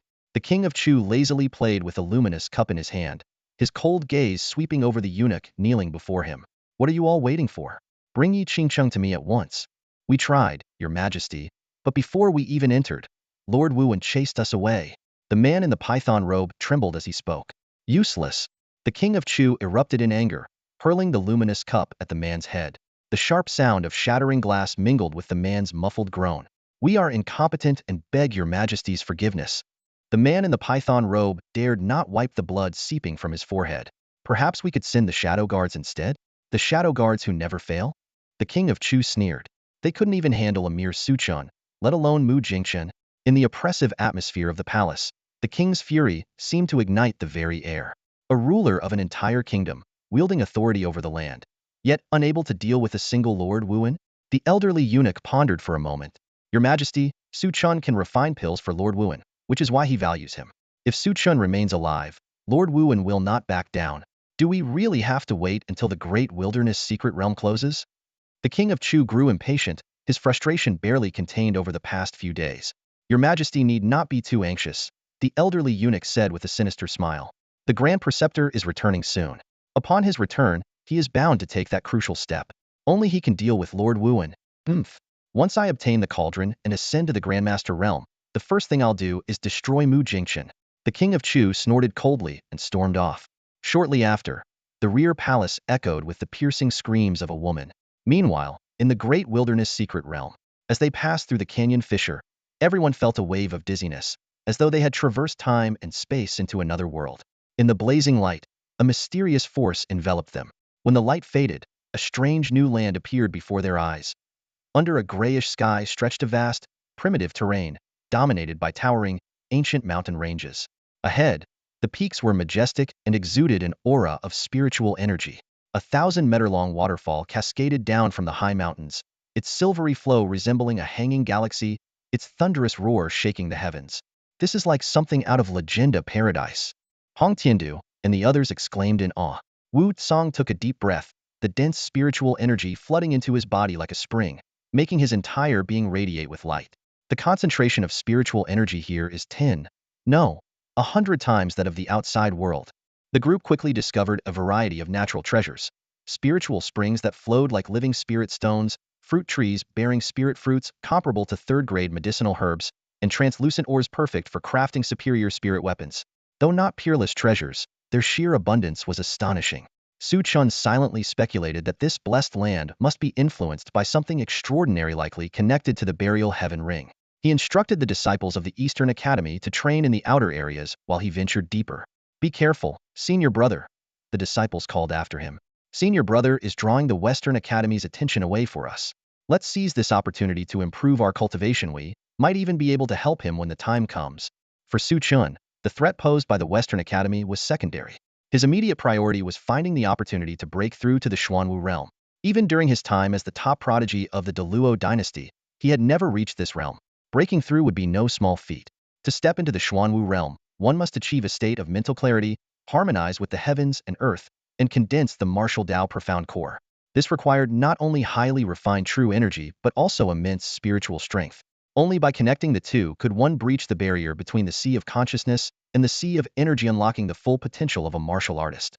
Currently, Su Chen's true energy and fourth-level spiritual strength had reached their peaks, but there was still a significant gap in merging the two. The Academy Master once said that there is a treasure land in the Twin Boundary Mountains that could help me break through, Su Chen murmured, pulling out a simple map drawn by Li Chunfeng before dashing off. Though the Great Wilderness Secret Realm was not an independent world but existed within folded space, its vast expanse spanned hundreds of miles. It was a land of abundant natural treasures, perilous terrain, and roaming ancient beasts. As Su Chen raced through, he gathered natural treasures and clashed with powerful beasts along the way. The demon cores of these ancient creatures contain immense bloodline power, an invaluable opportunity for Su Chen, who possesses the bloodline of a true dragon. A journey of several hundred miles was but a fleeting moment for someone of his true martial realm. Along the way, he slew ancient beasts and collected various rare treasures. By the second day, he had arrived at the Twin Boundary Mountain. The Twin Boundary Mountain stood tall and majestic, with a steep, towering peak piercing the clouds. This was the endpoint of the Great Wilderness Secret Realm. Beyond it lay a dangerous folded spacino. One besides Li Chunfeng had ever emerged alive from that space, and even he had barely escaped with his life. The fabled land of armament fiends was said to be hidden within that mysterious space. A staircase of white jade twisted its way up the mountain, leading to an ancient stone hall at the summit. This was the sanctuary of a legendary martial arts master. Inside, it held invaluable cultivation insights and legacies, a place long coveted by the disciples of the Martial Academy. At this moment, over a dozen disciples from the Western Academy, all at the 9th level of the true martial realm, were climbing the stone steps. Clearly, they had come to seek a breakthrough to the profound martial realm. When they noticed Su Chen's arrival, shock flickered in their eyes. Su Chen? He actually dared to come here directly? Did he calculate that we'd all be busy looking for treasures, so he could boldly come here to seize the opportunity? Forget it, just keep climbing. Don't let him catch up. What are you afraid of? The stone steps suppress both true energy and mental strength. If he dares to come up, I'll make him pay for everyone. Among the crowd, Su Chen recognized a few Western Academy disciples he had injured before. A cold smile tugged at the corner of his lips as he began his ascent. This staircase was the true opportunity for a breakthrough. The moment Su Chen stepped onto the stairs, an invisible pressure began to bear down on him from all directions. His burial heaven true energy and grandmaster level mental strength far exceeded the norm, which meant the pressure he faced was even more intense. Interesting, Su Chen muttered, glancing ahead. He noticed that even the Western Academy disciples were struggling, their movements slow and labored. 2 of them had already misstepped, knocked off the staircase by the pressure, coughing up blood as they fell. The higher he climbed, the greater the pressure became, as if resisting the very heavens. The ancient staircase, reaching straight into the sky, exuded a divine majesty that made one feel as insignificant as an ant. It was not only a tempering of true energy and mental strength, but also a test of one's willpower. Bring it on. Su Chen suddenly quickened his pace.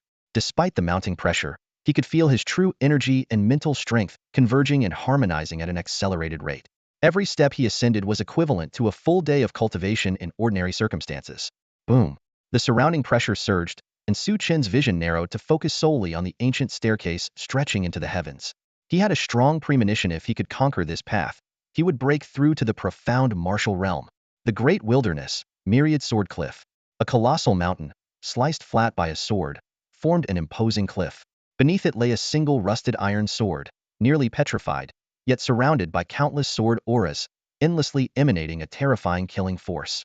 Dozens of disciples from the Western Academy, wielding formation flags and discs, constructed a powerful array, finally breaking through the layers of sword auras to reach the base of the cliff. As they approached the iron sword, a terrifying aura of death suddenly swept over them, causing everyone's expressions to change drastically. From the petrified iron sword erupted an overwhelming and eternal power that defied the limits of heaven and earth. A brilliant white sword light pierced through the void like a cascading galaxy, splitting into countless streams of sword energy that slashed toward the disciples. Wherever the sword energy passed, the heavens trembled, and the void shattered. At the critical moment, Lin Jianqing transformed into a streak of light, rushing to the petrified iron sword. Blood energy swirled around him, forming a massive crimson sword shadow. Endless streams of blood-colored sword energy erupted, enveloping the white sword light and frantically absorbing its mysterious power. Simultaneously, the ferocious sword energy struck the formation, unleashing dazzling light. The Western Academy disciples pushed the formation to its limits, barely holding on for a few moments. But as the white sword light struggled violently, unwilling to be subdued, its destructive power became even more terrifying. Crack! The formation shattered as if struck by 10,000 bolts of lightning. A torrent of sword energy surged in, instantly tearing apart several disciples who were caught off guard, leaving no trace of their remains. What terrifying power! Be careful. That iron sword originated from a place of malevolent weaponry. Even after countless years, its residual power is still unimaginably dreadful. Senior brother has already started absorbing the sword energy. We must hold on. Senior brother truly has unparalleled talent. Even such terrifying sword energy can be absorbed by him. The disciples were filled with both fear and excitement. Lin Jianqing unleashed the power of his bloodline, madly absorbing the sword energy, his eyes brimming with joy. The white sword light felt like a divine sword to him, as the surrounding spiritual energy of heaven and earth transformed into interwoven sword energy, infinite and mysterious, containing the power to annihilate all. Excellent. If I refine this white sword light, I'll evolve into a heavenly grade bloodline. Lin Jianqing trembled with excitement, utterly indifferent to the junior brothers and sisters who were dying around him as the sword energy broke through their defenses. A day later, 2/3 of the Western Academy disciples who had been maintaining the formation were dead. However, the white sword light had grown extremely weak, incapable of causing significant harm. Senior cousin, I just received word that Su Chen has gone to the Twin Realms Mountain, Wang Lin reported cautiously as he leapt down after the sword energy had dissipated. That guy really knows how to take advantage of the situation, Lin Jianqing sneered. To most disciples of the Martial Academy, the Grandmaster level sites in the Great Wilderness were the most valuable treasures and the ultimate goal. Senior cousin, there are only about a dozen of us at the Twin Realms Mountain for now, and all are at the true martial realm. I doubt we can take him down. No matter. In half a day, he'll have fully refined this sword light. By then, killing him will be effortless. Lin Jianqing smirked confidently. The heavenly sword bloodline was no match for him.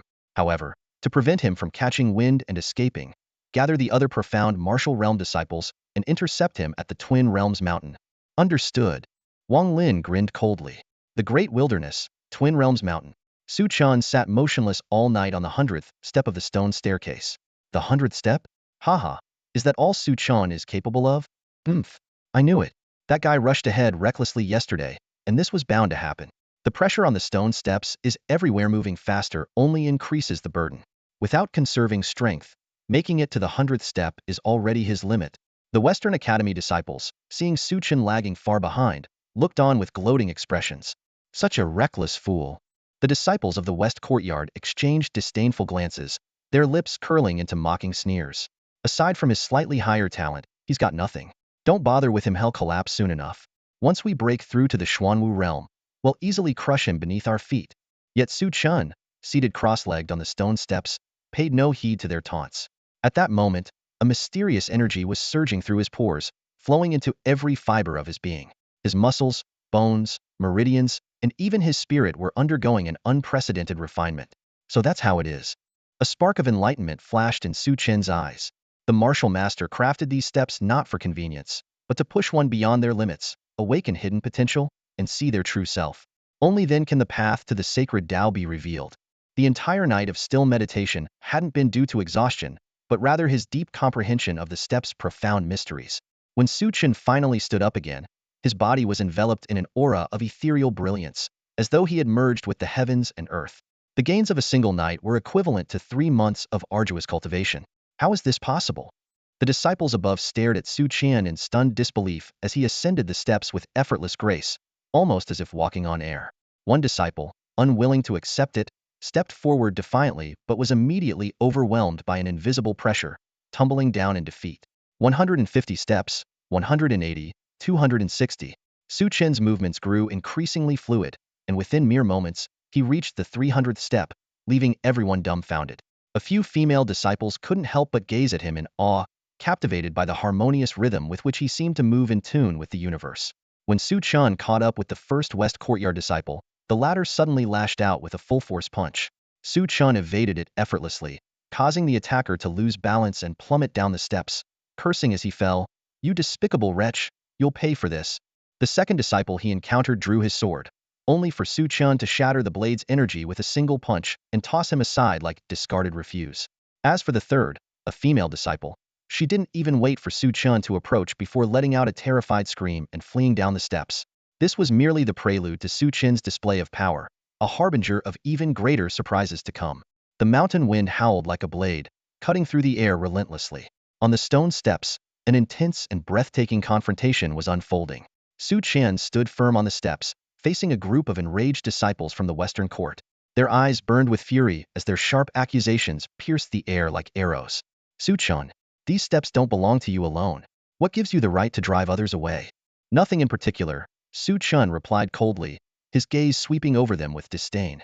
A mocking smile played on his lips. "I just don't like your Western Court. Besides, weren't you the ones who started this?" His words struck like a hammer, leaving the Western Court disciples speechless. Their faces flushed red with anger, and their eyes glinted with a feral intensity. "He's too arrogant. Everyone, attack together and knock him off the mountain. In this cursed place, he can't unleash his full strength. Attack. Kill him." Over 10 Western Court disciples abandoned their ascent and charged down the steps with murderous intent. Blades and swords clashed, flames and gales swirled, merging into a devastating torrent aimed directly at Su Chen. "Fools!" Su Chen's voice rang out, sharp and commanding. He stepped forward, unleashing an aura as fierce as a rampaging dragon. His fists struck like thunder, instantly shattering the body of one disciple. At the same time, his movements became fluid and elusive, his steps weaving intricate patterns as if he were a dragon swimming through the clouds. His presence left behind fleeting afterimages on the stone steps. Each level of the staircase bore witness to his dominance. A strike like a dragon's roar, a sweeping attack clearing the way, or a sword hand slicing through the air. When the afterimages faded, his true form stood behind the last Western Court disciple. Over 10 lifeless bodies collapsed to the ground, some with their chests caved in, others with shattered skulls or severed torsos. Blood soaked the steps, painting a gruesome scene. How is this possible? The remaining disciples at the foot of the mountain stared in disbelief. That's the 9 Palaces dragon movement. That heavenly grade techniques mastered it to perfection. Without a glance back, Su Chen resumed his climb. He passed the 600th step, the 700th, the 800th. It wasn't until he reached the 900th step that he felt true resistance for the first time. By the 950th step, his skin began to crack, and blood seeped through his clothes, staining them red. Each step he took left vivid, harrowing marks of blood. Yet his eyes remained sharp and unyielding, showing no hint of retreat. Having chosen the path of martial arts and gained the opportunity to master the heaven-burying divine technique, no obstacle would be left unbroken. At the 990th step, his bones began to crack audibly, and his entire body wavered, teetering on the edge of collapse. An overwhelming force, as heavy as a mountain crashing down, erupted with terrifying intensity, as if to crush all who dared to resist into dust. The disciples of the Western Court gathered at the foot of the mountain, watched Su Chen with a mix of tension and schadenfreude, their eyes fixed on his faltering figure. Suddenly, a thunderous roar shattered the air from the mountain's peak. An immense surge of energy erupted as the burning blood within Su Chen transformed into golden flames, coalescing into a colossal divine dragon that soared skyward. This dragon defied the very laws of heaven and earth, its body shattering under the strain yet refusing to retreat even a step. It exuded an ancient and enigmatic dragon's majesty, suppressing all beneath the heavens. The blazing flames threatened to reduce Su Chen to ashes, yet he pressed forward without hesitation. Even those Western court disciples who had once harbored deep hatred for him now stared in wide-eyed disbelief, their pupils trembling with shock. To be ruthless to others is to bully the weak. To be ruthless to oneself is the mark of true strength. In their eyes, Su Chen had become an unparalleled force of recklessness and determination. When Su Chen finally ascended the last stone step, the oppressive force of heaven and earth dissipated with a thunderous crash. Those who had come to kill him unwittingly became witnesses to his breaking of limits and the creation of a legend. A man who could not be constrained even by the overwhelming force of a martial grandmaster was destined for a future of boundless achievements. Seated cross-legged at the mountaintop, Su Chen was shrouded in a mysterious and sacred radiance. An endless vitality emanated from him, resembling a great dragon on the verge of awakening. Now's the time to strike. A Western court disciple suddenly snapped out of his daze and shouted. Realizing the opportunity, the crowd sprang into action, their movements swift and powerful as they ascended the mountain like a storm. For martial artists in the Xuanwu realm, scaling mountains was a trivial task. Yet upon reaching the summit, they were met with an astonishing sight. Su Chen's body was surrounded by divine light, his heartbeat resonating like the roar of a mighty dragon, harmonizing with the rhythm of heaven and earth. His internal energy and spiritual power intertwined like yin and yang, while the surrounding spiritual energy and the essence of heavenly treasures formed a yin-yang diagram encircling him. A surge of immense vitality was rising from within him. He's breaking through. Stop him now, someone shouted in alarm. Suddenly, black flames erupted skyward from Su Chen's body, releasing an icy, deathly, and terrifying power that spread like a vast sea of black death. Over a dozen attacks came hurtling toward him from all directions, only to be devoured and dissolved by the erupting Black Sea. The Black Sea coalesced in the void, forming an enormous black sun. This extreme darkness obscured all things in the world, twisting and shattering the void itself. Even the heavens seemed to recoil in fear and awe. Su Chen slowly rose to his feet, standing amidst the Black Sea, the black sun above his head. He resembled a god of death emerging from the abyssal depths of the nine hells, exuding an aura of destruction that suffocated all who witnessed it. His martial Shandan was vast beyond comprehension, blazing like the sun yet as profound as a black hole, radiating a power capable of obliterating everything. Too late. You've missed your chance, Su Chen declared as his eyes snapped open. His piercing gaze, as radiant as the sun and moon, left everyone present feeling as if they were trapped between ice and fire, their hearts gripped by a chilling sense of despair. Boom. The earth trembled as a brilliant divine light erupted within Su Chen like a miniature sun. The moment the martial Tao profound core entered his body, his aura surged dramatically, and an overwhelming killing intent erupted like a tidal wave. Down the mountain, the disciples of the Western Academy gasped, their faces pale. Over 20 disciples at the Xuanwu realm encircled Su Chen, among them 3 experts who had reached the 7th level of the Xuanwu realm. Their eyes burned with icy killing intent, their courage pushed to its peak. A rabble like you dares to boast so shamelessly? Su Chen's lips curled into a cold smirk. In the face of absolute strength, numbers were nothing but an illusion. His words infuriated everyone. But before they could form their formation, Su Chen had already charged forward like a rampaging dragon. The 3 senior Western Academy disciples at the forefront, all experts above the 4th level of the Xuanwu realm, were instantly reduced to a mist of blood with a single strike. What? The crowd's pupils constricted in shock. How could Su Chen, who had just broken through to the 1st level of the Xuanwu realm, unleash such terrifying power? Kill. 2 disciples attacked simultaneously. One executed the Earthgrade Supreme Martial Skill, the Profound Sun Seal, with runes tracing through the air, forming a radiant seal of power. The other unleashed a sword technique so fierce that the massive sword energy tore through the void. Boom. Their combined attacks wove a destructive net of power. Yet, it struck nothing but an afterimage. The real Su Chen had already appeared behind them like a phantom. The profound agility of the 9 Palaces' dragon soaring step made him as swift as lightning. Die. As his icy voice rang out, the 2 disciples were instantly blasted into blood mist. This scene enraged the remaining attackers.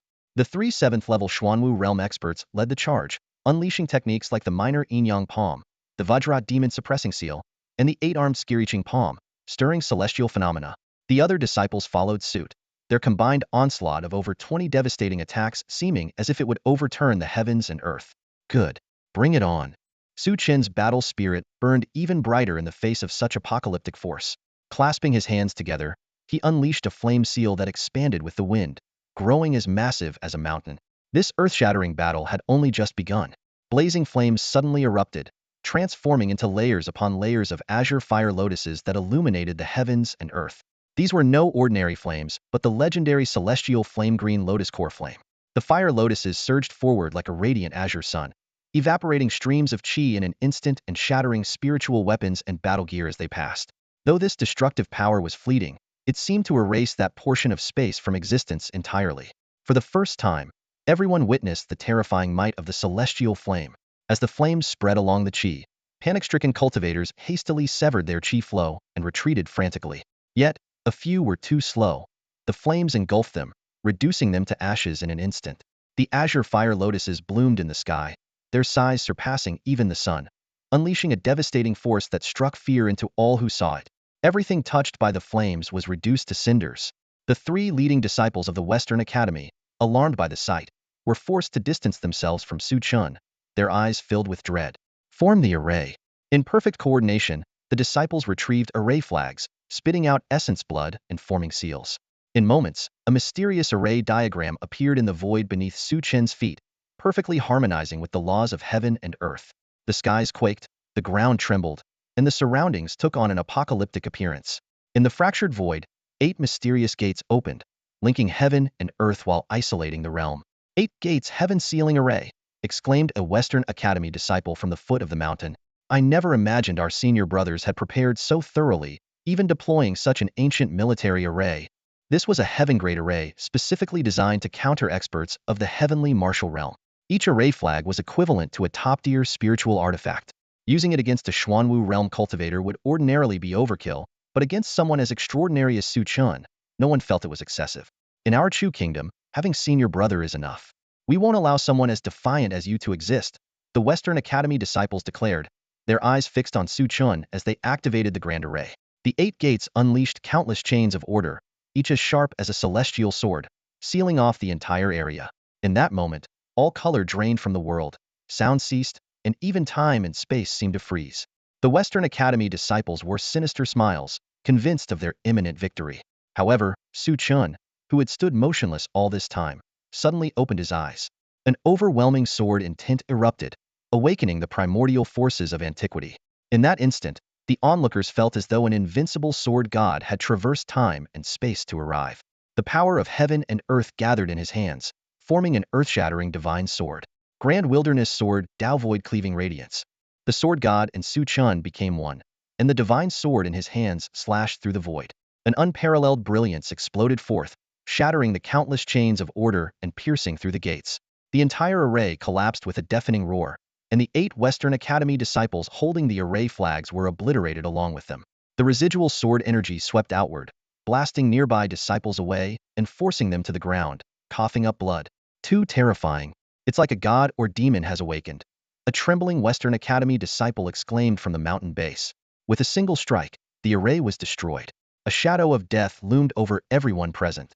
The great wilderness, myriad sword cliff. Boom.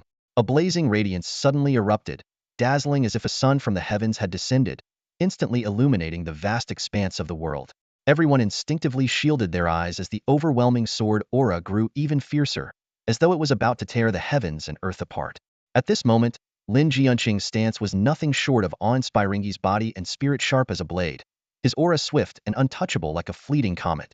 Bathed in divine brilliance, his piercing gaze surveyed the land with dominance, as if an unparalleled sword king had descended upon the world. Every movement he made seemed capable of reshaping the very fabric of existence. The heavenly sword bloodline. Senior brother truly lives up to his name as the greatest prodigy of our Chu. Such defiance of the natural order is unheard of in all of history. The surrounding disciples of the Western Academy looked on with reverence and admiration. Suddenly, Lin Jianqing leapt into the air. Endless streams of energy surged into his treasured sword, as if he were wielding a blazing sun in his hand. Pointing it towards the void, golden sword light coalesced into a colossal blade stretching 1,000 feet, piercing straight through the firmament. Boom! Thunder roared across the heavens as sword energy surged wildly. In the distance, a towering mountain was cleaved in two by the radiant blade, sending countless fiery pillars shooting skyward like an erupting volcano. The entire massive peak crumbled into ruins in an instant. Hiss! Witnessing this earth-shattering scene, everyone gasped in shock, their eyes wide with disbelief. Such power in a single strike. Senior brother is far too strong, might already rival the Tianwu realm. Su Chen, your time is up. Lin Jianqing roared, his voice carrying an unyielding dominance that seemed to encompass the world. Who in this world could possibly stand against me? You frogs in a well dare to spout such nonsense.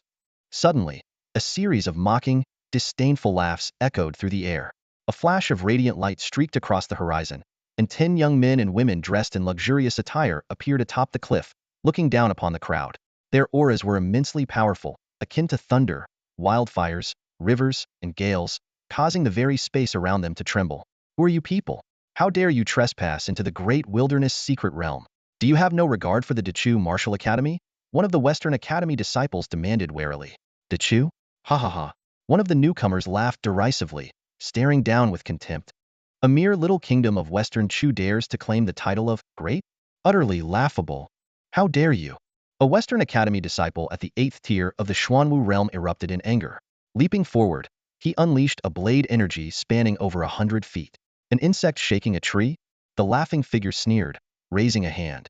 Mysterious runes erupted, and his true energy transformed into 9 blazing suns that crushed down with devastating force. Boom! The blade energy shattered, and the Western Academy disciple was instantly reduced to ashes. The supreme heavenly martial art, 9 Suns Palm. Could it be you're from the Daluo dynasty? Lin Jianqing's gaze sharpened. At least you have some insight, the figure replied with a faint smile, his expression still filled with disdain. Humph. I don't care who you are. Kill someone in front of me, Lin Jianqing, and you'll pay with your life. Heh. Of all Western Chu, only Mu Jingchen is worth mentioning. Lin Jianqing? Never heard of you. But you sure talk big. Are you seeking death as well? The one seeking death is you. Lin Jianqing's fury erupted as his sword aura surged. Like a meteor, he shot toward the cliff. Having just awakened the heavenly sword bloodline, he was eager to test his blade. These people from the Daluo dynasty would serve as the perfect stepping stones for his rise to fame. Foolish. Boom. The 9 Suns Palm erupted once more, its power even greater than before. A force capable of suppressing the entire world descended with overwhelming momentum. Clang, clang, clang. The resonant sound of a sword reverberated through the air as Lin Jianqing finally made his move. With a single strike, it felt as though he had summoned the forces of heaven and earth. The sword's momentum was like a streaking phoenix crossing the sun, its blazing brilliance instantly engulfing the entire space. Those nearby were blinded by the sudden, intense light, unable to open their eyes, while the piercing sound of the sword cutting through the air roared past them. When everyone regained their vision, the scene before them was astonishing. The sun-like sword energy had already struck the man from the Daluo dynasty, sending him flying backward. He crashed heavily to the ground, spitting blood, his face pale with a mixture of shock and fury. If not for the protective armor he wore, this strike would have left him gravely injured. Senior brother is unstoppable. The disciples of the Western court cheered excitedly. Even the genius of the Daluo dynasty couldn't withstand senior brother's power. He truly has unparalleled talent and is destined to dominate the region in the future. However, the people from the Daluo dynasty remained eerily calm. Oh, defeating Wang Ying? You do have some skill, one of them remarked coldly, their eyes sweeping over Lin Jianqing, who stood with an air of pride. A heavenly sword bloodline? Still just a low-grade talent. Nothing impressive. To underestimate the Daluo dynasty is to court death. A young man in a blue robe stepped forward confidently. It was Su Ming. With each step he took, the sky grew darker, and arcs of lightning erupted around him. He walked as if supported by thunderous dragons beneath his feet, exuding the majesty of a king descended from the realm of storms. So, you were the one talking about Su Chen earlier? Su Ming looked down at Lin Jianqing, his voice cold and commanding. Tell me where he is, and I might spare your life. Lin Jianqing's heart sank. Could it be that these people from the Daluo dynasty had come because of Su Chen? Recalling Su Chen's earlier smug demeanor, Lin Jianqing became even more convinced of this possibility. Enough talk, die. Lin Jianqing roared, launching an attack. His sword light blazed like a setting sun, descending with unstoppable force. If you're unconvinced, I'll beat you until you are. Su Ming sneered and threw a punch. Behind him, a sea of lightning surged, and his fist imprint transformed into a thunderous mountain, crashing down from above. The void trembled, runes shattered. Under the terrifying onslaught of lightning, Lin Jianqing's sword light disintegrated like a drop of water in a vast ocean. The violent lightning struck him, sending him hurtling backward and crashing heavily into the base of a cliff. What? The disciples of the Western court stared in disbelief. Su Ming hovered in the air, bathed in a sea of lightning, his power overwhelming. With a single attack, he had severely injured Lin Jianqing. Curse it! Lin Jianqing coughed up blood, roaring in anger. As the foremost genius of Dechu, being defeated in one move by someone of the same rank was something he could not accept. Speak or die. Su Ming's lightning had already locked onto Lin Jianqing. In terms of cultivation foundation, martial techniques, insight, and combat experience, Su Ming was far superior. To call Lin Jianqing a frog in a well was no exaggeration. Senior brother, run? We'll hold him off. The loyal disciples of the Western court rushed forward, forming a defensive formation to resist the lightning. Lin Jianqing shot Su Ming a resentful glare before fleeing in disgrace. Boom! The thunder in the sky roared like a giant dragon, shaking the earth beneath. Lin Jianqing stumbled far away before finally stopping. His pale face was etched with fear, and behind him, Wang Lin and a few other disciples from the Western Academy followed, all equally terrified. Brother, how did people from the Deluo dynasty manage to get in? One of the disciples asked in a trembling voice. The strength of those warriors from the Deluo dynasty was truly terrifying. Even the weakest among them, Wang Ying, though defeated by Lin Jianqing, walked away almost unscathed. As for Su Ming, he was even more formidable. One strike from him had severely injured Lin Jianqing, displaying power comparable to the heavenly martial realm. The other 8 warriors were just as unfathomable. Such exceptional talents were nearly impossible to find in the Great Chu Kingdom. Lin Jianqing was the only one who could rival them. Experiencing the overwhelming strength of the Deluo dynasty firsthand, the group realized how insignificant they truly were. Whatever the case, this has to be connected to Su Chen. That boy is still in the Two Realms Mountain. Let's kill him first. Lin Jianqing's face was deathly pale, yet his fury burned fiercely. After painstakingly refining the mystical sword aura and awakening his heavenly sword bloodline, he had expected to be invincible. Instead, he was brought to his knees by the prodigies of the Deluo dynasty, as fragile as an ant. This humiliation was unbearable. In his mind, Su Chen was to blame for everything, and he vowed to exact revenge 100-fold. Without hesitation, the group rushed toward the Two Realms Mountain. Meanwhile, across the great wilderness secret realm, warriors from other nations began to emerge. Upon discovering this mysterious treasure trove, their greed took over, sparking a frenzy of slaughter and plunder. Here, there were no rules, only the unbridled expansion of humanity's most primal desires. Amid the chaos and bloodshed, elite talents from various nations swept through everything in their path. The disciples of the Western Academy were gripped by fear, as the marauders showed no regard for the status or background of their victims, venting their long-suppressed desires. In the face of death, all were equal. By contrast, the disciples of the Eastern Academy, who remained on the outskirts, fared much better. At the summit of the Two Realms Mountain, the ground was littered with corpses, and rivers of blood flowed. The Western Academy's proud 8 gates heaven-locking formation had been shattered by Su Chen's mastery of the great wilderness sword Dao, leaving them defenseless. The massacre had long since concluded. Sitting cross-legged atop the mountain, Su Chen used the rare treasures he had seized from the Western Academy disciples to stabilize his cultivation. The great wilderness secret realm was indeed bountiful, and now all those riches had been absorbed by him.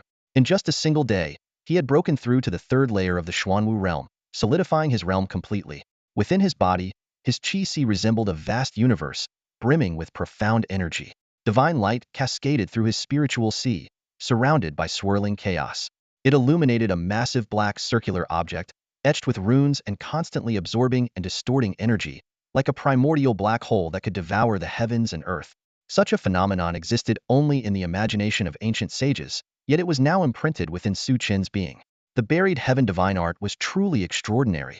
The further he progressed, the more Su Chen realized its unfathomable depths. Though it consumed 100 times the resources of ordinary cultivation, the resulting power increase was proportional. After finishing his cultivation, Su Chen surveyed the Grandmaster's training ground at the mountain's peak. Apart from stone carvings imbued with martial intent and some insights from the Grandmaster's cultivation, there was nothing of particular interest. While these might serve as guiding lights for ordinary martial artists, they held little value for him. The buried heaven divine art required personal comprehension and innovation. External guidance, especially from mere martial grandmasters, was of little help. He ventured to the back of the mountain, facing a misty void of chaos. Dominant and mysterious spatial fluctuations raged, exposing terrifying spatial cracks that resembled the gaping maws of primordial beasts, ready to devour everything. This was a feared death zone. Even through layers of space, Su Chen could sense a faint aura of killing intent, sending shivers down his spine as though he stood before the shadow of death itself. Senior, the second buried heaven ring should be here. Su Chen communicated telepathically with the white-robed woman inside the buried heaven realm. Your luck isn't bad, the white-robed woman, who had been silent for some time, finally responded. How can it be collected? Su Chen frowned slightly as he gazed at the mysterious space before him, now transformed into a land of murderous energy. This was no ordinary ring. With his current abilities, it was impossible to take it, and entering recklessly could lead to utter ruin. When the time comes, they'll handle it, the woman in white replied calmly. Hearing this, Su Chen nodded, feeling somewhat reassured. Suddenly, the sound of panicked footsteps approached rapidly. Help, senior brother. A group of disciples from the western courtyard stumbled toward them, disheveled and pale as if they had just witnessed something horrifying. The people from Nanyue have stormed in, killing indiscriminately. Bayan's men have taken many of our senior sisters, and Dongli's people are these disciples, mostly in the true martial and chi martial stages, had come seeking refuge, only to find themselves standing amidst a sea of corpses and face-to-face with the last person they wanted to encounter, Su Chen. Could it be did he kill all the senior brothers on his own? They trembled in shock, their bodies rigid with fear. At that moment, a surge of oppressive killing intent swept over them. Su Chen leapt down from the mountain peak, landing directly in front of the group. They braced themselves for the slaughter they thought inevitable, only to find that it never came. You're saying that people from Nanyue, Beiyan, and Dongli have entered the great wilderness secret realm? Su Chen asked coldly. Yes, we saw it with our own eyes. There are at least dozens of them, their cultivation levels unfathomable. Several of our senior brothers and sisters have already been killed, one disciple stammered under Su Chen's piercing gaze. They must have entered through spatial fractures, the woman in white explained. The burial heaven ring is constantly absorbing the energy of heaven and earth. With the decline of the great wilderness dragon vein, it's now drawing power from the dragon veins of surrounding nations. Realization dawned on Su Chen, but his focus quickly returned to the disciples.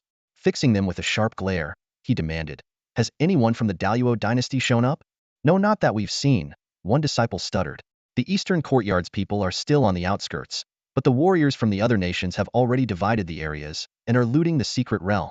Before the words were fully spoken, Su Chen had already vanished, his figure dissolving into the air as he activated the Nine Palaces Dragon Step. The western courtyard disciples slumped to the ground, relieved to have escaped unscathed, though they couldn't help but marvel that Su Chen wasn't quite the ruthless figure the rumors had painted him to be. Su Chen sped through the air, his movements leaving behind a trail of afterimages.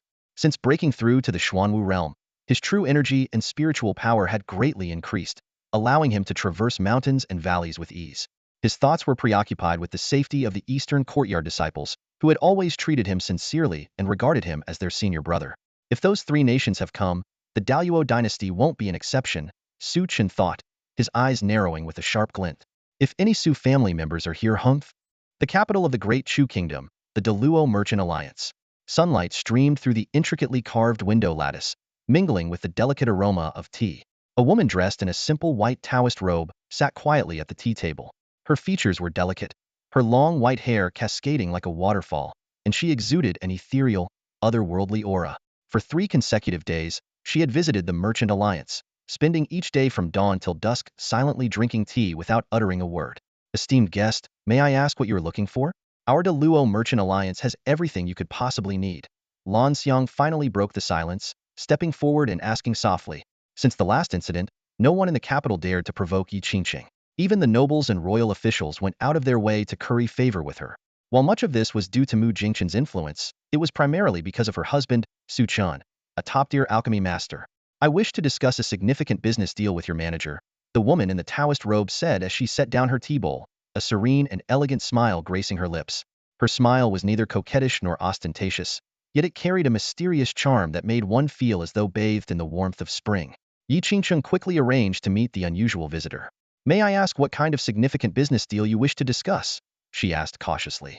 The selection of the sacred maiden of Yuewuld, you consider that a significant matter? The woman in the Taoist robe fixed her gaze on Yi Qingqing, her eyes shimmering with an enigmatic brilliance. The sacred lord has ascended, leaving the position of sacred maiden vacant. Would this interest you? Yi Qingqing was taken aback. The sacred land of Yuhua was one of the paramount martial sanctuaries, a legendary utopia above the myriad domains and kingdoms. It was home to countless powerful figures, transcendent sages, and unparalleled martial emperors. Senior, you must be joking. I am merely an ordinary mortal incapable of cultivation, Yi Qingqing replied with a bitter smile, shaking her head. From a conventional perspective, it may seem that you cannot cultivate. But in this world, nothing is absolute, the woman in the Taoist robe said as she set her tea bowl down. In the sacred land of Yuhua, there exists a unique method specially designed for those who are innately unable to cultivate. It is one of a kind in all of heaven and earth. Yi Qingqing's heart raced, a glimmer of longing flashing in her eyes. Could I truly cultivate? This method is exceedingly powerful, defying the natural order. The woman confirmed with a nod before adding, however, anyone who practices it must become a candidate for the position of sacred maiden in the sacred land of Yuhua. They must remain chaste and cannot marry. I am already married. Please seek someone else, senior. Yi Qingqing refused almost without hesitation. But you are still a maiden. As for the title of wife, it is merely a formality, the woman stated bluntly. There's no need to say more, senior. I will never betray my husband, Yi Qingqing declared resolutely. For the first time, the expression on the woman in the Taoist robe changed. The sacred land of Yuhua represented power, heritage, wealth, and longevity, things that countless talents across the world pursued fervently. Even becoming an ordinary disciple of the sacred land was enough to drive people to madness. Yet, this ordinary mortal before her had refused the position of sacred maiden.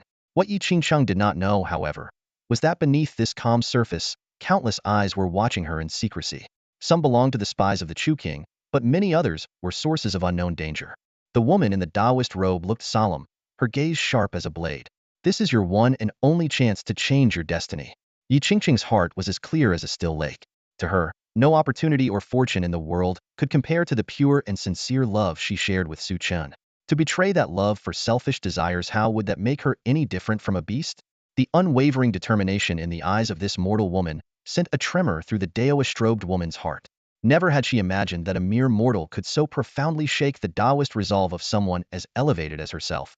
In half a month's time, I will pass through here again. I hope by then, you will have made the right choice, the Taoist woman said before leaving these parting words. I already said, Yi Qingqing began, but before she could finish, she turned around to find the woman had vanished without a trace, as though she had never been there. If it weren't for the jade slip left on the table, Yi Qingqing might have thought it was all just an illusion. Such extraordinary powers were proof enough that the woman was indeed a true master from a sacred land. As Yi Qingqing slowly opened the jade slip, her delicate features grew serious. It was a transcendent cultivation technique, and just one glance made her feel as though she were standing in a celestial realm. Her entire being became clear and radiant, as if she were on the verge of ascending. Without realizing it, she began to follow the flow of the technique, discovering that it fit her perfectly, as though it had been tailored specifically for her. Meanwhile, on the outskirts of the great wilderness secret realm, boom! A fist as heavy as a mountain exploded, sending over a dozen disciples from the Eastern Academy flying. Too weak. A tall and commanding man clad in a black dragon robe strode forward, looking down with disdain at the Eastern Academy disciples coughing up blood on the ground. Isn't your martial academy supposed to produce elites? And yet, all I see are worthless trash. Western Chu's glory fades with each passing year. Besides Mu Jingchen, you're nothing but a swarm of ants. Years ago, our great Chu annihilated 100,000 of your northern Yin troops in a single battle. Have you already forgotten? Hong Tiandu struggled to stand, roaring in defiance. Boom! The man in the black dragon robe stomped on Hong Tiandu's head, sneering coldly. That was the work of Mu Jingchen alone. What does it have to do with you pathetic weaklings? Surrender and lead us to the land of martial spirits, or die where you stand. Another northern Yin warrior barked harshly. You want to use us as cannon fodder? Dream on. Hong Tiandu spat blood as he roared in fury. Huh. Useless scum like you are a waste of spiritual energy even while alive.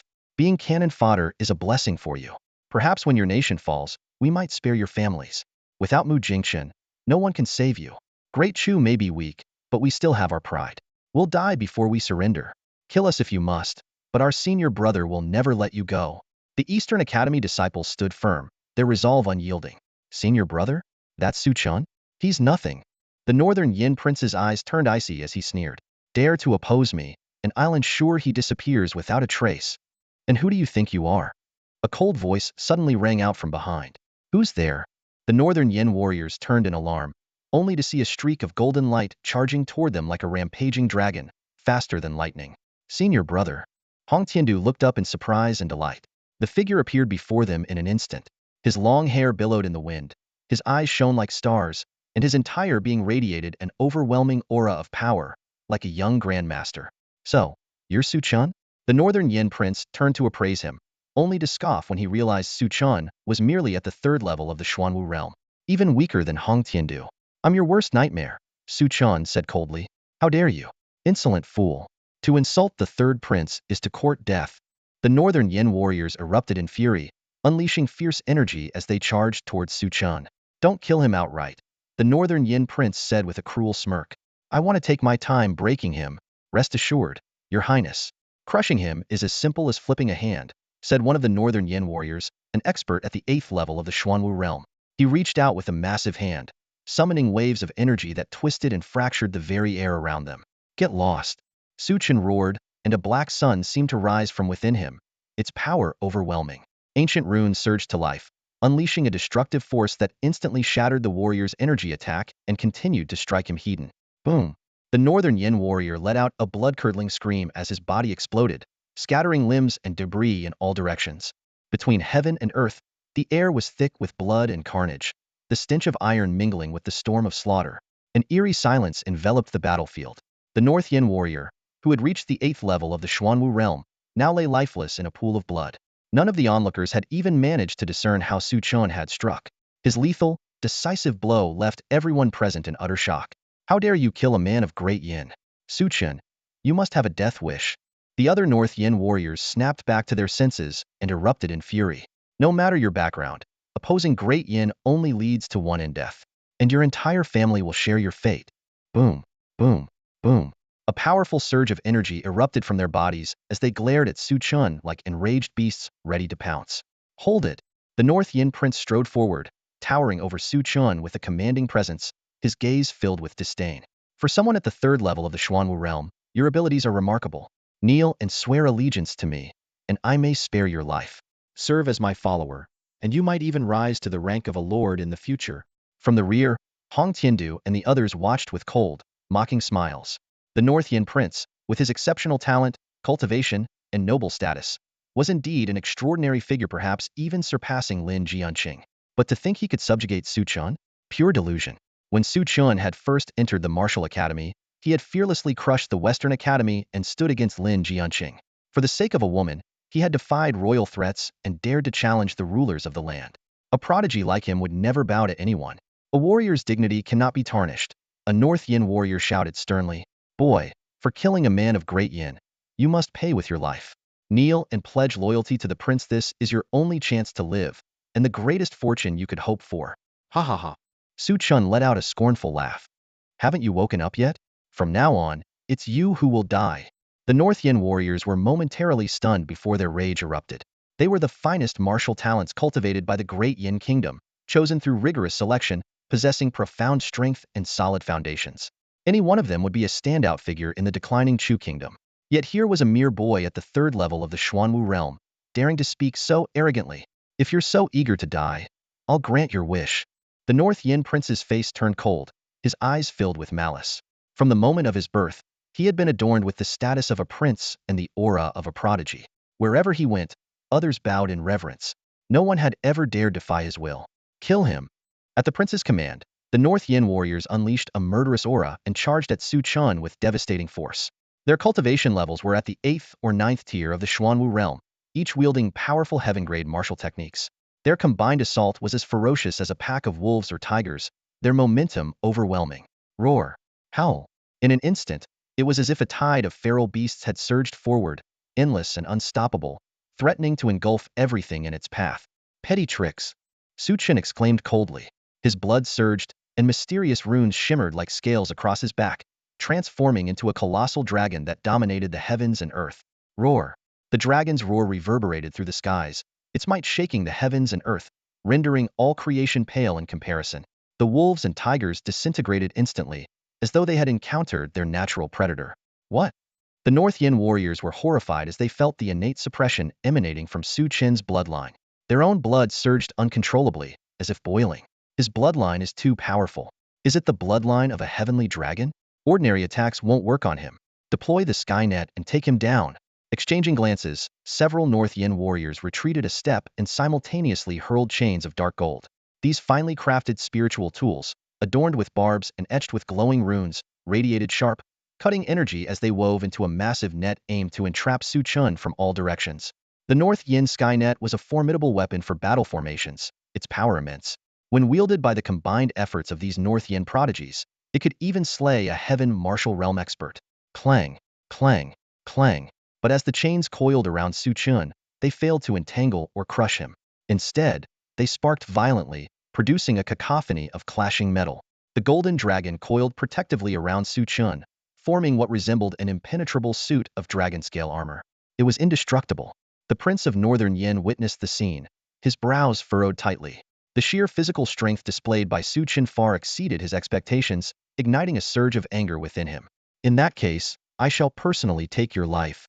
With a cold shout, he leaped into the air.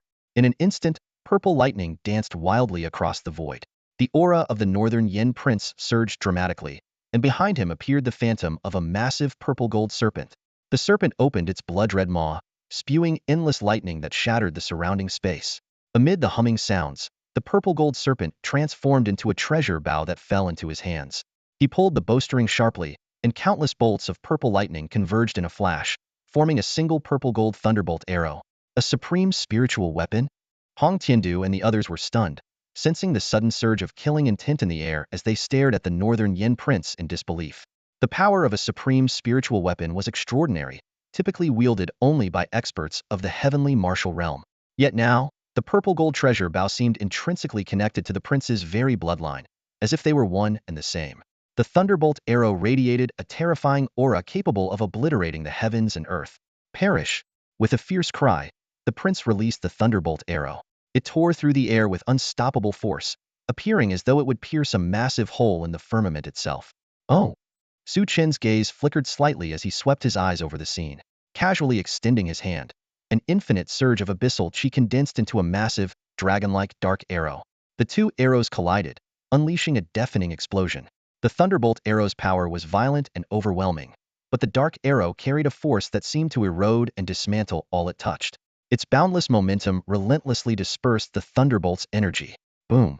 A powerful shockwave erupted, creating a vast vacuum in the battlefield. The surrounding forests, mountains, and rocks were instantly reduced to dust. What? The Northern Yin Prince descended slowly, his blood churning. In stark contrast, Su Chen remained in his stance, unfazed, as if he were an unyielding guardian standing firm. Impossible. What kind of monster is this man? The prince's face twisted in disbelief, unable to fathom how someone could withstand the might of a supreme, spiritual weapon. An impressive treasure, but it's wasted in your hands. You should hand it over to me. With a cold shout, Su Chen unleashed a sharp, overwhelming sword aura. The endless abyssal chi transformed into tens of thousands of sword energies, forming a black storm of blades that instantly shattered the binding chains around him. Retreat. Quickly. The Northern Yin warriors cried out in terror.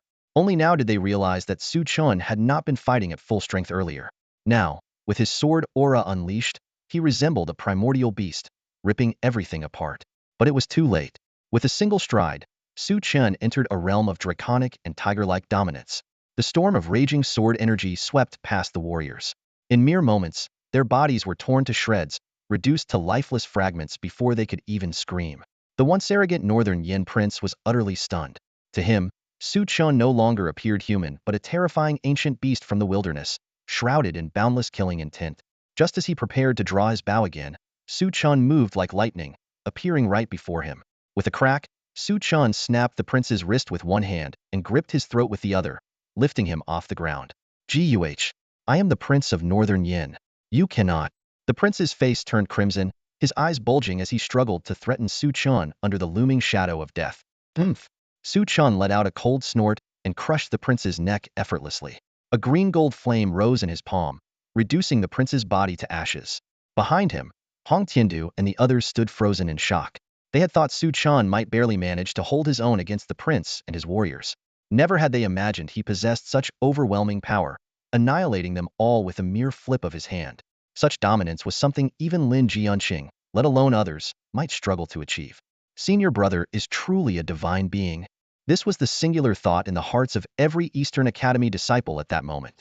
As the body of the Prince of Northern Yin turned to ashes and silence enveloped the scene, the abandoned purple-gold longbow suddenly erupted with dazzling lightning. A phantom-like purple-gold giant serpent emerged from the bow, attempting to escape into the distance. A weapon spirit has been born? A flicker of delight crossed Su Chen's eyes, and a faint smile appeared on his lips. You're not going anywhere. With a swift motion, his hand reached out into the air like a dragon's claw, instantly capturing the purple-gold serpent. Examining the treasured bow closely, Su Chen couldn't help but marvel.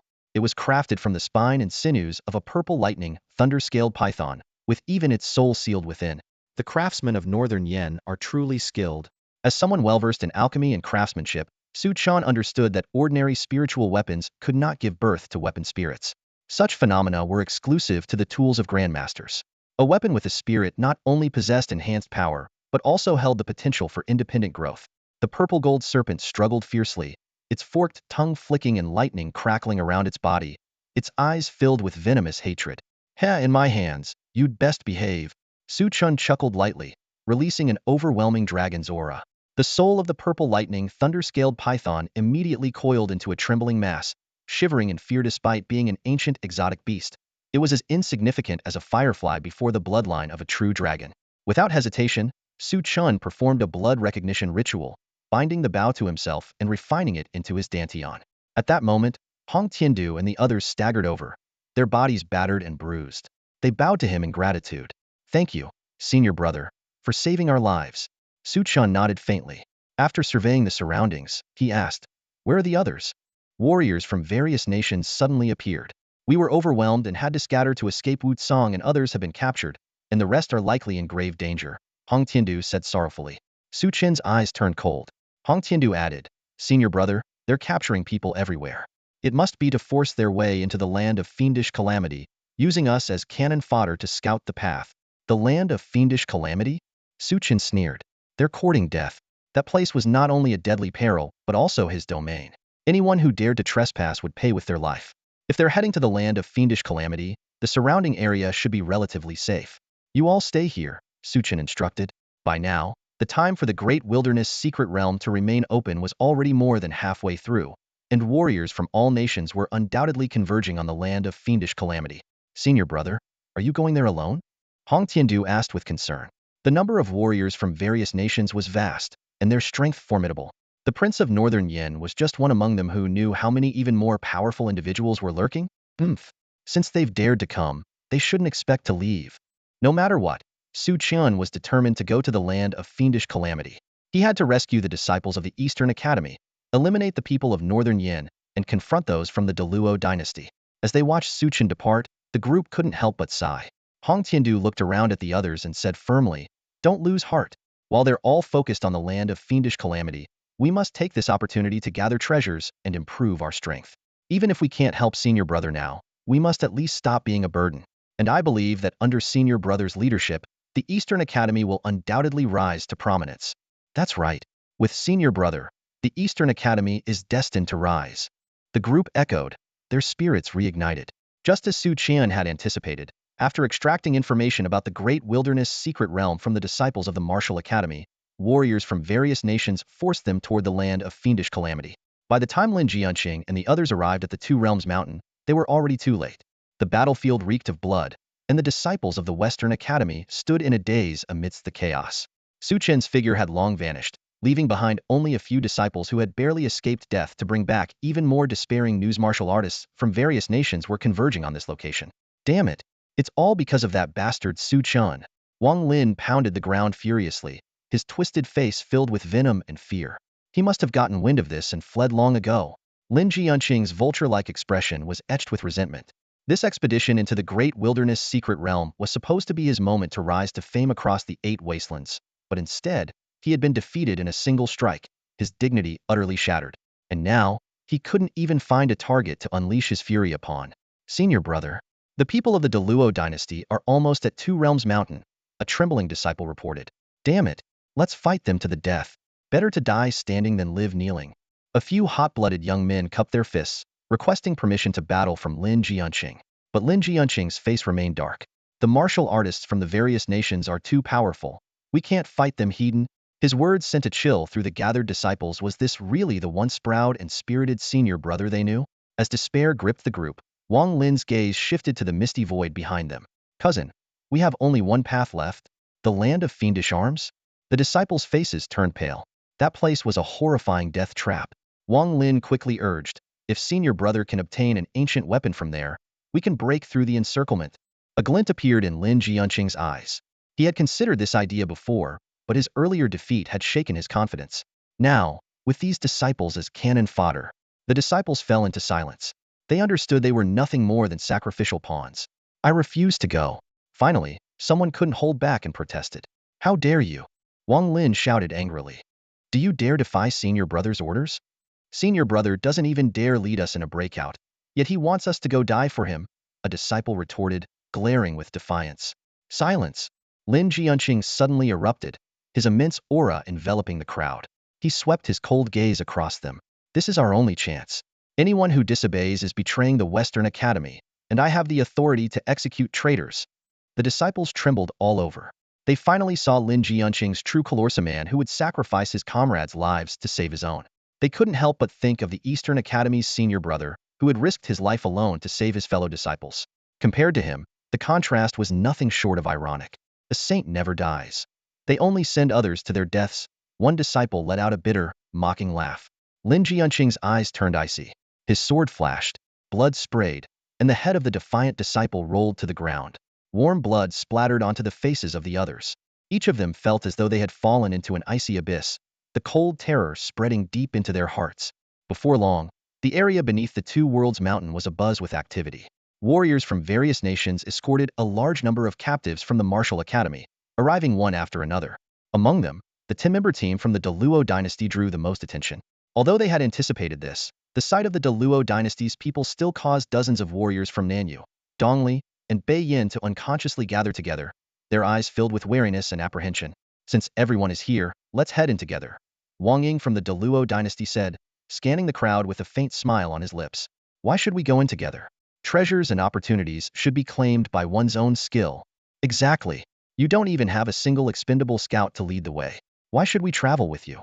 The warriors from the three nations spoke up one after another, their voices filled with defiance. Why?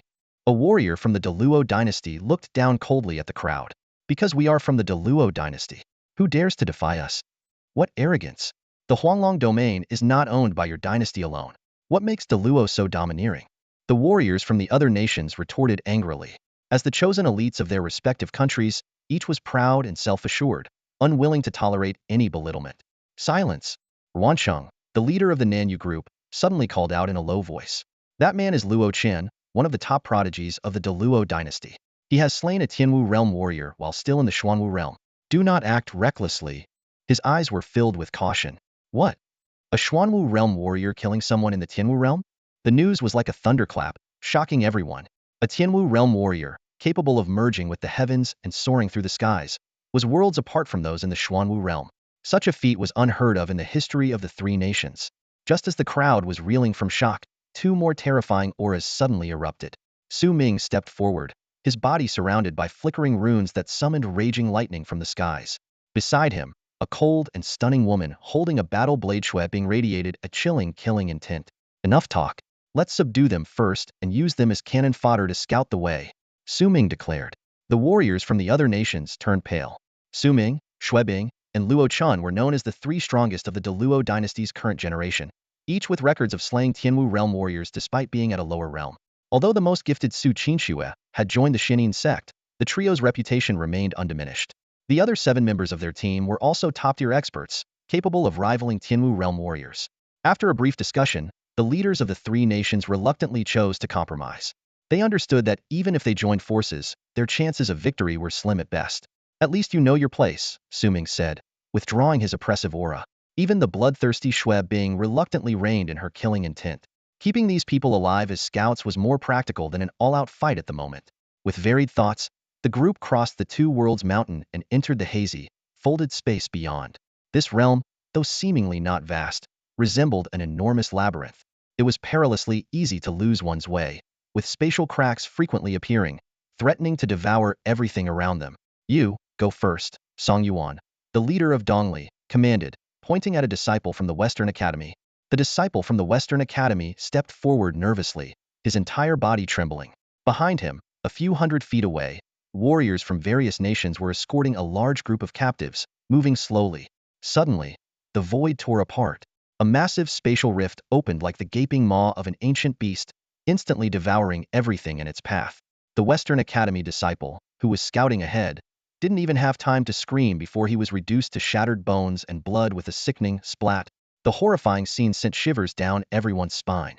Even the martial prodigies from various nations turned pale, fear flashing in their eyes. As for the captives, they were trembling uncontrollably, many collapsing in terror, some losing control of their bodily functions on the spot. You next. Jiang Bin, the leader of the northern Yin kingdom, coldly pointed at a female disciple. Please, spare me. The female disciple from the Western Academy turned pale and begged desperately. But her pleas were met with merciless punches and kicks. Overwhelmed by pain, she fled in panic. Running? Courting death. Jiang Bin sneered coldly, summoning a golden chain. The chain extended hundreds of feet like a divine binding rope, capturing the fleeing disciple firmly. With a hand gesture from Jiang Bin, the chain began to tighten, its sharp spikes digging deeply into her flesh. Her piercing screams echoed as she was suspended in midair, her body contorting grotesquely under the pressure of the chain.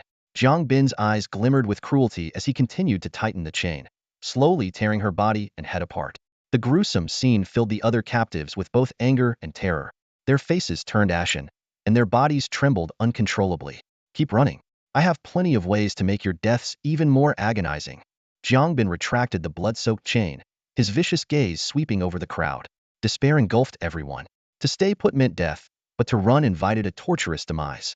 Compared to this, being instantly obliterated by the spatial rift almost seemed merciful. Under the brutal coercion of the warriors from various nations, the desperate disciples of the martial academy were forced to step forward one by one, marching to their deaths. Soon, a young girl from the Eastern Academy, barely 13 or 14 years old, was chosen. The innocent-looking girl stood frozen in terror. Little junior sister, I'll go first. Wu Tsong stepped forward, charging to the front before the warriors could react. Senior brother Wu Tsong. The disciples of the Eastern Academy burst into tears at this sight. Such touching camaraderie. Don't worry. You'll all reunite down there soon enough. Move. The heartless warriors lashed their whips, striking anyone who didn't move fast enough.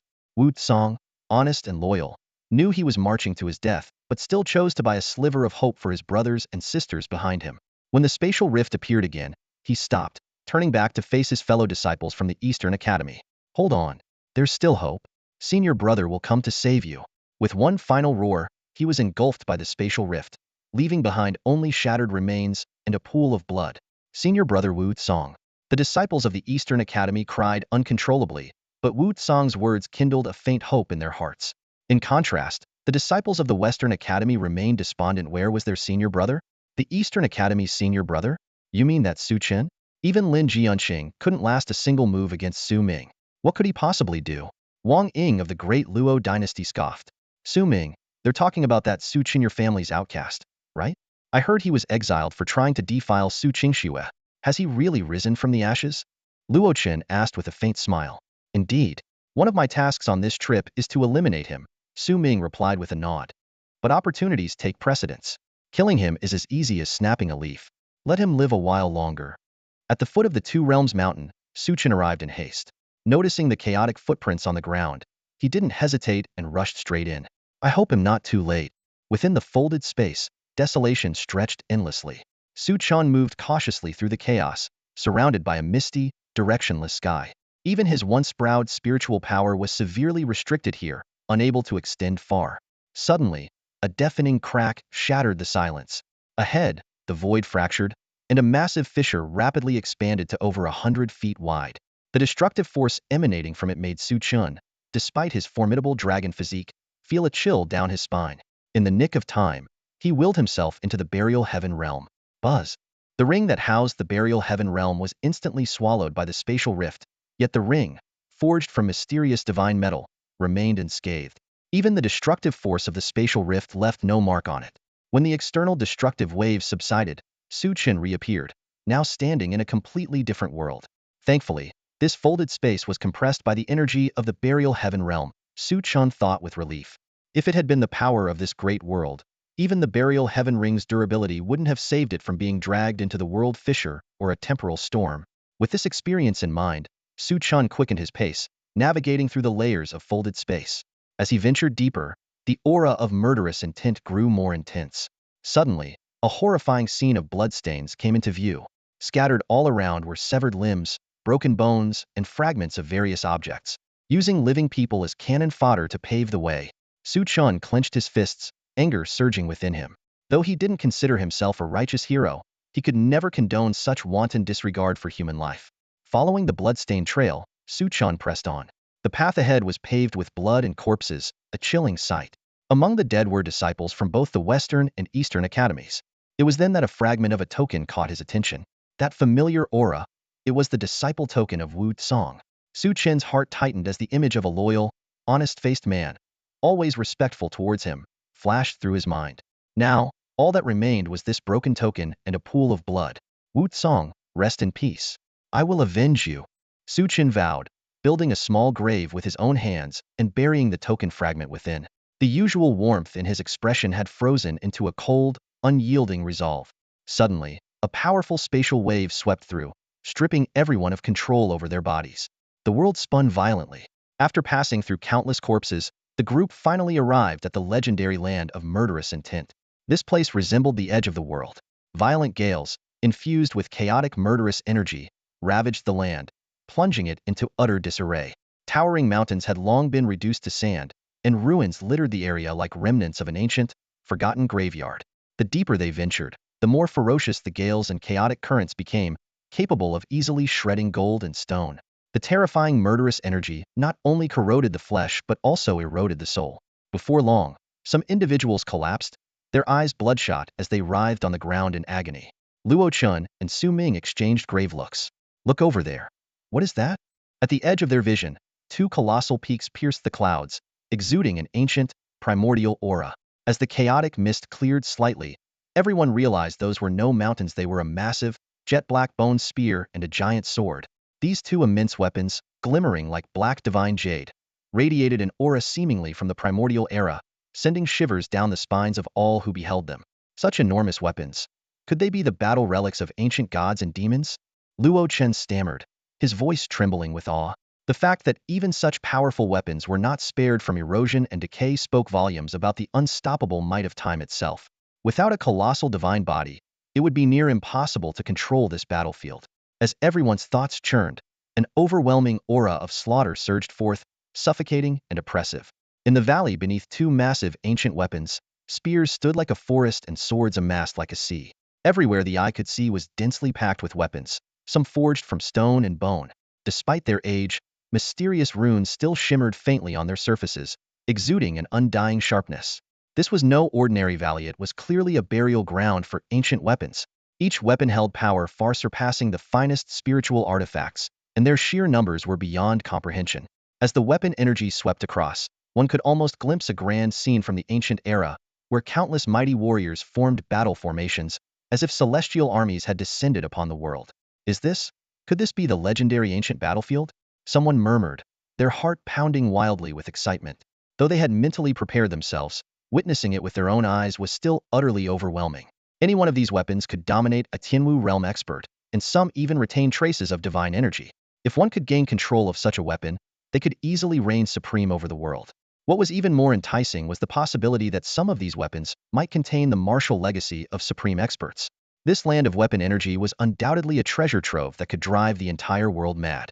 To think that such a priceless treasure is hidden in the small land of Western Chu. Pity the Chu people are too weak to claim it. Luo Chen thought to himself. If my De Luo dynasty obtained this treasure, we could rise to unmatched heights and rival the sacred lands of martial arts. Greed ignited in everyone's eyes, like starving beasts spotting prey. Ruan Cheng, Song Yuan, and the other warriors from the three kingdoms immediately distanced themselves from the people of the De Luo dynasty, warily saying, the treasure lies ahead. Let's rely on our own skills to claim it. Xue Bing's eyes gleamed with icy light, her killing intent surging. Luo Chen advised, the weapon energy here is intense. Just resisting it requires immense focus. If we fight now, the outcome is uncertain. Then these Chu ants are of no use, are they? Xue Bing's gaze shifted to the trembling disciples of the martial academy, her murderous intent nearly erupting. Do as you please, Luo Chen replied with a faint smile. Xue Bing immediately drew her blade, licking her crimson lips like a bloodthirsty beast. The Western Academy disciples, hiding on the outskirts of the weapon energy field, turned to Lin Jianqing. Senior brother, should we help them? Are you blind? Look how many of them there are. Going out would be suicide. If you want to die, don't drag me along. Wang Lin snapped angrily. Lin Jianqing's eyes were filled with resentment, but he held back. Though he had arrived here first, he had yet to gain control of any weapon. Over 100 Western Academy disciples had already perished in this twisted space. If you want to survive, help me claim a weapon. Only then can we fight our way out and avenge our junior brothers and sisters. Lin Jianqing's gaze was as venomous as a snake's. Ever since being gravely injured by Su Ming, he had become increasingly deranged, cruel, and selfish. The remaining Western Academy disciples dared not resist and could only watch helplessly as Shui Bing approached the unarmed Martial Academy disciples, her blade in hand and a twisted grin on her face. Let's start with you. Shui Bing grabbed the Eastern Academy girl whom Wu Song had saved earlier. She dragged the blade across the girl's face, the sharp edge grazing her skin. You witch! Senior brother will avenge us. The girl shouted in defiance, her voice trembling with both fear and anger. Heh. Shui Bing sneered disdainfully, her eyes turning icy. Even if he comes, they'll kill him just the same. With that, she raised her blade to strike. Boom!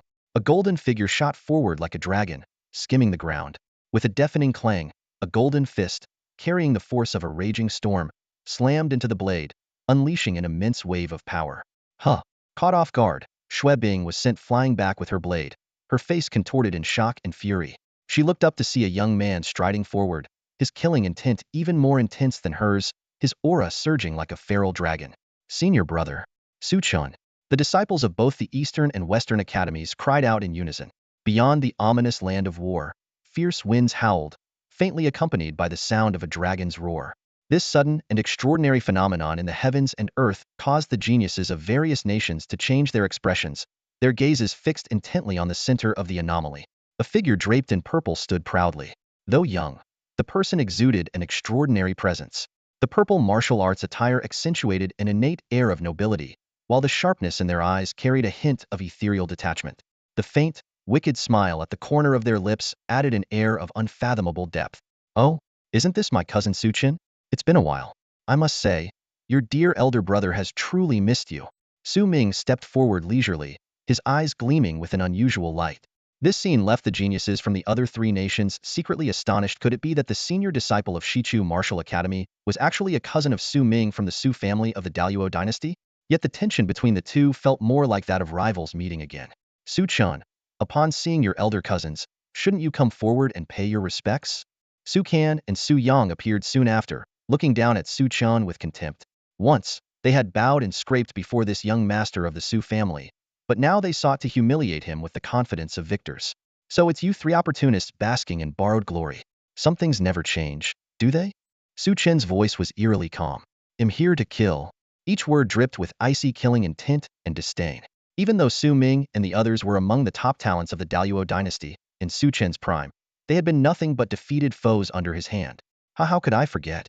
Cousin Su Chen is now the top disciple of Shichu Martial Academy. Su Ming sneered mockingly. Discarded failure, stripped of his cultivation and expelled from the family, has somehow become Zika's prized student.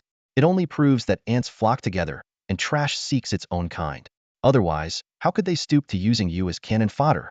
Outraged by the insult to their senior brother, the disciples of the Eastern Academy burst out in protest, only to be silenced by a sharp rebuke from Su Can. A bunch of cannon fodder. What right do you have to speak here? Let it go. Arguing with the likes of the doomed is meaningless, Su Chen calmly reassured his disciples. Yet everyone could see that as Su Chen's carefree demeanor faded and his gaze grew increasingly sharp, a storm was on the horizon. A stray dog dares to spout such arrogance. Su Ming and Su Yang shouted angrily. With your ignorance and stupidity, how dare you covet our cousin Su Qingxue? Do you even deserve her? Their words drew sneers from the other geniuses present. Someone remarked, Su Qingxue is a top disciple of the Xianyin sect, with peerless beauty and an ethereal grace. How could a toad dream of touching her? As Su Can's fury surged, flames erupting around him, a blade of piercing energy suddenly shot towards Su Chen. I've already made it clear the lives of these Shichu ants are mine, including Su Chen's. A cold and bloodthirsty voice rang out as Shui Bing charged forward with her blade. The humiliation of being struck down by Su Chen earlier was something she intended to wash away with blood. Ah, so the people of Daluo weren't invited by Su Chen. They're his enemies. This time, he's doomed for sure. Wang Lin, hiding on the outskirts of the battlefield filled with murderous energy, witnessed the scene with a flash of venomous hatred in his eyes, yet was overjoyed. Lin Jianqing also let out a cold snort, full of disdain. In their view, even if Xuebing and Su Ming were evenly matched in strength, since Xuebing had already been defeated by Su Ming, Su Chen was surely doomed. Xuebing's aura of blade intent surged dramatically, and countless blade energies swept through the air like a violent storm. Wherever the blade energy passed, the void trembled, and all was annihilated. The terrifying power of this heaven-tier martial skill forced the surrounding talents from various nations to retreat, fearing they might be dragged into the chaos. In the blink of an eye, the storm of blade energy expanded to over 100 feet, reaching from earth to sky. Xuebing's eyes glowed crimson with intense killing intent. You little brat, thinking you can play savior? Know your limits. Die. Who do you think you are? Get lost. Su Chen didn't even glance at her. With a thunderous shout, an overwhelming surge of blood energy shot into the heavens, forming a colossal golden dragon coiled in the sky. As his punch struck forward, the world ahead seemed to collapse in an instant. Boom! Thunder roared, and runes exploded. The violent winds dissipated in an instant, and a golden, radiant fist imprint, like a divine dragon's claw, tore through the void. What? Xuebing's mocking smile froze on her face. In a panic, she hastily raised her blade to block. Crack! It was as though divine lightning had struck. The blade light shattered, and Xuebing was sent flying as if struck by a thunderbolt. The sight left the talents of various nations utterly stunned. One of the esteemed 3 heroes of Deluo, Xuebing, was defeated with a single punch? A martial artist at the 3rd level of the Xuanwu realm had completely overpowered someone at the 9th level. Even more shocking, Xuebing had initiated the attack, utilizing a heaven-tier martial skill, yet she was still no match. This guy's physical strength, it's like that of a young dragon, murmured the onlookers in disbelief. Isn't he the so-called disgraced waste cast out by the Su family? How could he be stronger than Xuebing? At that moment, Su Chen stood surrounded by a golden radiance, a giant dragon hovering above his head. His entire being exuded a fearsome and dominating aura, as though a true dragon had descended upon the world. Whoosh! Suddenly, Su Chen moved, still as a mountain when motionless, but as swift as thunder when in action. With a single step, he left behind afterimages, charging towards Su Chen like an unstoppable force. What do you want? Su Chen, who had been brimming with confidence moments earlier, now stammered in fear, clearly shaken by Xuebing's crushing defeat. Weren't you going to suppress me? Well, here I am. Su Chen's voice was cold and filled with killing intent. He struck with a palm, shattering the void ahead. Su Chen, don't get too full of yourself. At the critical moment, Su Ming surged forward, wrapped in crackling lightning, meeting Su Chen's strike heaten. Crack! Lightning exploded, waves of destruction swept across, and everything was engulfed in blinding radiance. The terrifying shockwave, laced with deathly energy, left even the retreating martial artists from various nations trembling with fear. This feels like a battle between heaven-tier warriors, someone exclaimed in shock. Su Ming's strength is indeed above Xuebing's, but Su Chen is simply too monstrous. Could a 3rd-level Xuanwu realm martial artist really rival one of the 3 heroes of Deluo? As the blinding light faded, Su Ming staggered back over 10 steps, only managing to steady himself with the help of Su Yang. Meanwhile, Su Chen stood tall and unmoving, like a coiled dragon dominating the battlefield. How is this guy so strong? Lin Jianqing was the first to react, his face twisted with disbelief and resentment. He had been severely injured by a single palm strike from Su Ming, yet Su Ming had been overpowered by Su Chen. Did this mean he was 2 levels beneath Su Chen? Lin Jianqing, who had always prided himself on being a peerless genius, even believing himself to be a chosen one destined to conquer the world, found his confidence shattered. Since entering the great wilderness secret realm, he had been humiliated repeatedly. Being bested by the prodigies of the Deluo dynasty was one thing, but being crushed by his own peers from the martial academy was something he could not accept. Let's go. We're taking the battle weapon now. Lin Jianqing gritted his teeth, his face contorted with ferocity as he ordered the disciples of the Western Academy to set up a formation, slowly advancing toward the heart of the battlefield. He had come prepared to claim the battle weapon, relying on a formation personally created by his master, the head of the Western Academy, which could resist the corrosive energy of the murderous battlefield. This formation was Lin Jianqing's greatest trump card. The air was filled with an ominous tension as the wind howled and lightning roared. Under the flashes of electric light, everyone's faces turned pale as paper, their eyes filled with shock and disbelief. Su Chen's strength left everyone stunned. Despite being at the 3rd level of the Xuanwu realm, he unleashed an aura that rivaled the terrifying power of the Tianwu realm. The fact that the 3 prodigies of the Deluo family, renowned as the most outstanding talents of their generation, were continuously suppressed by this previously unknown figure spoke volumes. What would he become if he grew to the 9th level of the Xuanwu realm? Su Chen's talent might not be inferior to Su Qingshue's, someone murmured in awe.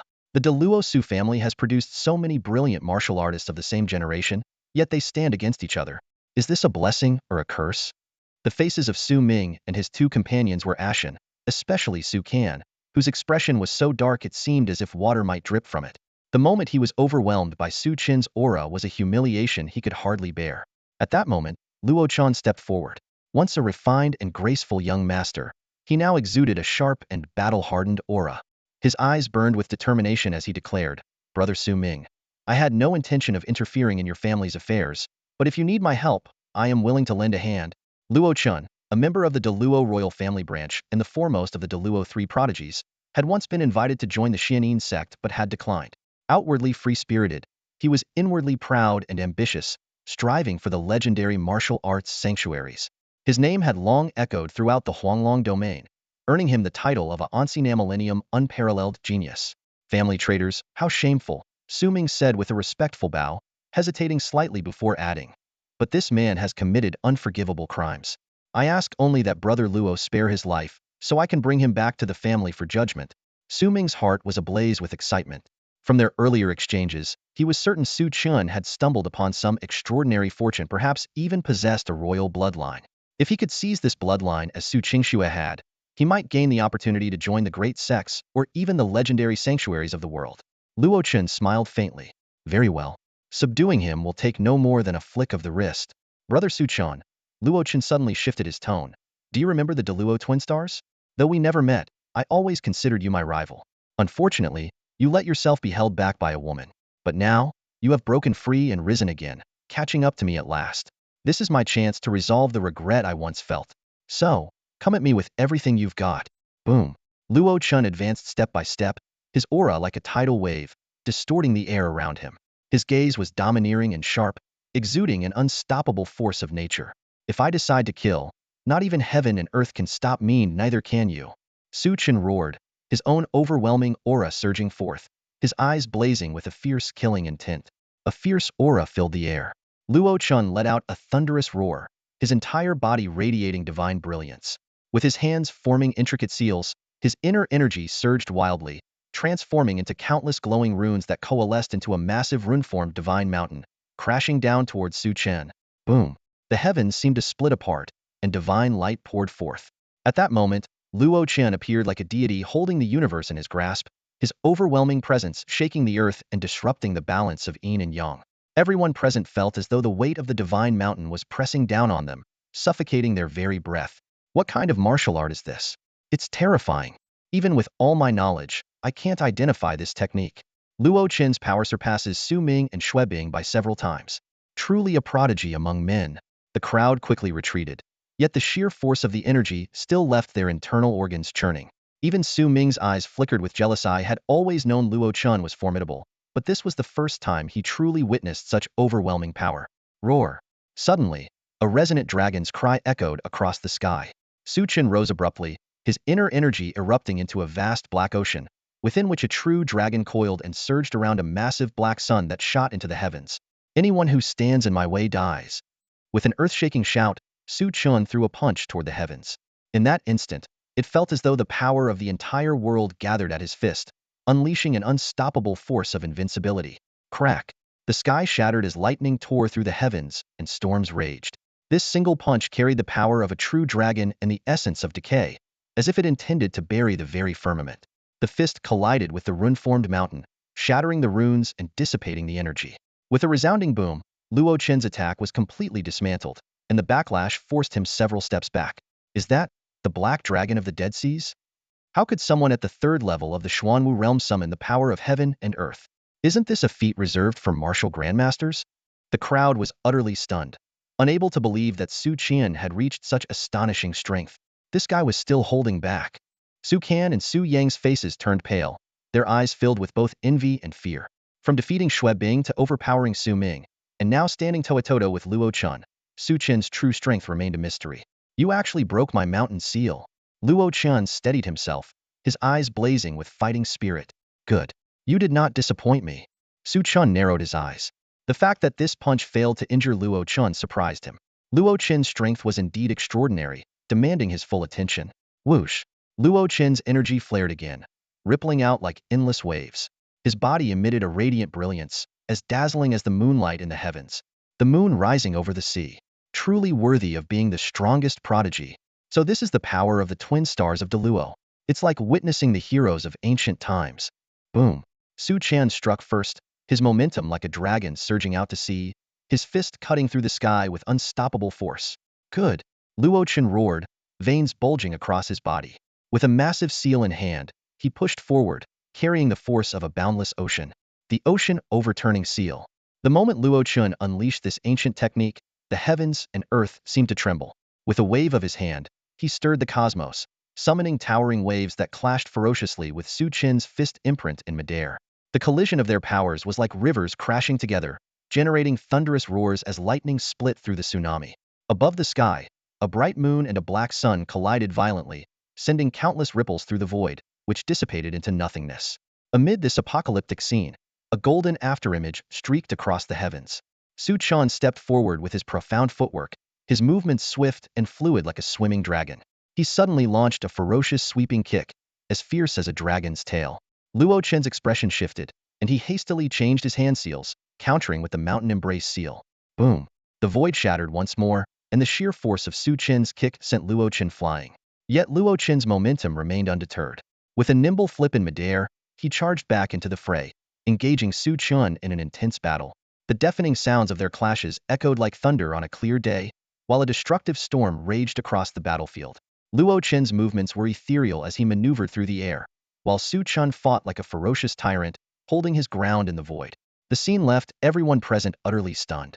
Not only was Su Chen able to match Luo Chen blow for blow, but his aura seemed to grow stronger with every exchange. Even the prodigies of the Deluo dynasty couldn't help but adopt a more humble demeanor, while Su Ming and his companions gritted their teeth in jealousy. After exchanging dozens of blows, the two combatants were forced apart, each retreating to opposite ends of the battlefield, their fighting spirit still burning fiercely. Luo Chen's gaze grew solemn. This was the first time he'd encountered such a formidable opponent. Yet his innate pride ignited a wild determination in his eyes. I have one final move. If you can withstand it, I will concede. Luo Chen clasped his hands into a seal, drawing a massive circular formation in the void. Boundless true energy erupted, distorting the fabric of reality. Even I cannot fully control this move. Life or death, it is up to fate. With a thunderous shout, he unleashed the heaven-flipping seal. A mysterious force swept across the battlefield, causing everyone to feel disoriented as if the world itself were being turned upside down. Su Chen sensed the space around him being torn apart by an invisible power. Confronted with this deadly strike, his eyes gleamed brightly, and he unleashed a surge of burial sky true energy. Come, sword. Countless streams of true energy converged, forming a colossal dark divine sword before him. Desolate sword, Tao void cleaving tribulation light. The sword hummed with a sound that shook the heavens, its sharp radiance illuminating the cosmos. This strike carried an unparalleled might capable of shattering the 9 heavens and 10 realms. Both combatants roared simultaneously as the heaven-flipping seal clashed with the world-destroying sword light. Boom! The entire sky was torn apart, and terrifying beams of light pierced the earth, accompanied by raging thunder and unrelenting storms. As the blinding brilliance faded, Luo Chen was seen plummeting from the sky, his body drenched in blood, while Su Chen stood tall, surrounded by swirling sword energy. The outcome was clear. Victory belonged to Su Chen. Magnificent. Senior brother is invincible.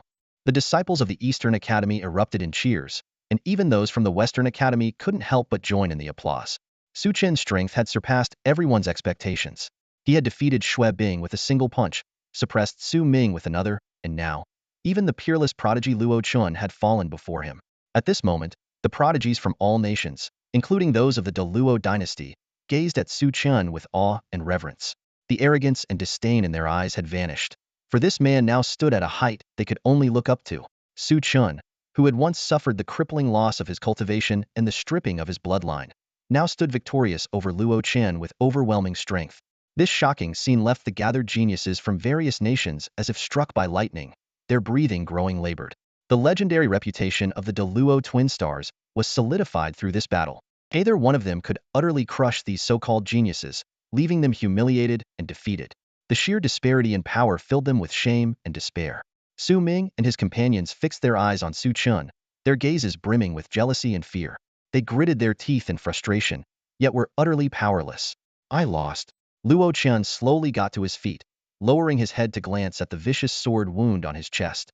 As a prodigy of unparalleled talent, the bitterness of defeat was hard for him to swallow. Yet when he raised his eyes to look at Su Chen, the despair in his gaze gradually gave way to a glimmer of hope. Su Chen's past had been 100 times more miserable than his current plight, and yet Su Chen had still managed to rise against all odds. This realization reignited a fierce determination in Luo Chen's eyes. If he can emerge from the cocoon as a butterfly, why can't I? Luo Chen bowed deeply to Su Chen from afar before turning and walking away. Despite the desperate pleas of the Luo dynasty's people, who reminded him that treasures lay just ahead, he remained resolute. I've already lost. I have no face to stay here. Handle the rest yourselves. With that, he ascended into the sky and disappeared. Su Chen watched Luo Chen's retreating figure, silently admiring him. Among all the geniuses he had encountered, it was rare to see someone adjust their mindset so swiftly. Perhaps in the future, we will meet again in battle, Su Chen thought. In an instant, Su Chen's gaze shifted to Su Ming and his group, and a chilling killing intent filled the air once more. Under the cold, penetrating stare of his deep and icy eyes, Su Ming and the others felt a shiver run down their spines. In this critical moment, Su Ming hurriedly turned to Xuebing and the others for help. Everyone, lend me a hand to kill this man, and the Su family will reward you generously. Su Yang also hastily promised substantial rewards to the geniuses from the other 3 nations. Tempted by the allure of treasure, the geniuses from various nations quickly formed an alliance.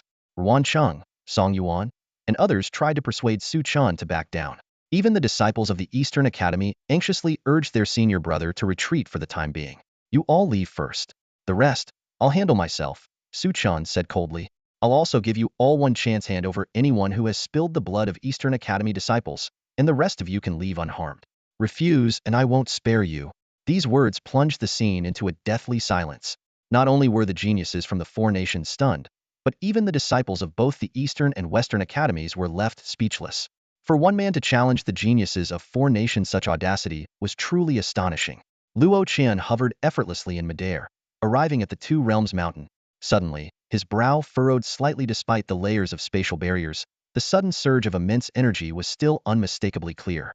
Ignorance breeds fearlessness, he murmured, casting a cold smile toward the direction of the battlefield of bloodshed. The royal family would ultimately have to choose between Su Chen and Su Chen. The two had become mortal enemies, with no possibility of reconciliation.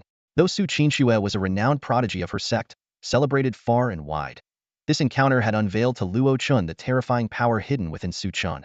That aura, like an unfathomable black hole, would inevitably consume everything once unleashed. As for Su Ming and the others who overestimated their abilities, their fates seemed all but sealed. But none of this concerned him. His gaze remained fixed on the sacred land of martial arts. Shaking his head with a sigh, Luo Chen turned and drifted away like a wisp of wind. Meanwhile, outside the battlefield of bloodshed, a chilling atmosphere pervaded the air, thick enough to stifle one's breath. Over 100 geniuses from various nations stood ready, their eyes locked on Su Chen, who stood alone in defiance. Su Chen, don't get too arrogant, Ruan Cheng hissed, his eyes gleaming like those of a venomous snake. Young prodigies are as common as grains of sand, but only a few ever become true powerhouses. Most perish early, consumed by their hubris. Enough talk. If he wants to die, let's grant his wish. Song Yuan growled, his killing intent palpable, his eyes brimming with jealousy. Su Ming and his 2 allies observed silently, a flicker of satisfaction crossing their faces. They had initially worried that the geniuses from the other nations might remain bystanders. However, Su Chen's rampant disregard for them had unexpectedly united everyone against him. Oomph! You brought this on yourself, Su Chen sneered, a wicked glint flashing in his eyes. I hear the woman you married into the Yi family is quite the beauty. Don't worry, after you're dead, your dear cousin will make good use of her. Idiot! You talk too much. Su Chen, clearly fed up, shot him a cold glare. In an instant, an overwhelming dragon-like aura erupted from him. How dare you? Such audacity! The geniuses from various nations erupted in fury, unleashing their energy and showcasing their ultimate techniques. Even Su Ming and the other prodigies of the Luo dynasty refused to hold back, each eager to slay Su Chen and seize the treasures for themselves. Boom, boom, boom. Waves of energy surged skyward as dazzling divine light illuminated the void. Over a dozen attacks, as radiant as blazing suns, converged on Su Chen. Yet, amidst the relentless assault, Su Chen's expression remained unchanged. With graceful steps, he transformed into a roaming dragon, effortlessly evading every strike.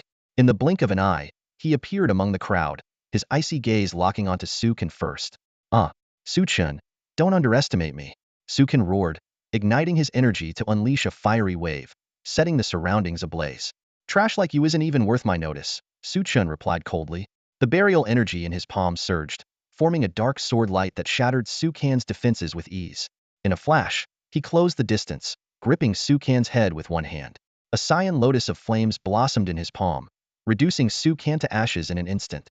A prodigy of the Luo dynasty had been killed on the spot, leaving the geniuses from other nations deeply humiliated. This brat is far too arrogant, this is intolerable. Song Yuan and the others were seething with rage. Everyone, hold nothing back. If we don't kill him, none of us will survive. Su Ming shouted, his expression grim. The crowd was shaken, and they all unleashed their most powerful techniques. Su Chen, you beast. You killed my brother, I'll make you pay in blood. Su Yang, witnessing his brother's gruesome death, roared in fury, his eyes bloodshot with madness. You're nothing. You're next, Su Chen said coldly, his deathly gaze locking onto the pale-faced Su Yang. Die, Su Chen. Sensing danger, Su Ming hurriedly joined forces with Su Yang, unleashing a torrential burst of lightning that coalesced into a thunder spear aimed at Su Chen. This time, Su Chen, you won't get away with your tyranny. Ruan Cheng, Song Yuan, and the others charged in unison, unleashing a flurry of coordinated attacks that howled through the air toward him. The combined attacks of hundreds of people instantly wove into an impenetrable web of destruction, enveloping the space where Su Chen stood. Yet, in the face of this overwhelming assault, Su Chen stood firm, like an enraged dragon, showing not the slightest hint of retreat.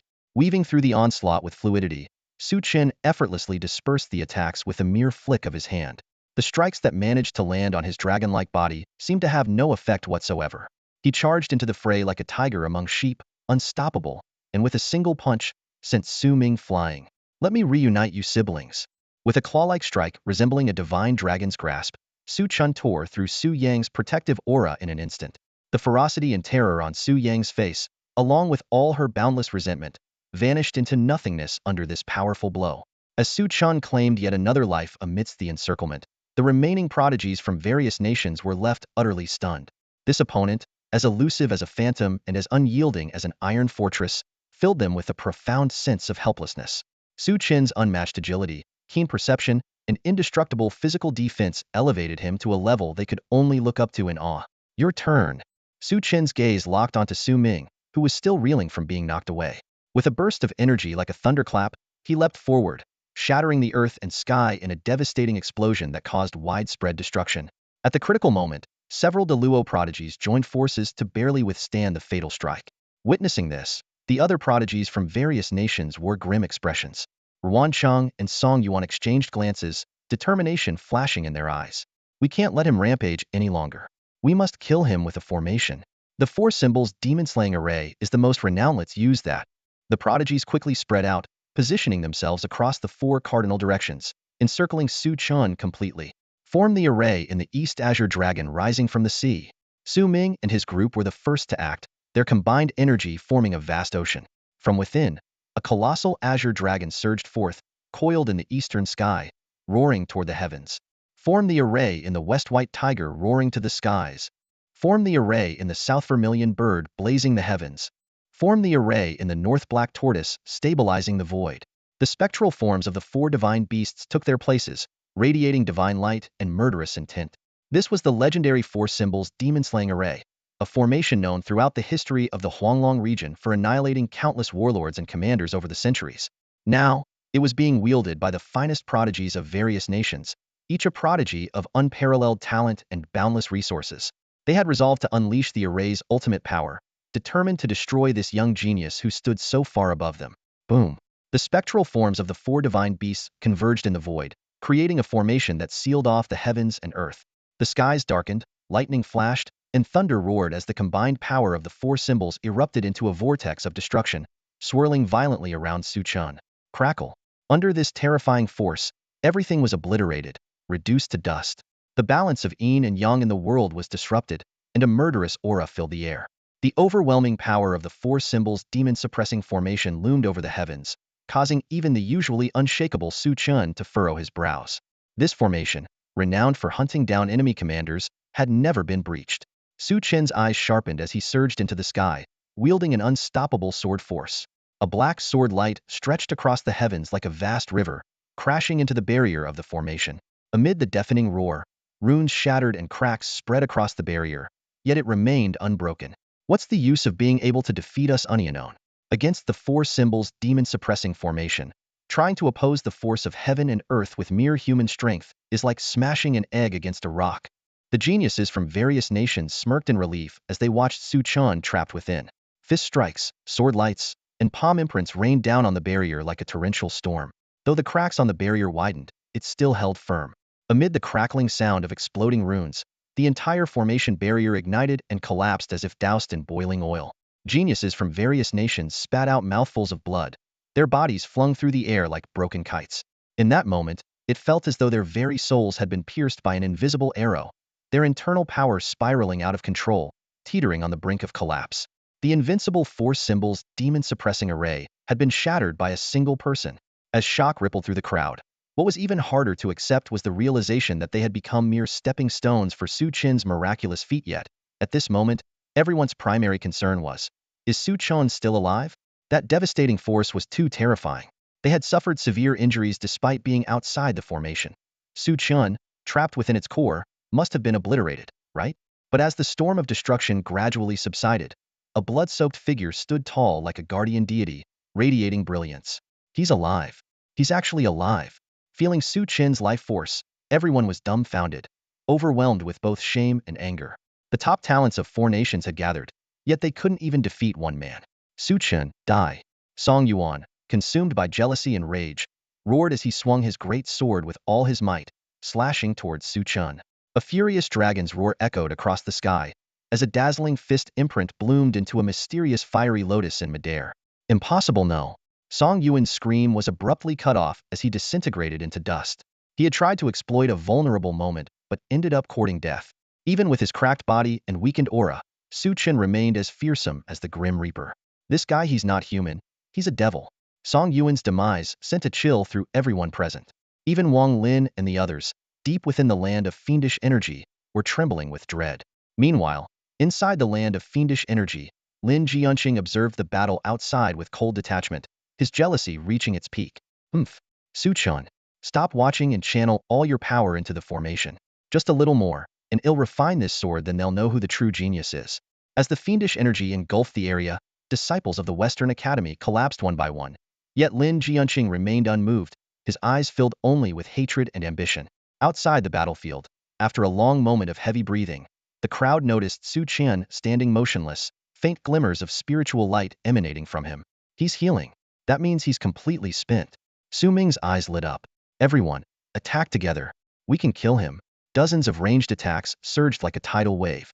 Despite being gravely injured and utterly exhausted, Su Chen's expression remained calm. With a leap, he retreated into the land of fiendish energy. The relentless winds and malevolent energy tore at his already battered body, causing his wounds to split open further. He fled into the land of fiendish energy? He must truly be out of strength. The geniuses from various nations were overjoyed. The fiendish energy inside is 1,000 times more terrifying than outside.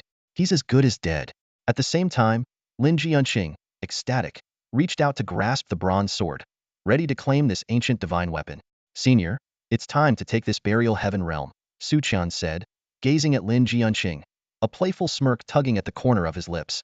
The fierce spiritual winds raged across the heavens and earth, carrying the aura of ancient weapons, like countless swords slicing through the void. In this moment, the entire scene was shrouded in a mysterious and vast power, dark and profound, as if it controlled the rules of worldly rise and fall, the creation and destruction of the universe. Lin Jianqing stood at the center of the weapon domain. After countless sacrifices from his fellow disciples, he had finally used his celestial sword bloodline to purify the killing intent from the bronze sword. Just as he was about to gain control of this ancient weapon, something unexpected occurred. Thousands of ancient weapons resonated in unison, brilliant divine light shot toward the sky, converging into an ancient rune above. Weapon. This rune transformed into a giant hand that seemed to carry the weight of the world. releasing incomparable divine power that instantly devoured the entire weapon domain.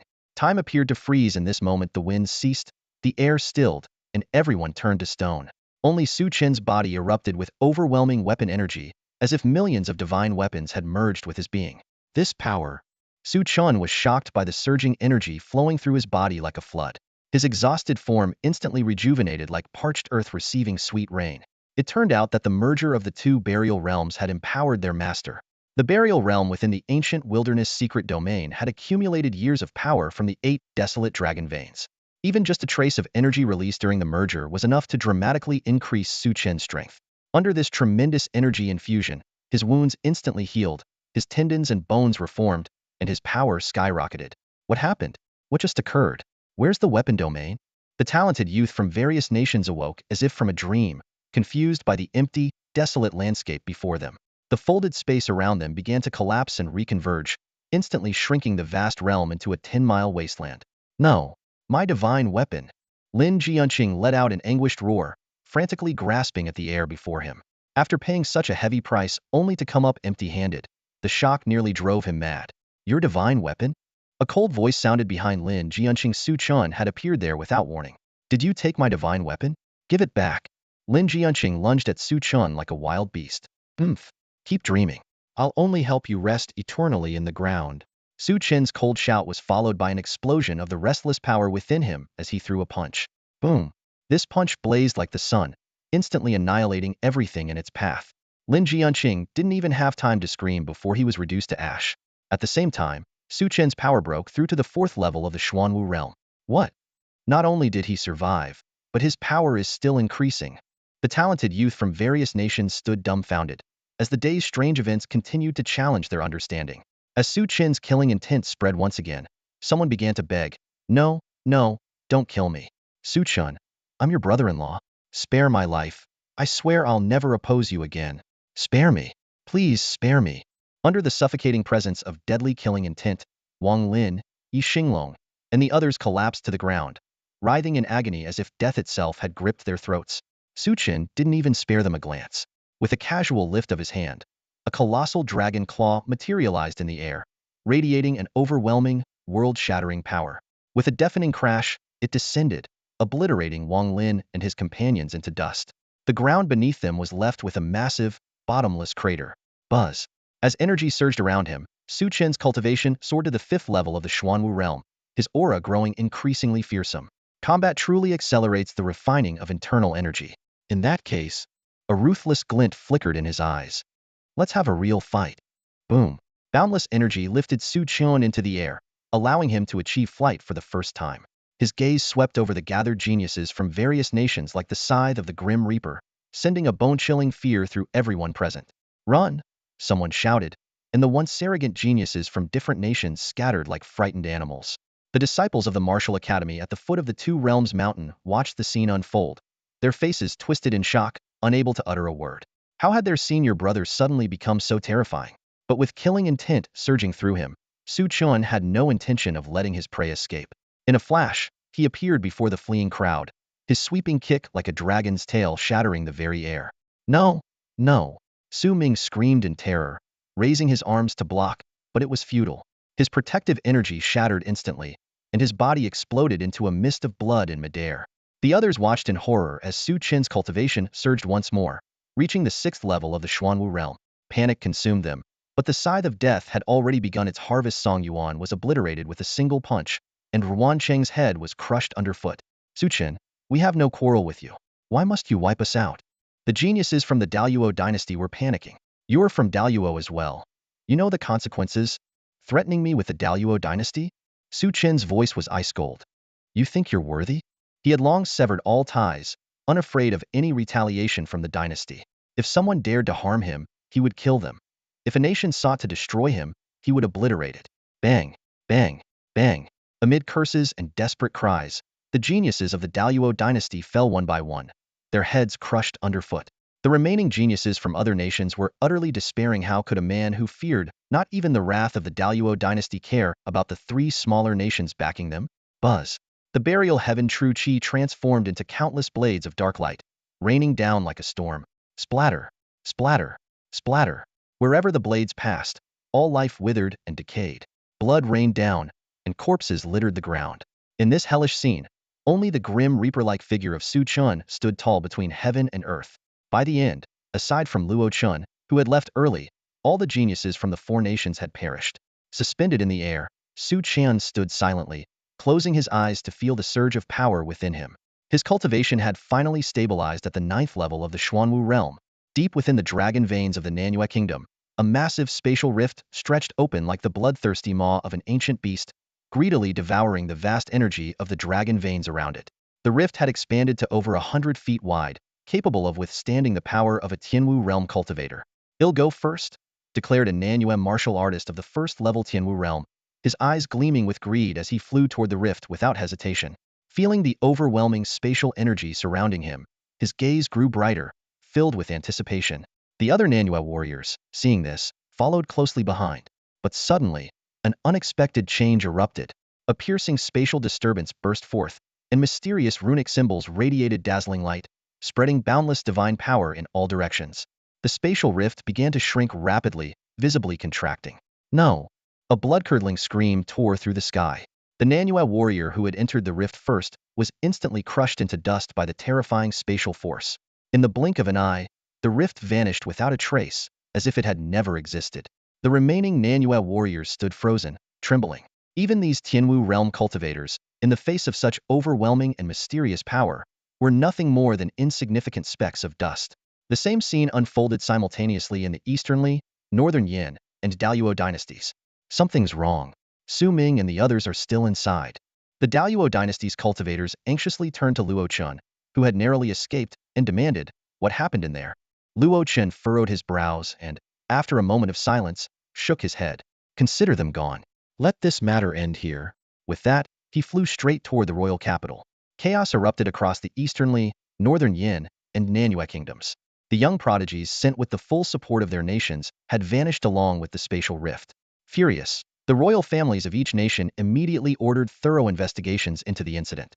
Meanwhile, at the base of the Two Realms mountain, the disciples of the martial academy gazed up at Su Chen, who stood in the void, their eyes filled with awe and reverence. They had witnessed a bloody massacre, yet their hearts were overwhelmed with gratitude. "Senior brother Wu Tsong, senior brother avenged you. Brother Lu Yun, you can rest in peace now." The disciples of the martial academy knelt in unison, both to honor Su Chen and to pray for the fallen souls. Those who had narrowly escaped death were still shaken. They recalled the sudden invasion of prodigies from other nations, who had subdued them with overwhelming power, treating them as expendable pawns. If not for Su Chen's timely intervention, their fate would have been unimaginable. "Senior brother is incredibly swept aside countless strong opponents. He's truly a peerless genius." The disciples' admiration for Su Chen reached its peak. Even the often opposing disciples of the Western Academy knelt and bowed in respect. Su Chen merely nodded slightly before flying to the summit of the Two Realms mountain, entering the Grandmaster's arena for seclusion. Though his cultivation had stabilized, he could still sense an immense power within him that had yet to be fully refined. The onlookers dared not disturb him.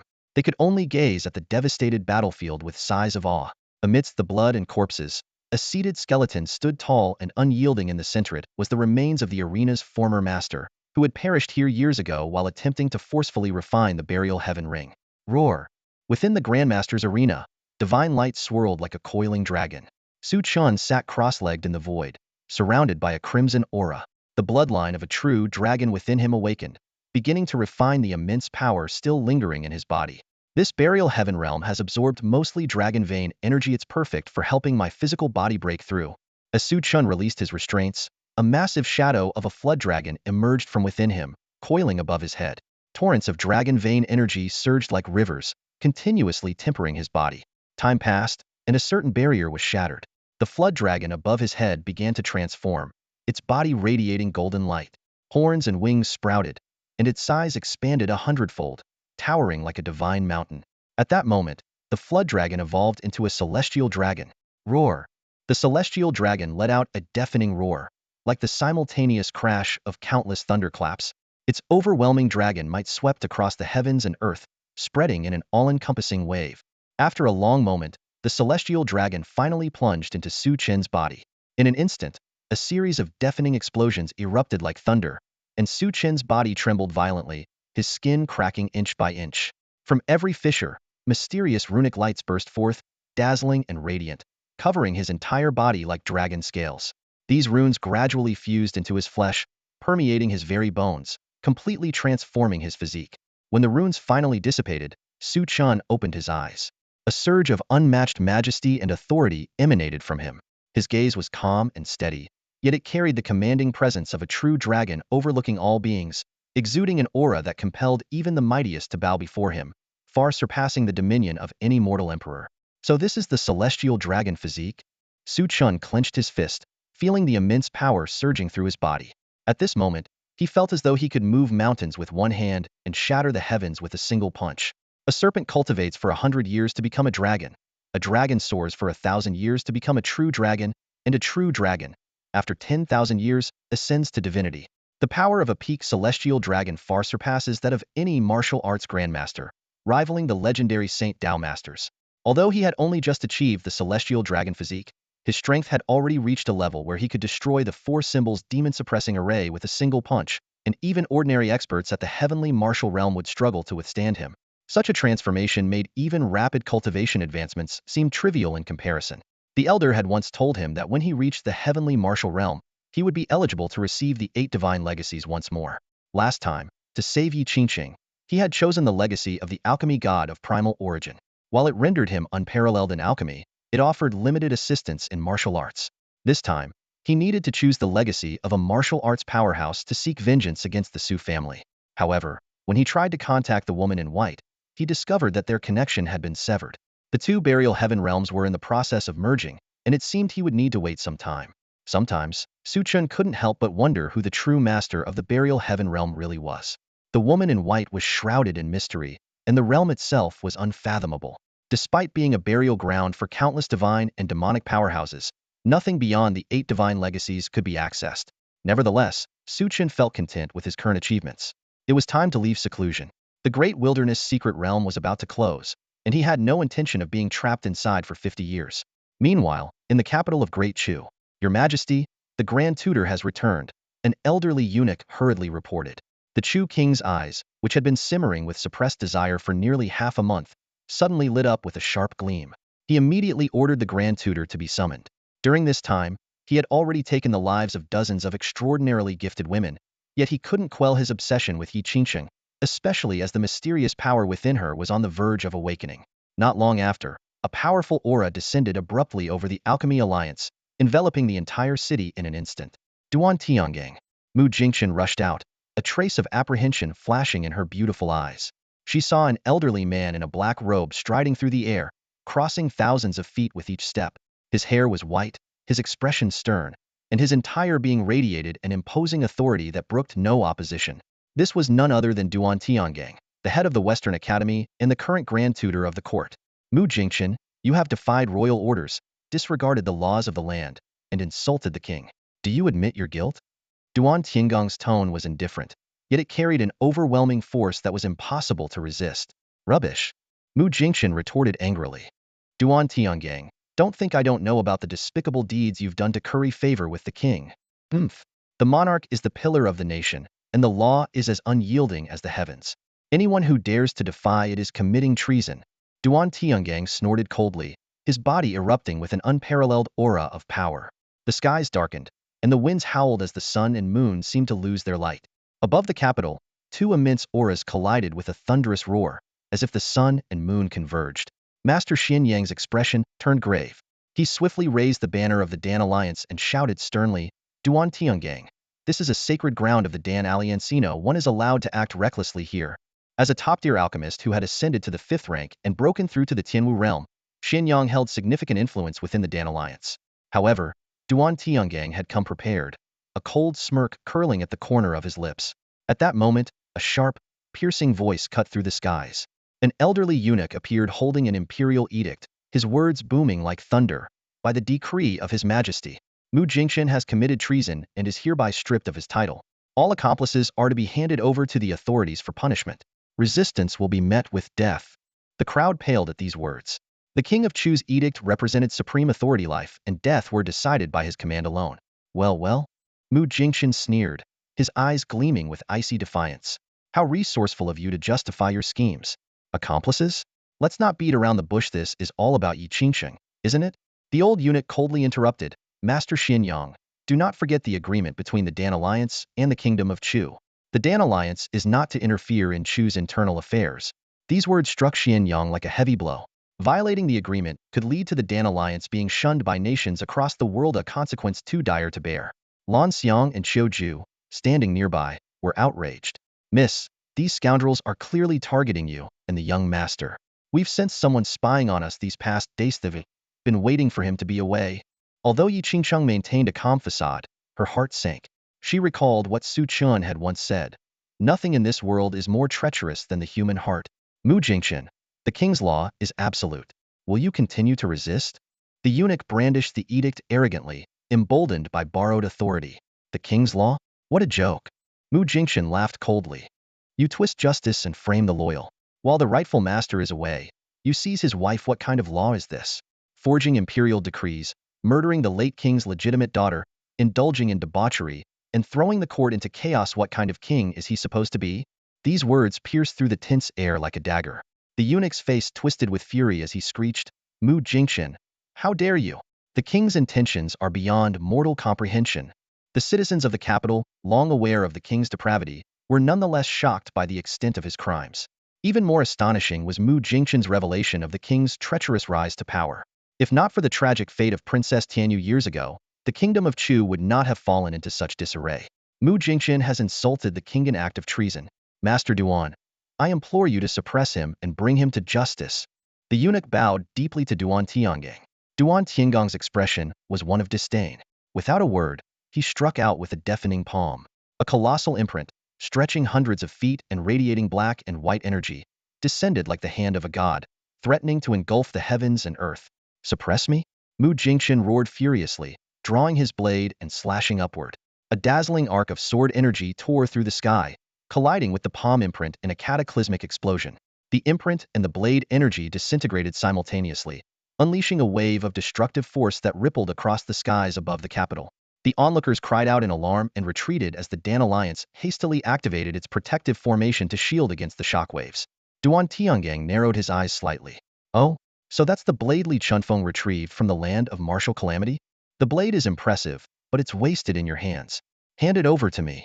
Duan Tiangong's cold laughter carried an air of boundless arrogance. His figure leaped into the air like a falcon, and an astonishing energy erupted from his body. In that moment, the forces of heaven and earth swirled around him like a black and white vortex, as if the entire space was under his control. A martial arts grandmaster.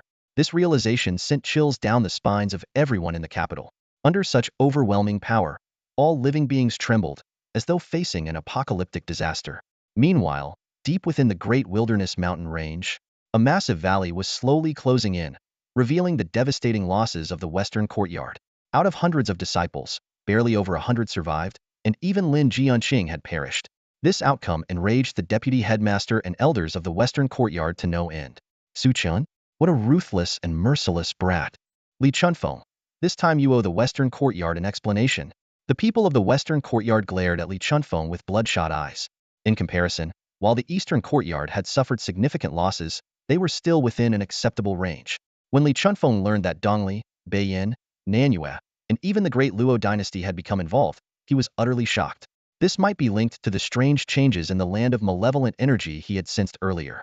What shocked him even more was that Su Chen had managed to sweep through the geniuses of all four nations, with even the talents of the great Luo dynasty unable to withstand his prowess. Haha, I knew I wasn't wrong about him. Li Chunfeng laughed heartily. Elder Shoqing sighed. If it weren't for Su Chen, not only would many lives have been lost, but the reputation of Great Chu would have been utterly ruined. The ambitions of these nations combined would spell disaster for our country. Facing the furious accusations of the Western Courtyard's deputy headmaster and elders, Li Chunfeng sneered, "Don't expect an explanation from me. If you have the guts, go find the four nations of Great Luo to settle the score." When the Western Courtyard disciples revealed the truth, the higher-ups of the Western Courtyard were left speechless. Not only was it shocking that the four nations of Great Luo had entered the secret realm, but even more surprising was the shift in the surviving disciples' attitudes towards Su Chen from hatred to admiration. The truth was that the four nations of Great Luo were the real culprits behind the slaughter of the Western Courtyard disciples. In fact, Lin Jianqing had caused more harm to his fellow disciples for personal gain than Su Chen ever had. At that moment, An earth-shattering roar echoed from the direction of the capital. This energy, it's the power of heaven and earth. It must be a half-step grandmaster. It's him, Duan Tianggang.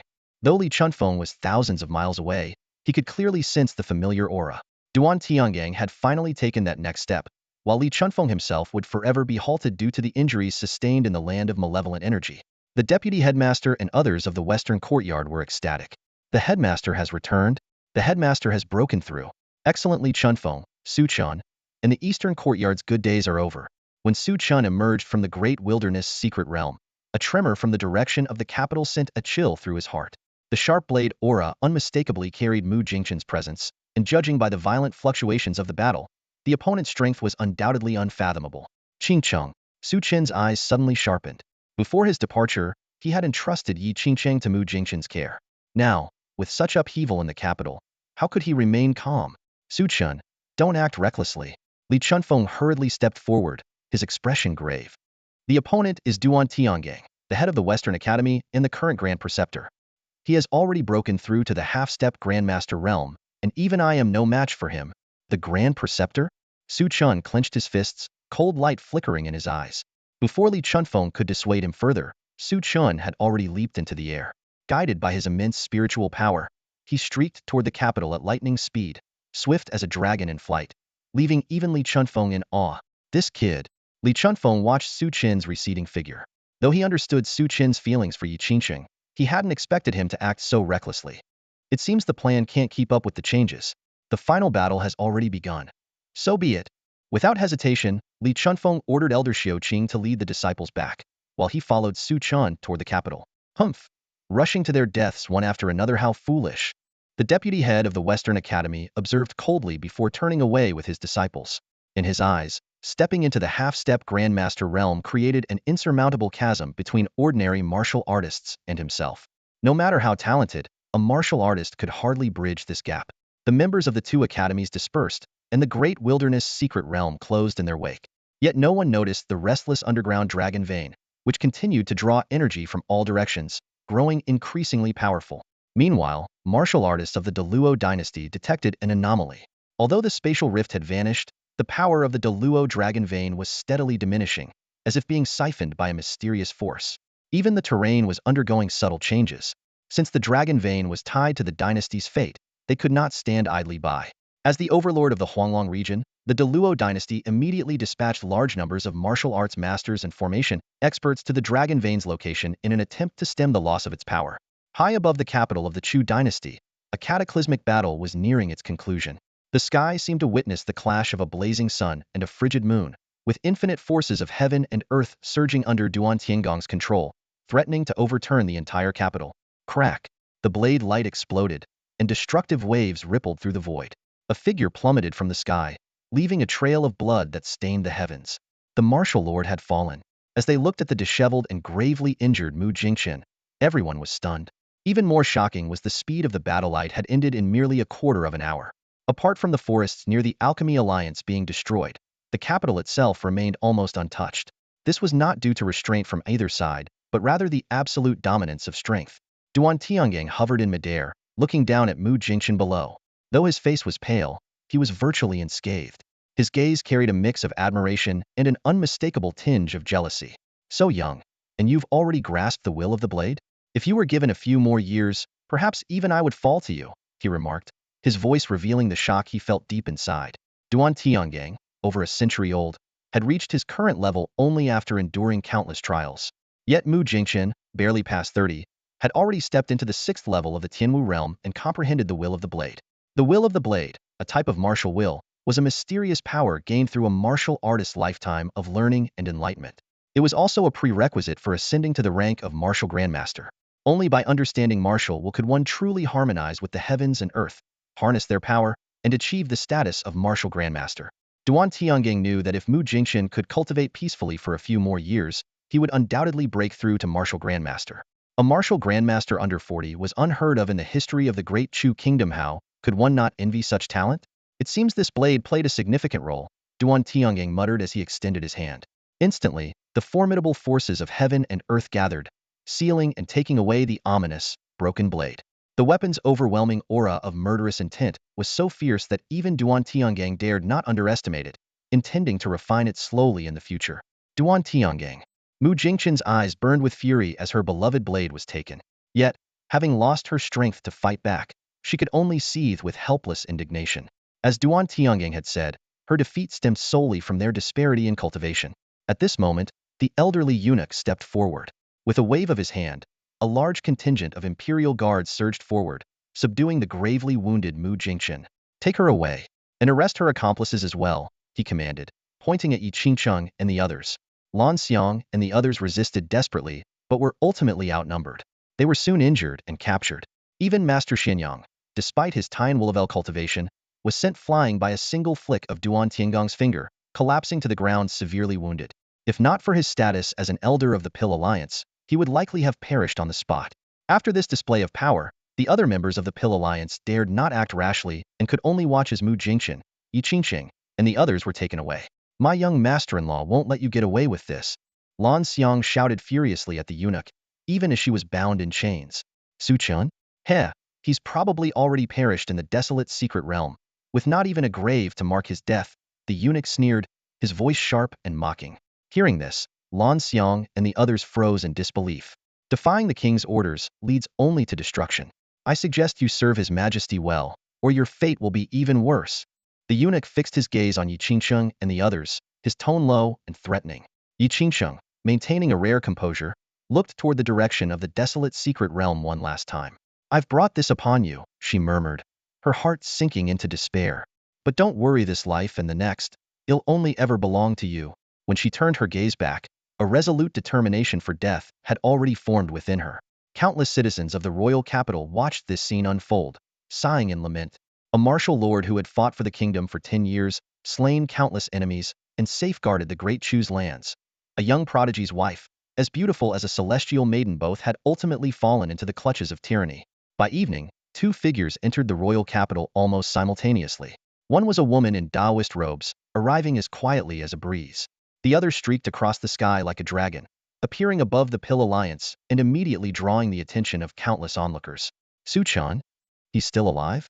And even stronger now, can traverse the skies. Has he broken through to the Tianwu realm? A Tian cultivator at only 20 years old? Impossible. Shortly after, a furious roar echoed across the heavens, accompanied by a surge of boundless murderous intent that swept through the land like a raging torrent.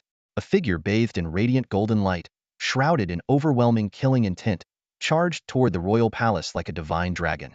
Su Chen's return at this moment is bound to cause chaos. His woman has been captured, but does he really dare to defy the emperor and attack the palace? That would be suicide.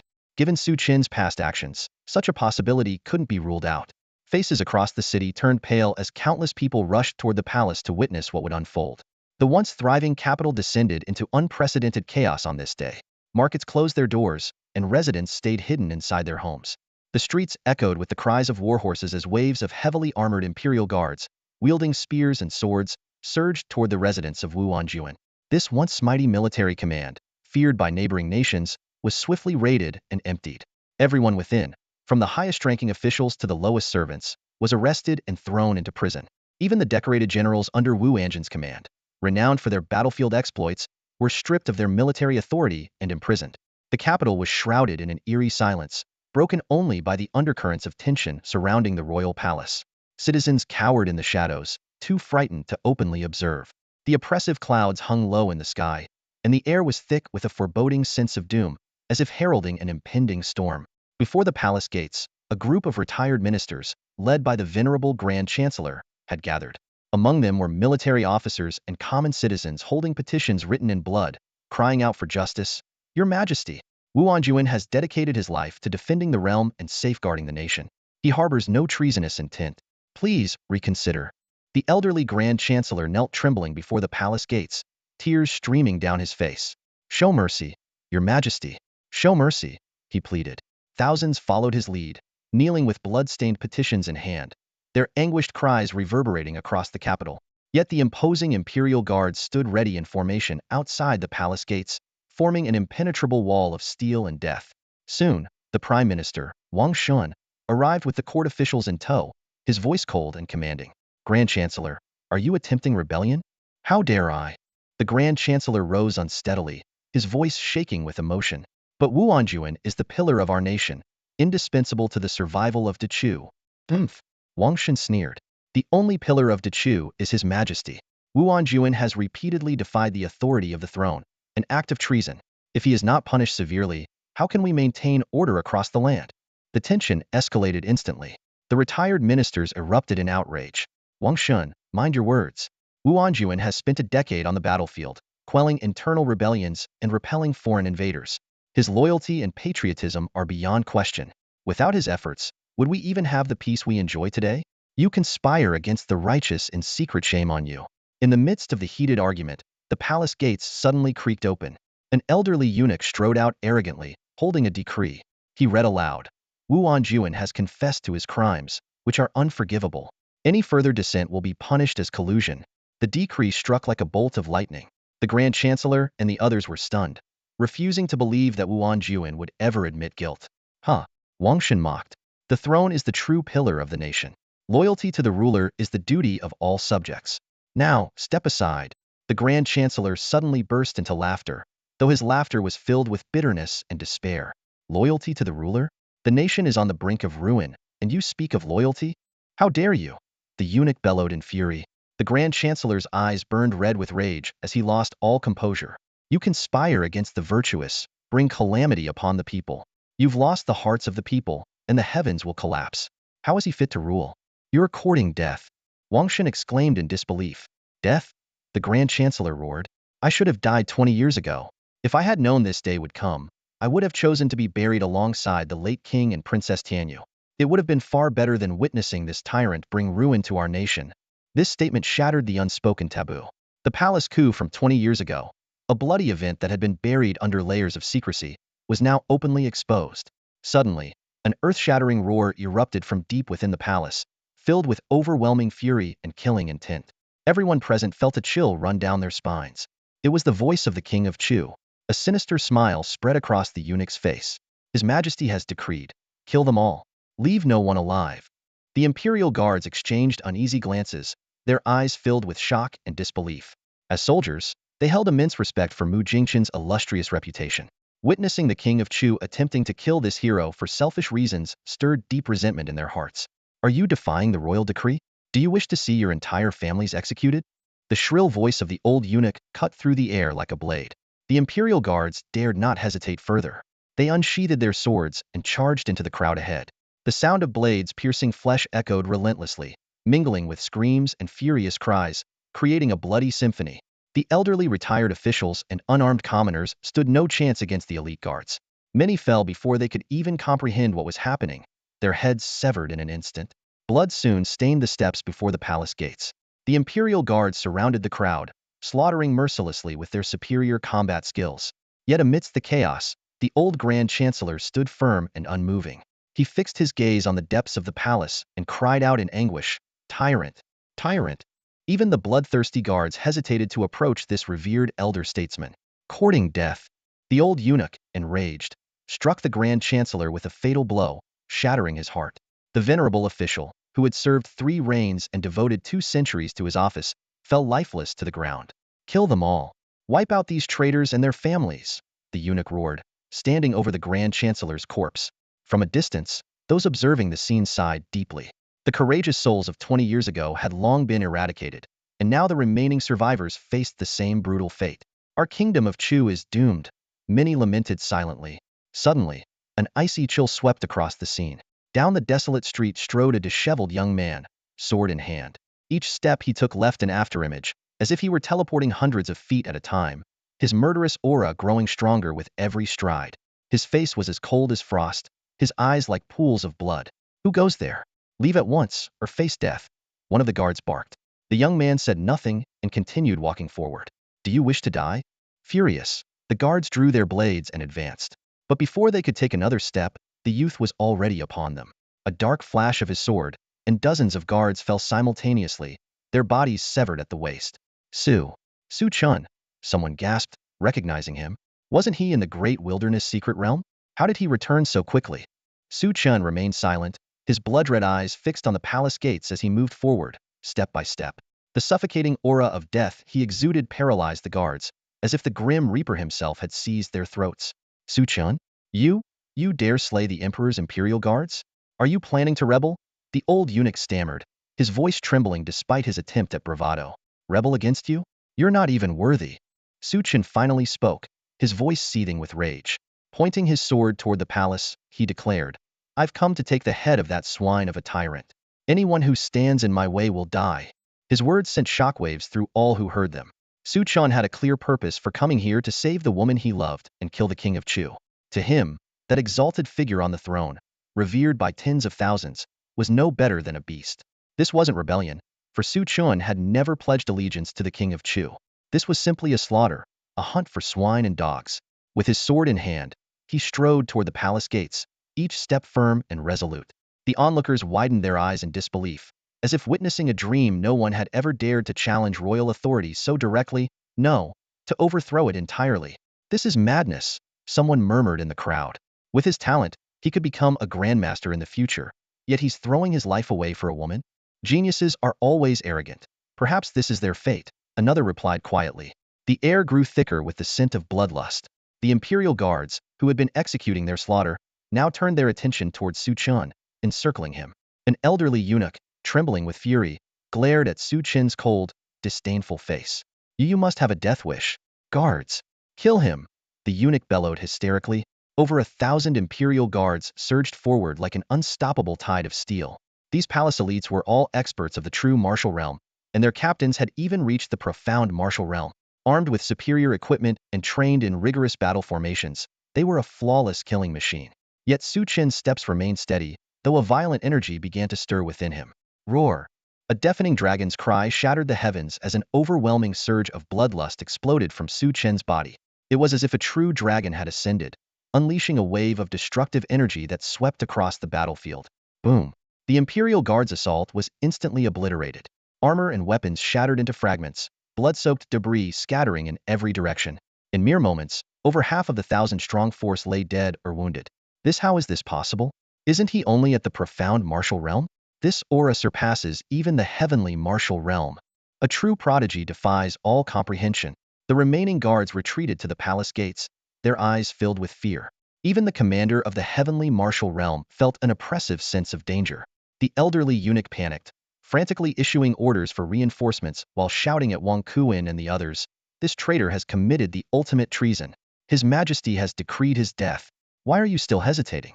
Kill him at once.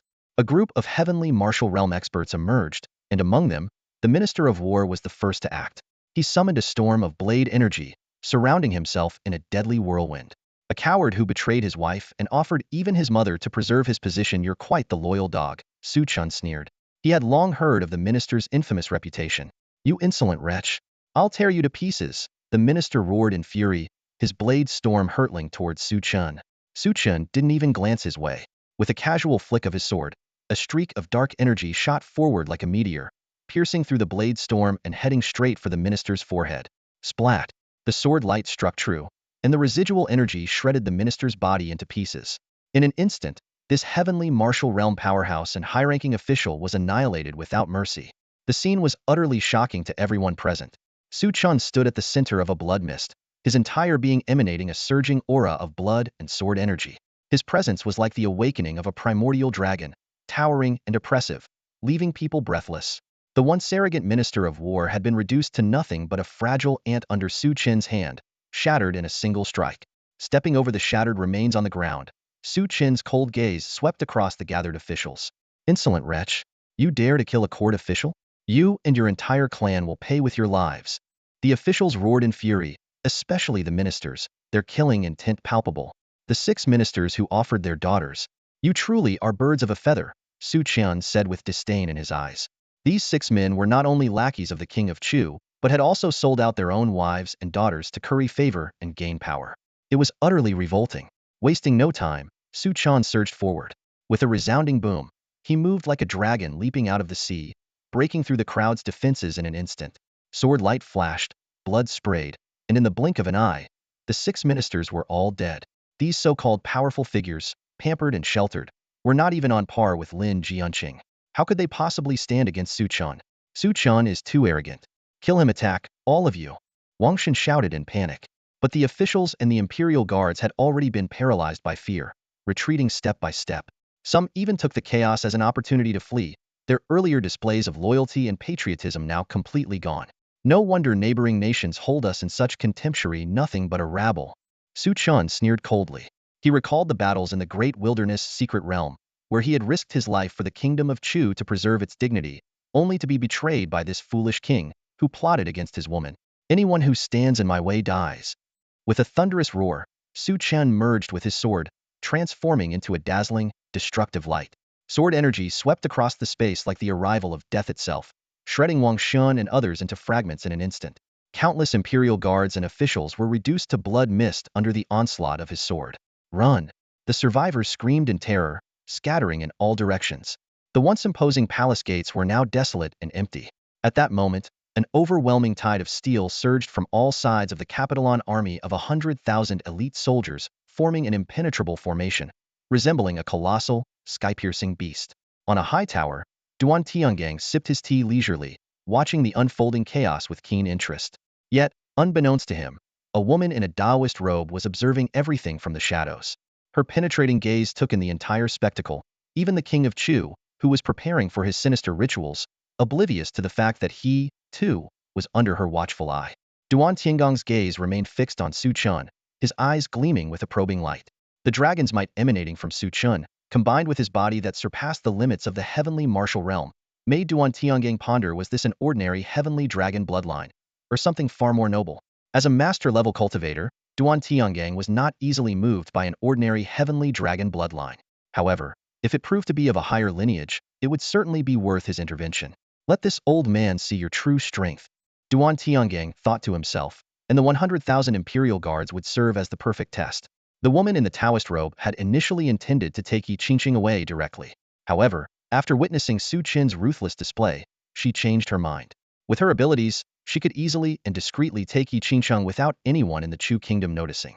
Yet now, she too was curious about Su Chen. What kind of man could make Yi Qingqing willingly abandon her position as the saintess of ascension and follow him so devotedly? If he dies here, it will sever Qingqing's attachment. But if he survives... A cold glint flashed in the Taoist-robed woman's eyes. Boom! The earth trembled, and the void roared. The 100,000 imperial guards, clad in heavy armor, moved in perfect unison to form a battle formation.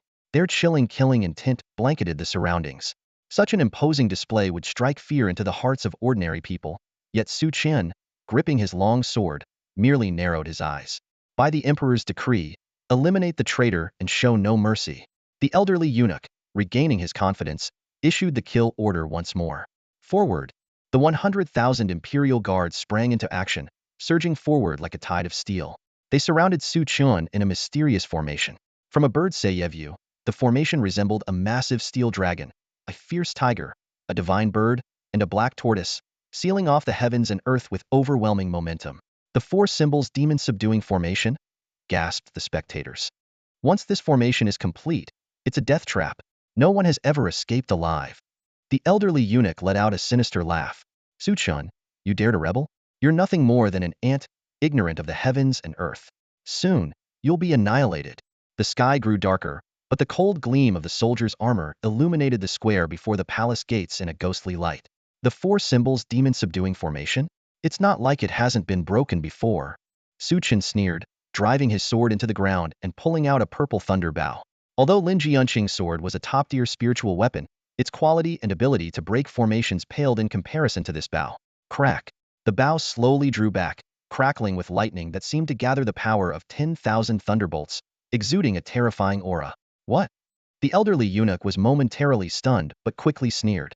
You think you can break this formation? Kill him. The 100,000 imperial guards activated the formation, their weapons converging into four rivers of power that gave rise to the spirits of the four symbols. The forces of earth, fire, water, and wind intertwined within the formation, creating a massive vortex of destruction that upended yin and yang and threw the heavens and earth into chaos. Hiss!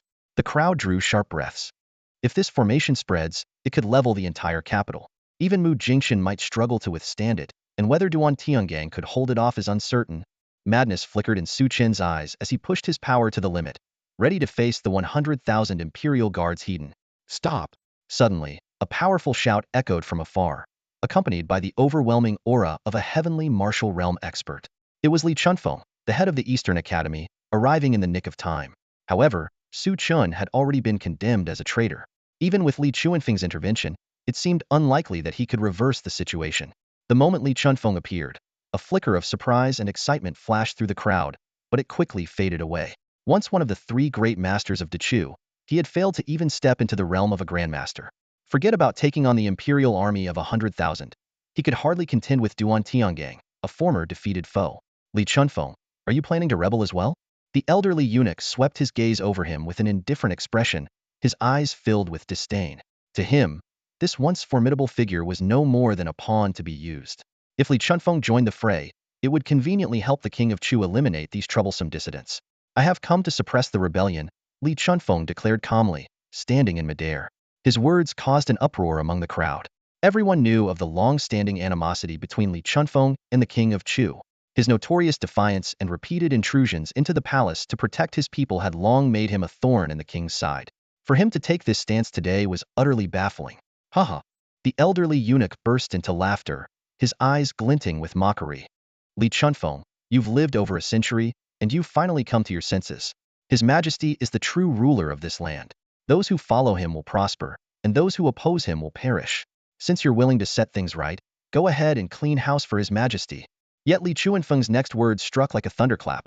Su Chen swept through the geniuses of 4 nations in the great wilderness secret realm, safeguarding the prestige of Artichu. But some people have taken advantage of the chaos to persecute the loyal and harm the innocent. They are the true traitors and rebels. Li Chunfeng, how dare you? The elderly eunuch shrieked sharply. It is your faction, Chu Xiong supporters, who are the real traitors and rebels. Li Chunfeng proclaimed with unyielding resolve, his voice echoing throughout the hall as he looked down on everyone. His declaration sent shockwaves through the assembly. Those who had hoped he would quash the rebellion were momentarily stunned. Not only had Li Chunfeng openly called out the king of Chu by name, but he had also labeled them as rebels. This was no mere opposition, it was outright rebellion. At that moment, a commanding female voice rang out from the heavens. A woman garbed in a simple green dress descended gracefully, exuding an air of noble authority with every movement. Princess Tianyu, cried out a former court official, recently saved by Su Chen, his voice trembling with emotion. This exclamation rippled through the palace and beyond like a tidal wave. The heir presumptive, believed dead for 20 years, now stood alive before their very eyes. Those who had once seen Princess Tianyu were stunned beyond belief. In her youth, she had been renowned not only for her unparalleled beauty, but also for her extraordinary talents. Adored by the late king, she had been named the heir at an early age. At this dramatic juncture, everyone present realized that a monumental upheaval was about to reshape the fate of Dechu. The death of Princess Tianyu, rumored after the passing of the late king 20 years ago, turned out to be an elaborate deception. Now, with the true Princess Tianyu appearing before them, the imperial guards found themselves in a dilemma. Though she was the rightful heir to the throne, the current power rested with Chu Xiong. Sensing the hesitation of the guards, Princess Tianyu immediately revealed a radiant, white divine light. It was the imperial jade seal. The ultimate symbol of royal authority had been in her possession all along. Though the seal was only the size of a palm, it emanated an overwhelming pressure in the void, greater than a mountain. As a spiritual artifact surpassing ordinary treasures, it could absorb the forces of heaven and earth, unleashing astonishing power. It was a unique and unparalleled treasure of the entire Dechu dynasty. The former officials of the previous court fell to their knees, shouting, "Long live the princess," with fervent emotion. Holding the jade seal in her hand, Princess Tianyu commanded with authority, "Stand down at once." The commanders of the imperial guards exchanged uncertain glances before finally bowing in submission. "We shall obey the royal decree," they declared. The ranks of 10,000 imperial guards receded like a tide, vanishing without a trace. Li Chunfeng finally let out a sigh of relief. Though he had initially worried whether the jade seal would be enough to subdue the guards, Chu Xiong had long lost the people's trust. In the end, the guards made the wise decision. The elderly eunuch, however, erupted in a hysterical rage. "Are you all rebelling? Do you all wish to have your entire clans exterminated?" Yet the guards ignored him completely, disappearing down the streets in an instant, leaving the area before the royal palace empty once more. As the situation became clearer, more and more people began to side with Su Chen and Princess Tianyu. Among them were the oppressed common folk, their eyes now alight with the flames of vengeance. At that moment, Su Chen suddenly realized that Princess Tianyu was none other than Yue, the disfigured woman who had once served him in the East Wing. Now, not only had her appearance been restored, but her meridians were fully healed. Though she had not yet reached the heavenly martial realm, she was already capable of flying through the air. Your devotion to me is love, and your resolve to save the nation is duty. Princess Tianyu's eyes shone with determination as she bowed to Su Chen. You are both compassionate and righteous. I humbly ask for your help in restoring order to the kingdom. Your Yuer, Su Chen exclaimed, finally piecing everything together. Back then, Mu Jingchen had urgently sought his help in refining the primordial essence pillet had been to aid Princess Tianyu's recovery. Li Chunfeng had deliberately placed her by his side, clearly with another purpose in mind. Do not blame me, my lord. The shadow guards have been relentlessly pursuing me, forcing me to conceal my identity. But I swear, I have never harbored ill intentions toward you, Princess Tianyu explained. Tianyu is where I should have realized it sooner, Su Chen said with a wave of his hand. Though there was a hint of manipulation in her actions, she had indeed helped him save Yi Qingxing. Li Chunfeng, with a resolute expression, declared, we can discuss everything else later. Right now, we must focus on eliminating these traitors. Agreed. Su Chen clenched his fist, his gaze fixed on the palace gates as his killing intent surged. But Chu Xiong's head, I will take it myself. Li Chunfeng and Princess Tianyu exchanged a glance and nodded silently. The old eunuch's face turned ashen as he found himself cornered by the three advancing figures and the crowd of followers surging from behind. Struggling to maintain a semblance of authority, his voice trembled as he threatened, the Grand Chancellor is still in the palace. If you dare act recklessly, I guarantee none of you will leave here alive. Though he had lost the backing of the Imperial Guards, he defiantly pointed at Su Chen and the others, his voice ringing with anger. You wretched servant. A pawn of tyranny, you deserve death. Princess Tianyu's cold voice echoed sharply as a surge of formidable spiritual energy erupted from her. In an instant, a misty blue sword of light materialized in the void, carrying an aura of inscrutable power. It pierced through the air with precision, heading straight for the old eunuch's brow. Grand Chancellor, save me. The eunuch's pupils dilated in terror, but his desperate plea was cut short. His body stiffened and collapsed to the ground, the light in his eyes extinguished. Though his physique bore no visible wounds, all traces of life had vanished. Su Chen's gaze sharpened, a flicker of astonishment crossing his expression. The old eunuch was no ordinary foe. He was a master at the 7th level of the Tianwu realm. Even Su Chen himself would have struggled to end him so swiftly and decisively. What shocked him even more was the familiar sword orate unmistakably carried the essence of the great wilderness swordsmanship. So, it was you who sent me that voice transmission in the library pavilion, Su Chen said, taking a deep breath as he turned to Princess Tianyu. To enter and exit the library pavilion undetected required extraordinary spiritual abilities, and hers were clearly unparalleled. Princess Tianyu responded humbly, my talent in spiritual energy and swordsmanship is far inferior to yours, my lord. Her words were an implicit acknowledgement of her and Li Chuanfeng's secret efforts to assist Su Chen all along. Su Chen said nothing further. Raising his hand, he fired an arrow that shattered the protective formation of the palace gates. With a deafening explosion, the gatehouse crumbled, sending shockwaves through the royal palace. The Imperial Guard, who had been on high alert, were left dumbfounded. They had never imagined not only that Su Chen would dare storm the palace, but also that the supposedly deceased Princess Tianyu would reappear to challenge the very order of the kingdom. Princess Tianyu held the imperial seal aloft, her voice resounding with authority. The imperial seal is here. Anyone who resists will be deemed a traitor and executed without mercy. The guards exchanged hesitant glances before ultimately stepping aside, creating a path toward the grand hall of the palace. There, a man clad in black robes stood with an air of impenetrable calm. His gaze was cold and disdainful, as if looking down upon all creation. Duantiangang, the Chu kingdom's fate is sealed. Will you continue to persist in your folly? Li Chunfeng asked, his voice steady as he stared intently at the man. Fate sealed, Duantiangang sneered. What do you know of fate? Only a grandmaster can command the rules governing the heavens and earth.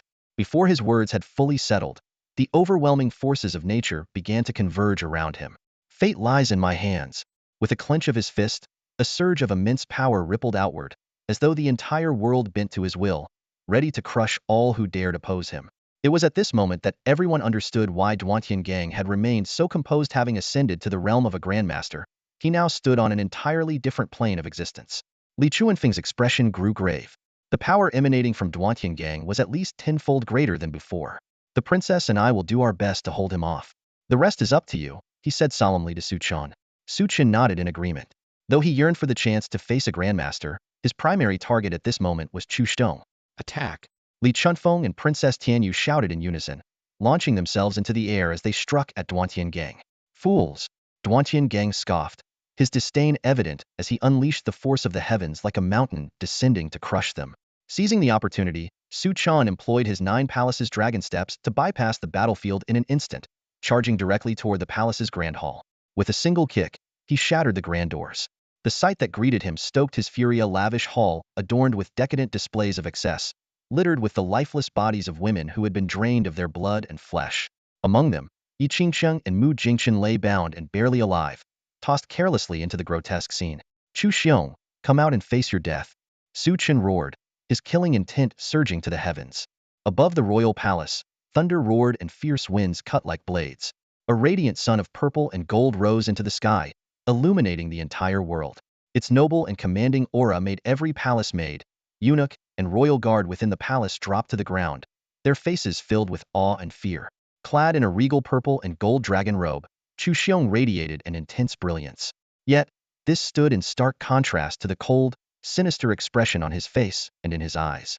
Having just completed his ritual cleansing and meditation, he was preparing to use the harmony technique to seize the bloodlines of Yi Qingsheng and Mu Jingchen, aiming to ascend to the rank of Grandmaster. Being interrupted at this critical moment, his fury was already sky-high. Insolent ants! How dare you rebel? Chu Xiong's voice thundered like an explosion. Runes swirled around him, and a terrifying aura spread like a storm. The energy around him transformed into countless forms. Roaring dragon tearing through the heavens, a celestial sword cleaving the earth, or 10,000 divine mountains suppressing all creation. Though chaotic, each manifestation was overwhelmingly powerful, as if an unstoppable army followed his will, ready to dominate everything. Li Chunfeng watched in shock, his eyes filled with dread. Each aura represented a formidable bloodline, a symbol of extraordinary talent. Yet here on Chu Xiong, these forces intertwined in countless numbers beyond measure. The sheer sight of it sent chills down the spines of both him and Princess Tianyu. They willingly offered themselves to me. Only by my strength can the Chu kingdom thrive, and only then can the people live in peace. What do you traitorous rebels know? Chu Xiong sneered coldly. Princess Tianyu retorted in anger. A true ruler defends against enemies with might and governs the people with compassion. You, on the other hand, act against all principles, shamelessly taking pride in your madness. It's utterly despicable. Haha. Chu Xiong laughed mockingly, his expression full of disdain. Winners write the history. Once I reign supreme, who will dare care about such trivialities? Having rescued Yi Qingsheng and Mu Jingchen, Su Chen soared into the air, his killing intent surging like a tidal wave. Chu Xiong cast a scornful glance at Su Chen. Even lowly commoners dare to rebel? It seems the time has come for me to emerge and sweep across the lands, striking fear into the world. Now, with the kingdom in disarray, officials fleeing, and even the royal family members who aided his coup abandoning him in disappointment, Chu Xiong stood isolated. Yet, instead of reflecting on his actions, he became even more ruthless, determined to solidify his reign of terror. Enslaving all beings for your own selfish gain, wielding life and death as you please, exhausting the nation's resources to curry favor with other states. How dare you call yourself a king? At best, you're nothing more than a spineless tyrant. Su Chen pointed his sword at Chu Xiong, his voice seething with anger. Over the years, Chu Xiong's greed had led to ceding territories abroad and brutal oppression at home, reducing the kingdom to ruins.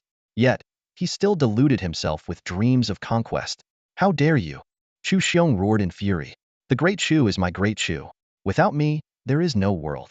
I am the master of this land, of all living beings here, including you and those 2 women. To serve me is your honor. I am the ruler of heaven and earth. Those who obey me thrive, and those who defy me perish. This world spins just fine without you.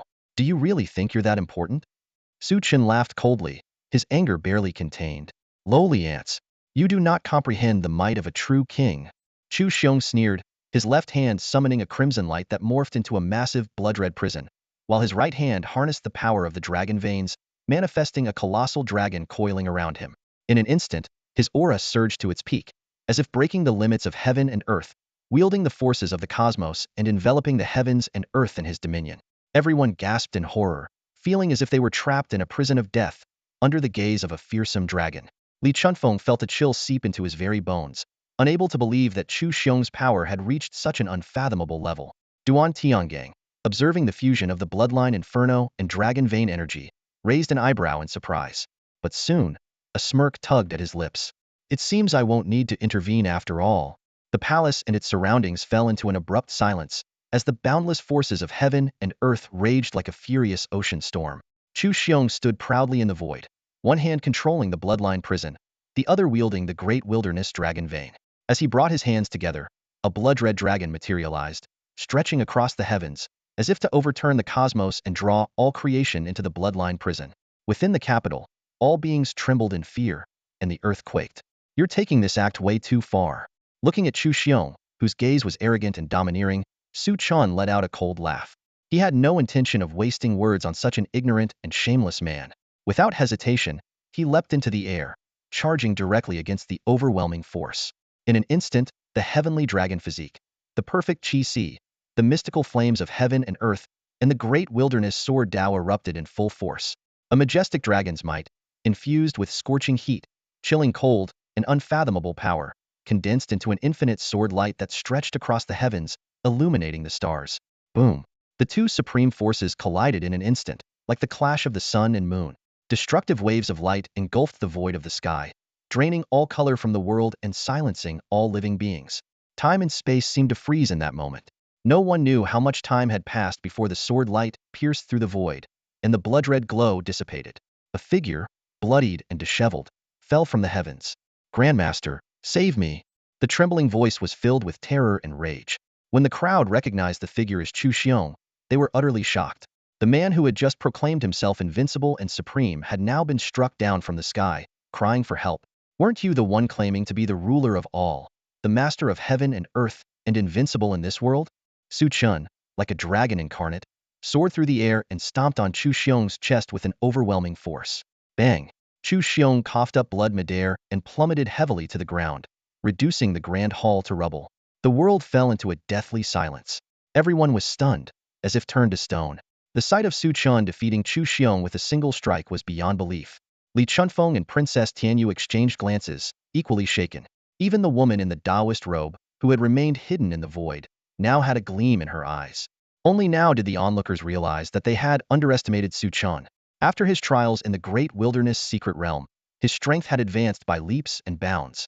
With just the heavenly dragon physique, he could rival someone at the 9th level of the heavenly martial realm. Coupled with the buried heaven divine art, the great wilderness sword Tao, and other techniques, his power had become unfathomable. Decades of tormenting the world, stealing the bloodlines of countless beings, and you haven't even reached the Grandmaster realm. And yet, you dare call yourself invincible? Su Chen looked down at Chu Xiong, his eyes filled with contempt. "Master Su is incredible." Lan Xiang and the others cheered excitedly as they gathered around Yi Qingqing, their gestures animated. Yi Qingsheng and Lin Yun stood side by side, gazing at Su Chen, who seemed like a true dragon descending from the heavens, their eyes sparkling with admiration. "You lowly commoner, how dare you insult me?" Chu Xiong crawled out of the rubble, his hair disheveled, his expression manic. "I will have you dead. I will obliterate your soul and annihilate your entire clan. Die!" Su Chen raised his hand and hurled his battle sword, which descended like a beam of divine judgment from the heavens. At this moment, he was determined to personally end the tyrant's reign. Perhaps, even without us, he could have done it alone. Princess Tianyu suddenly realized, recalling Su Chen's calm demeanor when facing an army of 100,000. Whoosh! The sword's momentum erupted like a destructive divine light, carrying with it an overwhelming power capable of penetrating the heavens and the earth. Under this sword's might, King Chu appeared as insignificant as an ant, utterly stripped of any ability to resist. At that moment, whether it was the distant onlookers or the combatants within the palace, every gaze was fixed on that brilliant sword light. That strike seemed like a decree from the heavens, a judgment powerful enough to determine the fate of an entire nation. "Grand Tutor, save me! Save me, Grand Tutor!" Chu Xiong descended into complete panic, crawling desperately on the ground and crying for help. This scene jolted the long-oppressed people into a sudden realization so the lofty king, too, was but an ordinary man in the face of death, capable of fear and pleading for mercy. Duan Tiangang turned to look at Chu Xiong, his eyes filled with disdain. He had once believed that Chu Xiong, nurtured with the resources of an entire kingdom, would prove competent. Yet now, seeing him trampled underfoot by a youth, he could only sneer, useless. With a cold snort, he reluctantly prepared to intervene personally. Princess Tianyu exchanged a resolute glance with Li Chunfeng, determination flashing in their eyes. "Imperial seal, suppress them for me." Princess Tianyu activated the seal, transforming it into a colossal sacred mountain, surging with the power of countless runes as it descended. Grand Inyang Palm. Li Chunfeng, despite worsening internal injuries, unleashed his life's ultimate skill. With a single strike, the forces of yin and yang spread across the heavens like a boundless sea of clouds. As the two fought desperately to resist, the spectators' hearts surged with emotion. Perhaps history would truly be rewritten at this moment. Even the last of the imperial guards scattered and fled, leaving Chu Xiong isolated and defenseless. Yes, kill the tyrant. The crowd began to cheer, yearning for the dawn of a new era. But just then, an unprecedented aura erupted from Duan Tiangang. The surrounding forces of heaven and earth converged into a vast ocean-like torrent. He unleashed his own grand yin-yang palm, which triggered a spectacular phenomenon. A massive black and white fish emerged from the depths, sweeping across the 8 directions. The power of this strike was more than 10 times that of Li Chunfeng's. Boom! Li Chunfeng was sent flying, his body bloodied, while the imperial seal was struck with flashing runes and fell from the void alongside Princess Tianyu. Duan Tiangang sneered coldly, "The strength of ants, and you dare defy the heavens?" He flashed to Chu Xiong's side and, with a flick of his finger toward the sky, unleashed his power. Crack! The divine light shattered, transforming into countless sword fragments that tore through the sky, raining down like arrows towards Su Chen. Su Chen's eyes narrowed, sensing an intense threat. He immediately unleashed his heaven-burying true qi and summoned the green lotus of the nether sea, creating a barrier before him. Even so, the overwhelming force of heaven and earth pierced through his defenses. Although its power was diminished by 90%, the remaining force still struck him, causing him to cough up blood. The rune-covered dragon scales on his body clanged like colliding steel. How is this possible? Everyone stared in shock at the scene before them. Duan Tiangang had severely injured Princess Tianyu and masterly with a single palm strike, and with a casual flick, sent Su Chen flying. Was this the legendary power of a grandmaster? The faint glimmer of hope they had just ignited was instantly extinguished. Princess Tianyu and Li Chunfeng, supporting their injured bodies, regrouped with Su Chen, their faces heavy with concern.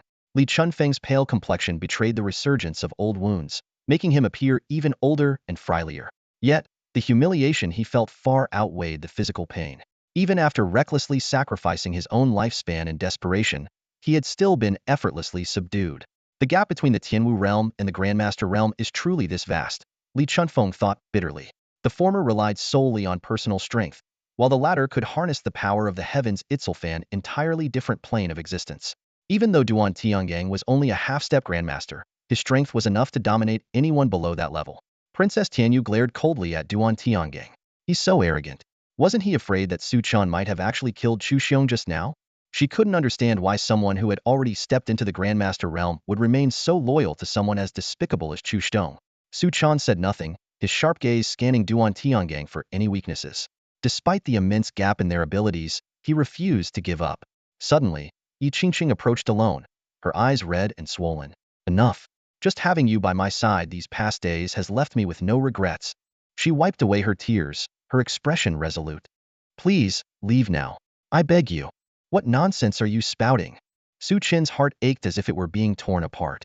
Yi Qingqing shook her head and forced a faint smile. I've been a burden to you all along, but rest assured, in life, I am your woman. In death, I'll be your ghost. With that, she suddenly drew a dagger and aimed it at her own chest. You're insane. Su Chen dashed forward, knocking the dagger from her hand and pulling her tightly into his arms. You are my woman, and I am your man. Even if it means death, I will never abandon you, never. Such unwavering devotion, Li Chunfeng sighed, while a flicker of envy crossed Princess Tianyu's eyes. Su Chen gently caressed Yi Qingqing's face. You all go now. I can hold him off. Believe in your man. He had already prepared himself to die, but he was determined to protect his woman and, if possible, take Chu Xiong down with him. Leave? And where would you go? Chu Xiong climbed back to his feet, his face twisted in a furious snarl. You treacherous rebels, you lowly scum, ill have you all torn limb from limb. Grand Preceptor, kill them? Boom. Duan Tiangang's aura surged explosively, but to everyone's shock, he suddenly turned and grabbed Chu Xiong by the throat. And what do you think you are? You dare to order me around? Gr. Grand Preceptor, do you also intend to rebel? Chu Xiong struggled desperately, but he was completely immobilized. Duan Tiangang sneered. A ruler of the nation? A master of the world? You're nothing more than a puppet I propped up, a dog I fed. A worthless piece of trash, and you actually believe you're the chosen one of destiny? Everyone froze in place, utterly stunned by what they were witnessing. The situation had reversed yet again. Whether the nation would rise or fall truly seemed to rest in the hands of Duan Tiangang alone. The sudden reversal left everyone present in stunned silence.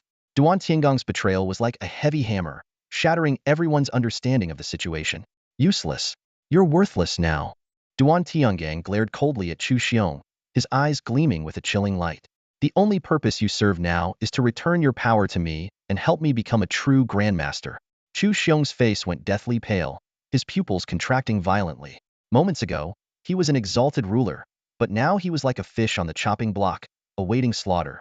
Grand Preceptor, spare me? I won't dare again, he stammered, his trembling voice pleading desperately. Duan Tiangang showed no mercy. With a wave of his hand, mysterious runes lit up like a constellation, connecting heaven and earth to form a massive vortex of symbols. Star-swallowing technique. His palm pressed onto Chu Xiong's head, and in an instant, countless blood-red chains surged out from Chu Xiong's body. Chu Xiong's life essence and cultivation flowed out like a dazzling river, pouring into the vortex of runes. His features twisted in agony as he struggled like a wraith, but he could only watch helplessly as everything was stripped from him. He taught Chu Xiong the harmony technique just to drain his power and elevate himself. Princess Tianyu suddenly realized, her eyes filled with shock. Su Chen had no time for reflection. Duan Tiangong's aura was skyrocketing, and if he wasn't stopped immediately, the consequences would be catastrophic. Attack, he roared, unleashing the void calamity light from the desolate sword path. Princess Tianyu and Li Chunfeng understood instantly. One activated the Imperial Jade Seal, while the other unleashed the Grand Yin-Yang Palm. 3 devastating attacks converged on Duan Tiangang. Boom! The ultimate power of the heavenly martial realm erupted, the destructive shockwaves crashing down like 1,000 bolts of lightning. Yet, a massive black and white fish suddenly appeared, its wings spanning the heavens. With just one hand, Duan Tiangang effortlessly shattered their combined assault. Too weak, Duan Tiangang said coldly, his gaze sweeping over the 3 who had been sent flying. Princess Tianyu and Li Chunfeng coughed up blood, while Su Chen, protected by his heavenly dragon physique, suffered broken runes and cracked skin. Meanwhile, Duan Tiangang remained unmoved, still drawing power from Chu Xiong with one hand, his eyes filled with disdain for his opponents. Duan Tiangong's body radiated an increasingly overwhelming aura, yet he remained completely unscathed. This immense power filled everyone present with suffocating despair. Too powerful, too terrifying. Duan Tiangang is already invincible. Even if a grandmaster descended upon us, they might not be able to suppress him. Is this the end of the great Chu kingdom? Desperate voices echoed among the crowd. Covered in blood but unwilling to yield, Su Chen once again rose into the air. His sword's momentum surged forward like a raging tidal wave. Forget it. We can't win, Princess Tianyu muttered, her face ashen. After absorbing Chu Xiong's power, Duan Tiangang was advancing toward the realm of a true grandmaster. The gap between them was now as vast as the heavens and the earth. Su Chen, leave now. If you don't, it will be too late. Li Chunfeng shouted hoarsely, coughing up a large mouthful of blood. His body was enveloped in a deadly aura, and his life force was rapidly fading. Leave? None of you are leaving. Duan Tiangong's cold gaze swept across the group, his killing intent unmistakable. If he hadn't been focused on perfectly absorbing Chu Xiong's power, he would have already slaughtered them all. Though Princess Tianyu and Li Chunfeng had given up, a black flame ignited around Su Chen. It was the desperate energy of the funeral heaven true chi burning within him. Swinging his sword once more, its power surged like a heavenly river cascading down. Though he knew he couldn't win, he was determined to buy time for Yi Qingqing and the others to escape. Boom! With just a casual wave of his hand, Duan Tiangang reversed the heavens and earth, shattering the sword's radiance in an instant. Su Chen was struck as if by lightning, hurled through the air, his body covered in twisted cracks. Overestimating yourself, Duan Tiangang sneered, tossing aside the now shriveled corpse of Chu Xiong. Chu Xiong's bulging features were filled with unwillingness and fury. He could never have imagined such a fate. The winds howled, and clouds surged as the boundless power of the heavens and earth converged around Duan Tiangang, boiling as if heralding the arrival of a grandmaster. Haha, I've finally done it. Duan Tiangang laughed triumphantly. This man has fully become a grandmaster. Li Chunfeng growled through gritted teeth, his voice filled with unwillingness. Duan Tiangang turned his gaze toward Princess Tianyu. Duan Tianyu, I offer you a chance to live. I will even support you in reclaiming the throne of Chu. Do you accept? It was clear he intended to cultivate another puppet. In your dreams, even in death, I won't let you succeed. Princess Tianyu roared in defiance. What a pity. You've chosen the path of death, Duan Tiangang replied coldly. But no matter. There are plenty of royal bloodlines to choose from. Seeing Duan Tiangong's domineering posture, Everyone in the Great Chu Kingdom felt a chill run down their spines. It was only now that they realized Duan Tiangong's horror and cunning far surpassed that of Chu Xiong. Under his rule, the entire kingdom would descend into hell, and they would be nothing more than livestock under his control. Kill. Kill. Suddenly, Su Chen, covered in blood, stood up once more, his body straight and unwavering as he stepped forward. Su Chen, stop. Princess Tianyu's voice was near a sob. Those watching couldn't help but sigh. Su Chen's resilience was awe-inspiring, but the gap in their power was simply insurmountable. I know your bloodline is extraordinary, but I won't allow you to challenge me again and again. Duan Tiangong's icy gaze locked onto Su Chen, murder flashing in his eyes. Yet Su Chen seemed not to hear. His eyes remained sharp, his determination unshaken. Courting death. Duan Tiangang was utterly enraged. He raised his hand, gathering the infinite power of the heavens and earth, unleashing a radiant, unstoppable force. Boom! His strike shot forth like a rock soaring into the sky, obliterating everything in its path. Even the void was torn open, leaving a massive rift in its wake. This is bad. Su Chen, he's gone too far. It's over. Our kingdom's brightest star is about to fall. The onlookers were gripped with anguish, powerless to intervene. Duan Tiangong's near Grand Master level strike was far beyond what Su Chen, at the 9th level of the Xuanwu realm, could withstand. Why continue fighting when the outcome is clear? The despairing crowd couldn't understand Su Chen's unyielding resolve. Is this the end? A robe-clad woman shook her head with a sigh, her expression remaining indifferent. The life or death of Su Chen elicited a flash of cold indifference in the eyes of the woman in the Taoist robe. In her view, it would be better if the man died. It would save her the trouble of personally severing Yi Qingqing's attachment to him. At that moment, Yi Qingqing and her companions, who had just escaped to the palace gates, stopped in their tracks upon witnessing this scene. Their faces turned pale, and they were at a loss for what to do. Go. Leave without me. If I must die, I'll die with him.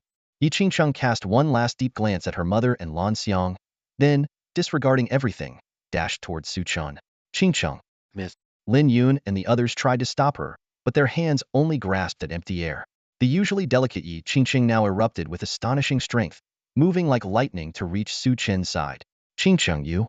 Seeing the familiar figure before him, Su Chen was so stunned that he couldn't find the words. The Daoist-robed woman was equally shocked, clearly not expecting Yi Qingqing to act so resolutely. Such deep affection. Huh? Duan Tiangang sneered coldly. Then I'll grant your wish and let you die together. Run now. Su Chen roared at Yi Qingqing in anger. But at that moment, Yi Qingqing seemed like a completely different person.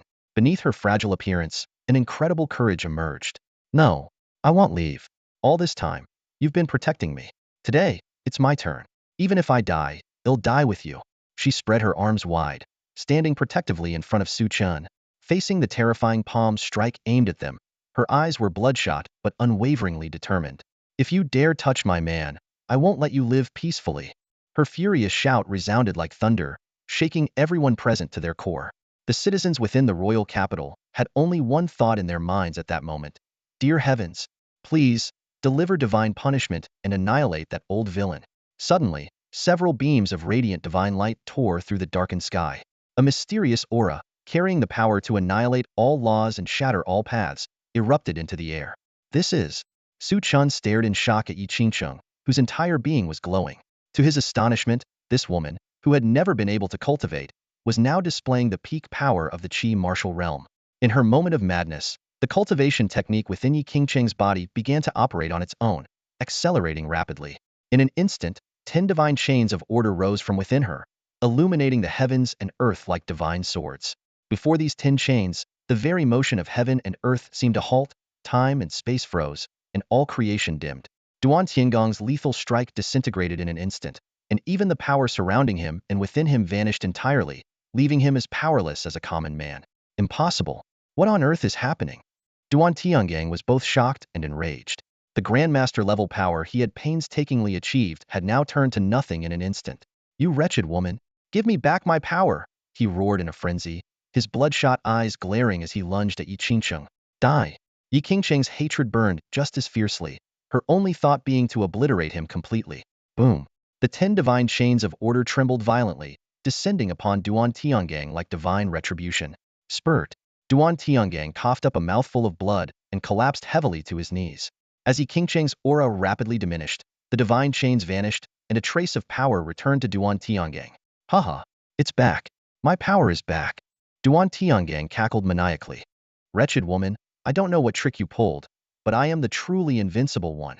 Now, all of you die. Just then, a light arrow imbued with destructive force suddenly appeared before him. Duan Tiangang barely had time to utter a horrified no before the arrow pierced through his head. Boom! With a deafening explosion, Duan Tiangong's head was obliterated into dust by the overwhelming destructive energy, and he fell completely. The crowd finally snapped out of their terror and saw Su Chen standing there, holding a treasured bow. It turned out that the final blow had come from him. Could it really be Su Chen who killed Duan Tiangang? This question circulated incessantly among the crowd. Everyone stared at the center of the battlefield in disbelief. Su Chen, who had been utterly overpowered just moments ago, how could he suddenly unleash such terrifying power? A martial artist at the 9th level of the Xuanwu realm defeating a true martial arts grandmaster, this was nothing short of a miracle. It must be divine intervention, someone suddenly shouted. It was heaven's punishment that injured Duan Tiangang, allowing Su Chen to finish him off. This explanation was quickly accepted by the crowd.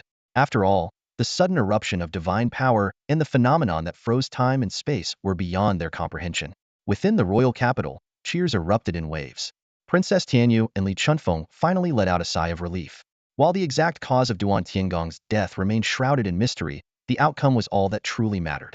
In the void, the figure of a woman in a Taoist robe flickered faintly. She had originally intended to intervene and rescue Yi Qingqing, but was stunned by the sudden phenomenon.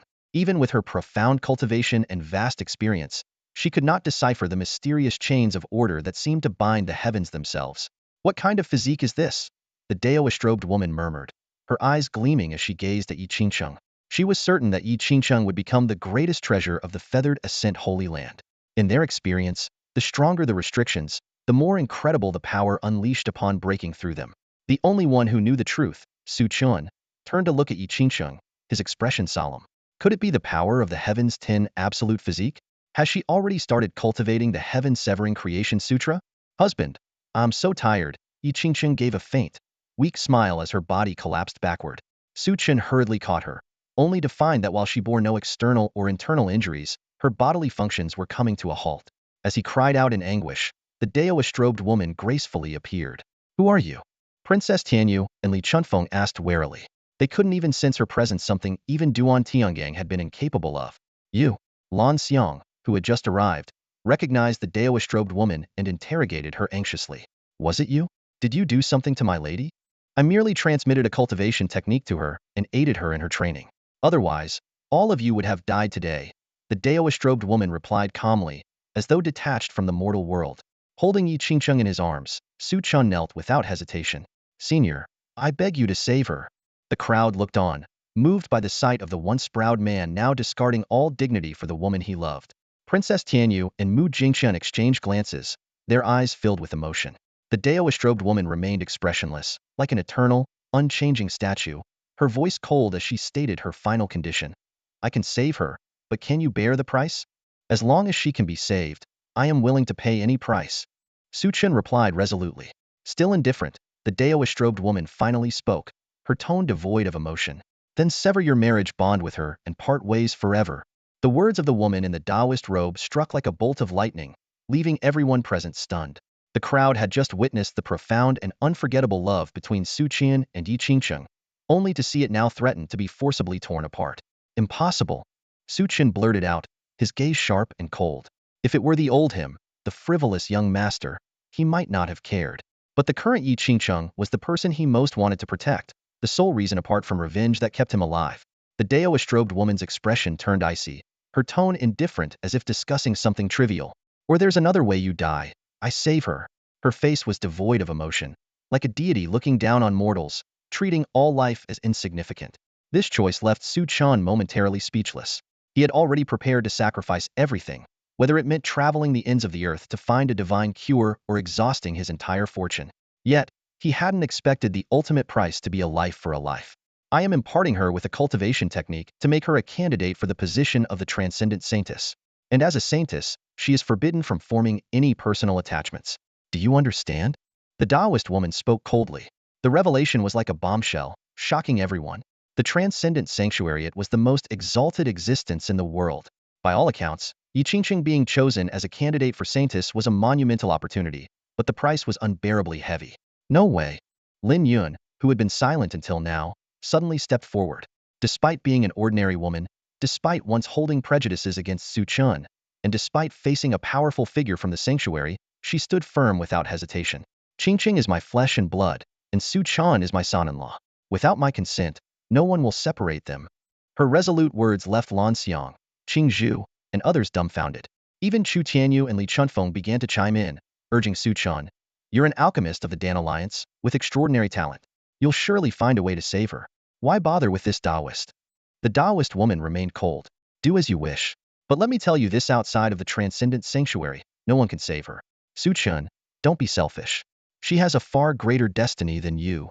Su Chen looked down at the unconscious Yi Qingqing in his arms, then glanced at the sword by his side, his gaze gradually growing resolute. Only he knew the Taoist woman was right. There was no cure for the backlash of the Heaven's 10 absolute physique except the Celestial Transformation Sutra. Just then, Yi Qingqing suddenly opened her eyes and gripped Su Chen's sword-wielding hand tightly. "If you let him die, he'll die too." The Taoist woman's eyes narrowed, a hidden killing intent rising. This was originally meant to be a test for the two of them, but seeing their unwavering bond, she realized that if not severed, it would become a future hindrance. However, as her murderous gaze landed on Su Chen, she felt an inexplicable, lethal threat. It was an indescribable sensation, but undeniably real. If she dared to kill Su Chen, her own soul would be annihilated. Why does this boy make me feel such fear? The Taoist woman was puzzled. Though she had long discerned Su Chen's true dragon bloodline, saint-level bloodlines weren't rare in martial sanctuaries and were nothing extraordinary. Yi Qingqing seemed to discern the Taoist woman's hesitation. Gritting her teeth, she raised her voice despite her weakness. "I can annul the marriage and join the transcendent sanctuary, but if you harm him, I won't live either." "Qingqing, what nonsense are you saying?" Lin Yun scolded angrily. "Didn't we promise to never abandon each other?" Su Chen looked at Yi Qingqing in disbelief. Tears welled in Yi Qingqing's eyes, but her resolve was unshakable. "I don't want to be your burden. Please forgive my selfishness, husband." That last word, husband, was laden with endless sorrow. At this moment, she had come to terms with realism. A mortal unable to cultivate would only drag Su Chen down and even cause his death. It was precisely because she loved him deeply that she chose to let go. The Taoist woman watched the pair's heartfelt exchange with cold detachment, but ultimately chose to relent. It wasn't Yi Qingqing's determination that swayed her, but the oppressive threat emanating from Su Chen. "No, I refuse." Su Chen roared. He had sworn to protect his woman forever. "Then I'll be the one to leave you. You have no choice but to agree." Yi Qingqing uttered the most heartless words, but the wound cut deepest into her own heart. Su Chen froze. He understood Yi Qingqing's intentions, yet the pain was unbearable. At that moment, a voice rang out in his mind, stern and scornful. "Hesitation, entanglement in libido. You still think you can seek revenge and ascend to the pinnacle of martial arts? What a dream." Su Chen snapped awake. Su Chen stood up, his gaze as sharp as a blade fixed on the woman in the Taoist robe. Gently handing Yi Qingqing over to Lan Xiang and the others, his voice carried an icy chill. "Yuhua Holy Land may hold supreme power, but it is not invincible." The woman in the Taoist robe cast him a dismissive glance. Su Chen raised his voice, each word striking like thunder. "When I stand at the pinnacle, I will demand retribution for all that happened today. My woman, after all, is Menino. One can take her away." His words exploded like a thunderclap, leaving the crowd in stunned silence. The woman in the robe froze momentarily, then let out a mocking laugh. "If you can become the Supreme Emperor, Yuhua Holy Land will gladly return everything with open hands." The weight of the title, Supreme Emperor, pressed heavily on everyone present. They understood it was no trivial name. Throughout history, kings appeared every century, saints once a millennium, and emperors only once in 10,000 years. Even with Su Chen's extraordinary talent, few believed he could reach such a height. "And how do you know I can't?" Su Chen's eyes blazed with fury. As the Taoist-robed woman turned to leave, she left him with one final remark. "Next year, when the gates of the Holy Land open, enter first before boasting so boldly." The battle that shook the royal capital finally reached its conclusion. With the help of Su Chen, Li Chunfeng, and others, Chu Tianyu ascended the throne, quelling the rebellion and executing Duan Tiangang. Yet what left the deepest impression on all was Su Chen's unyielding defiance against authority and his unwavering devotion to Yi Qingqing. After Yi Qingqing's departure, Su Chen drowned himself in alcohol for 3 days. In those days, he could not stop reminiscing about her, the moments they shared, her unwavering support when he was at his lowest, and how she stood by him when the world sought his demise. Now, even his last love had been taken away. On the 3rd day, Su Chen rose again, his resolve firmer than ever. He threw himself into relentless training, refining pills, hunting beasts, and fighting life-and-death battles in the arena, refusing himself even a moment of rest. He was determined to grow stronger, strong enough to become invincible, strong enough to rule the world. In the palace of Chu Tianyu handed Su Chen a token engraved with a blood-colored lotus, explaining it had been found on Duan Tiangang. Through investigation, they discovered the blood lotus token belonged to Tianqing sect, a shadowy organization feared even by the Holy Land. This sect specialized in hunting down peerless prodigies, and Yi Qingsheng, who had gravely injured Duan Tiangang, was now a candidate for the Holy Maiden of Yuhua Holy Land. If they dare to harm Qingsheng, I will stop at nothing until they are destroyed. Su Chen clenched the token tightly before turning and leaving. Back at the Martial Academy, Su Chen immediately entered seclusion to break through to the heavenly martial realm. Meanwhile, Chu Tianyu began restructuring the court and assigned Mu Jingchen to lead the army against the remaining rebels. On the surface, the Chu kingdom seemed to be on the path to revival, but danger loomed on the horizon. The nations of Dongli, Nanyue, and Beiyin, angered by the loss of their dragon veins, were mobilizing their forces, preparing to carve up the Chu kingdom. Su Chen gazed into the void, his brows furrowing slightly. For some time now, the bottleneck of the Tianwu realm had felt like an invisible wall, impenetrable no matter how hard he tried to break through. Unlike the previous stages that focused on honing one's foundation, the Tianwu realm emphasized the unity of man and nature, requiring a profound understanding of the world and its natural forces. As he sank deeper into his thoughts, a sudden, intense roar erupted in his mind. The tremor was so overwhelming that it seemed to pull his consciousness into the primordial chaos of creation itself. Su Chen's heart-jolted Zongtian realm had finally fused successfully. Following his restored connection to the Zongtian realm, Su Chen entered it directly. The scene before him made him pause slightly. Two vast continents, intertwined like yin and yang fish, were surrounded by boundless chaotic mist, forming a mysterious and intricate set of rules in motion. Time passed as Su Chen quietly observed this peculiar sight. Gradually, he seemed to grasp a faint rhythm hidden within. It was an intangible yet undeniably real sensation, giving him a newfound understanding of the natural world. However, before long, a sharp headache forced him to halt his insights temporarily. As he approached the two chaotic continents, the scenery shifted once more. One was the burial ground of celestial gods and demons, while the other was a graveyard of countless divine weapons. The endless blood aura and the oppressive energy of the weapons intertwined, forming what appeared to be two faintly discernible runes. It seems you've begun to uncover the true value of the Zongtian realm. A cold, ethereal voice rang out, and a woman in white appeared not far away, though he hadn't noticed when she arrived. Compared to before, her figure was more solid, her demeanor more transcendent, resembling a real person rather than a mere artifact spirit. Less than 100 years, she replied succinctly to Su Chen's question about how long the Zongtian ring could hold.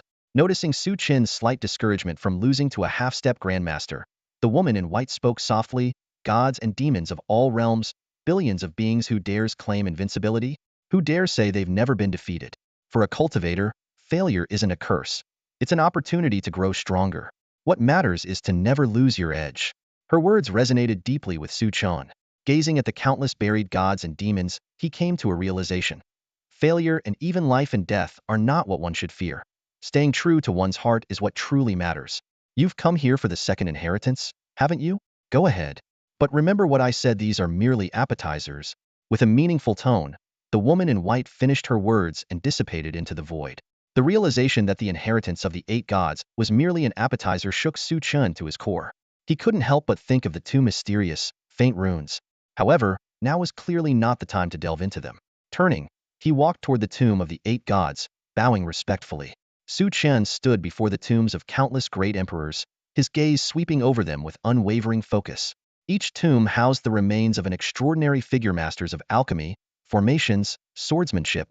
Behind these titles lay unmatched achievements in their respective fields. Finally, his eyes settled on the tomb of the heaven-devouring emperor. The title of the strongest being in 10,000 years was not one easily earned. Overpowering the sacred lands, intimidating forbidden zones of life, and annihilating enemies from beyond the realms, these monumental feats had cemented the heaven-devouring emperor's legendary reputation. Su Chen bowed deeply. Suddenly, an explosion of divine brilliance erupted from the tomb, weaving a vast network of radiant runic chains. Each beam of light contained profound truths of the universe, pointing toward the ultimate mysteries of the Tao. In an instant, the divine light engulfed him, and his consciousness was pulled into a strange, temporal spatial tunnel. Here, the lives of countless powerful beings flashed before his eyes. Eventually, the scenes coalesced into a boundless divine sea, brimming with the ultimate insights the heaven-devouring emperor had comprehended throughout his life. The power to devour all, to embrace countless paths, to forge an unparalleled Tao. A voice as resonant as a great bell echoed in his mind, and an ancient scripture imprinted itself onto his spiritual consciousness: the heaven-devouring secret art. This was a peerless technique capable of devouring and refining the heavens themselves, the ultimate masterpiece created by the heaven-devouring emperor over the course of his life. Su Chen sat cross-legged within the divine sea, beginning to condense the heaven-devouring Tao seed. His upper and lower dantians opened like the gates of heaven and earth, yin and yang converging, energy and spirit intertwining to form a massive yin-yang diagram. As true energy and spiritual power poured in, the diagram expanded continuously, eventually condensing into a black and white pearl that shone brilliantly in his qi sea, complementing the martial Tao core within. The entire qi sea trembled violently, as boundless energy surged in, circling around it. In that moment, Su Chen felt as though he had become a deity wielding control over heaven and earth. Without hesitation, he began testing the power of the heaven-devouring secret art. Placing a large number of spirit stones and elixirs before him, he activated the technique. Instantly, a massive vortex composed of countless runic chains appeared, refining and devouring all the spirit stones and elixirs in an instant. This devouring capability far surpassed Duan Tiangong's star-absorbing technique. The star-absorbing technique required an opponent to be unable to resist, whereas the heaven-devouring secret art could forcibly seize power at any moment, not just cultivation and energy, but also bloodline power, the essence of all things, and even the forces of heaven and earth. And this was merely the power of the first level of the heaven-devouring secret art. The devouring heaven technique is divided into 5 profound realms, each containing astonishing mysteries. The first realm, Seed of Devouring Heaven, is merely an entry point. The second, Furnace of Devouring Heaven, allows the user to absorb the bloodlines of living beings. The third, Domain of Devouring Heaven, enables the consumption of all things under heaven. The fourth, Ancient World of Devouring Heaven, possesses the power to devour the laws of the universe. As for the fifth realm, Chaos of Devouring Heaven, even the technique's creator, the Devouring Heaven Emperor, never achieved perfection in it. Yet, he set an ultimate goal: to refine the heavens and devour chaos itself. Standing before the gravestone, Su Chen's eyes burned with unwavering determination. He understood that mastering this technique would turn any opponent's moves into nourishment for his own power. With his unparalleled heavenly burial sea of Qi 100 times greater than that of ordinary individuals, this was undoubtedly a formidable trump card.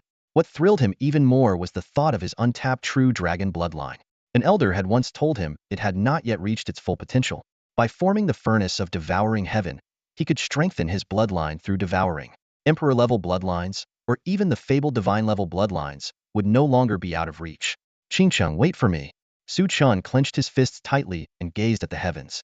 I will bring you back with my own hands, and we will never be separated again. Only after comprehending the Devouring Heaven technique did he truly begin to grasp the brilliance of the Devouring Heaven Emperor, who had reigned supreme and undefeated for 100,000 years. But could someone so defiant of fate truly fall? With this question lingering in his mind, Su Chen returned to the land of weapon calamity. To his dismay, the once indestructible divine weapons there had completely decayed. Yet, considering the immense power needed to seal away a monstrous entity of such caliber for nearly a century, he could understand why. Walking through the land of weapon calamity, Su Chen resisted the invading malevolent energy while carefully attuning himself to the changes around him. Gradually, the sounds of hammering warblades, the aura of unsheathing swords, the shadows of spears piercing the void, and the forms of halberds splitting the heavens began to emerge.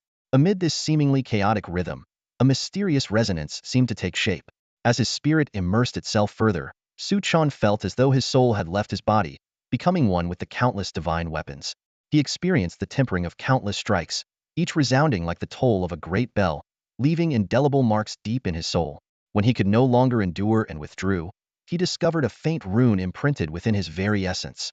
Could I forge my soul into a divine weapon? Su Chen chuckled and shook his head. As he examined the rune again, a thought crossed his mind, and his heavenly burial qi surged forth. It coalesced in his hands, forming a radiant golden sword. In that moment, the rune within his soul seemed to merge with the sword, vanishing entirely. The golden lightsaber shimmered coldly in Su Chen's hand, radiating an unprecedented, peerless sharpness. This sensation of condensing energy into a weapon was entirely different from anything he had experienced before. Interesting, Su Chen muttered, narrowing his eyes. He retrieved the top-grade spirit sword once used by Lin Jianqing and struck it forcefully against the golden lightsaber in his hand. Crack! The top-grade spirit sword shattered instantly, its fracture smooth as a mirror, as if it had been severed by a beam of light. What shocked Su Chen even more was that when he gently ran his hand along the golden lightsaber, it effortlessly tore through the defense of his heavenly dragon physique, causing blood to trickle from his fingertips. This sharpness, Su Chen murmured, enlightened. Without hesitation, he took out the violet thunder bow and attempted to imbue the indistinct runes onto it. Buzz! A beam of unparalleled brilliance shot straight through the heavens. Next, he conjured a massive hammer, which thundered with sonic booms as he swung it, its weight surpassing 1,000 tons. Then, transforming it into a halberd, it possessed the power to cleave the skies, effortlessly splitting the void. Through repeated experiments, Su Chen was deeply shaken. Whether forming weapons from energy or using physical ones, as long as he infused them with the mysterious rune, their power would soar to an entirely new level. What exactly is this rune? Su Chen gazed at the vast and desolate land of weapon spirits before him, suddenly finding this once familiar world unfathomable. With just a preliminary attempt, he had gained such immense power. If he could fully comprehend the secrets of the rune, wouldn't he be able to forge divine weapons at will? At that moment, he finally understood why the white-robed woman had used countless divine weapons in the land of weapon spirits to reinforce a seal. Weapons that were too powerful were beyond his control, while ordinary ones couldn't compare to those he could conjure himself. The greatest treasure of this realm was the mysterious, profound runes hidden within. To glimpse a part is to see the whole, Su Chen murmured, gradually grasping the white-robed woman's words. The land where weapons were buried contained the ultimate power of weaponry, while the place where the bodies of gods and demons were interred naturally held the ultimate power of the physical body. No wonder his own body was so strong, capable of healing even the most severe injuries rapidly. The ultimate power of the first burial heaven realm had already been proven through his own experience. If the 9 burial heaven realms truly contained 9 ultimate powers, and he managed to master them all, Su Chen felt as though he was beginning to uncover the true nature of the burial heaven realms. This kind of luck? Although he hadn't obtained a single divine weapon, this limitless potential for growth far surpassed any external object. Just as Su Chen was about to continue his research, an urgent knocking came from outside. He knew that if it weren't a major issue, the Martial Academy disciples would never disturb him. "Senior brother, you're finally out." A Martial Academy disciple appeared at the door, his face filled with anxiety. "What happened?" "The headmaster. He's not going to make it." The disciple's eyes were red, clearly having just cried. Su Chen's heart sank. After the great battle in the royal capital, the kingdom of Chu had been reorganized, and the Martial Academy had merged, leaving Li Chunfeng as the sole headmaster. However, his desperate battle with Duan Tiangang had caused his old injuries to flare up, exhausting what little life force he had left. "Take me to him, quickly." When they arrived at Li Chunfeng's residence, the area was filled with kneeling disciples of the Martial Academy, each wearing an expression of grief. Since Li Chunfeng's reforms, which abolished many restrictions and allowed talents from across the nation, especially those from humble backgrounds, to cultivate freely, countless students had felt indebted to him. Now, witnessing his impending death, they feared a return to the old ways, adding to their sorrow. Inside, the elders sat restlessly, unable to hide their unease. Chu Tianyu stood solemnly by the sickbed, her heart heavy with sorrow. Without Li Chunfeng's protection, she would have long perished at Chu Xiong's hands, let alone achieved her current status. Li Chunfeng was barely breathing, yet he mustered his remaining strength to hold on until Su Chen arrived. "Su Chen," he grasped Su Chen's hand tightly. "I know you're not a native of Chu, but for the sake of your bond with your wife and the efforts of this old man, please take care of things in the future." Even on his deathbed, Li Chunfeng was thinking of the kingdom, firmly believing that Su Chen would one day protect the kingdom of Chu. One's own kingdom must be safeguarded by its own people. "It's too early for you to say your final words. With me here, you won't die." Su Chen gripped Li Chunfeng's hand tightly, preventing him from slipping into unconsciousness due to a lapse in willpower. "You can save him?" Chu Tianyu spun around abruptly, staring at Su Chen in shock. Su Chen's words were like a sudden clap of thunder, instantly igniting a spark of hope in everyone's hearts.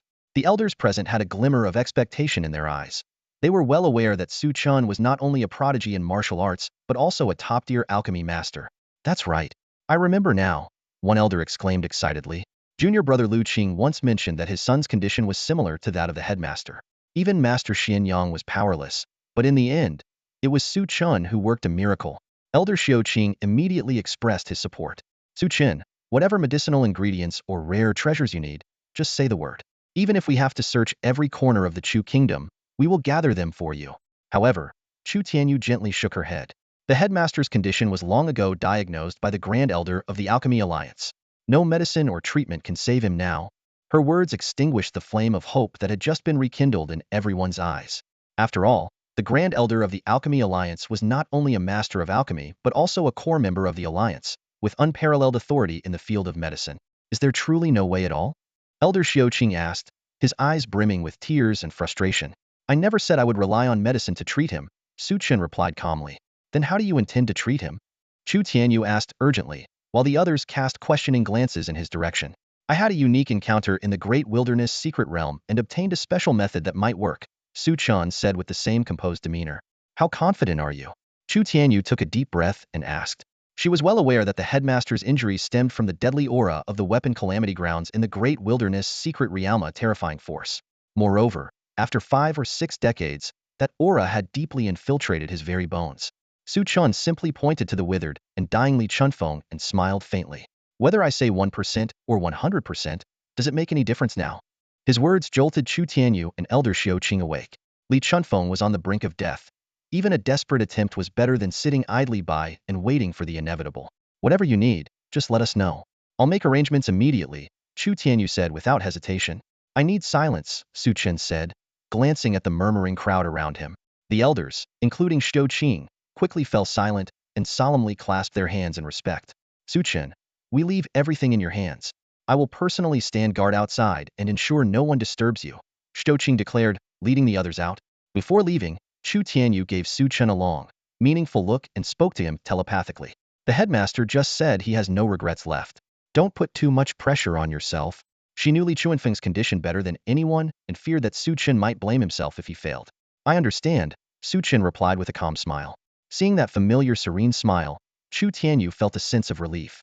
The Su Chen she knew, the one with an unshakable demeanor and unyielding spirit, seemed to have returned. He exuded a reassuring presence, as if no challenge was beyond his ability to overcome. Just then, a eunuch from the palace rushed in, bringing shocking news. The armies of Dongli, Nanyue, and Beiyin have joined forces, amassing 1,000,000 troops, and have already breached the border fortress. The announcement reverberated like thunder in everyone's minds. The 3 nations, united in their advance, were now aiming their blades at the capital. This was an existential threat to the Chu kingdom. Chu Tianyu had only recently ascended to the throne and had not yet had the chance to stabilize the kingdom, yet the 3 nations wasted no time in launching their invasion. Your Majesty, the 3 nations demand that we hand over Su Chen and cede all lands east of the Great Wilderness Mountain Range, or they will destroy our kingdom. The eunuch knelt trembling as he delivered the ultimatum. Hand over Su Chen? Elder Xiaoqing suddenly recalled that not long ago, Su Chen had swept through the Great Wilderness Secret Realm, overwhelming the geniuses of the other nations and leaving them buried there. As for the lands east of the Great Wilderness Mountain Range, they accounted for 2/3 of the entire kingdom. To cede them would be tantamount to feeding the tiger with one's own flesh. At this critical juncture, the Chu kingdom was already in dire straits, lacking the strength to resist the 1,000,000-strong allied forces of the 3 nations. Yet to capitulate under such humiliating terms was unthinkable. The crowd, like ants on a hot pan, looked to Chu Tianyu in panic, awaiting her decision. What about the Deluo dynasty? Chu Tianyu forced herself to remain calm, but her voice betrayed a faint tremor. She knew all too well the power of the Deluo dynasty. In the Great Wilderness Secret Realm, Su Chen had slain all the top geniuses of the Deluo dynasty, except Luo Chen. Now, this would be the perfect opportunity for them to retaliate. Your Majesty, the borders of the Deluo dynasty remain quiet, showing no signs of aggression, the eunuch reported in a low voice. The tension in the hall eased slightly, and the court officials let out a collective sigh of relief. If the Deluo dynasty were to join the fray, the Great Chu would face an uncertain fate. Chu Tianyu's furrowed brows relaxed somewhat. Though she couldn't fathom why the Deluo dynasty remained idle, it was undoubtedly the most favorable turn of events for now. Your Majesty, we... The ministers hesitated, their gazes converging on Chu Tianyu. The Great Chu has stood for 1,000 years, never once bowing to the shame of ceding land for peace. If war is inevitable, then we fight to the end. Chu Tianyu's voice was firm and resolute, her eyes radiating the authority of a ruler. The ministers lowered their heads in silence, though worry lingered in their hearts. Even without the Deluo dynasty, the coalition forces of the 3 nations far outmatched the current strength of the Great Chu. Your Majesty, General Wuan requests permission. Gather all forces and prepare for a decisive battle at the capital. Another eunuch hurried in, presenting Mu Jingchen's memorial. Chu Tianyu quickly reviewed it and immediately stamped it with the imperial seal. Approved. She understood that Mu Jingchen's strategy was the right one. The allied forces of the three nations were at their peak, and scattered resistance would only lead to piecemeal defeats, increasing civilian casualties. Concentrating their forces for a decisive battle was the only viable option. I leave this place in your hands, Chu Tianyu solemnly addressed Elder Xiuqing and the others. Even if the city falls, you must hold this ground. Rest assured, Your Majesty. Even if it costs us our lives, we will defend this place to the death. Elder Xiuqing and his companions knelt and vowed, their eyes brimming with determination. If Su Chen could heal Li Chunfeng, the support of these two powerful allies might offer the great Chu a glimmer of hope. Chu Tianyu nodded, taking one last deep look behind her before turning to return to the palace. Though she longed to stay and defend as Li Chunfeng and Su Chen had once done for her, as the ruler of a nation, she had to prioritize the lives of her people. Su Chen, I believe in you, she silently prayed in her heart. Meanwhile, Su Chen remained oblivious to the turmoil outside. He was meticulously examining Li Chunfeng's condition, his brows furrowed deeply. The deadly soldier's qi had infiltrated every meridian, muscle, and bone in Li Chunfeng's body, intertwining with his very life force. If Su Chen employed the power of his heaven-bearing true qi, it might dispel the soldier's qi but also take Li Chunfeng's life in the process. Remembering Li Chunfeng's kindness and the bond they shared, Su Chen resolved to attempt the heaven-swallowing technique. In his palm, he conjured a black and white orb of light, its divine runes enveloping Li Chunfeng's body in radiant patterns. Heaven-swallowing technique devour. As the power of the heaven-swallowing seed activated, the runes rotated slowly like a yin-yang diagram, drawing out wisps of black energy from Li Chunfeng's body and absorbing them into the seed. The process was painstakingly slow, requiring precise control. Each time Su Chen tried to speed up, Li Chunfeng's vital essence would begin to drain away, forcing him to slow down again. Even with Su Chen's peak fifth-tier mental strength, he had to pause frequently to recover. But as long as the method was correct, there was hope. After 3 days, Li Chunfeng's complexion finally began to improve. At the same time, atop the city walls of the capital, Chu Tianyu, Mu Jingchen, and the gathered civil and military officials watched with pale faces. Below them, a million-strong coalition army surrounded the capital like an unstoppable tide of steel. The densely packed banners and the cold gleam of weapons struck fear into the hearts of all who saw them. Panic spread through the city like a plague, as though the end of days had arrived. That's all for today. Thank you so much for watching. I hope you guys enjoyed. If you wish to have another part of this recap, please give us at least 1,000 likes. Please don't forget to comment and subscribe to our channel for more content like this. Until next time.